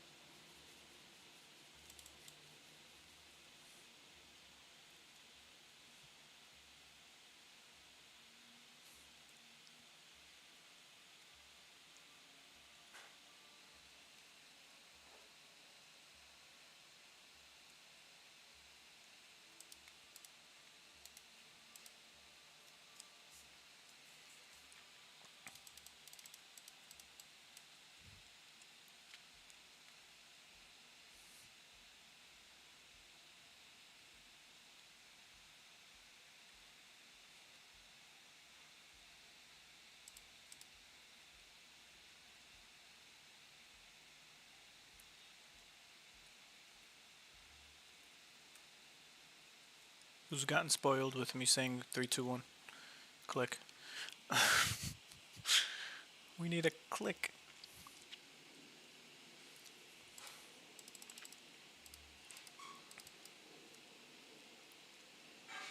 Alrighty.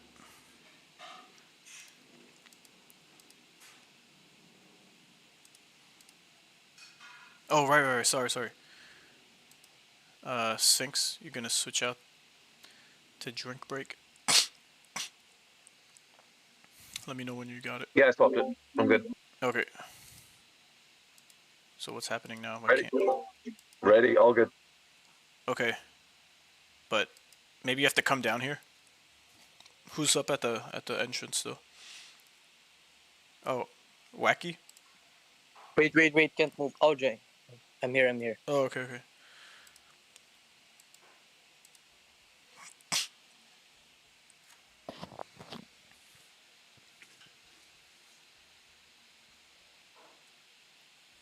To the queen, or the witch, rather. I'll drop my jug, and then you can drop yours after. Make sure you got the witch. There you go. Bam. Oh, I'm about to die. What the hell? Ooh! Killer! Oh, hopefully I don't get hit. One shot and I'm dead. Oh boy. We're gonna drop like flies. We got this. I think. Oh no! No, 1v1. Oh my gosh. What the hell? What the hell happened? That was really weird. We took a crazy amount of damage in the first like 10 seconds. Yeah, that AoE stuff that the witch drops is crazy damaging. Damn. Okay. Run it back.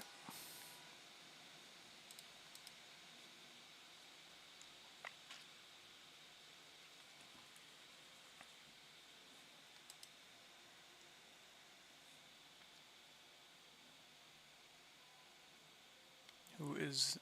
We need to click. Anybody? We're gonna start it up again? Or who's... Can't tell who's not clicking. I clicked. Must be... Maybe the other one. If you can send me your build in Discord. Let's try.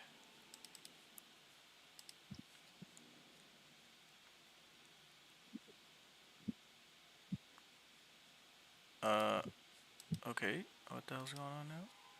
Oh, so the guy left. Okay. So that's pretty much what happened. Let me check the Discord. Oh, okay, rent. 5. I'm gonna add you in.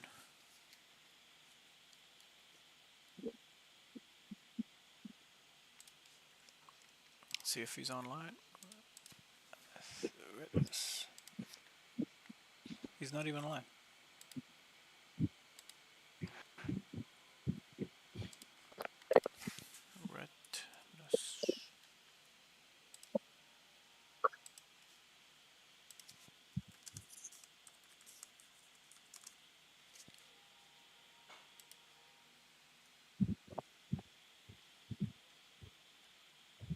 Okay, let's go random.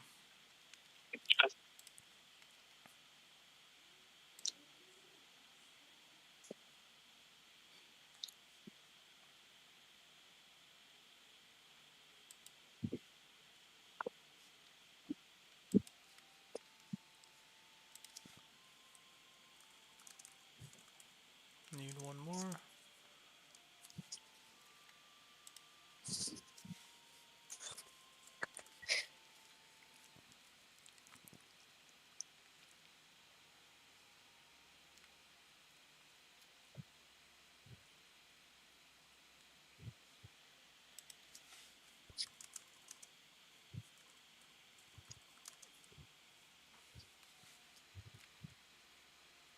Okay, this person then.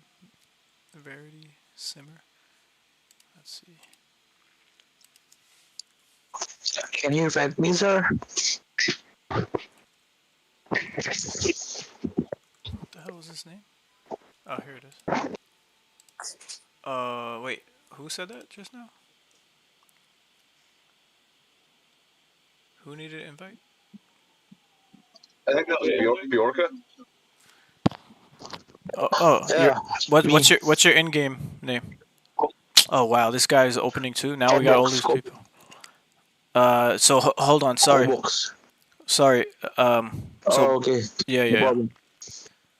If we need another one and you're here, I'll definitely hit you up. But Retinus said he's coming, and he. Ah man. Okay, let's see. Retinus.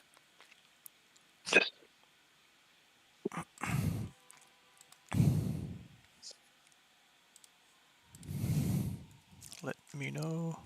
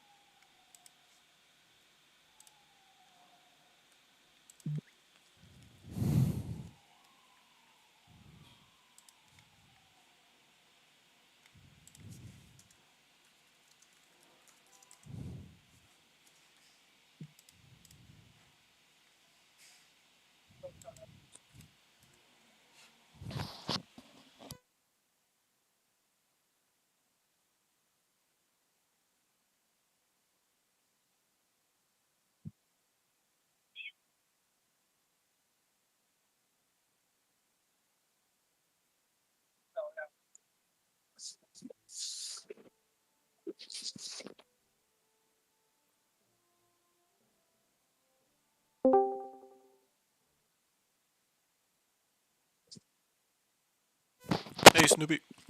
GM.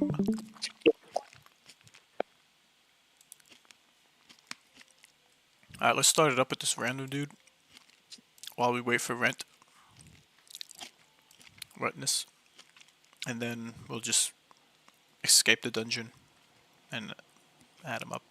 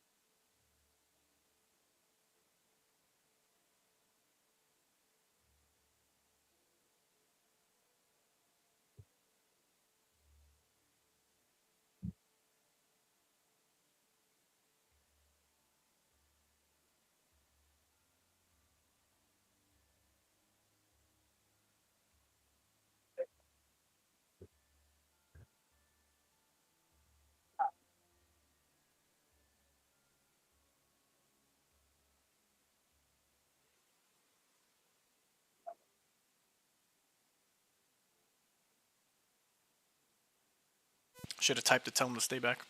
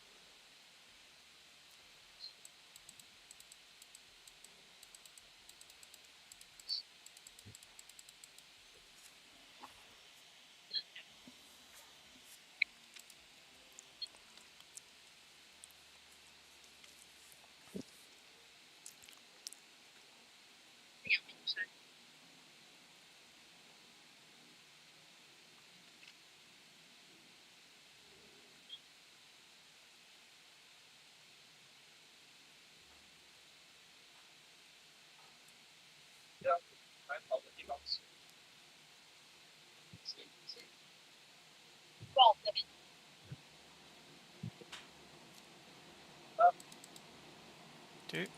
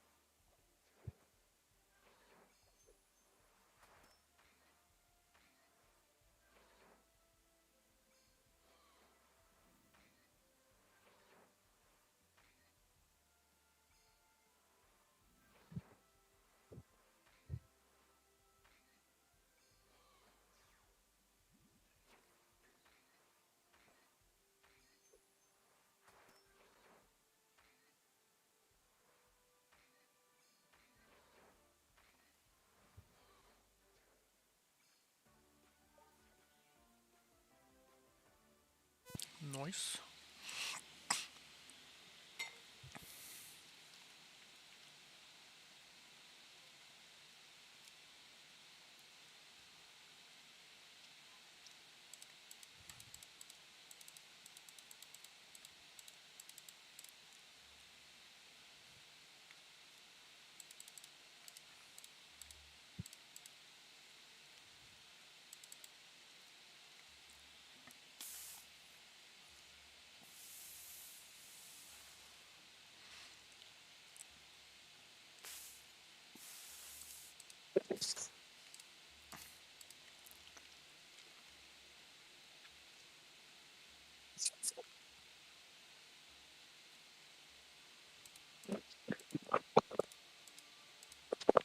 Damn, son.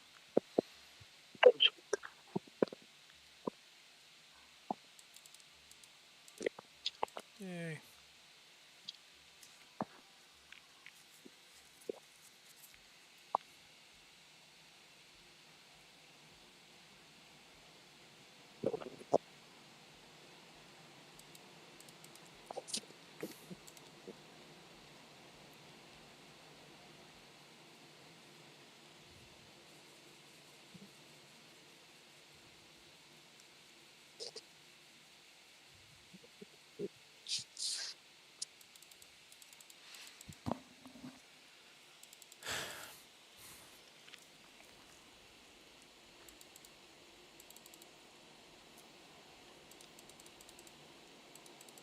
Got to make sure you're targeting who you want to hit.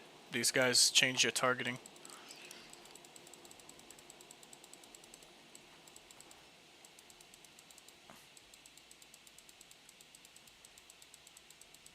Damn.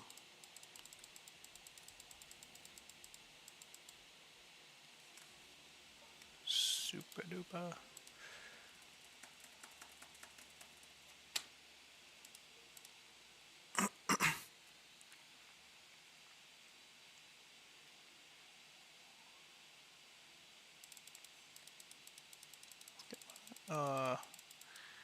Yep. It seems like it takes 3 people to be next to it for it to open up like that.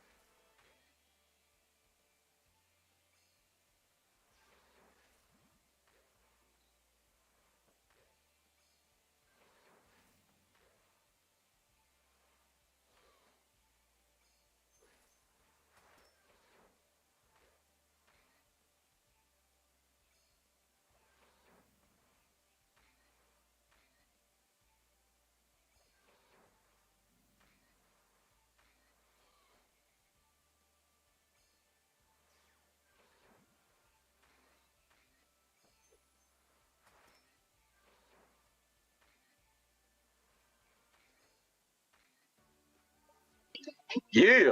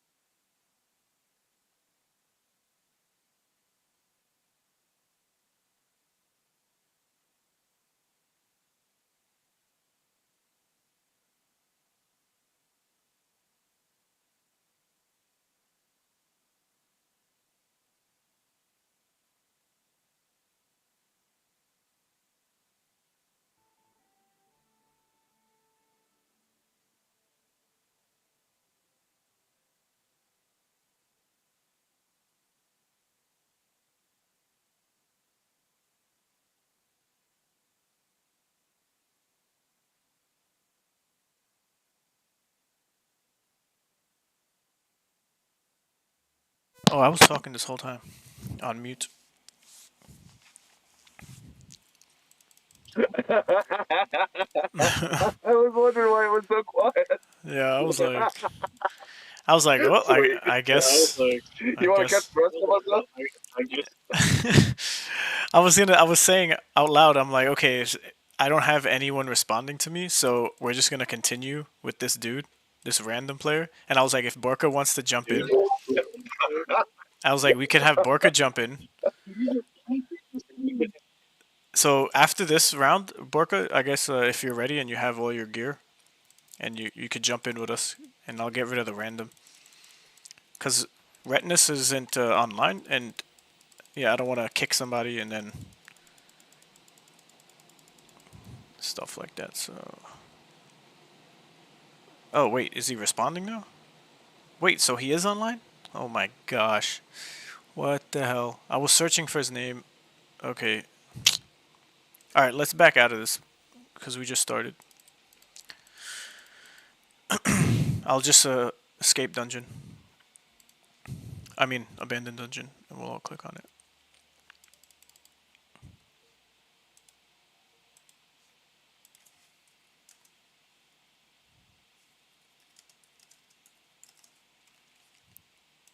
Let's abandon.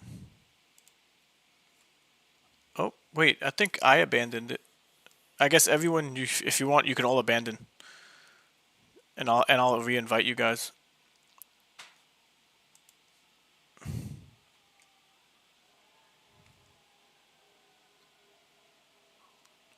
Violet Skyline. Violet Skyline.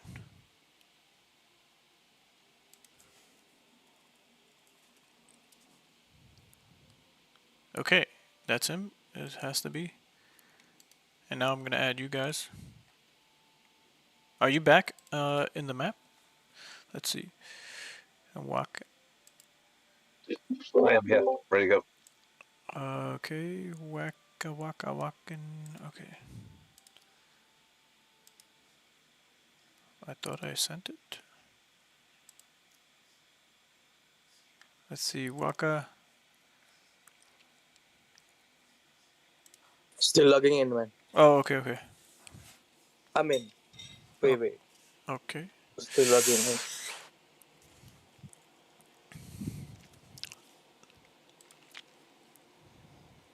I'm in. Okay, let me just tag this guy. Wetness. I'm in, man. Okay, give me a second.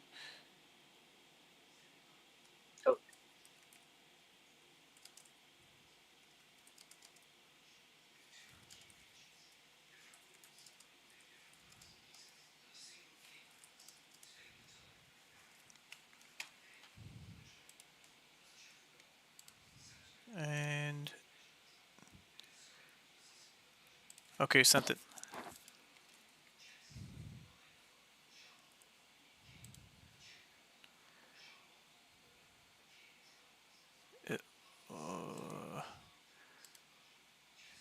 Let's see, whatever. I don't know what he's rocking with. He has like a druid helmet, but let me ask him.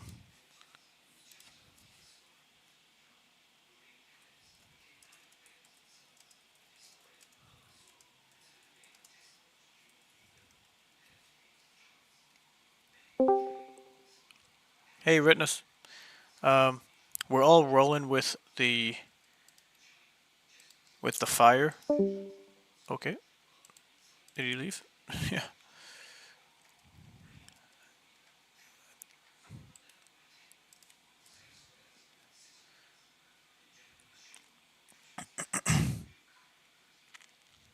Oh, he gave it a check mark. Oh no, that's Sphinx.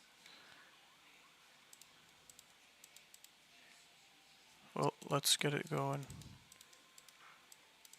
Why can't I click on it? Can someone else start it? Or is it just like frozen? I had to click on it a few times and it popped up. I like power clicked it. Click. There goes. Cool. It's the first time that happened.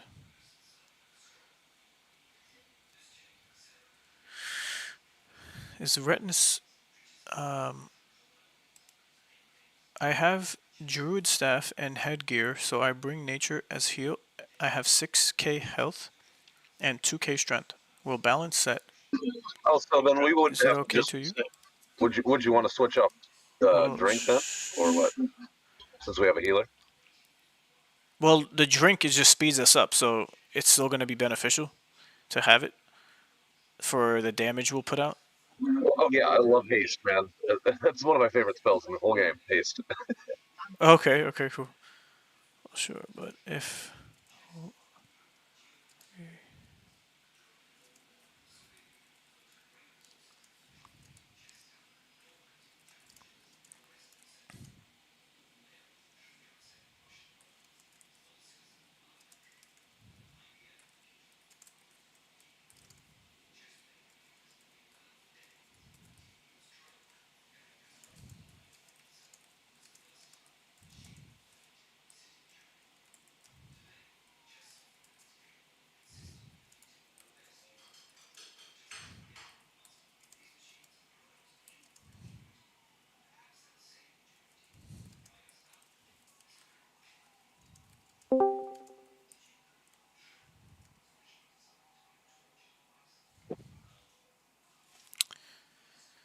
Yo, Hey, man. Hey, Levi, what's up?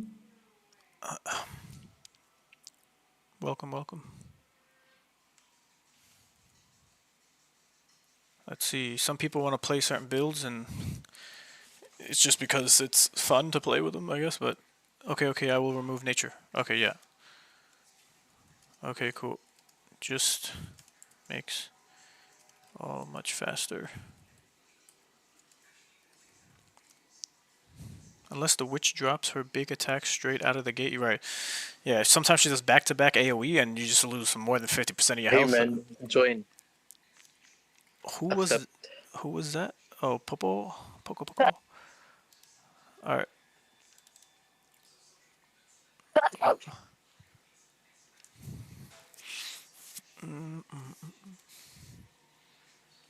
And then, yeah, having all striker is what.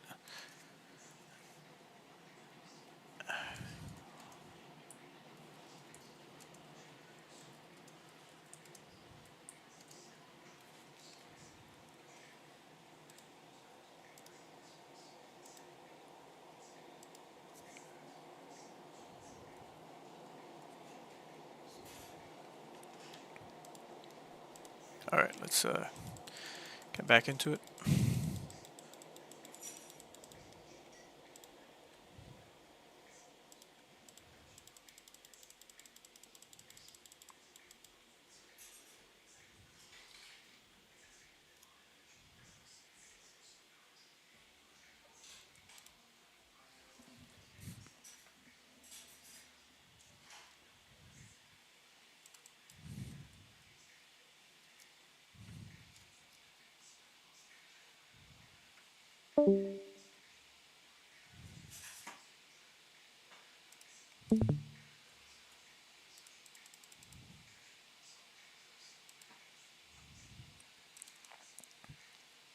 We need to click. Somebody click. All right.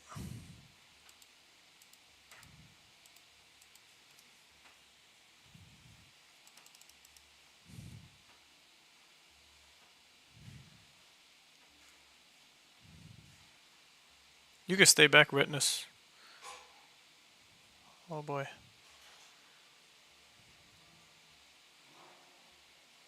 I don't think he's even in the chat, so.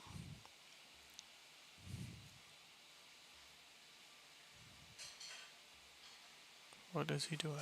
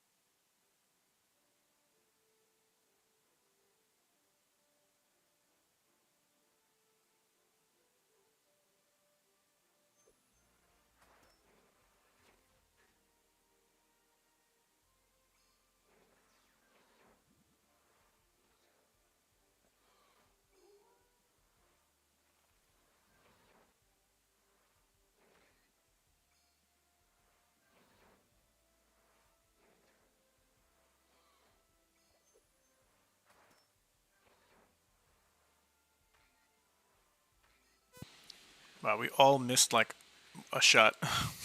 Back-to-back misses.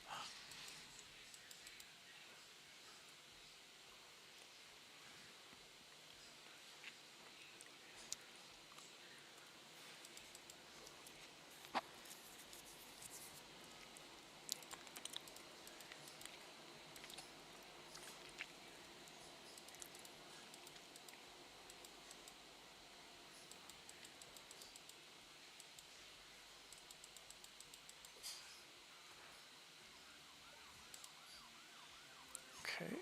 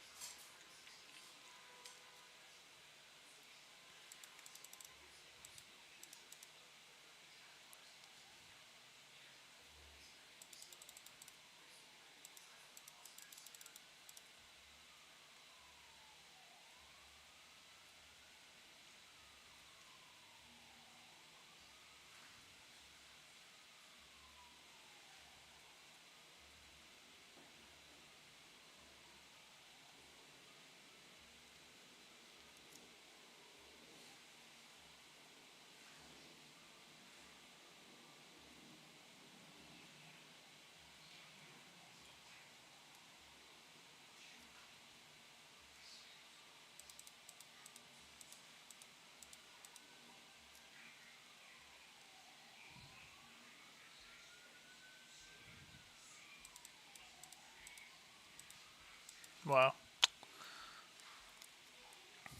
Let me go back up.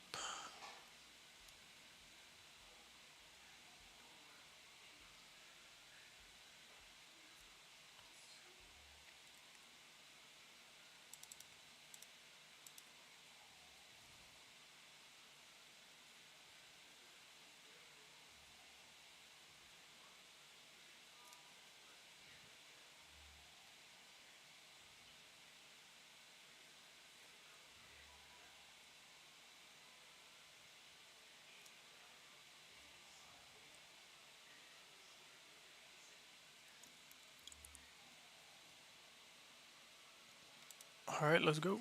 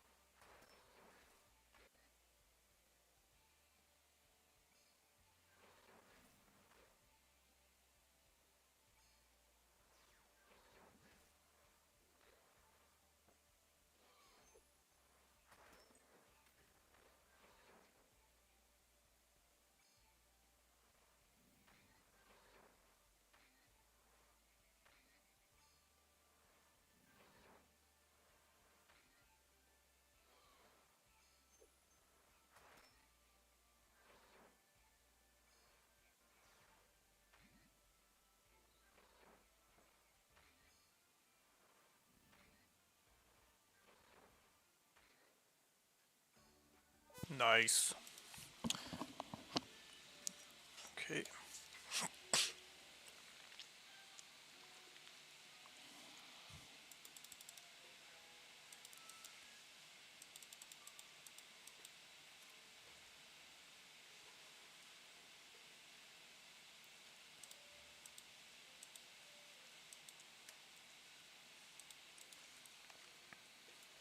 Okay, let's run it back.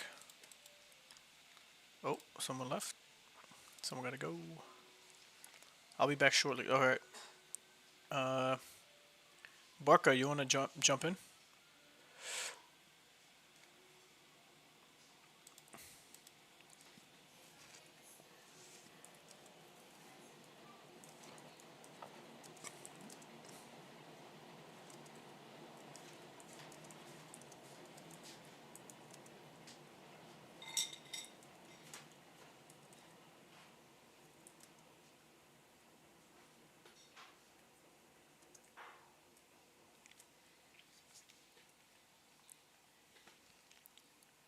Let me know if you want to play Borka, or I'm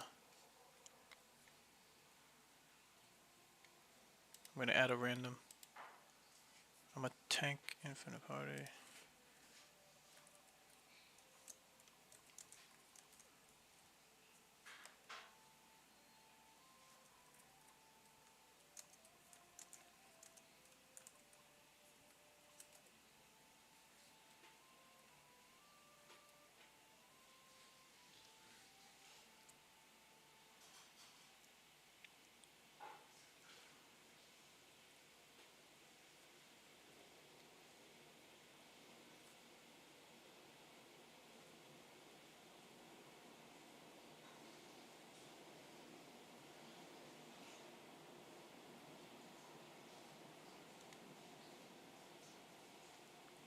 Alright, who's this one?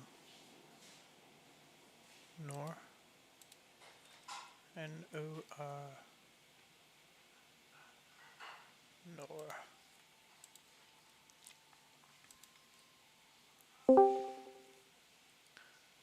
Who goes there? Yo, what's up? Yo, you're in the game?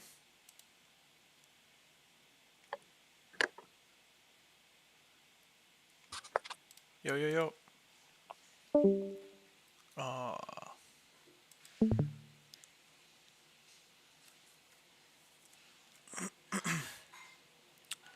Let's see. Let me see if he's online right now. I think his name was...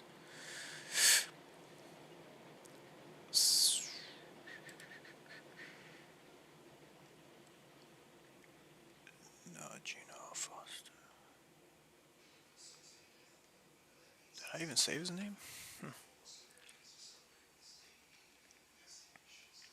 What is this guy? Let me ask Nor.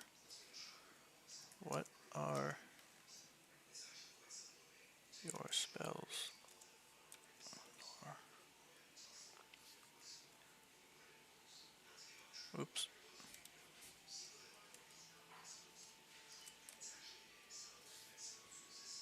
Ice. Damn. Go all flame.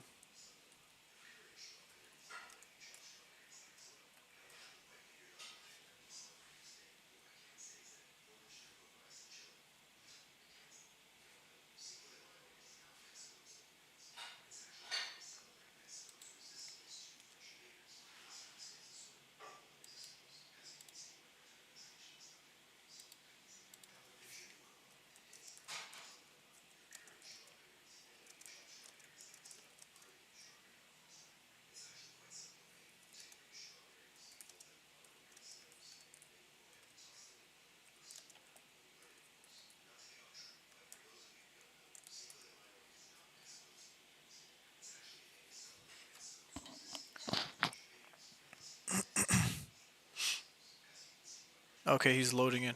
Perfect. Now we could just say sorry, goodbye. Oh, he's actually switching. Damn, I feel bad now. Add me on Discord.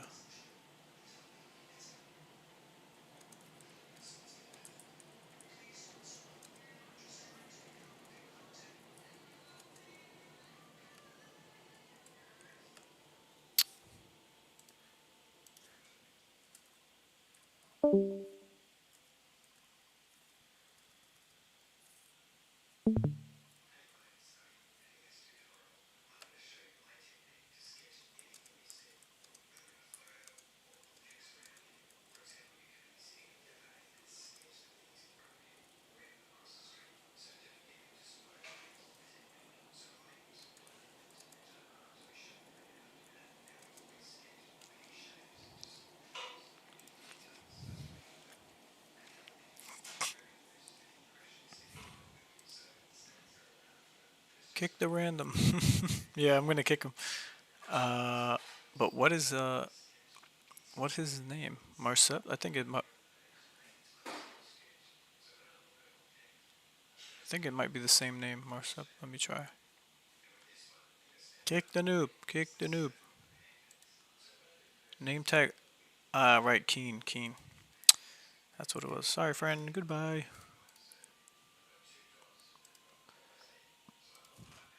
Keen.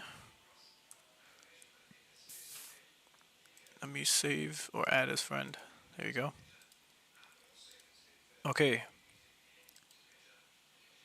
So let me tag him here and tell him to put all flame.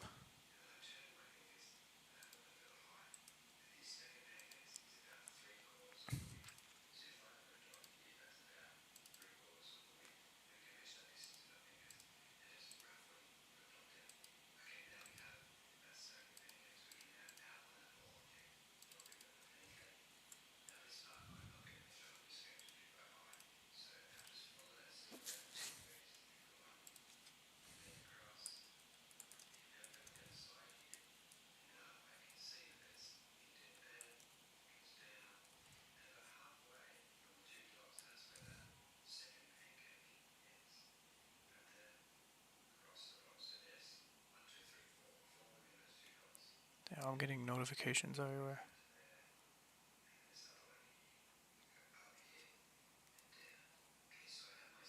Oh, I used the wrong one.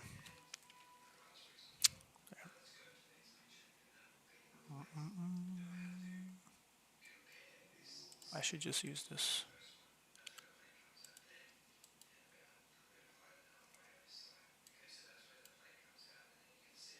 Can he even see it?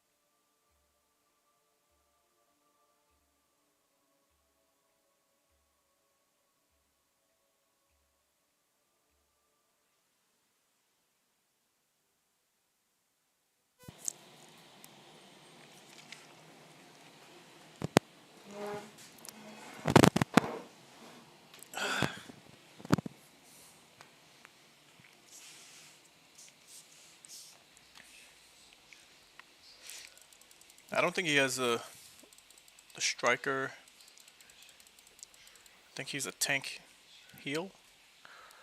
Let's see how if it takes longer.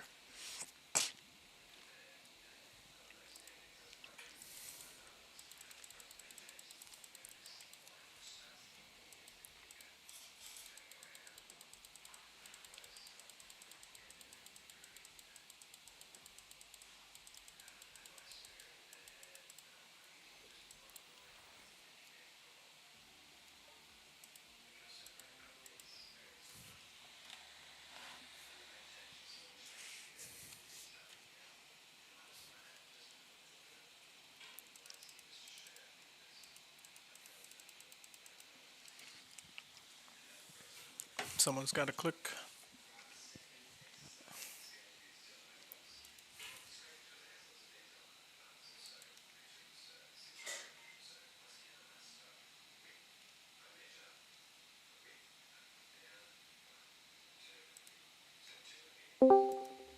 Oh, is that him? No. Okay. Yeah, it's better if we're in a in a chat. Let me message him in game. Keen switch to all fire red spells. Check the voice chat. I tagged you.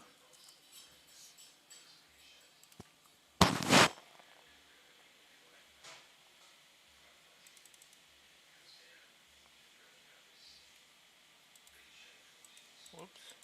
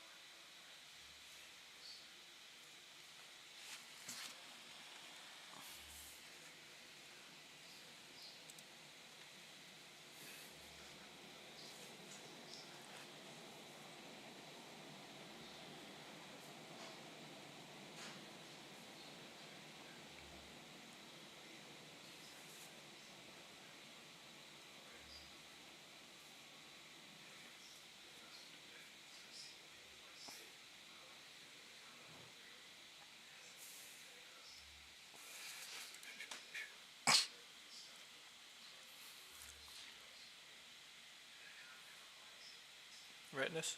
Alright.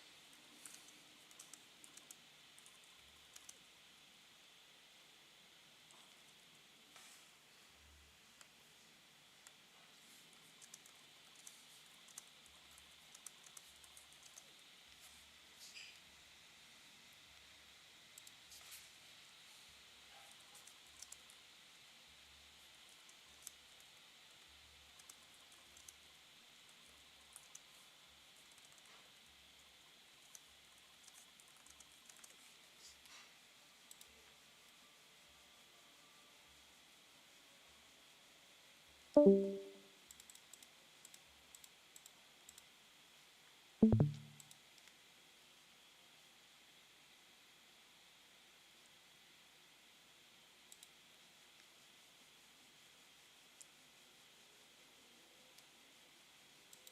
the hell?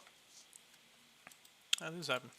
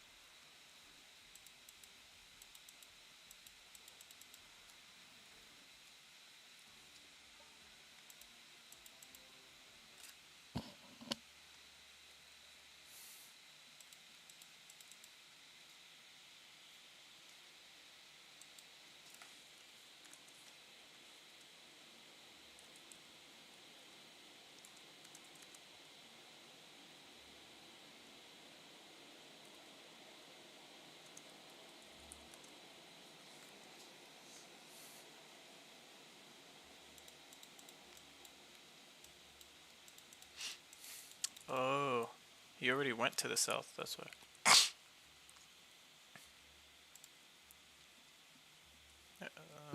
Yeah, you're slowing us down, Ray.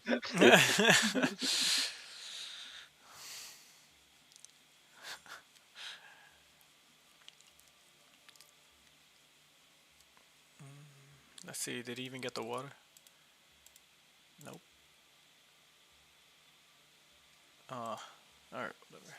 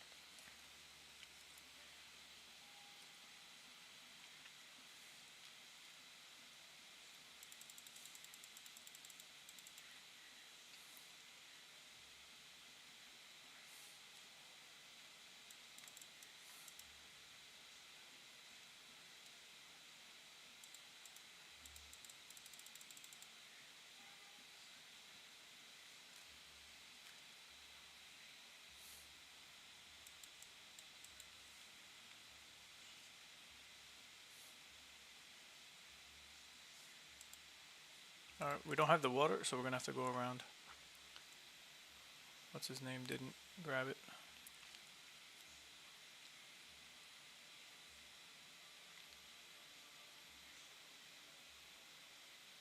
Gotta go the long way.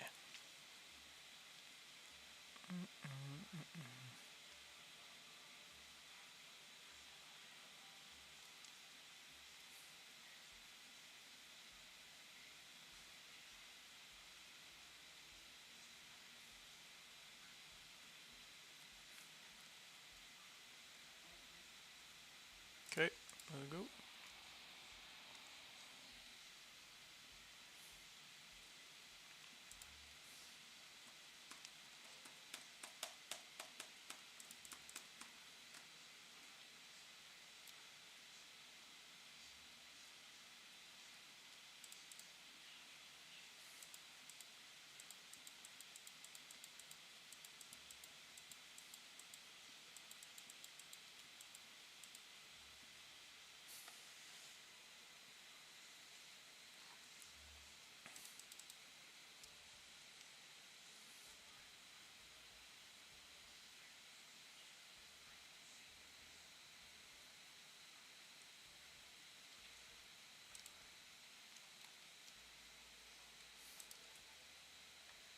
Which time?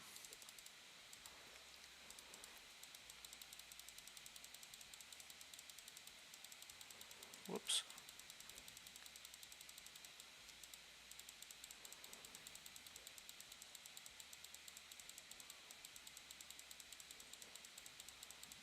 Oof. See, it's taking oh shit, just a bit longer to kill her.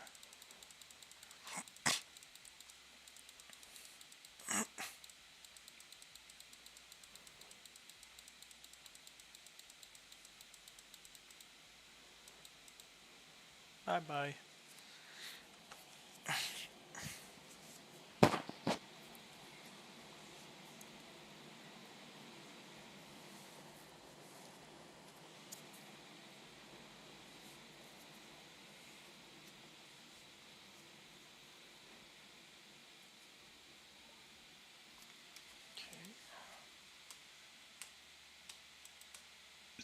Oh, my heart's in my throat. That was too close. It gets like that sometimes.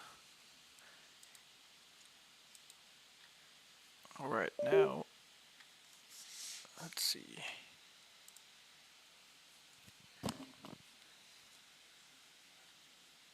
Let's test the school Wi-Fi.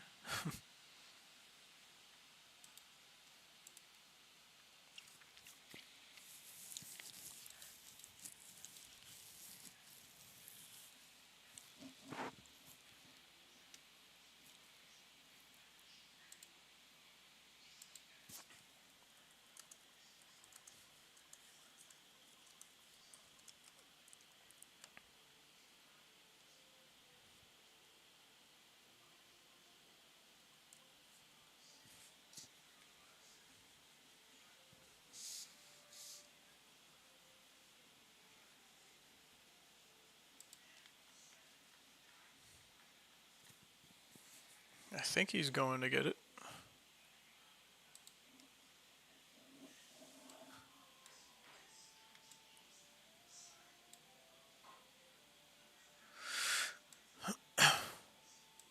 I'm gonna use the bathroom real quick. And hopefully... Let me just tag him. 1 to 15, ladies and gentlemen. No. Probably more like 3, but whatever. Yeah. Take a break. Jug or no jug? No jug. We have 2 already. Me and...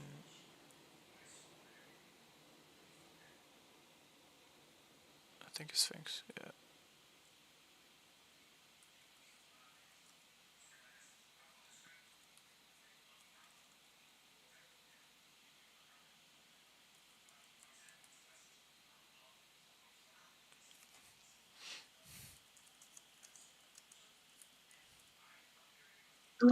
And for the record, I'm just switching to the jug at the end for the witch. I found it was a little bit faster to run all fire spells on the rest of the rounds. Yep, exactly. Spot on. I'll be right back.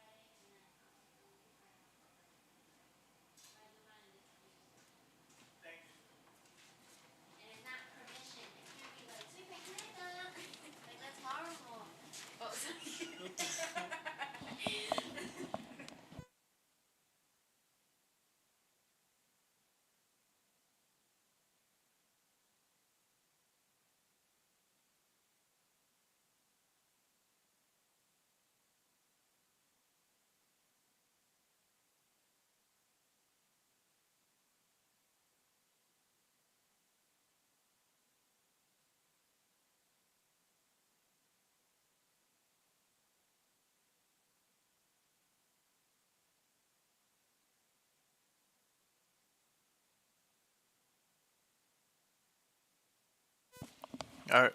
Sorry, we back. Yeah, we can, so the strategy for just Matt for farming materials, like the timeless shards, is, yeah, you could put all 5 of them on, then you just go killing mobs, not doing the witch or the boss. So let's do that. We back, everybody's back. Cool.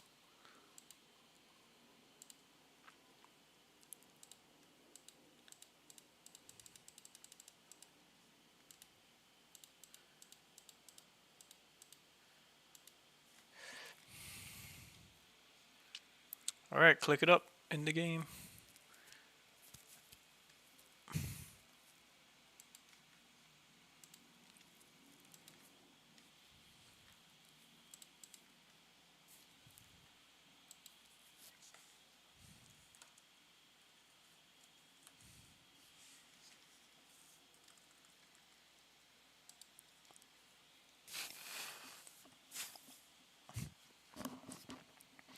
We could kill the bear. What we can do, we'll do the west side. The west side and the... no, yeah, we have to kill the mushroom. So let's just stick to the east and south, and then when we get to the... or, you know, we could just hang out. We could do the black bear on the west side, but then I don't think it respawns.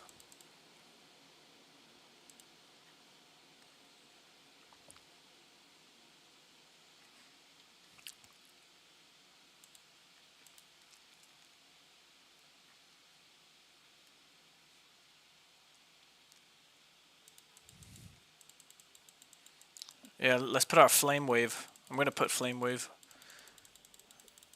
after this.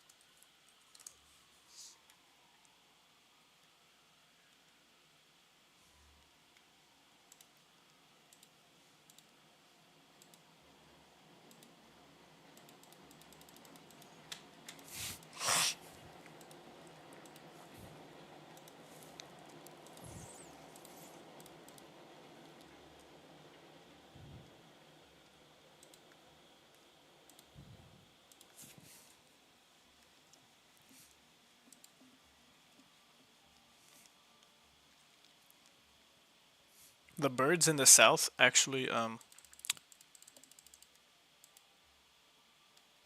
have, I think they drop a little bit more, but let's see.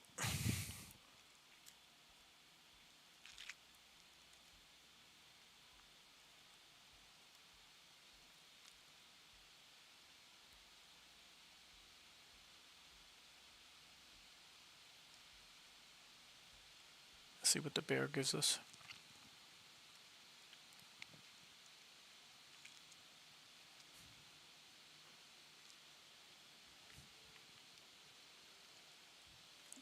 Yeah, we should actually go to the west side. The west side, I think the slimes and the ghouls or the spirits. Wait, why is there only 3 of us? Oh shit. Damn. Let's just focus on one. There's only 3 of us. Kill one after another. Get this rat out the way. Spider.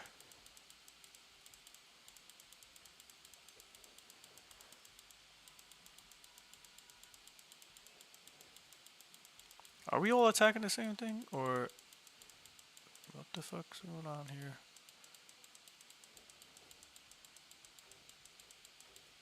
Alright.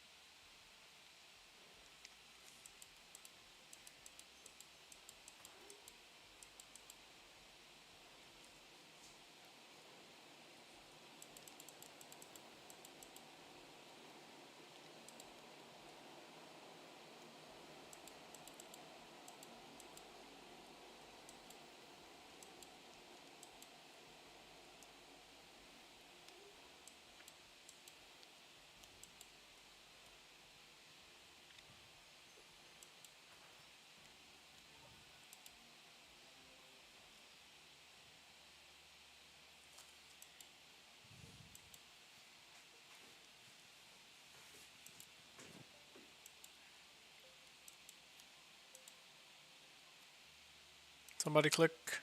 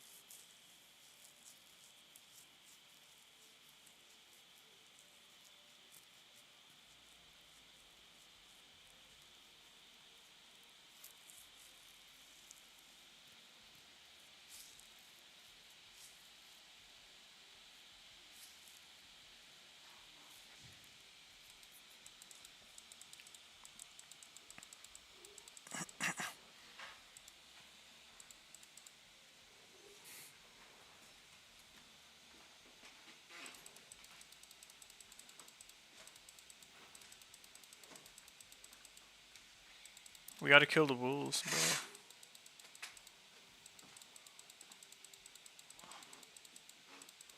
The pig heals itself. If we don't kill the wolf, we're just gonna have more damage. And we're all gonna die. And we're all gonna die.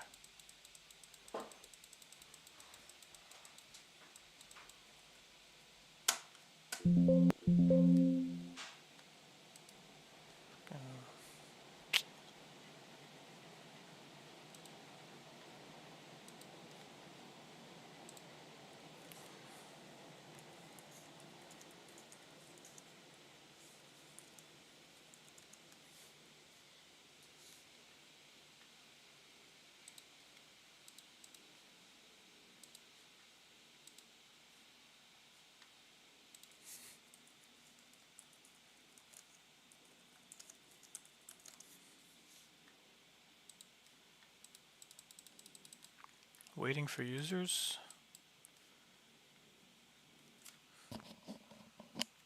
Who else is...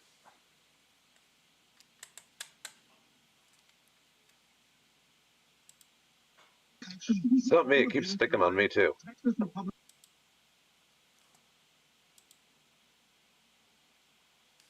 Yeah, it's weird.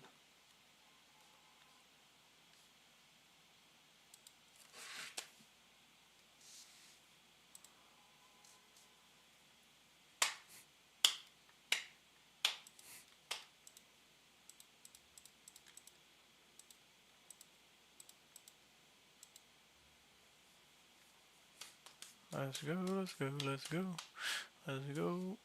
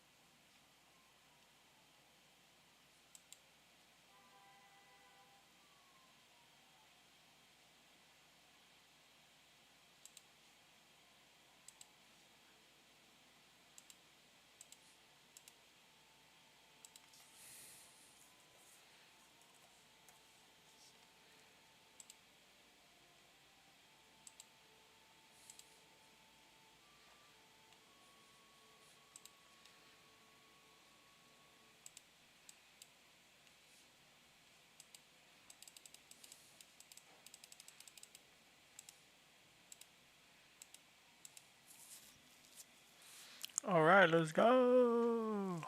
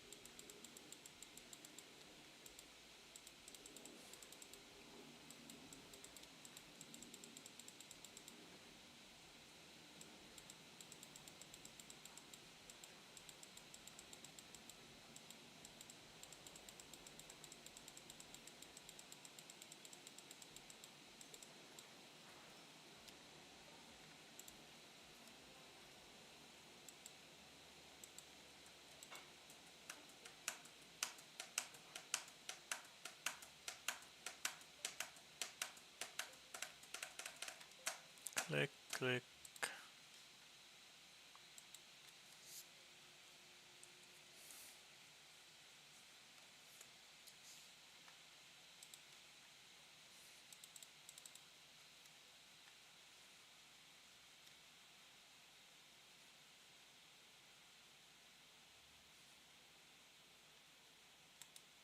West Side. West Side.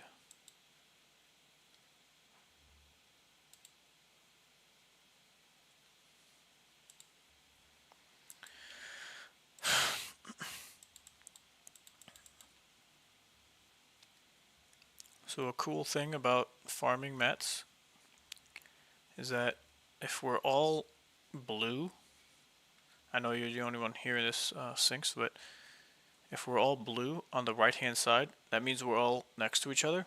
So what I did last playtest, we spread out. So I'll farm one slime, and then a couple of, a little further down on the map where we're at, there's another slime. So you could camp that slime, and then let's say someone else could go down a little further and farm one of those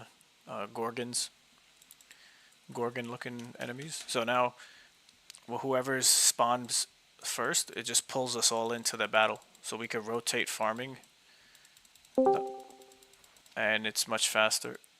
So that's a thing that So we don't have to walk around and stuff, and we're there when they spawn and stuff. Yeah, I got it. basically, yeah.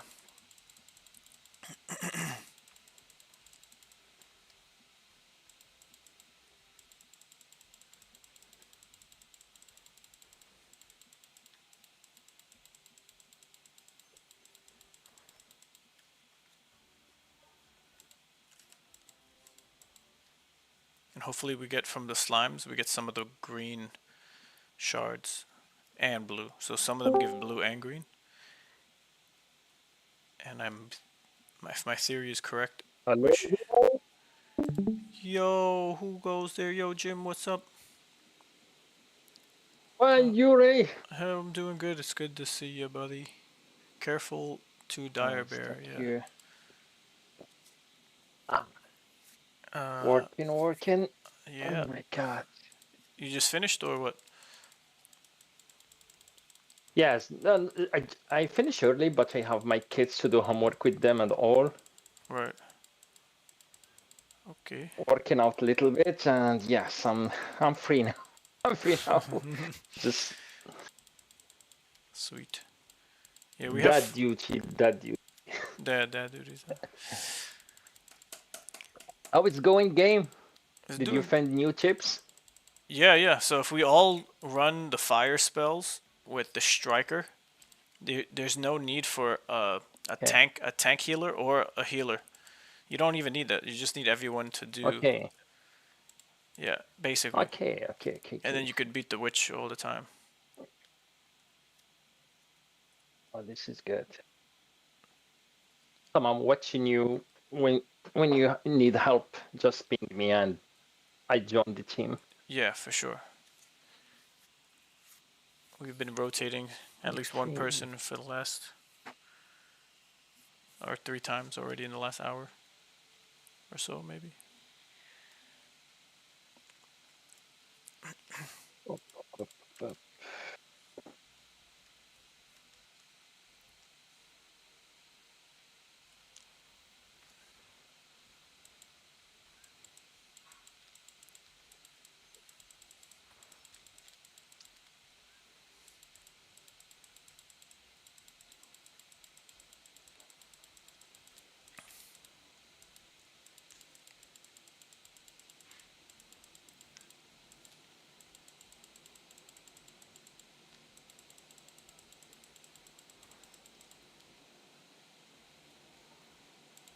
I guess we only get timeless shards from enemies.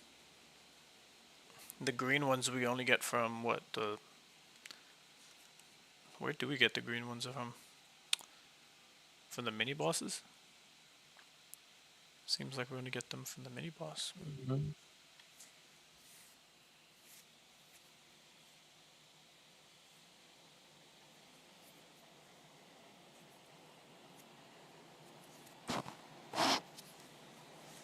Uh-oh, there's only 3 of us. Someone's too far away.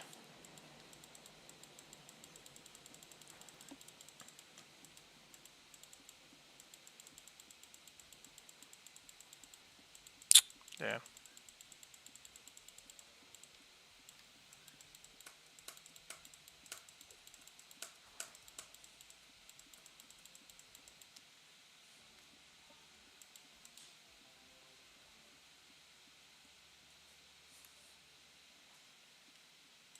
Oh no, he left thinking maybe. Uh, oh boy.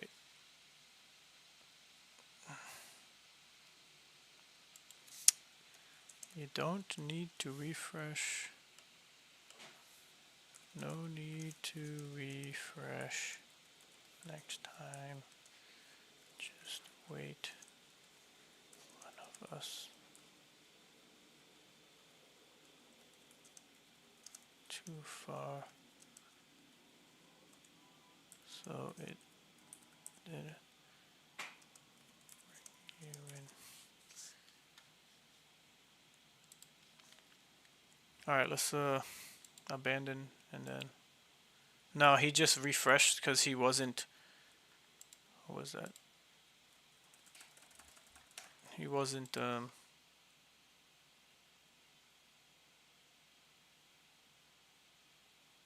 I'm in the battle. That's the after. I don't get it.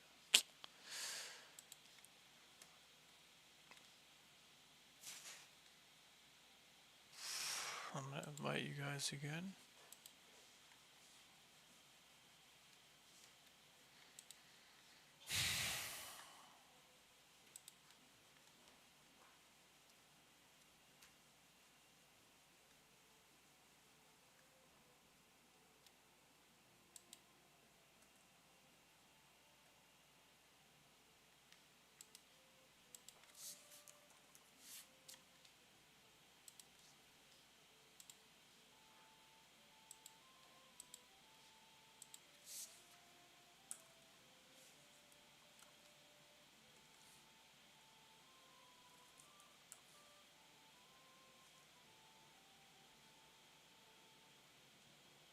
Whoops.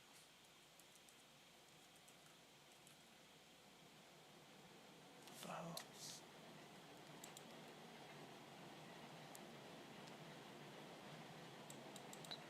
Thinks is offline.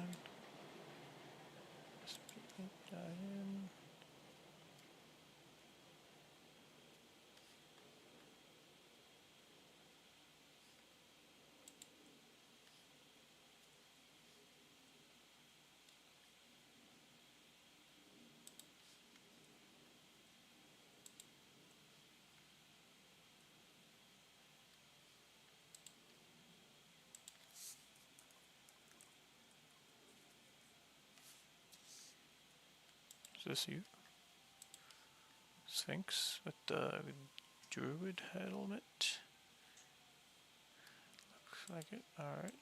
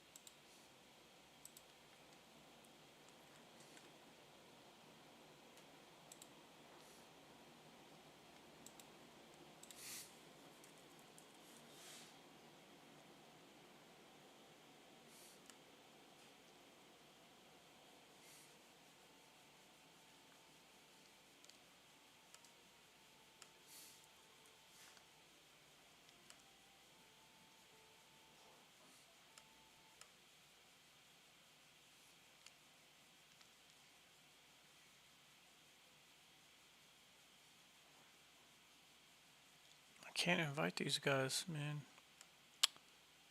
Shit is annoying. Let me refresh. I'm gonna log out and log back in.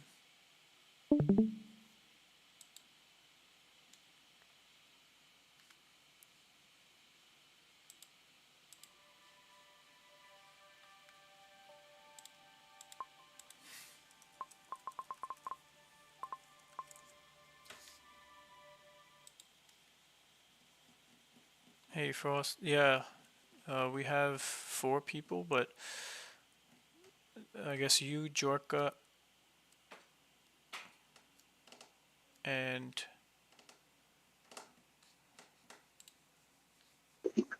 56. What the hell? And it's Foster.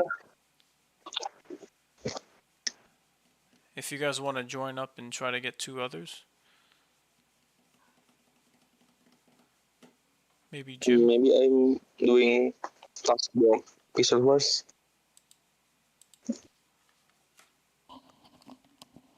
Sorry, I didn't understand.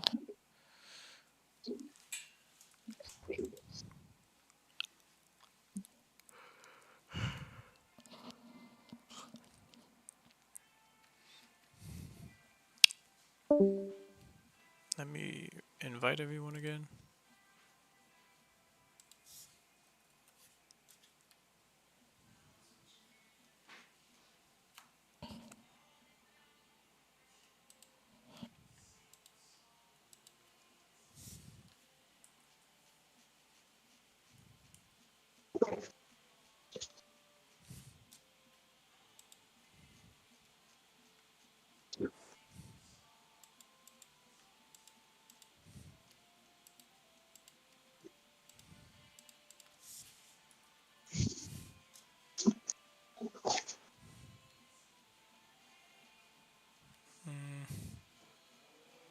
Which Violet Skyline?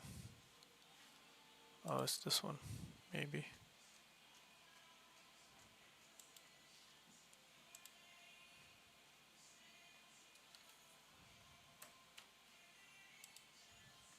I don't know why I can't invite these guys. It's just not working.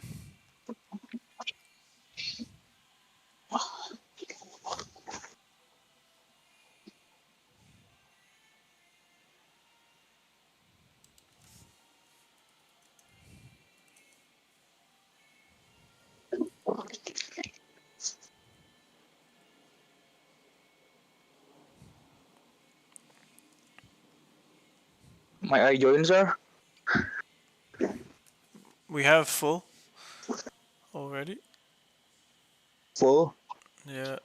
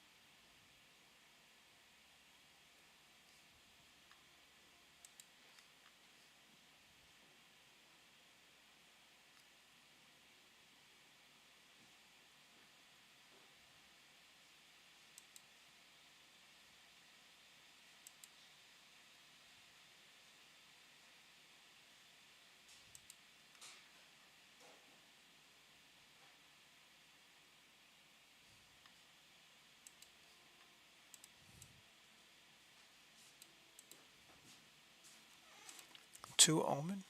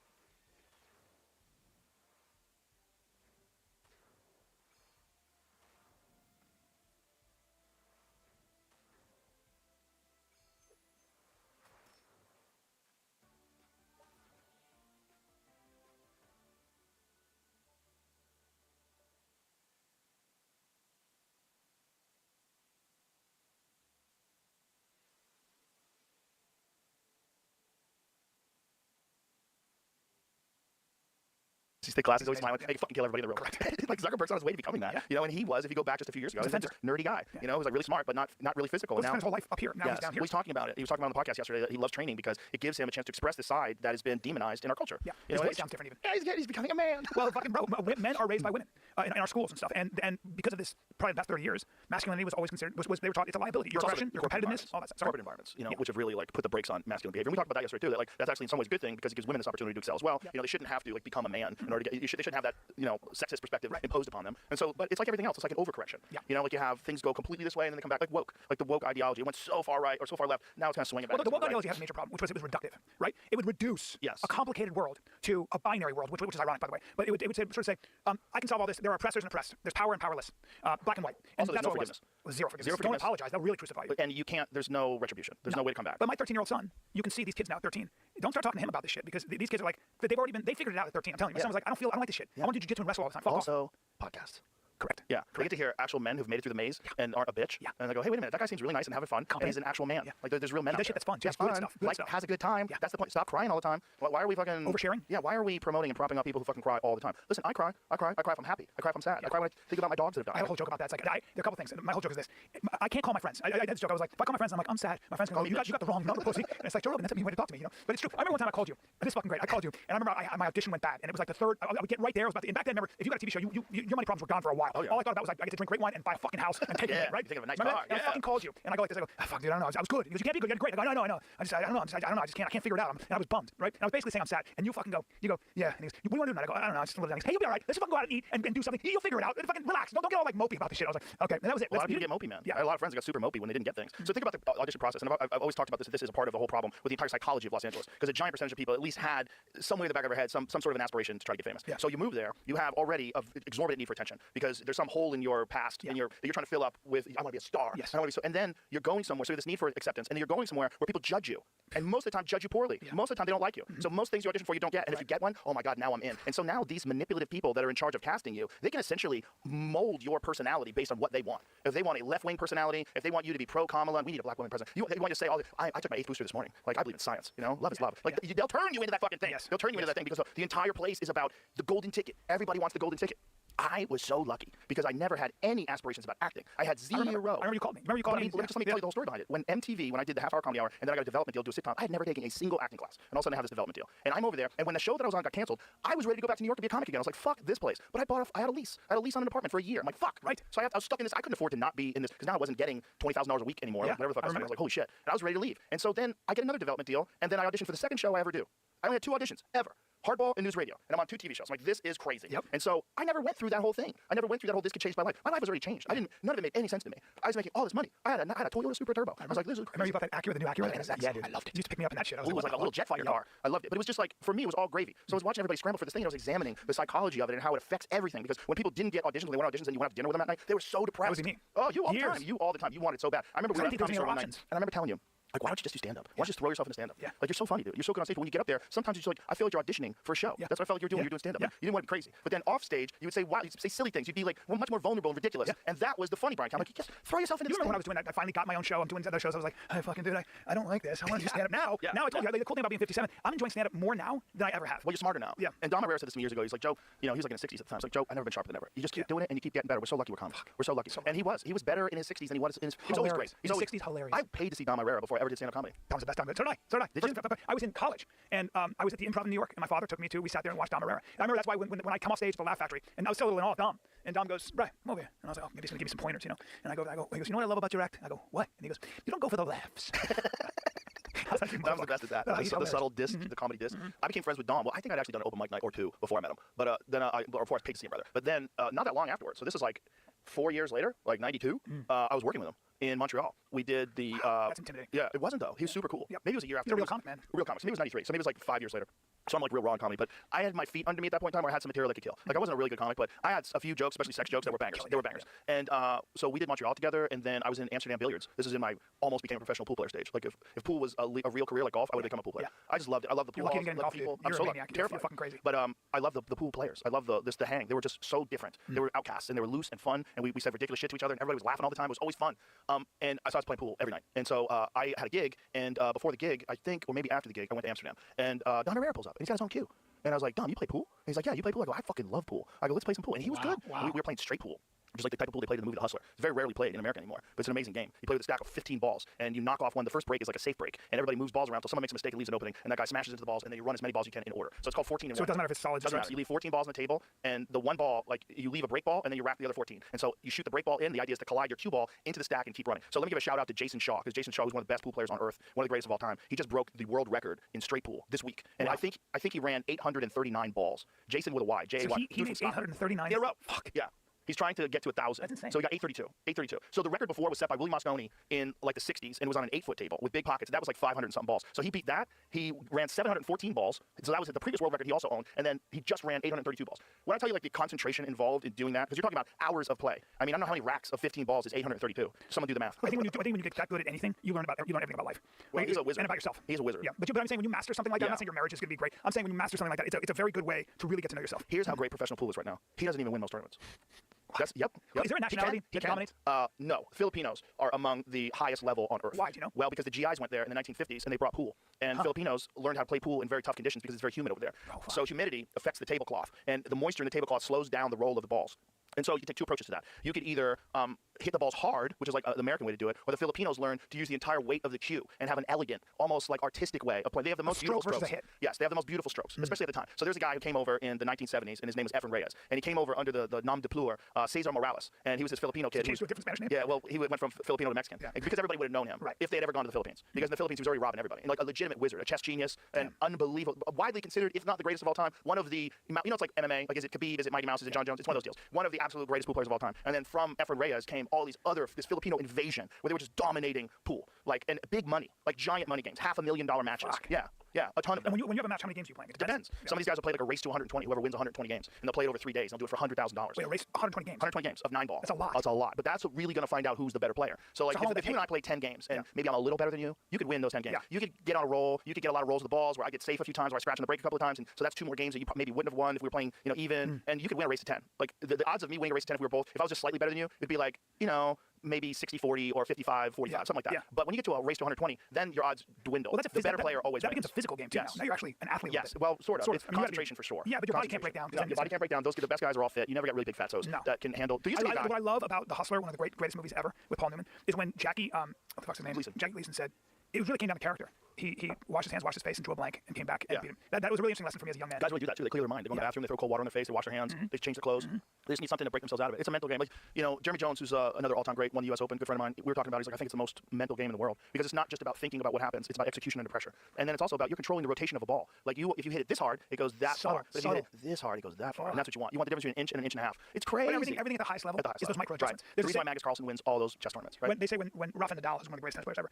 when he won Wimbledon, they're all clapping. He comes in, and the legend doesn't know if it's true, but I heard it makes sense. He's coming in, he's going like this. He goes, I think my grip. I think I want to. He's not even paying attention. He's talking to his coach. I feel like my grip should be just a little bit like that, or still making micro adjustments. You just want to. You have to. Yeah. That's what makes them so good in the first place. I know guys who change their grip all the time in the queue. Like sometimes they'll grab it like this with 2 fingers, and then they change it, and then they turn their wrist forward, and they'll play for a year with their wrist forward. Oh, guys do weird shit. Stand up, so I'm gonna shoot the special, and I'm gonna throw it away, and I gotta start again. Yeah. And just because I've done 5 specials doesn't mean it's gonna be easier. It's gonna be a motherfucker because I've got to come up with. I gotta make sure I don't repeat myself. I gotta make sure I'm not.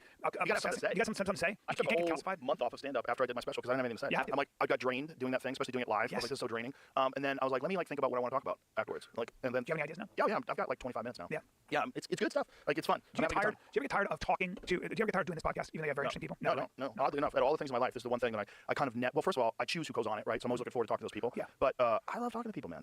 I like it. Like that's like the whole like moody loner thing. I don't get it. Like people to me are awesome. They're interesting. I like being inspired. I like being intrigued. I like trying to. You have a lot of problem solvers on this podcast. Oh too, yeah. You know. Oh yeah. Well, I've definitely gotten a unexpected education. Yeah. You know, if you go back and listen to me in 2009 when I started this thing, I was a retard. We all were. Yeah. I think what was interesting is I'd have these opinions, and I'd state these truths, and then like somebody would Google it and be like, hey, dude, no. Yeah. So I got this hilarious, fucking typical Brian Gill. I'm talking about cows, grass-fed, all this shit. And I go, hey, man, never been on a farm, okay? Never raised cows. The farmer goes, hey, I love your podcast. Brian's wrong about everything he said, but it's cool. I fucking emailed the guy back, I'm talking to him, and he gave me an education. He's like, I mean, what you're saying is just not true when it comes to how you raise cows. And there was 1,000 things. Of course, I had no idea. That's the biggest liability, I think, in a lot of ways. You know who you should talk to? You should have Will Harris on your show. Who's that? Will Harris runs this amazing farm in Georgia.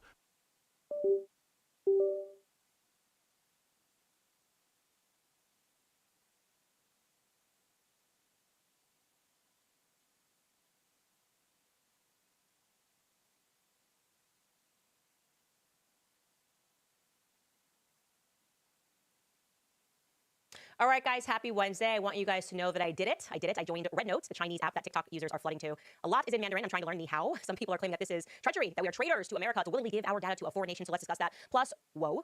Oh my, have you guys heard about the Rory Sykes story? That is the former child actor, he was disabled, whose mother claims that he died in their estate because the water was shut off, right? I'm talking about the Californian fires. But the fire department is disputing her claim, saying that the water... All right, so my life is crazy. It wasn't even 9 a.m. this morning before I was accused of being a Chinese spy. I'm not kidding on X, someone called me a Chinese spy. You're obviously a Chinese spy. And yesterday I was accused of being funded by Qatar, and earlier this week I was accused of working for the Kremlin, Russia. So I really can't keep up. I decided I'm just in my James Bond era. I'm working for everybody and nobody at the exact same time. So to what do I owe this later honor? Okay, well, I signed up for Red Note, as I said at the top of the show. That is the Chinese app that TikTokers are now flooding to in anticipation of the ban, which is scheduled to take effect this Sunday. Unless a Supreme Court miracle takes place, meaning that the highest court in the land would have to move to block it, TikTok is going to otherwise shut its application for U.S. users. And yeah, there you go. We have a federal ban. And that feels like it is creeping onto our free speech. President Joe Biden last April signed the law in requiring ByteDance to sell its U.S. assets by January 19th, 2025, or they would face a nationwide ban. And it looks like the Supreme Court, by the way, is inclined to uphold the law, despite the fact that I will say Donald Trump has come in and said he'd like the deadline to at least be extended so he can get into office and take a look at it. Now, some people might be asking, I think it's a fair question, Candace, you are America first. You bill yourself as America first. How could you do this? Okay, so I'm going to explain to you why. First and foremost, because it's funny.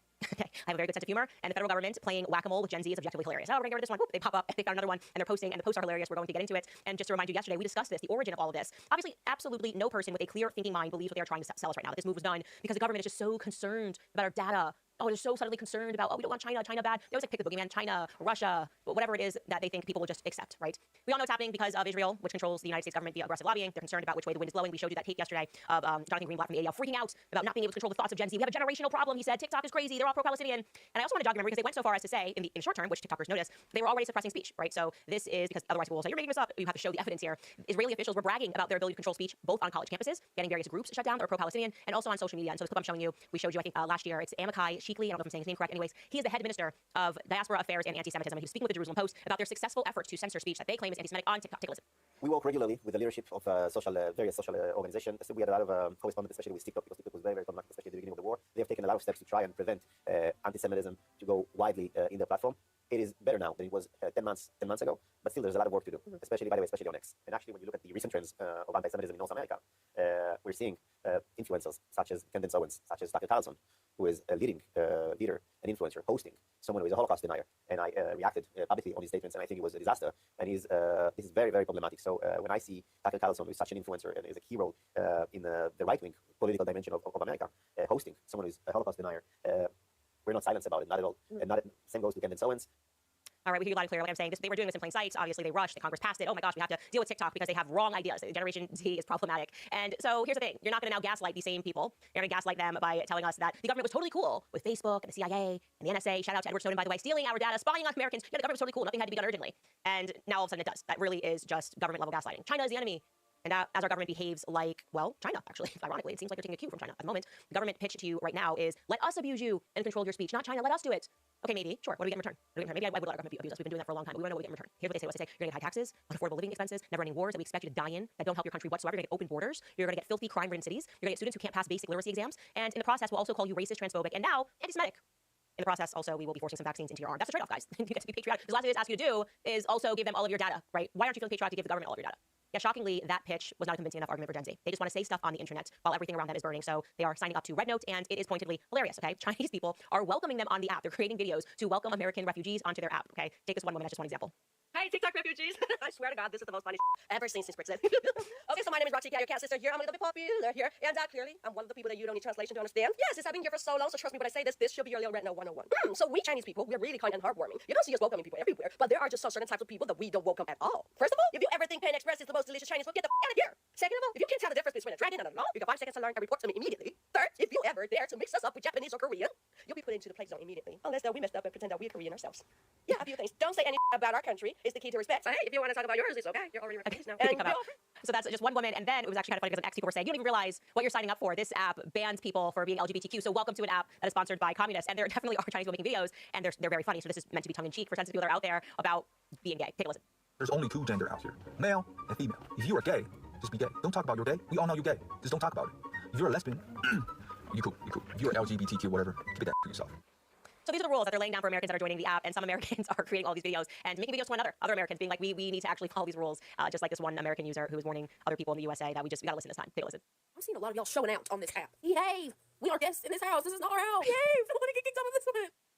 I'm sorry, I just find it funny. I'm a guest on the app. I want to see what they're doing. I want to keep track of this revolution, people revolting against the government. And you know what? I like this because it does send a strong message to our government. The message that it's sending is we're not stupid, okay? Despite your every effort that you're making, via lobbying, the educational brainwashing that takes place in the classroom, trying to dumb down entire generations, they're not stupid, okay? They understand that you're all a bunch of sellouts. If you are going to ask the American population to be America first, you have to be America first, right? How about you be America first? You guys show us that you can be Ukrainian first, that you can be Israel first, that you can be Big Pharma first, that you can be whoever it is that is signing your checks first. And then you dare look at Gen Z in the face and you say, how dare you freely give your data to China? When in reality, what you're trying to do is to emulate the Chinese system by censoring people's speech, censoring their opinions, telling that essentially your TikTok is wrong think, and so we're going to compel them to sell. They see that. Like I said, they aren't stupid. Our government now really has become, it's like when you grow up with a friend who has a mom that's drunk all the time, and then like your friend starts drinking early, and her mom pretends to be like devastated by the fact that her daughter is involved in drinking and in drugs, and you're like, you set the example first, like you betrayed America first, right? So yeah, if the kids are rebelling, maybe you should think about what sort of example you have set as a parent. And the reality is our Congress has set a horrific example. Like I said, they have betrayed this nation first, and so I'm here for this. Okay, I'm on the app. I'm showing you guys a screenshot of me on the app. There you go, Millennial documenting the Gen Z revolt against TikTok. I am proud. I really don't understand much on it because I don't speak Mandarin, but I'm gonna do my best. I'm gonna try to post my first video today, and that's my perspective. I actually view this to be, strangely, I know it sounds paradoxical, one of the most American things that has happened this year, like just revolting against authoritarianism. That's what this is. And saying you can stop pretending that you have the upper hand now, that we have the upper moral hand, and like our society is being run efficiently. We'd rather willingly give our data to China because at least we know who they are. They're not pretending to be something else. And that's all I'm going to say on that topic before we get into this scary story. First, I'm going to talk to you guys about the wellness company, one of our sponsors. Are the globalists gearing up for a pandemic scare after the failing at the ballot box in November? Well, just weeks before President Trump's inauguration, California Governor Gavin Newsom has declared a bird flu state of emergency, granting himself sweeping powers for remission of COVID-19 policies. This comes after a severe case of bird flu was reported in Louisiana. Critics warn that pandemic fears may be weaponized to challenge Trump's agenda, including the nomination of RK Jr. to lead the HHS. Is this a health crisis or is it power play? Last summer, Dr. Peter McCullough warned about the bird flu, linking the virus's rapid spread to gain-of-function research, which seems to be now a common practice at many labs globally. Dr. McCullough urges early prevention just in case, recommending a contagion emergency kit from the wellness company. The medical board-approved solution with 5 critical life-saving medications like ivermectin, Tamiflu, nebulizer, and hydroxychloroquine. Every household can now have access to these hard-to-get medications in the event of another pandemic, so get yours by filling out the digital intake form, and your kit will arrive between 1 to 2 weeks. Do not wait until the deep state puts their plans into action. Stay ready for the unexpected. If you're a U.S. resident, you can head to twc.health/Candace and use code Candace. Save $48 off plus free shipping. That's twc.health/Candace and use code Candace today. Okay, you guys, gotta get into this story. I need your opinions. I need to read the chat as it's happening. This is the headline, okay? Former child actor Rory Sykes killed in LA fires as water ran dry, his mother says. And I don't know if they're supposed to say he died. It's interesting that they said killed because that seems to be what's at debate here. And I want to say right away, I am not alleging anything happened here. I'm not trying to get any legal trouble. I'm literally just looking at the internet and the commentary and acknowledging that this does seem to be a bit disturbing to have the fire department at odds with a mother's story, okay? So this is regarding a 32-year-old man. As mentioned, his name is Rory Sykes. Now, Rory, just so you know, his mother said he was born blind and he lived with cerebral palsy. He's also a child actor. He had appeared as a child in just a couple of shows, one of them being a British show. His mother is listed on the credit as being one of the producers, I believe, called Kitty Capers. Now, given his condition, in his adult years, he lived on an estate in Malibu with his mother, a 17-acre estate, massive estate, upon which he lived in his own self-contained cottage. His mother's name is Shelly Sykes. She is a TV production entrepreneur, hence her being on the credits of the few appearances that he had when he was a child. And I'm giving you a photo of her. Those are her with her son. You can see he is standing, and she has very large eyes. That's what you can see in this photo, okay? Shelly announced on social media and also via the news that her son had died in the wildfires, okay? I want you to listen to her recount the story. She appeared on Australia's Channel 10 News, and here's what she had to say. Rory, who was born blind with cerebral palsy, lived in a self-contained cottage on the property. Embers were raining down. Shelley's hoses ran dry. He said, "Mom, leave me." And no one can leave the kid. And I've got a broken arm. I couldn't lift him. I couldn't move him. She drove 400 metres through the smoke to her local fire station for help. They said, "We've got no water." And I said, "Oh my God, my son is locked in his room." While crews closer to sea level had water, in the mountains they were armed only with axes and couldn't stop the flames taking over. When the fire department brought me back, his cottage was burnt to the ground. With support from her friends, Shelley is contemplating a class action and a rebuild. I'm not going to move. That's going to be the place, a special place for Rory and I. And we'll make it even more beautiful than it already was. Okay. obviously very sad to think that Rory died. He did die in this fire. And here's where things get a little different, strange, if you will. Okay. So she also tweeted the story and announced that it is with great sadness that I have to announce the death of my beautiful son. It says a little bit about his career. And the relevant portion is that she says, I'm totally heartbroken. I couldn't put out the cinders on his roof with a hose because the water was switched off. Okay. Read it again. I couldn't put out the cinders on his roof with a hose because the water was switched off by the Las Virgenes Municipal Water Department. Even the 50 brave firefighters had no water all day. He will be incredibly missed by herself. She tags herself in this, Shelly Sykes, his mama and his pet peacocks. And she says the peacocks survived the fire. Well, a spokesperson for the Las Virgenes Municipal Water denied her claims, saying that the water service did remain available and was uninterrupted to her property and the entire surrounding community. So that was the first flag, people going, okay, what's really happening here? Because according to News Channel 10, which just showed you, they said that the mother told them that the son died from carbon monoxide poisoning, and you heard her recounting that story, and now you have the water department saying that the water was actually never shut off. Then when you start to look into more things people are saying on the internet, you know, they're beginning to question her narrative also, because at some point she says that he wasn't able to walk. And so in case you don't know, cerebral palsy is not a degenerative disease, does not progress with time. Now, of course, any lifelong disease that you have, as you age and get older, you can have issues that can stem from having that diagnosis, but it is not a progressively degenerative disease, and he was able to walk. She said so herself when she had Rory when he was a child on a talk show. Now, again, she says he's blind and he has cerebral palsy, but she says that he can walk normally like other kids. Here is them on a talk show from a long time ago. Rory was born blind and he said he'd never walk. And Rory, at the age of 4, took his first steps. The doctors find it very, very hard to actually explain to parents that things can happen and develop because of frightened being sued. And when I was told that, I knew Rory couldn't see when he was born, and I persisted with the hospitals to say, look, please check him out. And when I persisted, they checked him with a CT scan, and they announced that he got cerebral palsy. And at that stage, I didn't know what cerebral palsy was. And I'm like, oh, good. So he's not just blind, and it's something else. And he said, oh, yes, it's brain damage. So of course I was absolutely horrified. I thought I'd got a blind cabbage.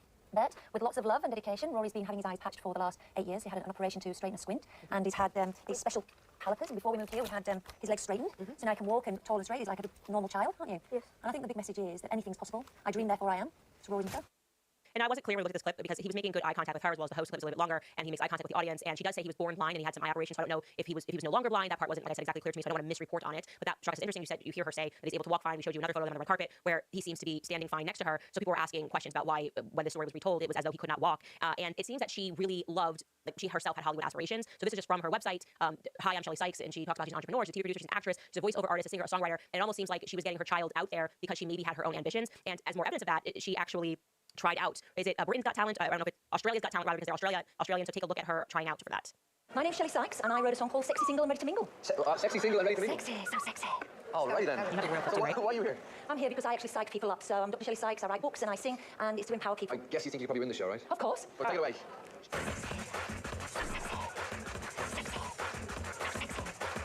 Edward Golden says love is a must. Don't be a bitchy jump, push the dust. Shine your light, be the best you can. I guarantee you'll find a green man. Sexy, single, and I'm ready to mingle. Sexy, so sexy. Ooh, out of time. If you want love, then this is the plan. Stop being a boy and stop being a man. If you want love, laugh and learn. Energy's what we've got to burn. Where's not sexy things that get the pick. We come on the run around from a trick. Our love is special. We need to be adored. Feel like this and we won't be ignored.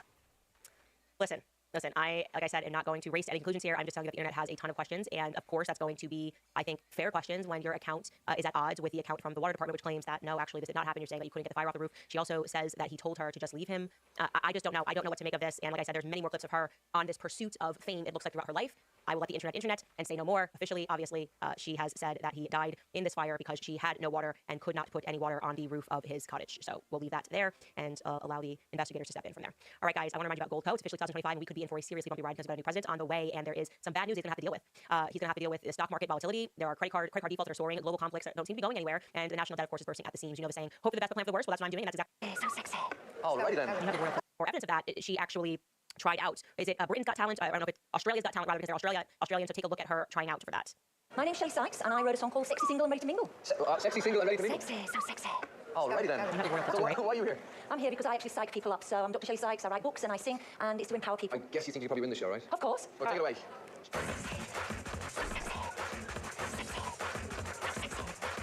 Edward Golden says love is a must. Don't be a bitchy jump, push the dust. Shine your light, be the best you can. I guarantee you'll find a green man. Sexy, single, and I'm ready to mingle. Sexy, so sexy. Ooh, out of time.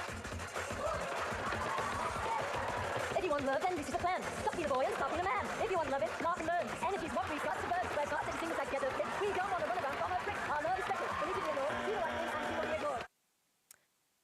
Listen, like I said, am not going to race to any conclusions here. I'm just telling you that the internet has a ton of questions. And of course, that's going to be, I think, fair questions when your account is at odds with the account from the water department, which claims that, no, actually, this did not happen. You're saying that you couldn't get the fire off the roof. She also says that he told her to just leave him. I just don't know. I don't know what to make of this. And like I said, there's many more clips of her on this pursuit of fame, it looks like, throughout her life. I will let the internet and say no more. Officially, obviously, she has said that he died in this fire because she had no water and could not put any water on the roof of his cottage. So we'll leave that there and allow the investigators to step in from there. All right, guys, I want to remind you about Gold Co. It's officially 2025, and we could be be in for a seriously bumpy ride because we've got a new president on the way, and there is some bad news he's going to have to deal with. He's going to have to deal with the stock market volatility. There are credit card defaults that are soaring, global conflicts that don't seem to be going anywhere, and the national debt, of course, is bursting at the seams. You know the saying, hope for the best, but plan for the worst. Well, that's what I'm doing. That's exactly why I partner with the top precious metals company, which is Goldco. I've personally done business with them, and they are the best. Right now, my viewers will get a free copy of their 2025 gold and silver kit. You can also qualify for up to $15,000 in bonus silver, possibly more. Gold and silver have been used as a store of value for centuries and as a hedge against market risk and inflation. So to learn more, go to CandiceLikesGold.com. That's CandiceLikesGold.com. Also, you guys always ask me about my skincare. I tell you guys I use Nimi. The new year is the perfect time to refresh your routine, set new intentions, and step into a healthier, more confident you. If you're ready to invest in self-care, that truly makes a difference. Nimi Skincare has something special to help you greet the year with glowing skin and renewed spirits. Right now, if you use code Candice10, look, that's me. Oh, amazing. At checkout, you will enjoy 10% off your order. Whether you're treating yourself or helping someone else start the new year on the right foot, this is your chance to try Nimi's luxurious skincare at a great price. Nimi Skincare is more than just a product; it's a brand that you can feel proud to support because every item is made here in the USA, reflecting the values of faith, family, and freedom. So if you're looking for skincare that's extra gentle, they have a line of clean formulas that are free of fragrance and other potential irritants for your skin, which is a thoughtful choice for those who are seeking a gentler routine. With these effective products, Nimi can help you begin the new year feeling confident and revitalized. So use code Candice10 today at NimiSkincare.com. That's NIMISkincare.com, and you'll save 10% on your purchase. Give yourself the gift of glowing, refreshed skin. NimiSkincare.com. All right, Carrie Underwood is due to perform at Trump's inauguration. I'm sure you guys have all seen this. I didn't realize that people were having a freak out about this. I didn't realize that people didn't realize that Carrie Underwood is country. I don't know. I'm more surprised that they're surprised. I'm surprised at the surprise. She just issued a statement saying that she loves the country and that she's honored to have been asked to sing at the inauguration and to be a small part of this historic event. That she's humbled to answer the call at a time we must all come together in the spirit of unity and look into the future. And people were having a bit of a meltdown about this. I guess they thought she was Taylor Swift, or something, which is very strange to me. So first off, some people are just kind of screaming, which is normal and to be expected, because I don't know, that seems to be the go-to. Open your phone and just scream at the sky, like this young woman on TikTok.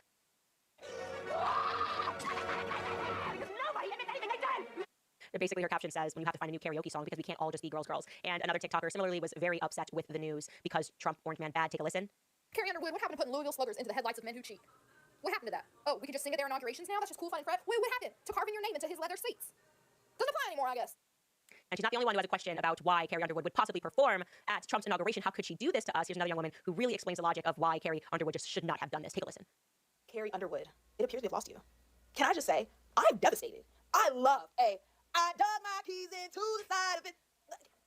And you know what, can I just say, I saw you on New Year's Eve, Carrie, with TLC. I remember the days of American Idol when you used to kick it backstage with Fantasia and Ruben. Carrie, are they holding you hostage? Do we need to have a free Carrie sign at the inauguration? And you know what? Can I just say, if it's any more of you undercovers, I need you to throw on that MAGA cap with your chest today, because I need at least 2 to 3 business days to grieve you. Oh, this surprise attack? I wasn't ready for all that. Put that to rest.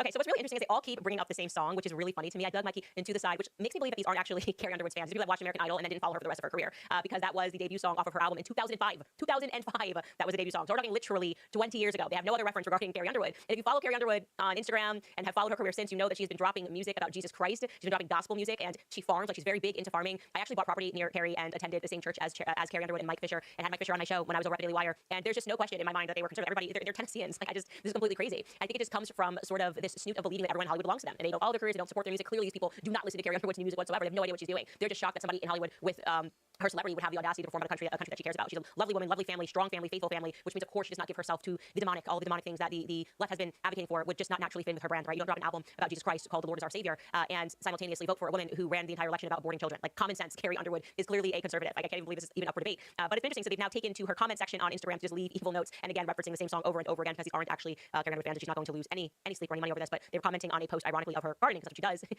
And she just spent all day yesterday dealing with all the garlic in the root cellar. I'll have a new crop coming later this year, so I figure I might as well preserve last year's haul. And here are the comments under it. Don't forget to carve a swastika into his leather seats, girl. Will you be performing before he cheats? Shame on you, Carrie Underwood. Kelly Clarkson will always be better than you. Something smells, but it ain't the garlic, girl. It's just so petty and ridiculous. And one person really just comes to her and says, as a longtime fan that's been to all of your concerts, including Vegas, I'm heartbroken at your decision to perform next week. I thought you stood for love and acceptance, not hate and judgment. And obviously, it's just the loving and accepting people that just cannot accept that the middle of America does not think like the people do in Los Angeles and in New York. And it's okay, you can still enjoy her music, but if you should just pay attention to her lifestyle and see that it is not synonymous with leftism. So I'm excited about Carrie Underwood performing because she's just a wonderful person. She's a wonderful human being, and it's hopefully it will encourage all of these celebrities who are in my DMs. There are so many more celebrities that support Trump, support conservative values, and hate everything the left is doing, but they're so fearful of losing their entire platforms. They're fearful of that backlash. And so when you see someone like Carrie Underwood do something like this, which is actually incredibly brave of her, I think it gives permission to the other people that are hiding in the closet, like they're gay people in the 80s, to come on out and to recognize actually it's the majority of the country that thinks this way. It's, RFK has made things infinitely more moderate as well. And if you don't have the courage to come out now, when are you going to come out would be the question. All right, guys, speaking of RFK Jr., it is also of interest that the FDA has suddenly announced that they are going to ban, get this, the red dye number 3 from foods, actually. And just red dye number 3, by the way, some people are misreporting and they're saying that it's all red dyes. No, they would never go that far. The timing is unbelievably suspicious that they would suddenly do this.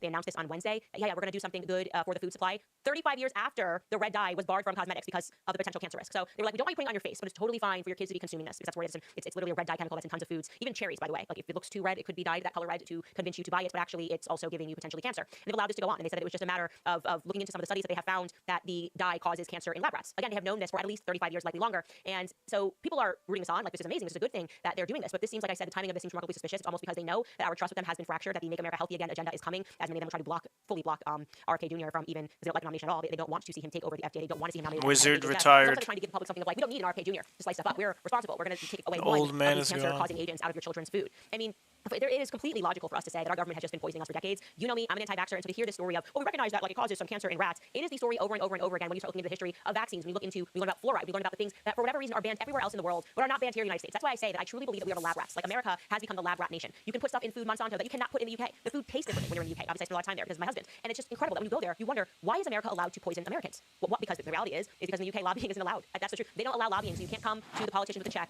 and be a food manufacturer and say, yeah, I know it's poison, but can you pretend to not see what these studies are showing because we're going to enrich you? And wouldn't you rather just be rich and sell out the American people? And the congressmen 8 out of 10 times say yes to that. They're totally fine with that. Maybe they're not feeding their kids that crap, but they're happy to feed it to us. And so all of these things should be up for debate. Fluoride, vaccines, all of the dyes we're putting into food. Why is it so hard for us to just be able to eat real food in America? You see the results of this everywhere. People are depressed. People are fat. People didn't look like this in the 80s. And again, this is because one of the things that makes America great, which is a free market environment, people wanting to compete and wanting to make money, is also one of the things that can prove detrimental when you have people that are cowards and are willing to make money doing awful things and harming people. And that, my friends, is the DC bubble in a nutshell. That is the swamp that we are trying to drain. And so I'm going to cut to this clip so you don't know a little bit about red dye of RFK Jr. describing it. Take a listen. Doritos, Cheez-Its, Captain Crunch, gummy bears. Everyone knows that these are junk foods, so maybe you wouldn't be too surprised to see that the ingredients include a lot of poisons, including a harmful yellow dye called atrazine, or yellow dye number 5. What you may not know is that this dye was originally made out of the sludge that's left over when you turn coal into coke or blast furnaces. Over the past 16 years, the government has banned 8 chemical additives that cause cancer, genetic damage, asthma, and many of the other health conditions as atrazine does. And you know what's interesting? All 8 of those crucial steps forward in our kids' health were taken under President Trump. But the Democrats who claim to be all about healthcare have been by watching other countries ban these poisons and make our kids sick, asthmatic, hyperactive, and depressed. They left them on every supermarket shelf in America. They even used your tax money to put them in your kids' school lunch. That is true, and it makes me happy that I can announce it. I've told you guys the Shot in the Dark is coming back this month. We're just a couple of weeks away from that.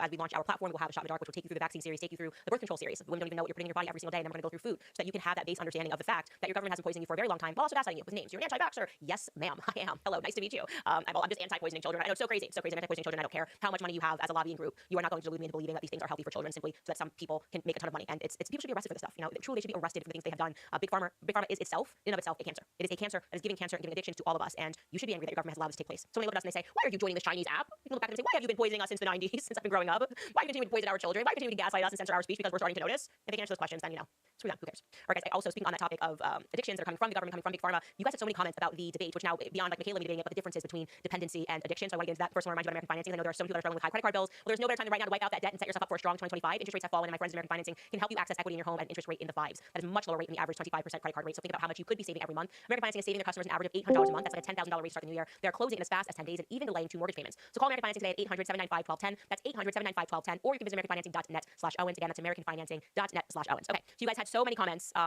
about addiction versus dependency. The overwhelming majority of people say it's the exact same thing, right? Some people say no, it's slightly different. I guess the difference they're trying to establish between being an addict and being dependent is whether or not it begins to ruin your life. And I just don't agree with that. Fundamentally do not agree with that. But there was a woman who emailed me at our info box yesterday. She's a doctor, she's a psychologist, and she explained something that made me go, that makes a lot of sense. And so I'm going to read you bits of her email while protecting her identity. She wrote to me, in your most recent episode, Justin Unfollows Usher, you mentioned your recent debate with Michaela Pearson, which of course I saw, and I had to share some thoughts on both your addiction dependence stance and any changes displayed by Dr. Pearson on October 7th. To establish my credibility, since there's not much you can find out about me online because I stopped social media in 2016, I got back on last year, blah, blah, blah, blah. She basically tells me like all of her doctor credentials. Anyways, she's like, graduated in 2011, was trained using the DSM-4 and the DSM-4-TR. Okay, so that was a diagnostic manual when we were told, for just giving you one example, that gender dysphoria was a mental disorder, and then they changed it and they dropped the DSM-5, right? The diagnostic manual changed. Suddenly we were all being called transphobic. This was literally what we grew up with. Okay, so she writes, substance abuse was taught, and she's talking about the DSM-4 again, as an addiction.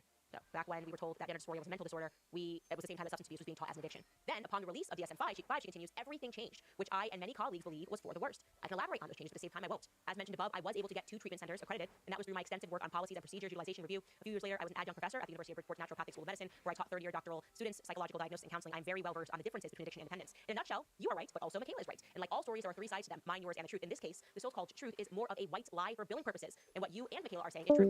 A quick Google search will tell you that the main difference between addiction and dependence is underlying behavior. In other words, if it's impulsive and self-destructive, then it must be addiction. But if your body needs to keep going, then it's dependency. Sounds like some great malarkey there, huh? Well, from personal experience, as the daughter of an alcoholic, having boyfriends when I was younger that didn't have the best judgment, and later running a treatment center, no matter what you call it, it is an addiction. Most of my patients at the treatment center were from up north, where there's a lot of money, and they still call themselves addicts. So dependence is not really a euphemism for addiction. It's more of a category for billing purposes. Yes, like Michaela said, the doctors are taught these differences, or else they will not get paid for treatment. Okay. Now about Dr. Pearson, regardless of what we call his benzo withdrawal, which by the way, you're not going to trade out Xanax for heroin because it's 2 different classes of drugs that do different things, and that's why Michaela appeared annoyed. But I think most of us understood what you meant. It is an addiction, maybe not psychologically, but his body was definitely addicted to creating independence. I think your point was that he had lost respect and followers related to the whole situation because he wasn't living up to the ideal of being in control of every situation. But that was such a great email because it made things so much clearer to me, because I knew, obviously, because I was very invested in the transgender debate, that diagnostically things had changed with this new manual, and I would agree with her. It was for the worst. Like suddenly, it was all about feelings. The DSM-5 was all about feelings. You don't want to call somebody an addict. You don't want to call somebody who has gender dysphoria mentally ill. So these things have changed. We've updated it. And so Michaela was right to say that doctors learn this in school, and it's the same way that the trans lobby is correct to say doctors learn in school. This is not a mental disorder. But I would say that all of those things are up for a debate, and I think that we can agree that now your side, my side, and the truth that she kind of has this right, and that is a billing difference, which I think gives me credence to the claim that it feels wealthy. It's like a wealthy version of having an addiction, where you get to say, well, no, I don't have an addiction. And I think people were a bit reticent to accept that narrative. Anyways, I thought that was really interesting, so I just want to share that with you guys as we get into your other comments regarding episodes past. Let me find where they are coming in. Okay, regarding first topic, Red Notes, Susie writes China is based. The Real Man writes China promotes LGBTQ on TikTok, and they ban it on Red Note because they know that LGBTQ probably cannot read this on YouTube, so I'm going to stop reading that comment. Mark writes USA wants to close TikTok, and for the same reasons EU wants to close X and probably Telegram. Yeah, it's time to join Red Note and VK. There you go. That's correct. The EU is trying to come down. Actually, don't want free speech. It's authoritarian, while they point finger at you for saying that you're following an authoritarian country. They're doing the same thing. P. Weicker writes TikTok is mind melting and dumbing down our children worse than YouTube. Actually, that's kind of going to be the upside because Red Note bans all of that stuff. Maybe we're going to get math equations now. You know, maybe that's what they're going to do because it's not for Americans, it's actually for Chinese people. So they probably won't allow their population to have access to that sort of stuff. Regarding Rory Sykes, okay, I have to be careful what I read here. Heidi writes the mom is not credible. Why didn't she leave sooner? Genevieve writes she wouldn't leave him alone. John Pose writes didn't have a wheelchair or a dolly or a work cart or hell a vehicle to drive up to him. Trixie Andrews writes why move from a country that has Medicare to one where the system sucks because she wanted fame and the son was the only one that was on her quote unquote shows. Pause to Claus writes she seemed off in that interview. Yes, the interview when I was watching it was quite disturbing. It kind of I don't know. I just felt like I was watching a scary movie about like a mom who had a lot of control over her son. And again, that's just my opinion. That is not a fact. It's not me anything. But something did seem a little bit off to me in that interview as well. Regarding Carrie Underwood, people are supporting her. Rebellious Gadfly writes, Carrie is liberal, but she knows her audience is right wing country music. I can tell you, she's not. She is admittedly not a woke liberal. Like I said, she's a neighbor, and that's just not true. Alex writes, Carrie's from Oklahoma. Of course, she's conservative. Yes, I think people just assign Hollywood and just think, oh, the person must be liberal. But there's a lot more conservatives in Hollywood than you would think. They're all in my DMs. Tracy Bradley writes, Jesus take the wheel. These little lefties probably forgot about that song. Certainly they did. And comments on Red Dye. Thunder Chicken writes, Russia bans GMO in food. Think about that. Yeah, it's always the really evil countries that don't allow this stuff. And in America, so great, so free, no speech. Have your Red Dye. Rachel Davidson writes, I didn't know the UK didn't allow lobbying. It makes me more and more upset the more I learn about these things. Do you think that we could ever get rid of lobbying? Please say yes, LOL. I'm going to say no, because when the congressmen go to DC and are doing things, they then just become a part of the swamp. They don't want to leave. We should also have term limits because it would de-incentivize them to stay there forever and see how they can fatten their pockets by accepting gifts and favors from lobbyists. And so I hate to be pessimistic about it, but I would say no. I would say definitely not. F1 Elitist writes, World War II was when the food went bad. We started eating rationed canned food. I bet that canned food is better than what we're eating today. I'm not even kidding. I bet it literally is better than what we're eating today. Because we're not eating food. We'd rather have food that's canned than not eat food at all. That's just completely processed, and your body can't break it down. It makes you sick. Hey, Bray. Julian White writes, UK every country does not allow these companies to put these chemicals in their food supplies to kill their people. It is only in America. The FDA is pretending they are doing something as Trump takes office. Totally agree with you. And a couple of more random comments. Black Panther writes, thank you for speaking out for Gaza when other journalists were afraid.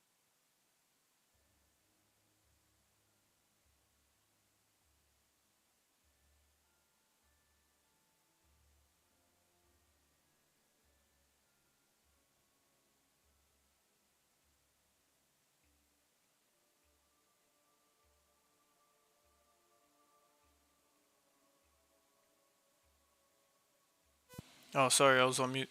We were farming the resources for the witch, and that's about it. How about you? Oh, nice.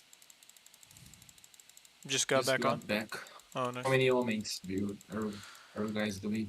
Just 2. Just sticking to 2 the whole time. It's fastest.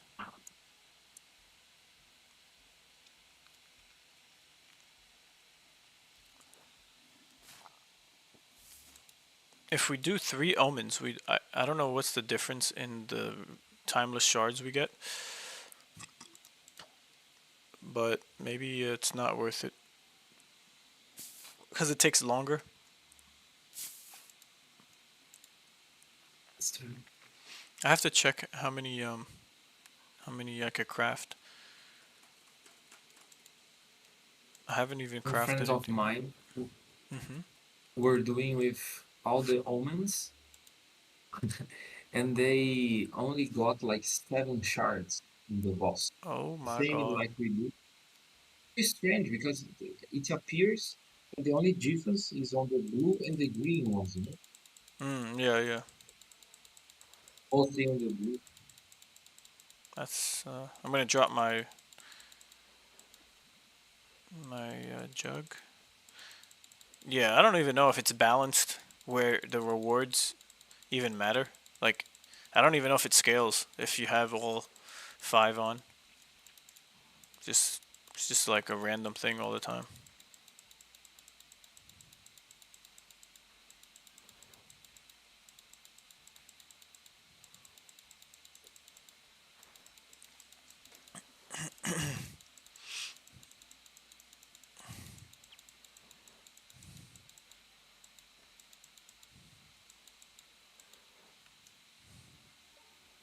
One? Oh my goodness. We just got No, one. one is Oh, what was that? I feel like I wasted more time getting 1 than getting nothing. What the... That's Yeah, it's like a waste of time. I just get one. I'd rather get nothing. If we're not getting 7, then it doesn't matter. It's a waste.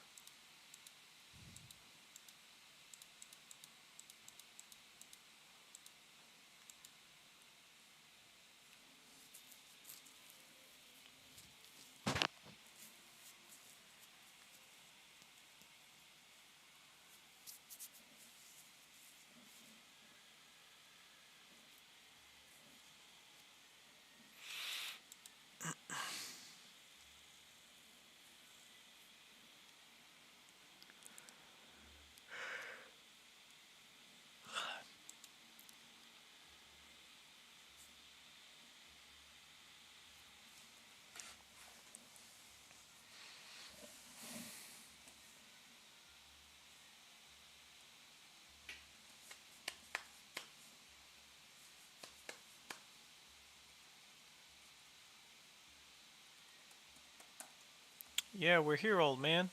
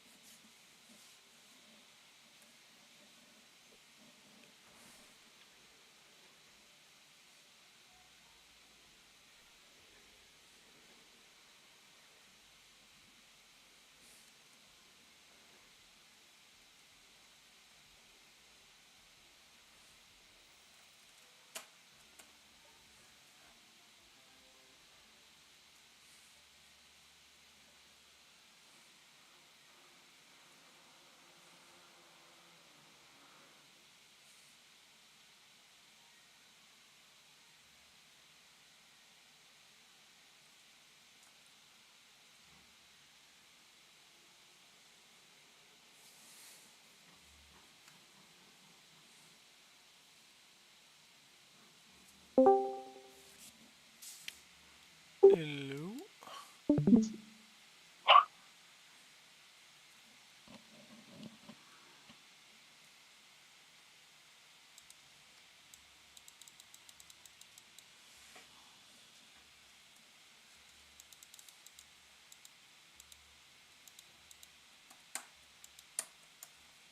Oh, why am I stuck?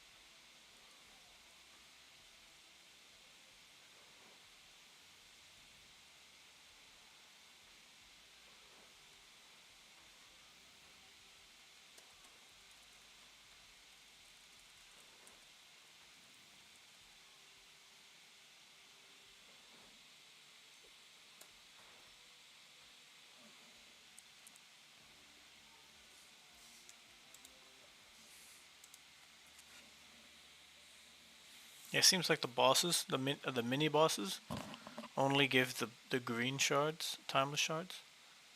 The mobs give the blue, and that's true. the big boss gives the gold. The bear gives green as well. Like a mini boss. Okay.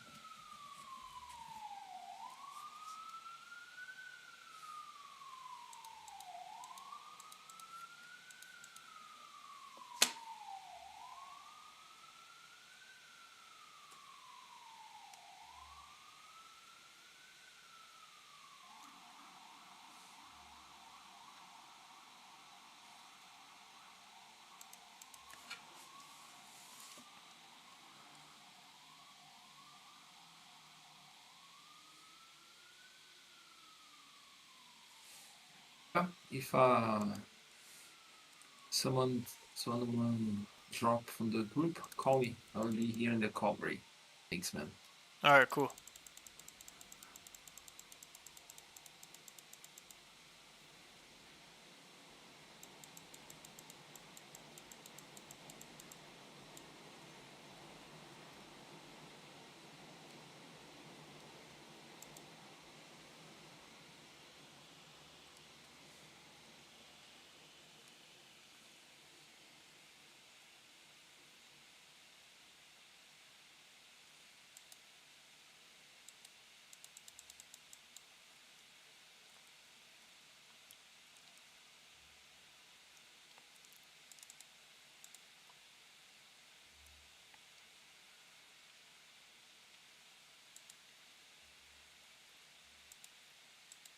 You are very welcome. It has been my distinct honor to defend all of the innocent lives.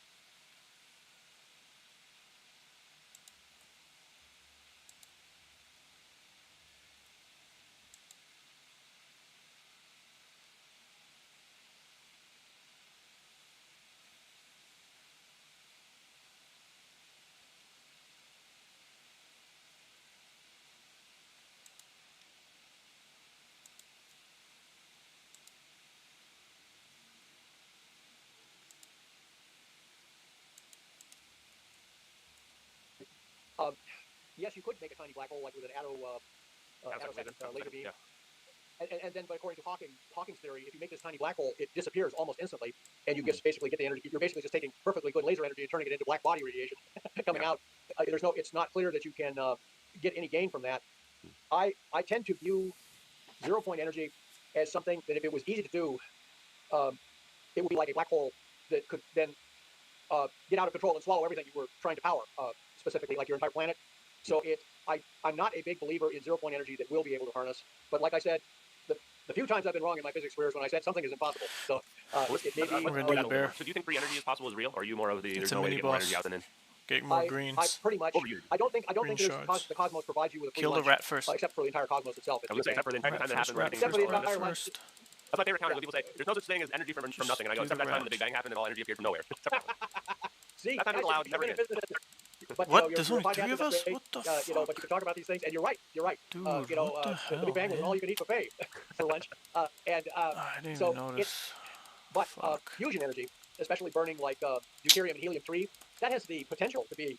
You wouldn't be able to tell the difference between that and free energy machine if it was just a black box. If you put in a tiny amount of helium and a tiny amount of heavy hydrogen, you get all this energy but the out. bear is taunting us. I mean, it would be easy. In fact, it would be easy for an alien to claim, "Behold my black box, human. It produces free energy from the vacuum." And then you say, "Well, what are you feeding into there?" "Oh, helium. It helps the reactor go."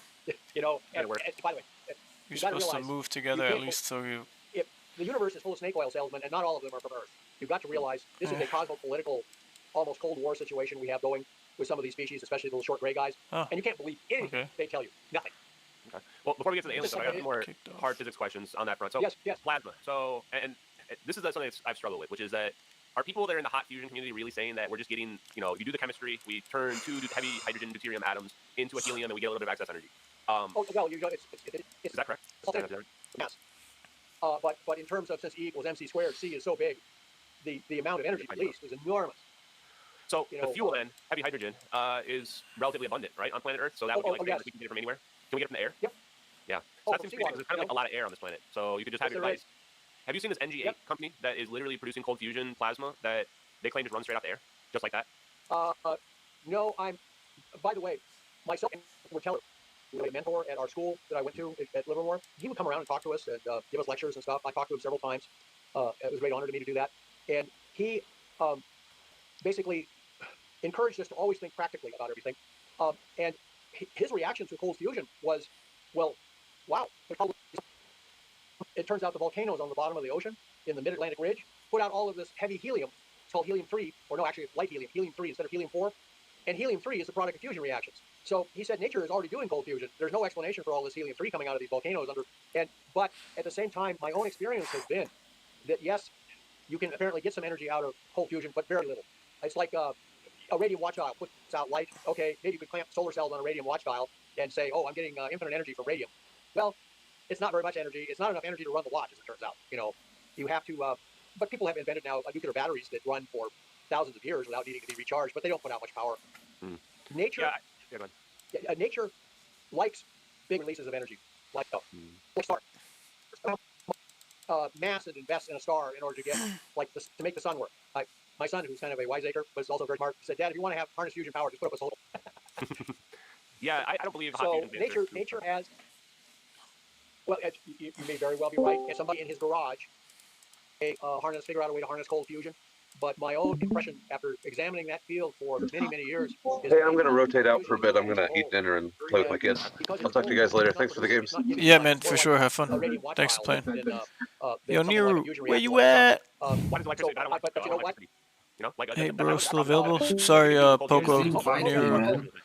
Nero was next in line. No problem.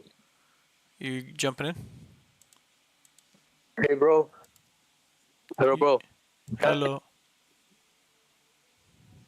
What's up?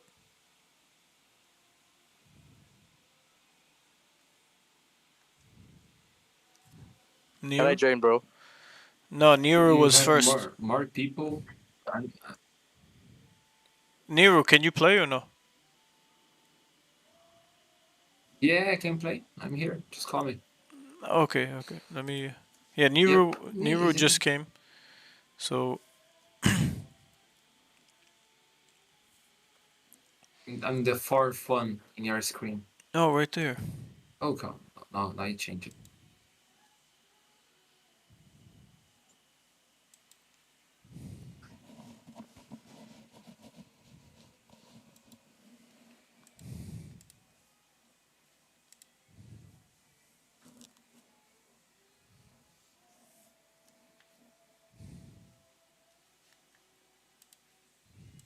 Energy to get electric power. I mean, I used to live in Wisconsin, and we had four nuclear power stations powering the state during the winter.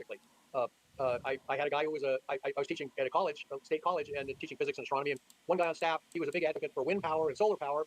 And in the middle of winter, I would drive into work, and I'd see him. I'd say, Josh, there's no wind, there's no sun. Why are the lights on in this building? And the answer was nuclear power. Yeah. And so we've already, but of course, that fission power has its own problems. Chernobyl, Fukushima, 3 Mile Island. And when things go wrong, so I don't find it very efficient, though, to just boil some water and spin a turbine. It doesn't seem like a very intelligent way to produce energy to me. And you might be right. Maybe right now we don't have very powerful zero-point energy taps. But I mean, it's just an engineering problem to me. I mean, you say, oh, we can produce some energy, but we can only produce a little bit amount. And I say, okay, well, let's try something else. And I would say, maybe plasma, for example. And this leads me to my next question that I want to ask you about, which is, are you familiar with Ken Shoulders? Are you familiar with Hal Puthoff? And do you know about their EV? Let me finish. Do you know about their EV condensed charge research that the Pentagon highly prioritized in the early '90s? So, because the answer to all the questions that you said there about the zero-point energy, the plasma, everything we've been saying, to me is, well, look at Ken Shoulders' EVO work, because he's basically saying, here's the answer to all the problems. Ken Shoulders was just a marvelous guy. I had a very pleasant luncheon, and I spent several hours sitting in my office, and he was chatting with me in Washington, D.C., and we got along famously. He showed me all his experimental work, and it was just great. It's so sad that he's not around now. In the things that he told me, he was not talking about it as an energy source. But I'm sure that his thoughts evolved on it. He may have figured out a way. The phenomenon that he found, his EVs, electron valorum, the strong electrons, I believe that he was really onto something. In fact, that it didn't get pursued. Yeah. It probably You are running part of the Jug. classified program someplace. Yeah. Who else is running Jug? It was Sphinx, so it's only me now. So you can run a jug. Okay, I'm gonna. Yeah, sure. I'm gonna run it in the third spell. Okay.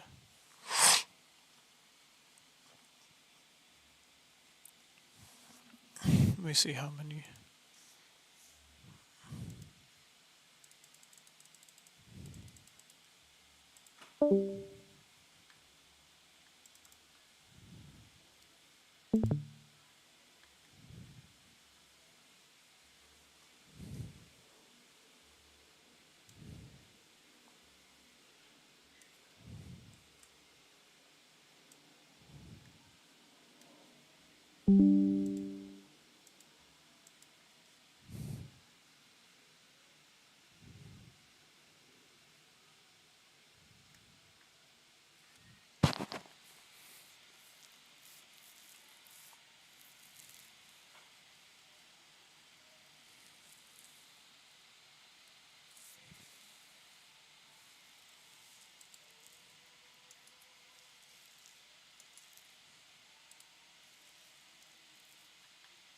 Oh, you're all in here. Let me go run to the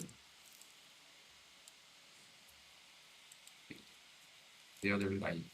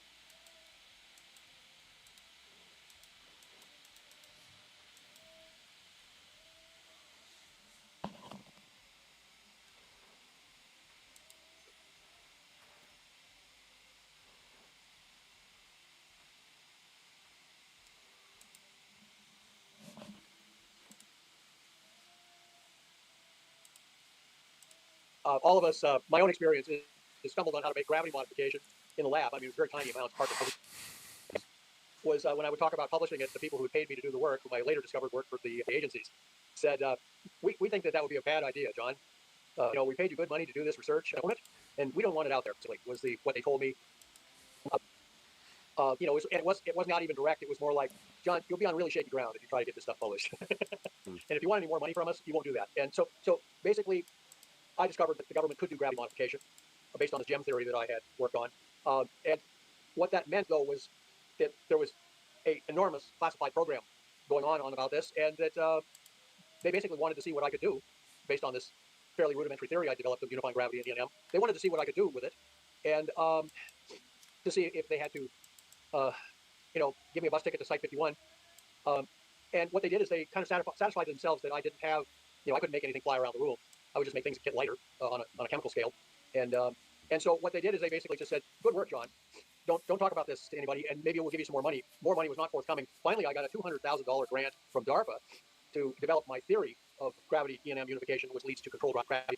And one of the stipulations when I got the money from DARPA was, "We don't want you doing experiments. This is purely theoretical. You understand?"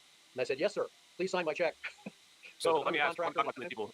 So you're familiar with Ken Schilder's work, you said, but what about Hal Puthoff? Yes. This is the name that comes up over Hal and over.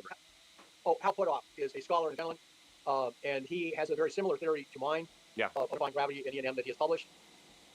He and I get the same results for how to produce gravity modification, and I just published an article where I basically showed that you can get the same, the equation that gives you flight for airplanes, the wing, the basic design of the wing for an airplane. It's called the Bernoulli equation. You can actually derive what is called, and it works in the vacuum. It works on the moon because it's changing gravity with electromagnetism. And I showed that I can get that equation from my theory, and then if I go to Hal Puthoff's theory, I can get the same equation using his equations. So we have slightly different models. Both of our models can be summarized in that if you have two bright objects in a dark box, they put out a black body radiation field, and they push against each other because of radiation pressure. So they'll push each other apart in this dark bright objects in a dark box, push each other apart because of mutual radiation pressure. If you put two dark objects in a bright box, you heat the box so it's white hot, they actually attract one another because of mutual shadowing, and it goes as 1 over r squared, just like gravity. And that is kind of a way to summarize the theory of both myself and Hal Puthoff. Hal Puthoff's original work was based on Andrei Sakharov. You must understand that a hydrogen bomb runs on radiation pressure. You set off an atomic bomb Oh, inside by a the way, watermelon-shaped casing. did you guys enable one end of the the watermelon low is the atomic bomb, graphics and you focus settings? all of the energy coming out of that onto the other end where you have a Low ball of graphic hydrogen isotopes, settings? Why? and that's what gives you a. And It runs faster. Oh, I'll do that.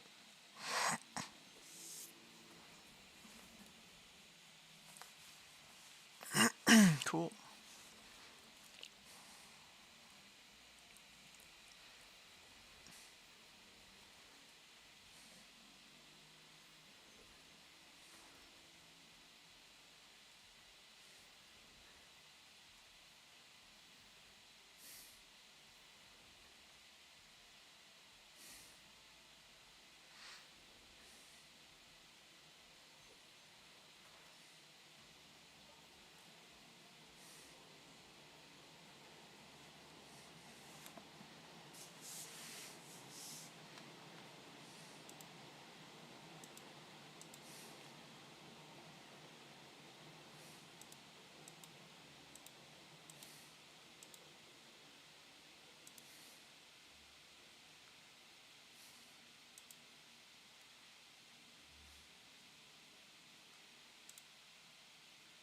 Low graphics, I just put it on.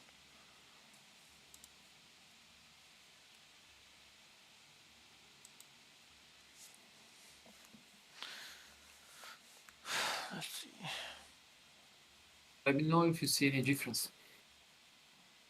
It looks better, in my opinion.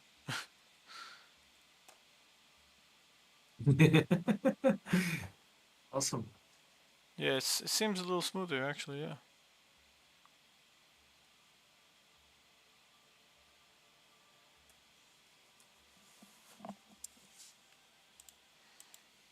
Not as glitchy.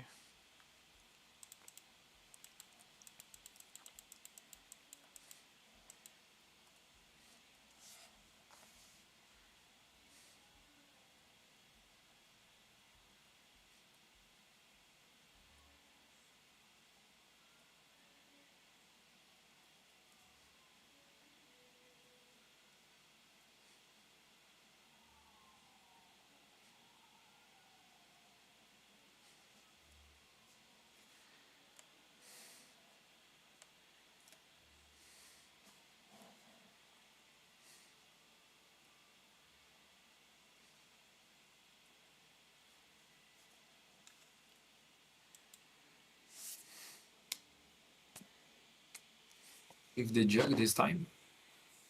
Yes. In the first attack. Let me see. You could use yours first. Oh sure, I can. Yeah, lock it? No. I think someone needs to click or just wait. It's a little weird. There it goes. Yeah.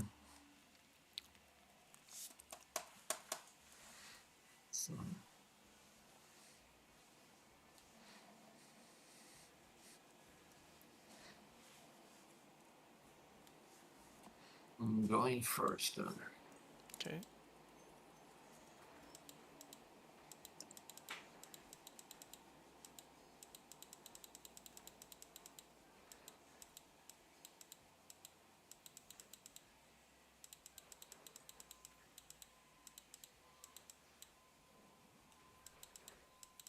Oh shit. Get rid God of her, damn get it. rid of her, get rid of her. Okay. Now we have a chance. But it's still gonna be Whoa. close. Yeah. I have Jug now. Oh shit, I died. Do not use Heat Wave, only Firebolt and...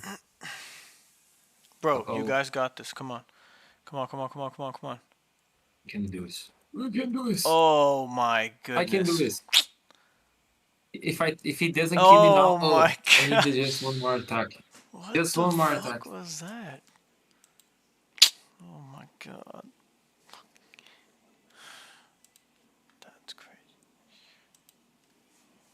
It's so strange.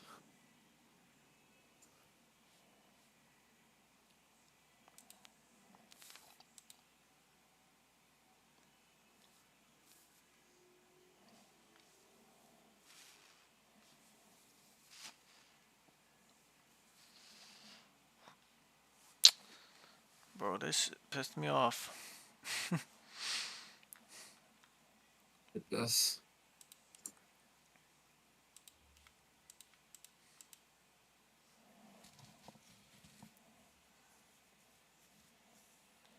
I say we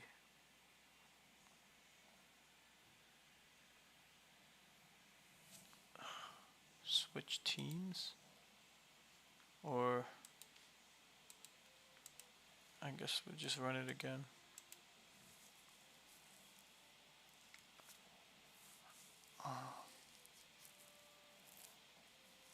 Hey, we are doing some randos, or our guys from the Discord? Sake is here. Yeah, it's two guys Case from the is here. Discord. Keen and Oh, nice. Retinus. But they're not on the mic, and it's been a little rough before you got here. It's been. But yeah.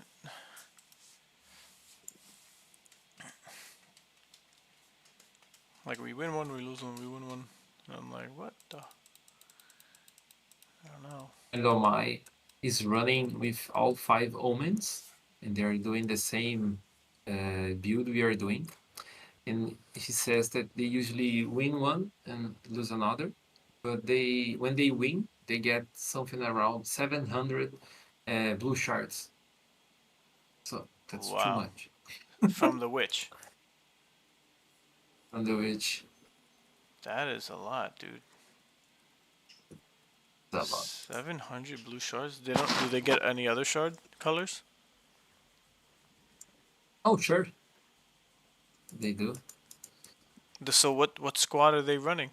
The same exact one that we have? Yeah, the same one we are doing. Actually, where did you find the image about this On Twitter. This build? Oh, I think they did too then, because I showed the image and he asked me, "Where did you find this image?" I said on a friend of mine had it on a Discord server, and he said it came from them.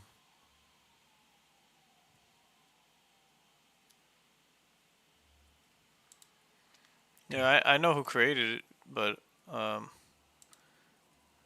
they didn't share it until they who did posted it on Twitter. And then I just copied it and brought it here. So yeah, it does depend on the team you're playing with, because everyone needs to be locked in if they're gonna do all 5. Exactly. And we get there almost. We never tried all 5, but we've been rotating people this whole time. So it's kind of like 2 is just the best way to go for now. if you're just running different people every half an hour to an hour and a half or something.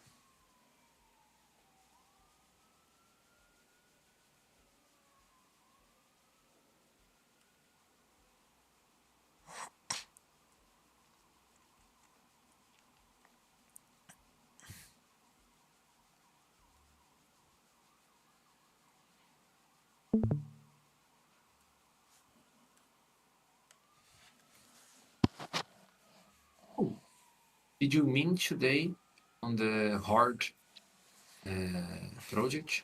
No, I didn't have a private sale, and everybody minted. I think it was sold out. Yeah, it got sold out in 5 minutes. Mhm. I bought 3.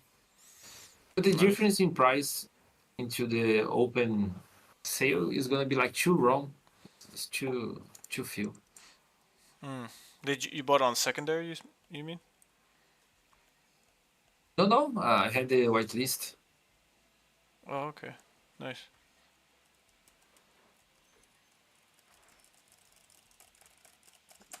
But I think you should have whitelist because they did a partnership with Runiverse.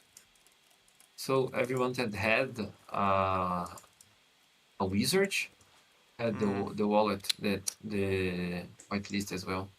But that's over with, right? I kind of Yeah, it's forgot over. about it. But they are doing the regular sale on the 19th. It will be 25 ROM Okay. per NFT. So I do that then.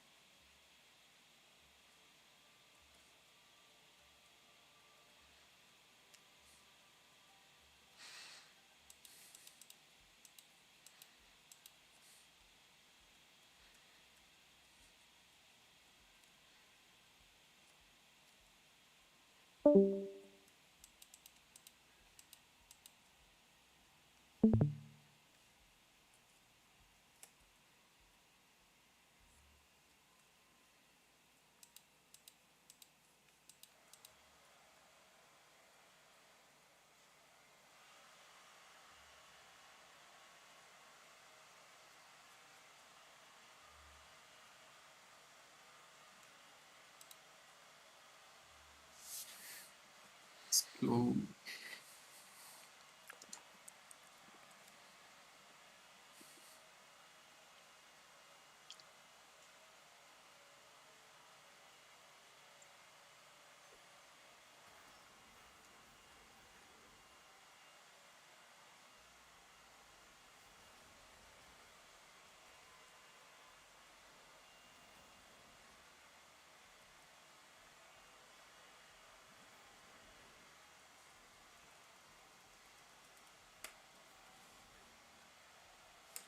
strange how smooth it goes sometimes.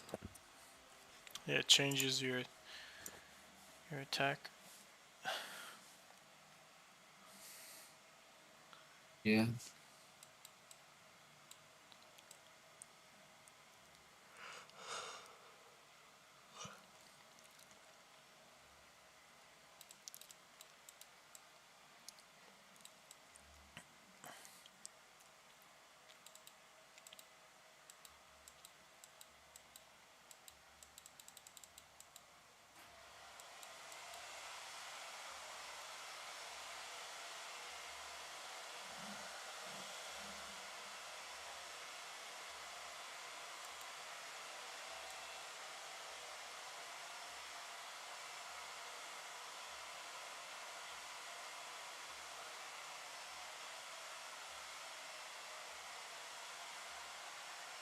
I have 30 timeless pieces.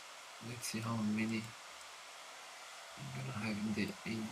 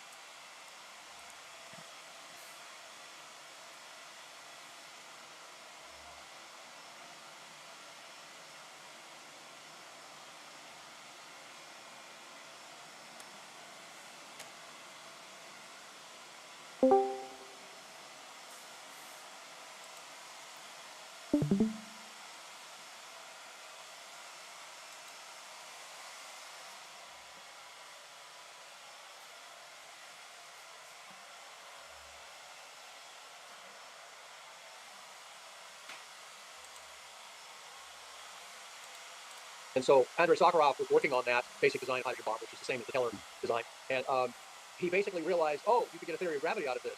So he published a very brief article about how the quantum zero point energy produces a radiation pressure that pushes objects together, and published the theory, and Hal Puthoff took that theory and expanded on it.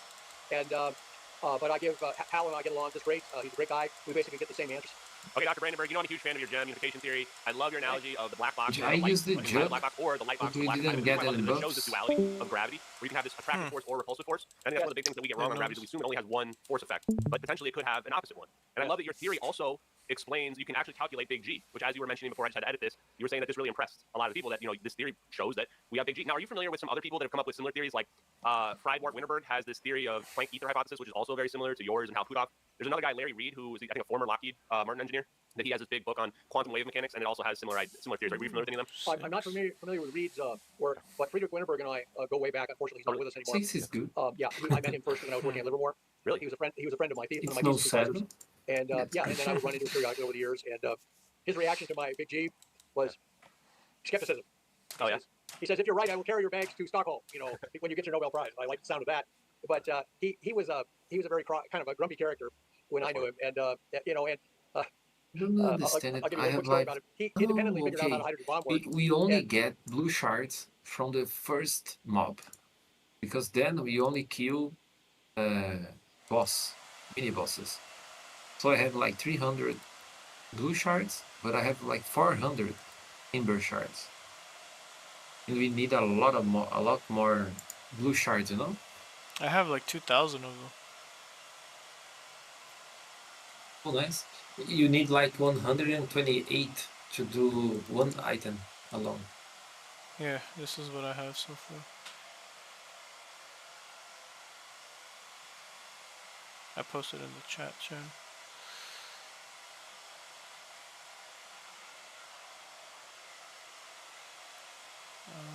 Oh, nice.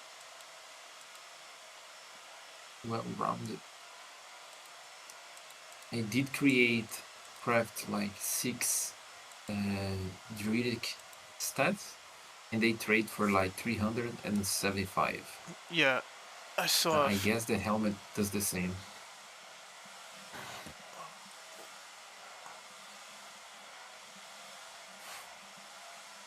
This will be a hard event.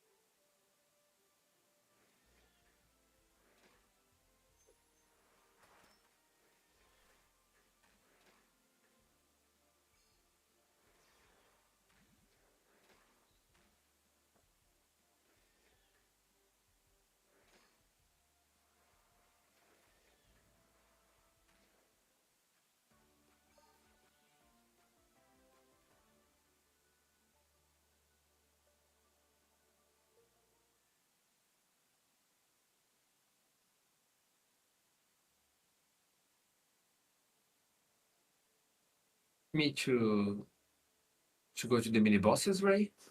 Switch out a little, or are you good?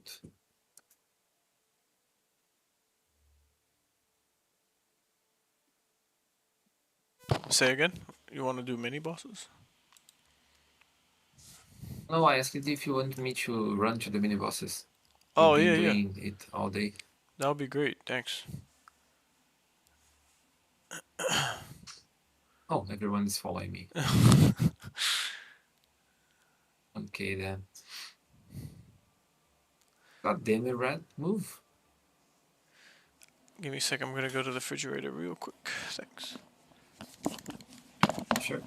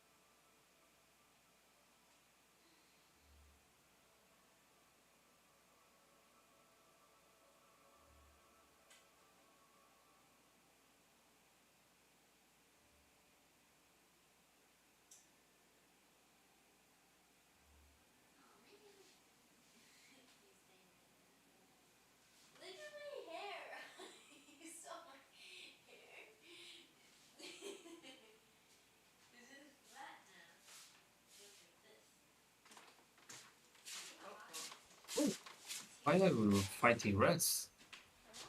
He's different. Like you literally made it into a box. Alright. I didn't think I would see that. Sorry about that. Okay.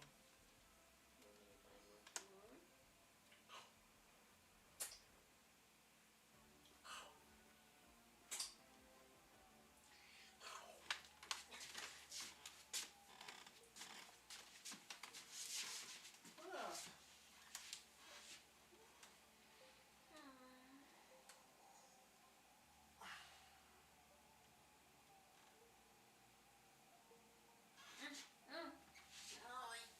Don't do that too fast.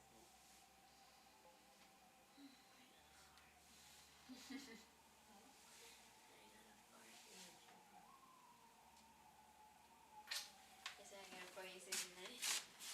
I just wanted something like not even like a quarter or a cup, just like a apple juice.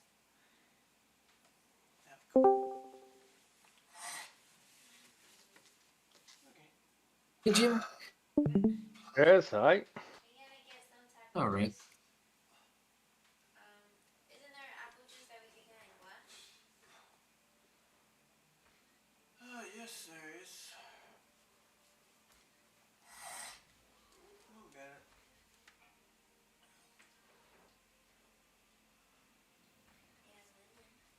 And lemon. Little different. And nice one for mom. God bless. Getting up at 5:30 so I get at least like 8 hours. I'll probably change it to 6. Okay. Yeah, I'll change it to 6 so I could get. That's a good And I time. said if I wake up naturally, then I'll get up, you know. That's a good time. Yeah. Just so, um, just so I can learn to sleep even earlier during my period time. If I want to wake up at 4, I have to be in bed by 7:30. And I know it's possible because Oscar.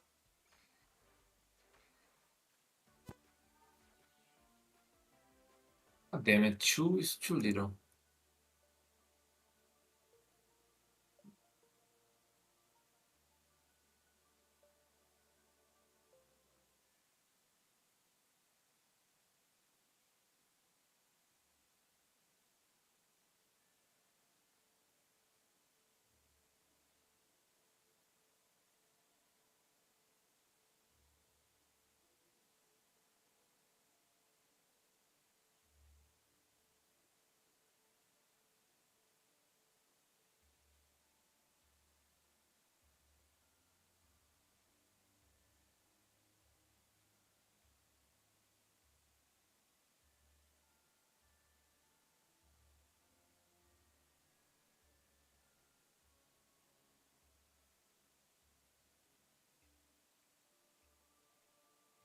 Why is everyone following?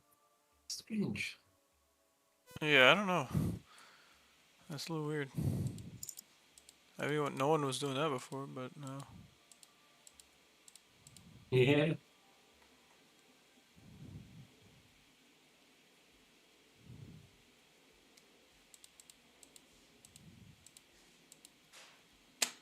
Yeah, I didn't get the water.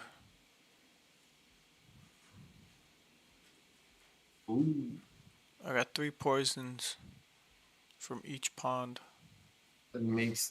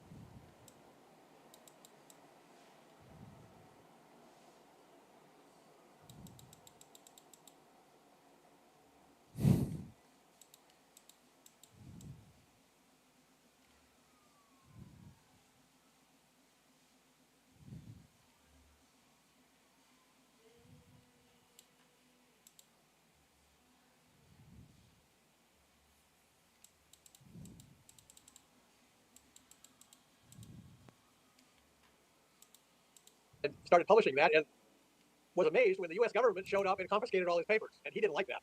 He was very grumpy about that, and he would show up at scientific meetings carrying a big billboard saying the government has confiscated my papers, and saying I can't talk about this or that. And I remember the comment of my thesis advisor to him, a very brilliant fellow named Harry Saline, who's not with us anymore, but he said Freed work. He always called him Freed work.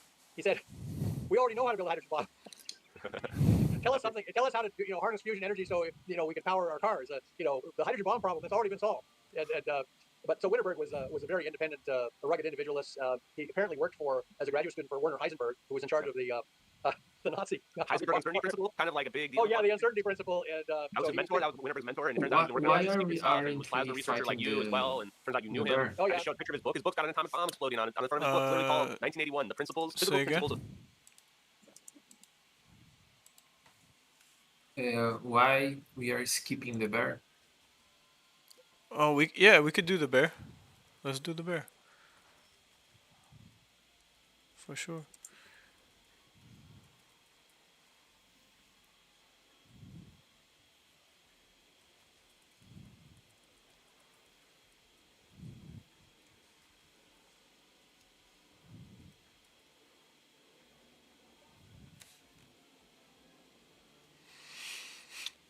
Let's look for the bear now.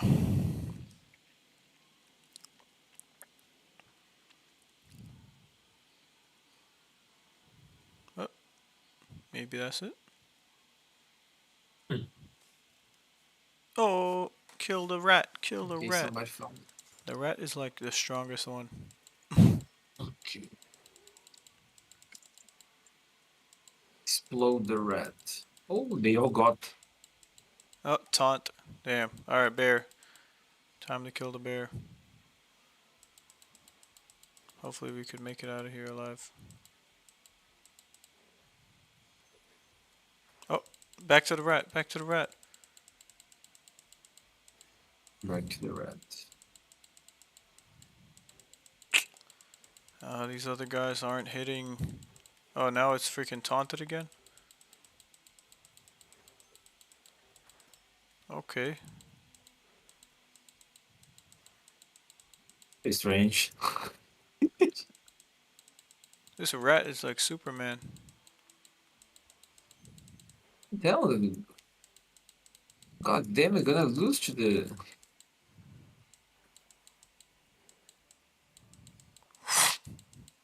Okay. What do we got? It was 12? too close. 12 green.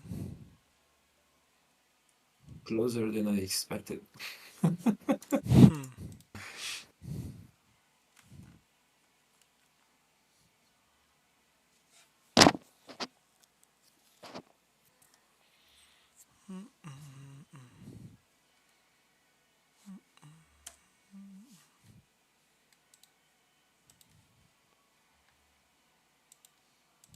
Thermonuclear explosive devices. I mean, I can see why the government might like have put them under lock and key. So it was a very awkward situation. Finally, the government I didn't see ball decided to just all declassify day. a lot of the stuff that It he was was talking here? about. They didn't. When did that happen? No. When I heard That happened about in I hit him up 1980, yesterday. 1981. I'll He look it up. finally, so He he got kind of back won- to me he saying kind of he won was that, but other people busy were figuring it and out too, just from open literature. he might come And, on later today. But yeah, so but that was the thing. Pretty much, we already know how to build a hydrogen bomb. Tell us how to build something useful. Give us the free energy devices. Free energy devices, yeah. What do you think about Eric Davis? That's the last guy I want to ask you about. Eric Davis right is hand man of Hal Puthoff. Eric Davis is a brilliant guy, and he worked with Hal Puthoff, which for years, which is anybody who worked with Hal Puthoff is a good guy. I haven't spoken to Eric Davis in years. We had a few brief conversations, conferences. What about his papers? Like specifically, he's got one about extracting energy from the vacuum. One of the methods is using an electrostatic, what they call inertial electrostatic confinement process. He's got a paper about ball lightning, which is basically how to stabilize a ball of plasma. And then he's also got a paper on wormholes, traversable wormholes, stargates, and dark energy. Now, these are all very, very interesting, good things. I myself was tasked by the Air Force to make ball lightning. Only we were forbidden to call it ball lightning.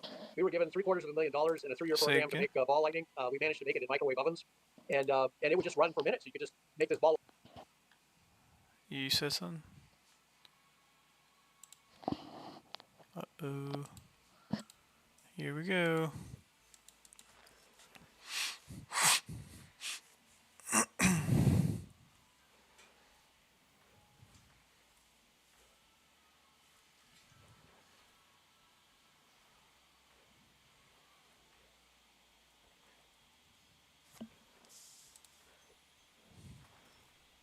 No. Oh, that's not bad.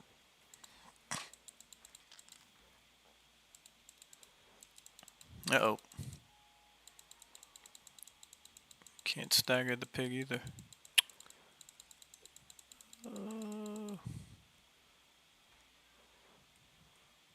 I died? What the hell? Shit. Sometimes the jug doesn't. You guys need to doesn't stick. lock in. Come on, 1500. He's 1500. He's gonna die by fire. Oh my goodness. Oh yeah. One? Oh. Or one. God damn it. That's too little. You suffer a slight reduction to your dexterity. Why? I got a mild leg injury. The start is finished. It's weird. Okay then. That's good.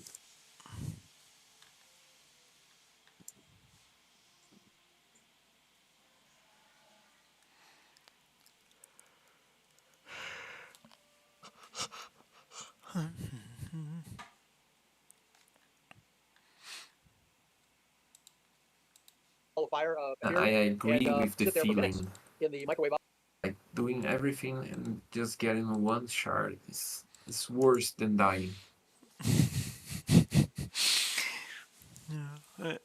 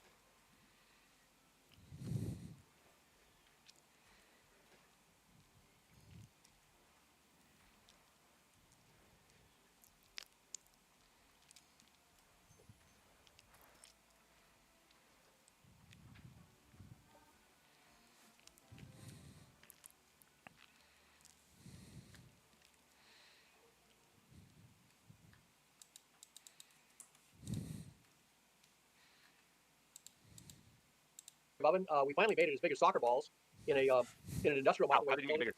Well, we went to a regular microwave oven uses short wavelength, and so they have industrial microwaves that uses a lower frequency, so the wavelengths are bigger.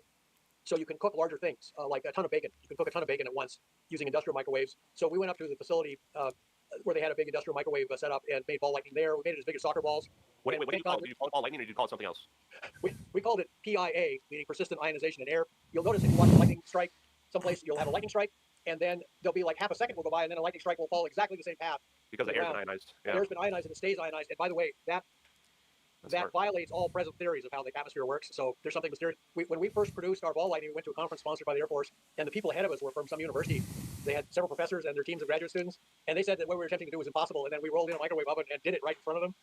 And you know what? They didn't come up to me and shake my hand afterwards. No, they sat in the back of the room and looked very grumpy, like what I'd done was some cheap carnival trick. But we made this ball lightning as big as the soccer balls, and we got welder's sunburn from it. So if you see ball lightning in your backyard, stay away from it. It's probably charged to 1 million volts. Do you think you could turn it into a drone that could be remote controlled?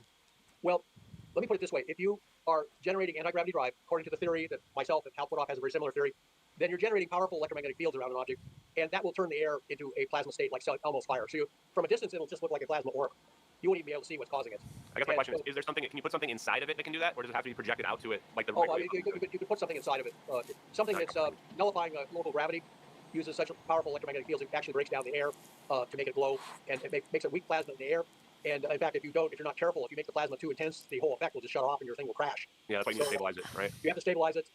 So it's a, and by the way, according to my theory, you can tell UFOs are coming from miles and miles away before you can even see them because they put out electromagnetic signature.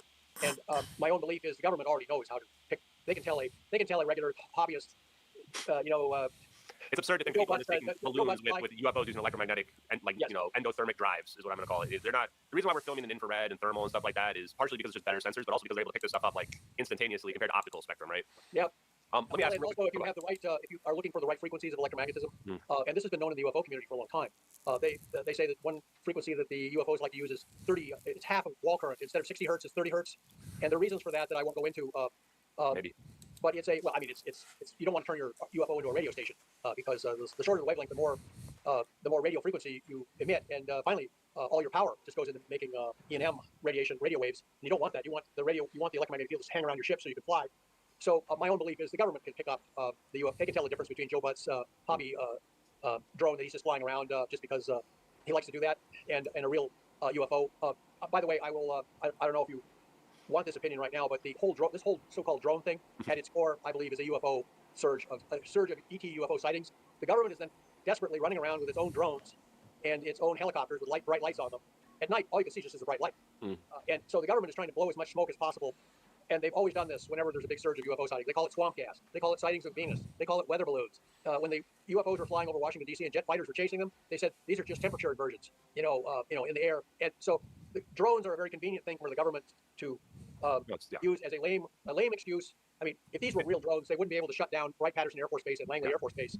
Yeah, they're using it as neurolinguistic programming. It's just a diversion. You can call it a UFO drone. This is why I was asking you the earlier question about do you think these balls of plasma can be drones? What I would recommend, humbly, you're the expert, is check out Ken Schilder's scientific paper called Primitivity Transitions, because it essentially argues that after he realized that space was not empty, there really is this ether of energy, the 0-point energy. He realized that if you make this ball of plasma, that it actually has anti-gravity properties, just naturally, because what's happening is the plasma is changing the permittivity of that region of space, changing the speed of light.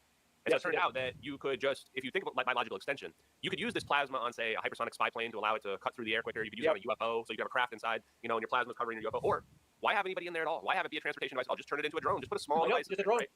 And now you've got a drone that looks like a ball of plasma, like a star, that it can just float around. And I know. And Hal Puthoff, he has like one major patent. It's been approved 5 different times. It's just called communication system. And this is one of the spookiest names ever because you read it. Oh, it's a quantum communication system that doesn't use electric and magnetic fields. It just uses potentials, scalar potentials. Did you grind lots of manas or? That can control a plasma drone. It says right in there, it goes through plasma. I'm like, oh well, there's your communication method. Anyway, thoughts on that? Not really. Not really. Okay. Hey, Jim.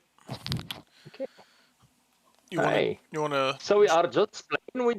Yes, if you have place, I would join you. Yeah. Okay. I'll invite you after we finish this dungeon. Okay, take your time. Okay, finish. finish explaining your strategy. You told me you found new ways. Oh, yeah. Good. I show you. Okay, nice.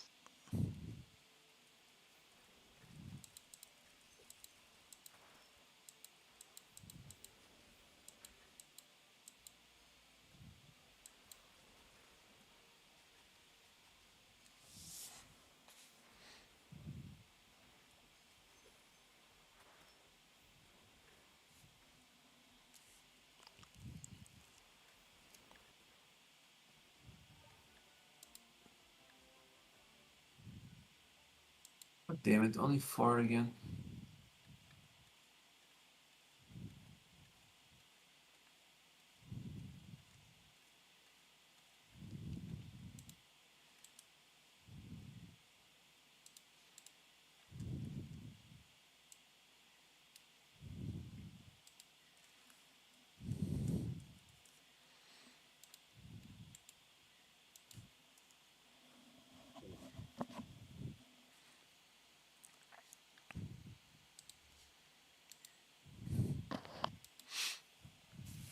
I tagged you in the photo in our voice channel chat. Okay. So. Okay, so all the team play the same. Yeah, and then me and Niru have the drink break. So. And that's all you need. But we only use the drink break when we are fighting against the witch. Yeah. Okay, so I can choose just the party one, the first one. It's okay for you? Yeah, you could stick with the party, the first one. Exactly. And that's it. Okay. What is good, I have already all of them. It's already grinded. Perfect. Oh, nice. Okay. So for me, it's easy to take any configuration. Nice. Very nice.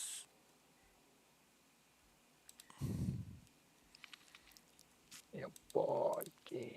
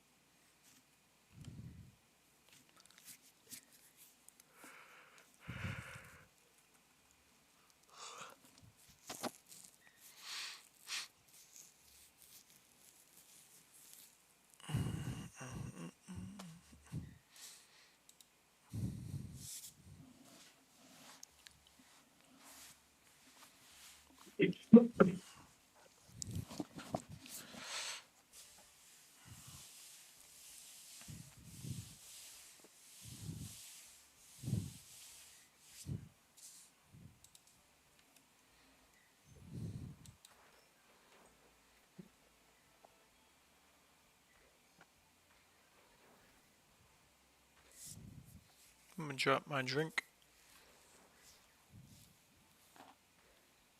We gotta hurry up and kill her, bro.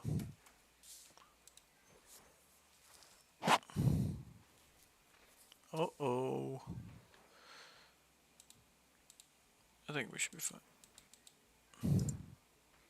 Now I got it. If you do not kill her in 4 turns, then she does this AoE attack that fuck us all.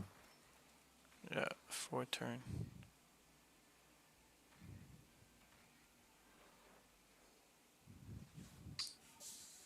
Two. Damn. Ah, it's better than 1, at least.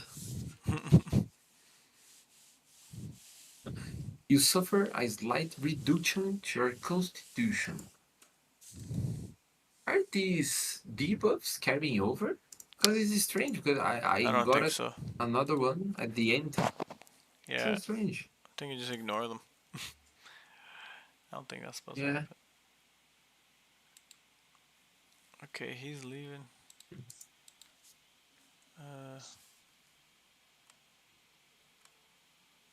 Oh man.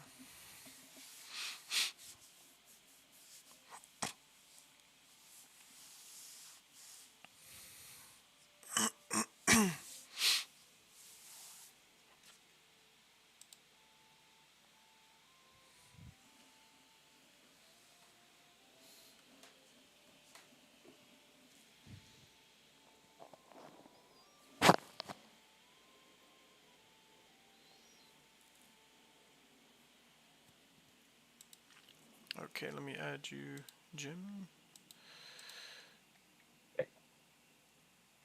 This is right.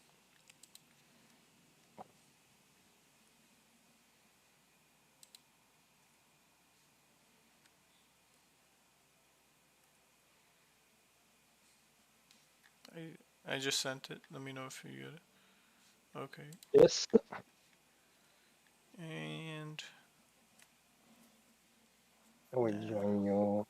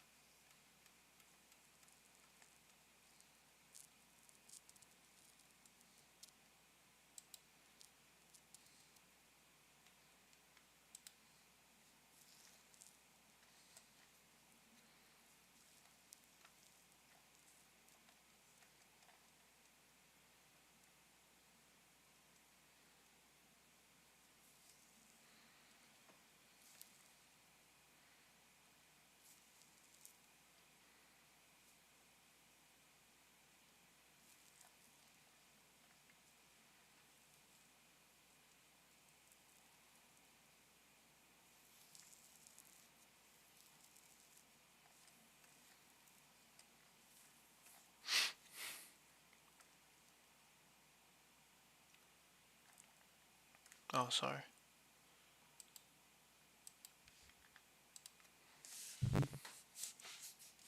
Oh, good. What is?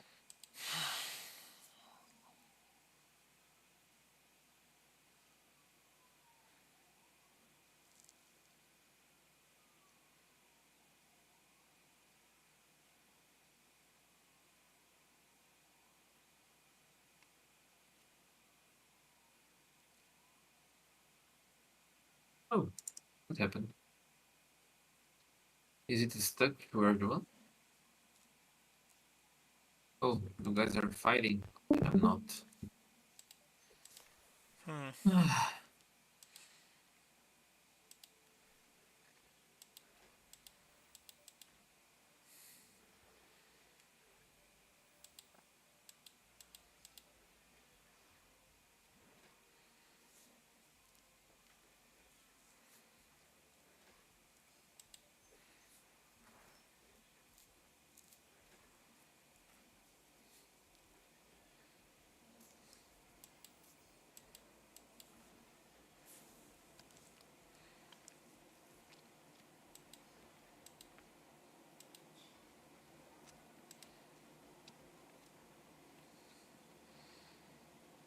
Okay.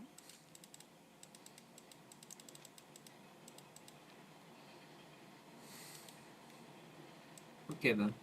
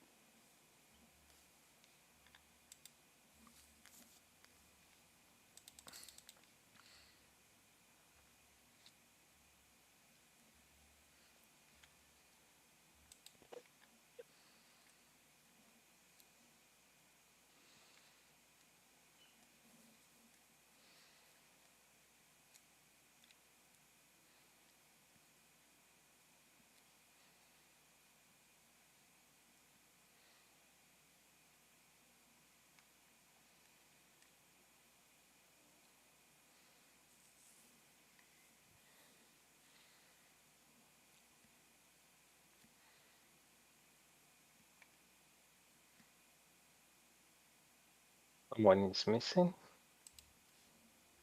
One is missing. That's usually the case.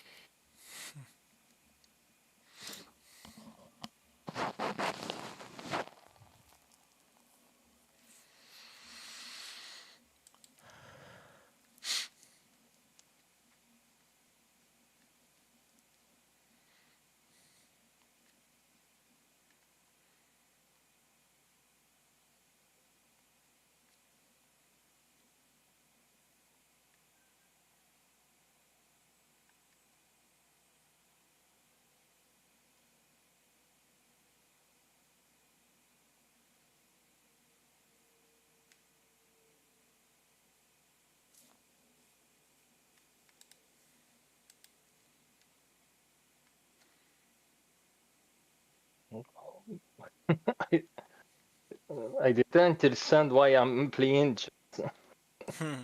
Oh, it's strange. Why we are playing just two of us?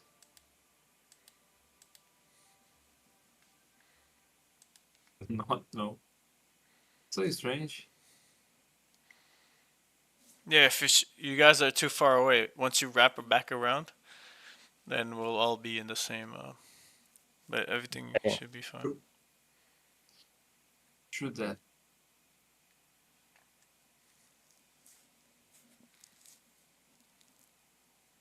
Nothing to be here in the corner.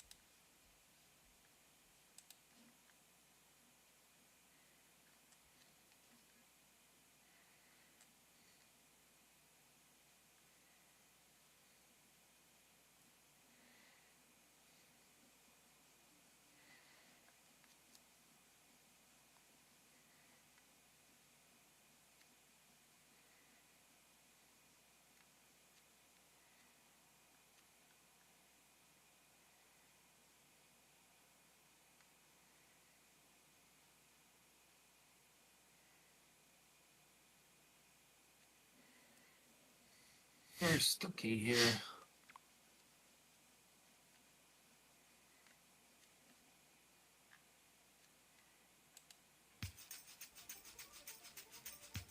Thing happen.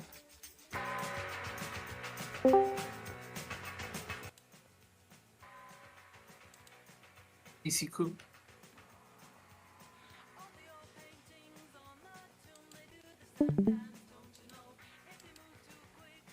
Okay.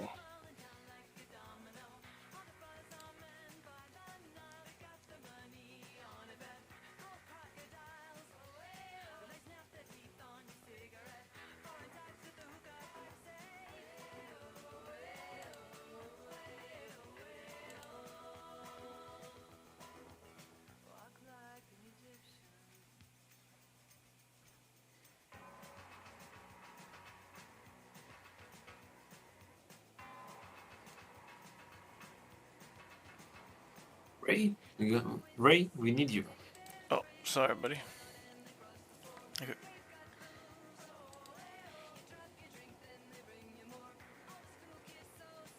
Oh, he didn't get into the game. I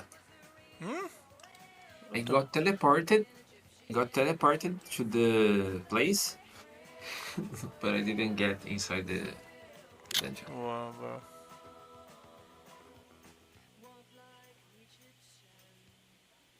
Who knows? Why not? Who knows? No, Should be here, right? now another guy. Yeah, but no, I'm not. On my image is it there? And the guy on the left, with the druidic staff, is outside as well. Ay. Yeah. Let's see if we can do this then. Go figures. Okay, now we do the piggy wiggy. Oh, you guys got this.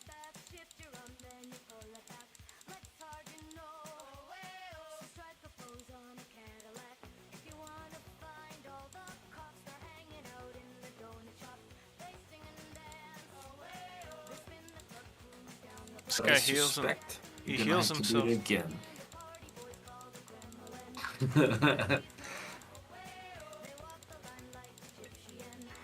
It buffs itself as well.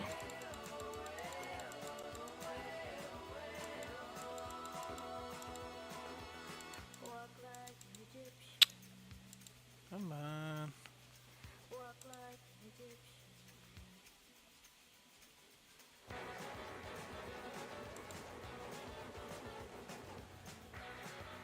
Why is he attacking me? Don't touch me. Attack someone else. It's interesting that they usually do not attack the ones that are AFK. Oh, there's one down. Come on, come on, come on. You guys can Come do it. on. Speed me back up. Because I haven't the jar. Okay.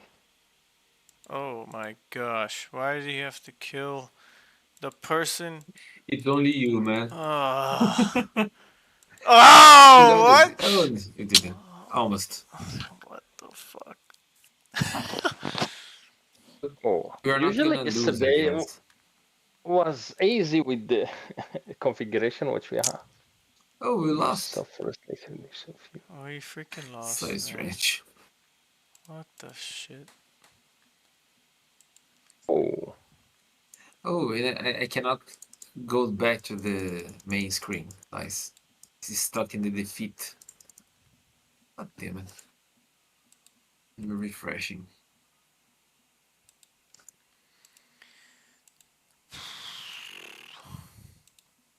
Actually, Ray, I think I'm going to sleep so I can play in the morning as well.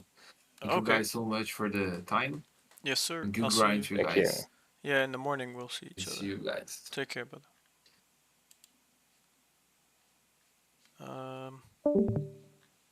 Siku.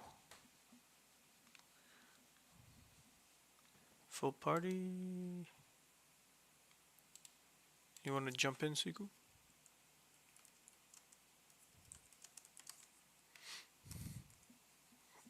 Alright.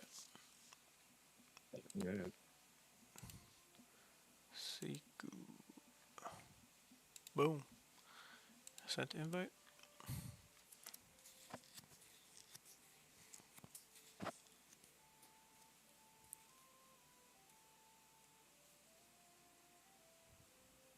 Let me know if you're in the game at all. Pending. So, are we doing this build? Yeah. Basically fly through. You don't have to have any drink break. Me and Niru have drink break. Oh, that was Niru. Sorry. I thought Jim left. You could use. I'm here? Yeah. Do you have drink break or no? No, I haven't drink break. But I have it, so I can just change my configuration. Okay. Quick. So yeah, I guess Jim and I will have a quick break, drink break, and then you can just I have. will.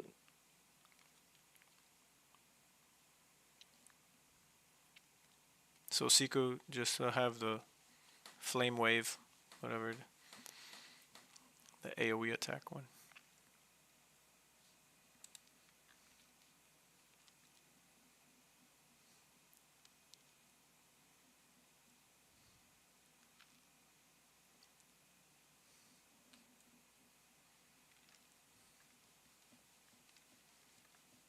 So, okay, with this configuration, we need to start with this Firebolt, Hate Wave, Volatile Gamble, deal high physical damage with a small chance to burn yourself.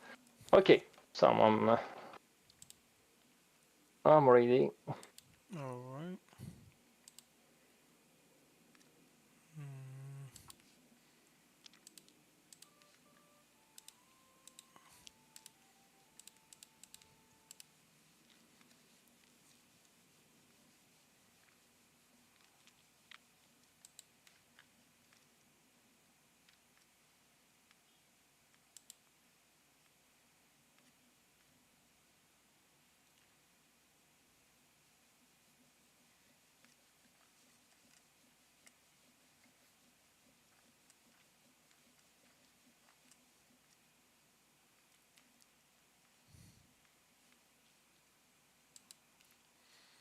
Alright, we need everybody clicking. Clicking. Who's that? Siku? Are you able to see the invite, or what's going on?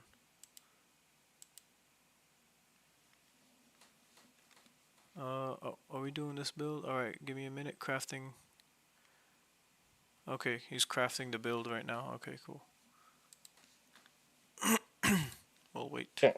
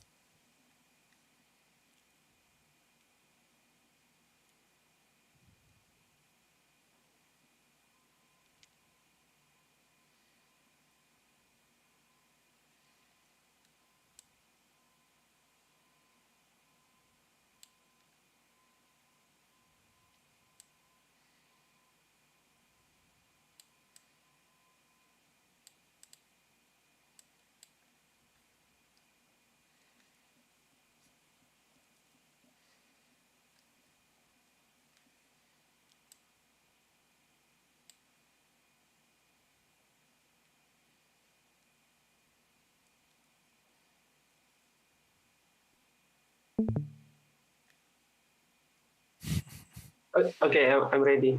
Let's go. Alright, cool.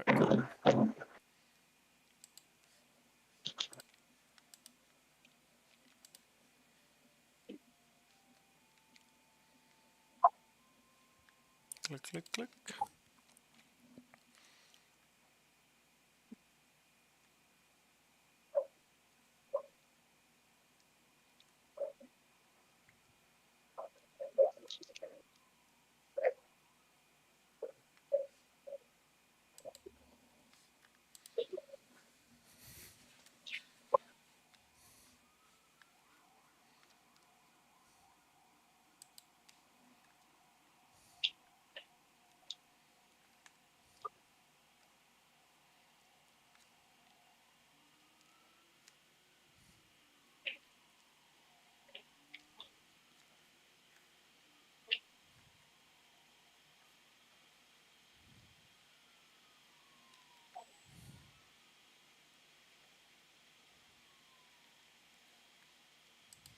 Okay, sorry guys. Just reading.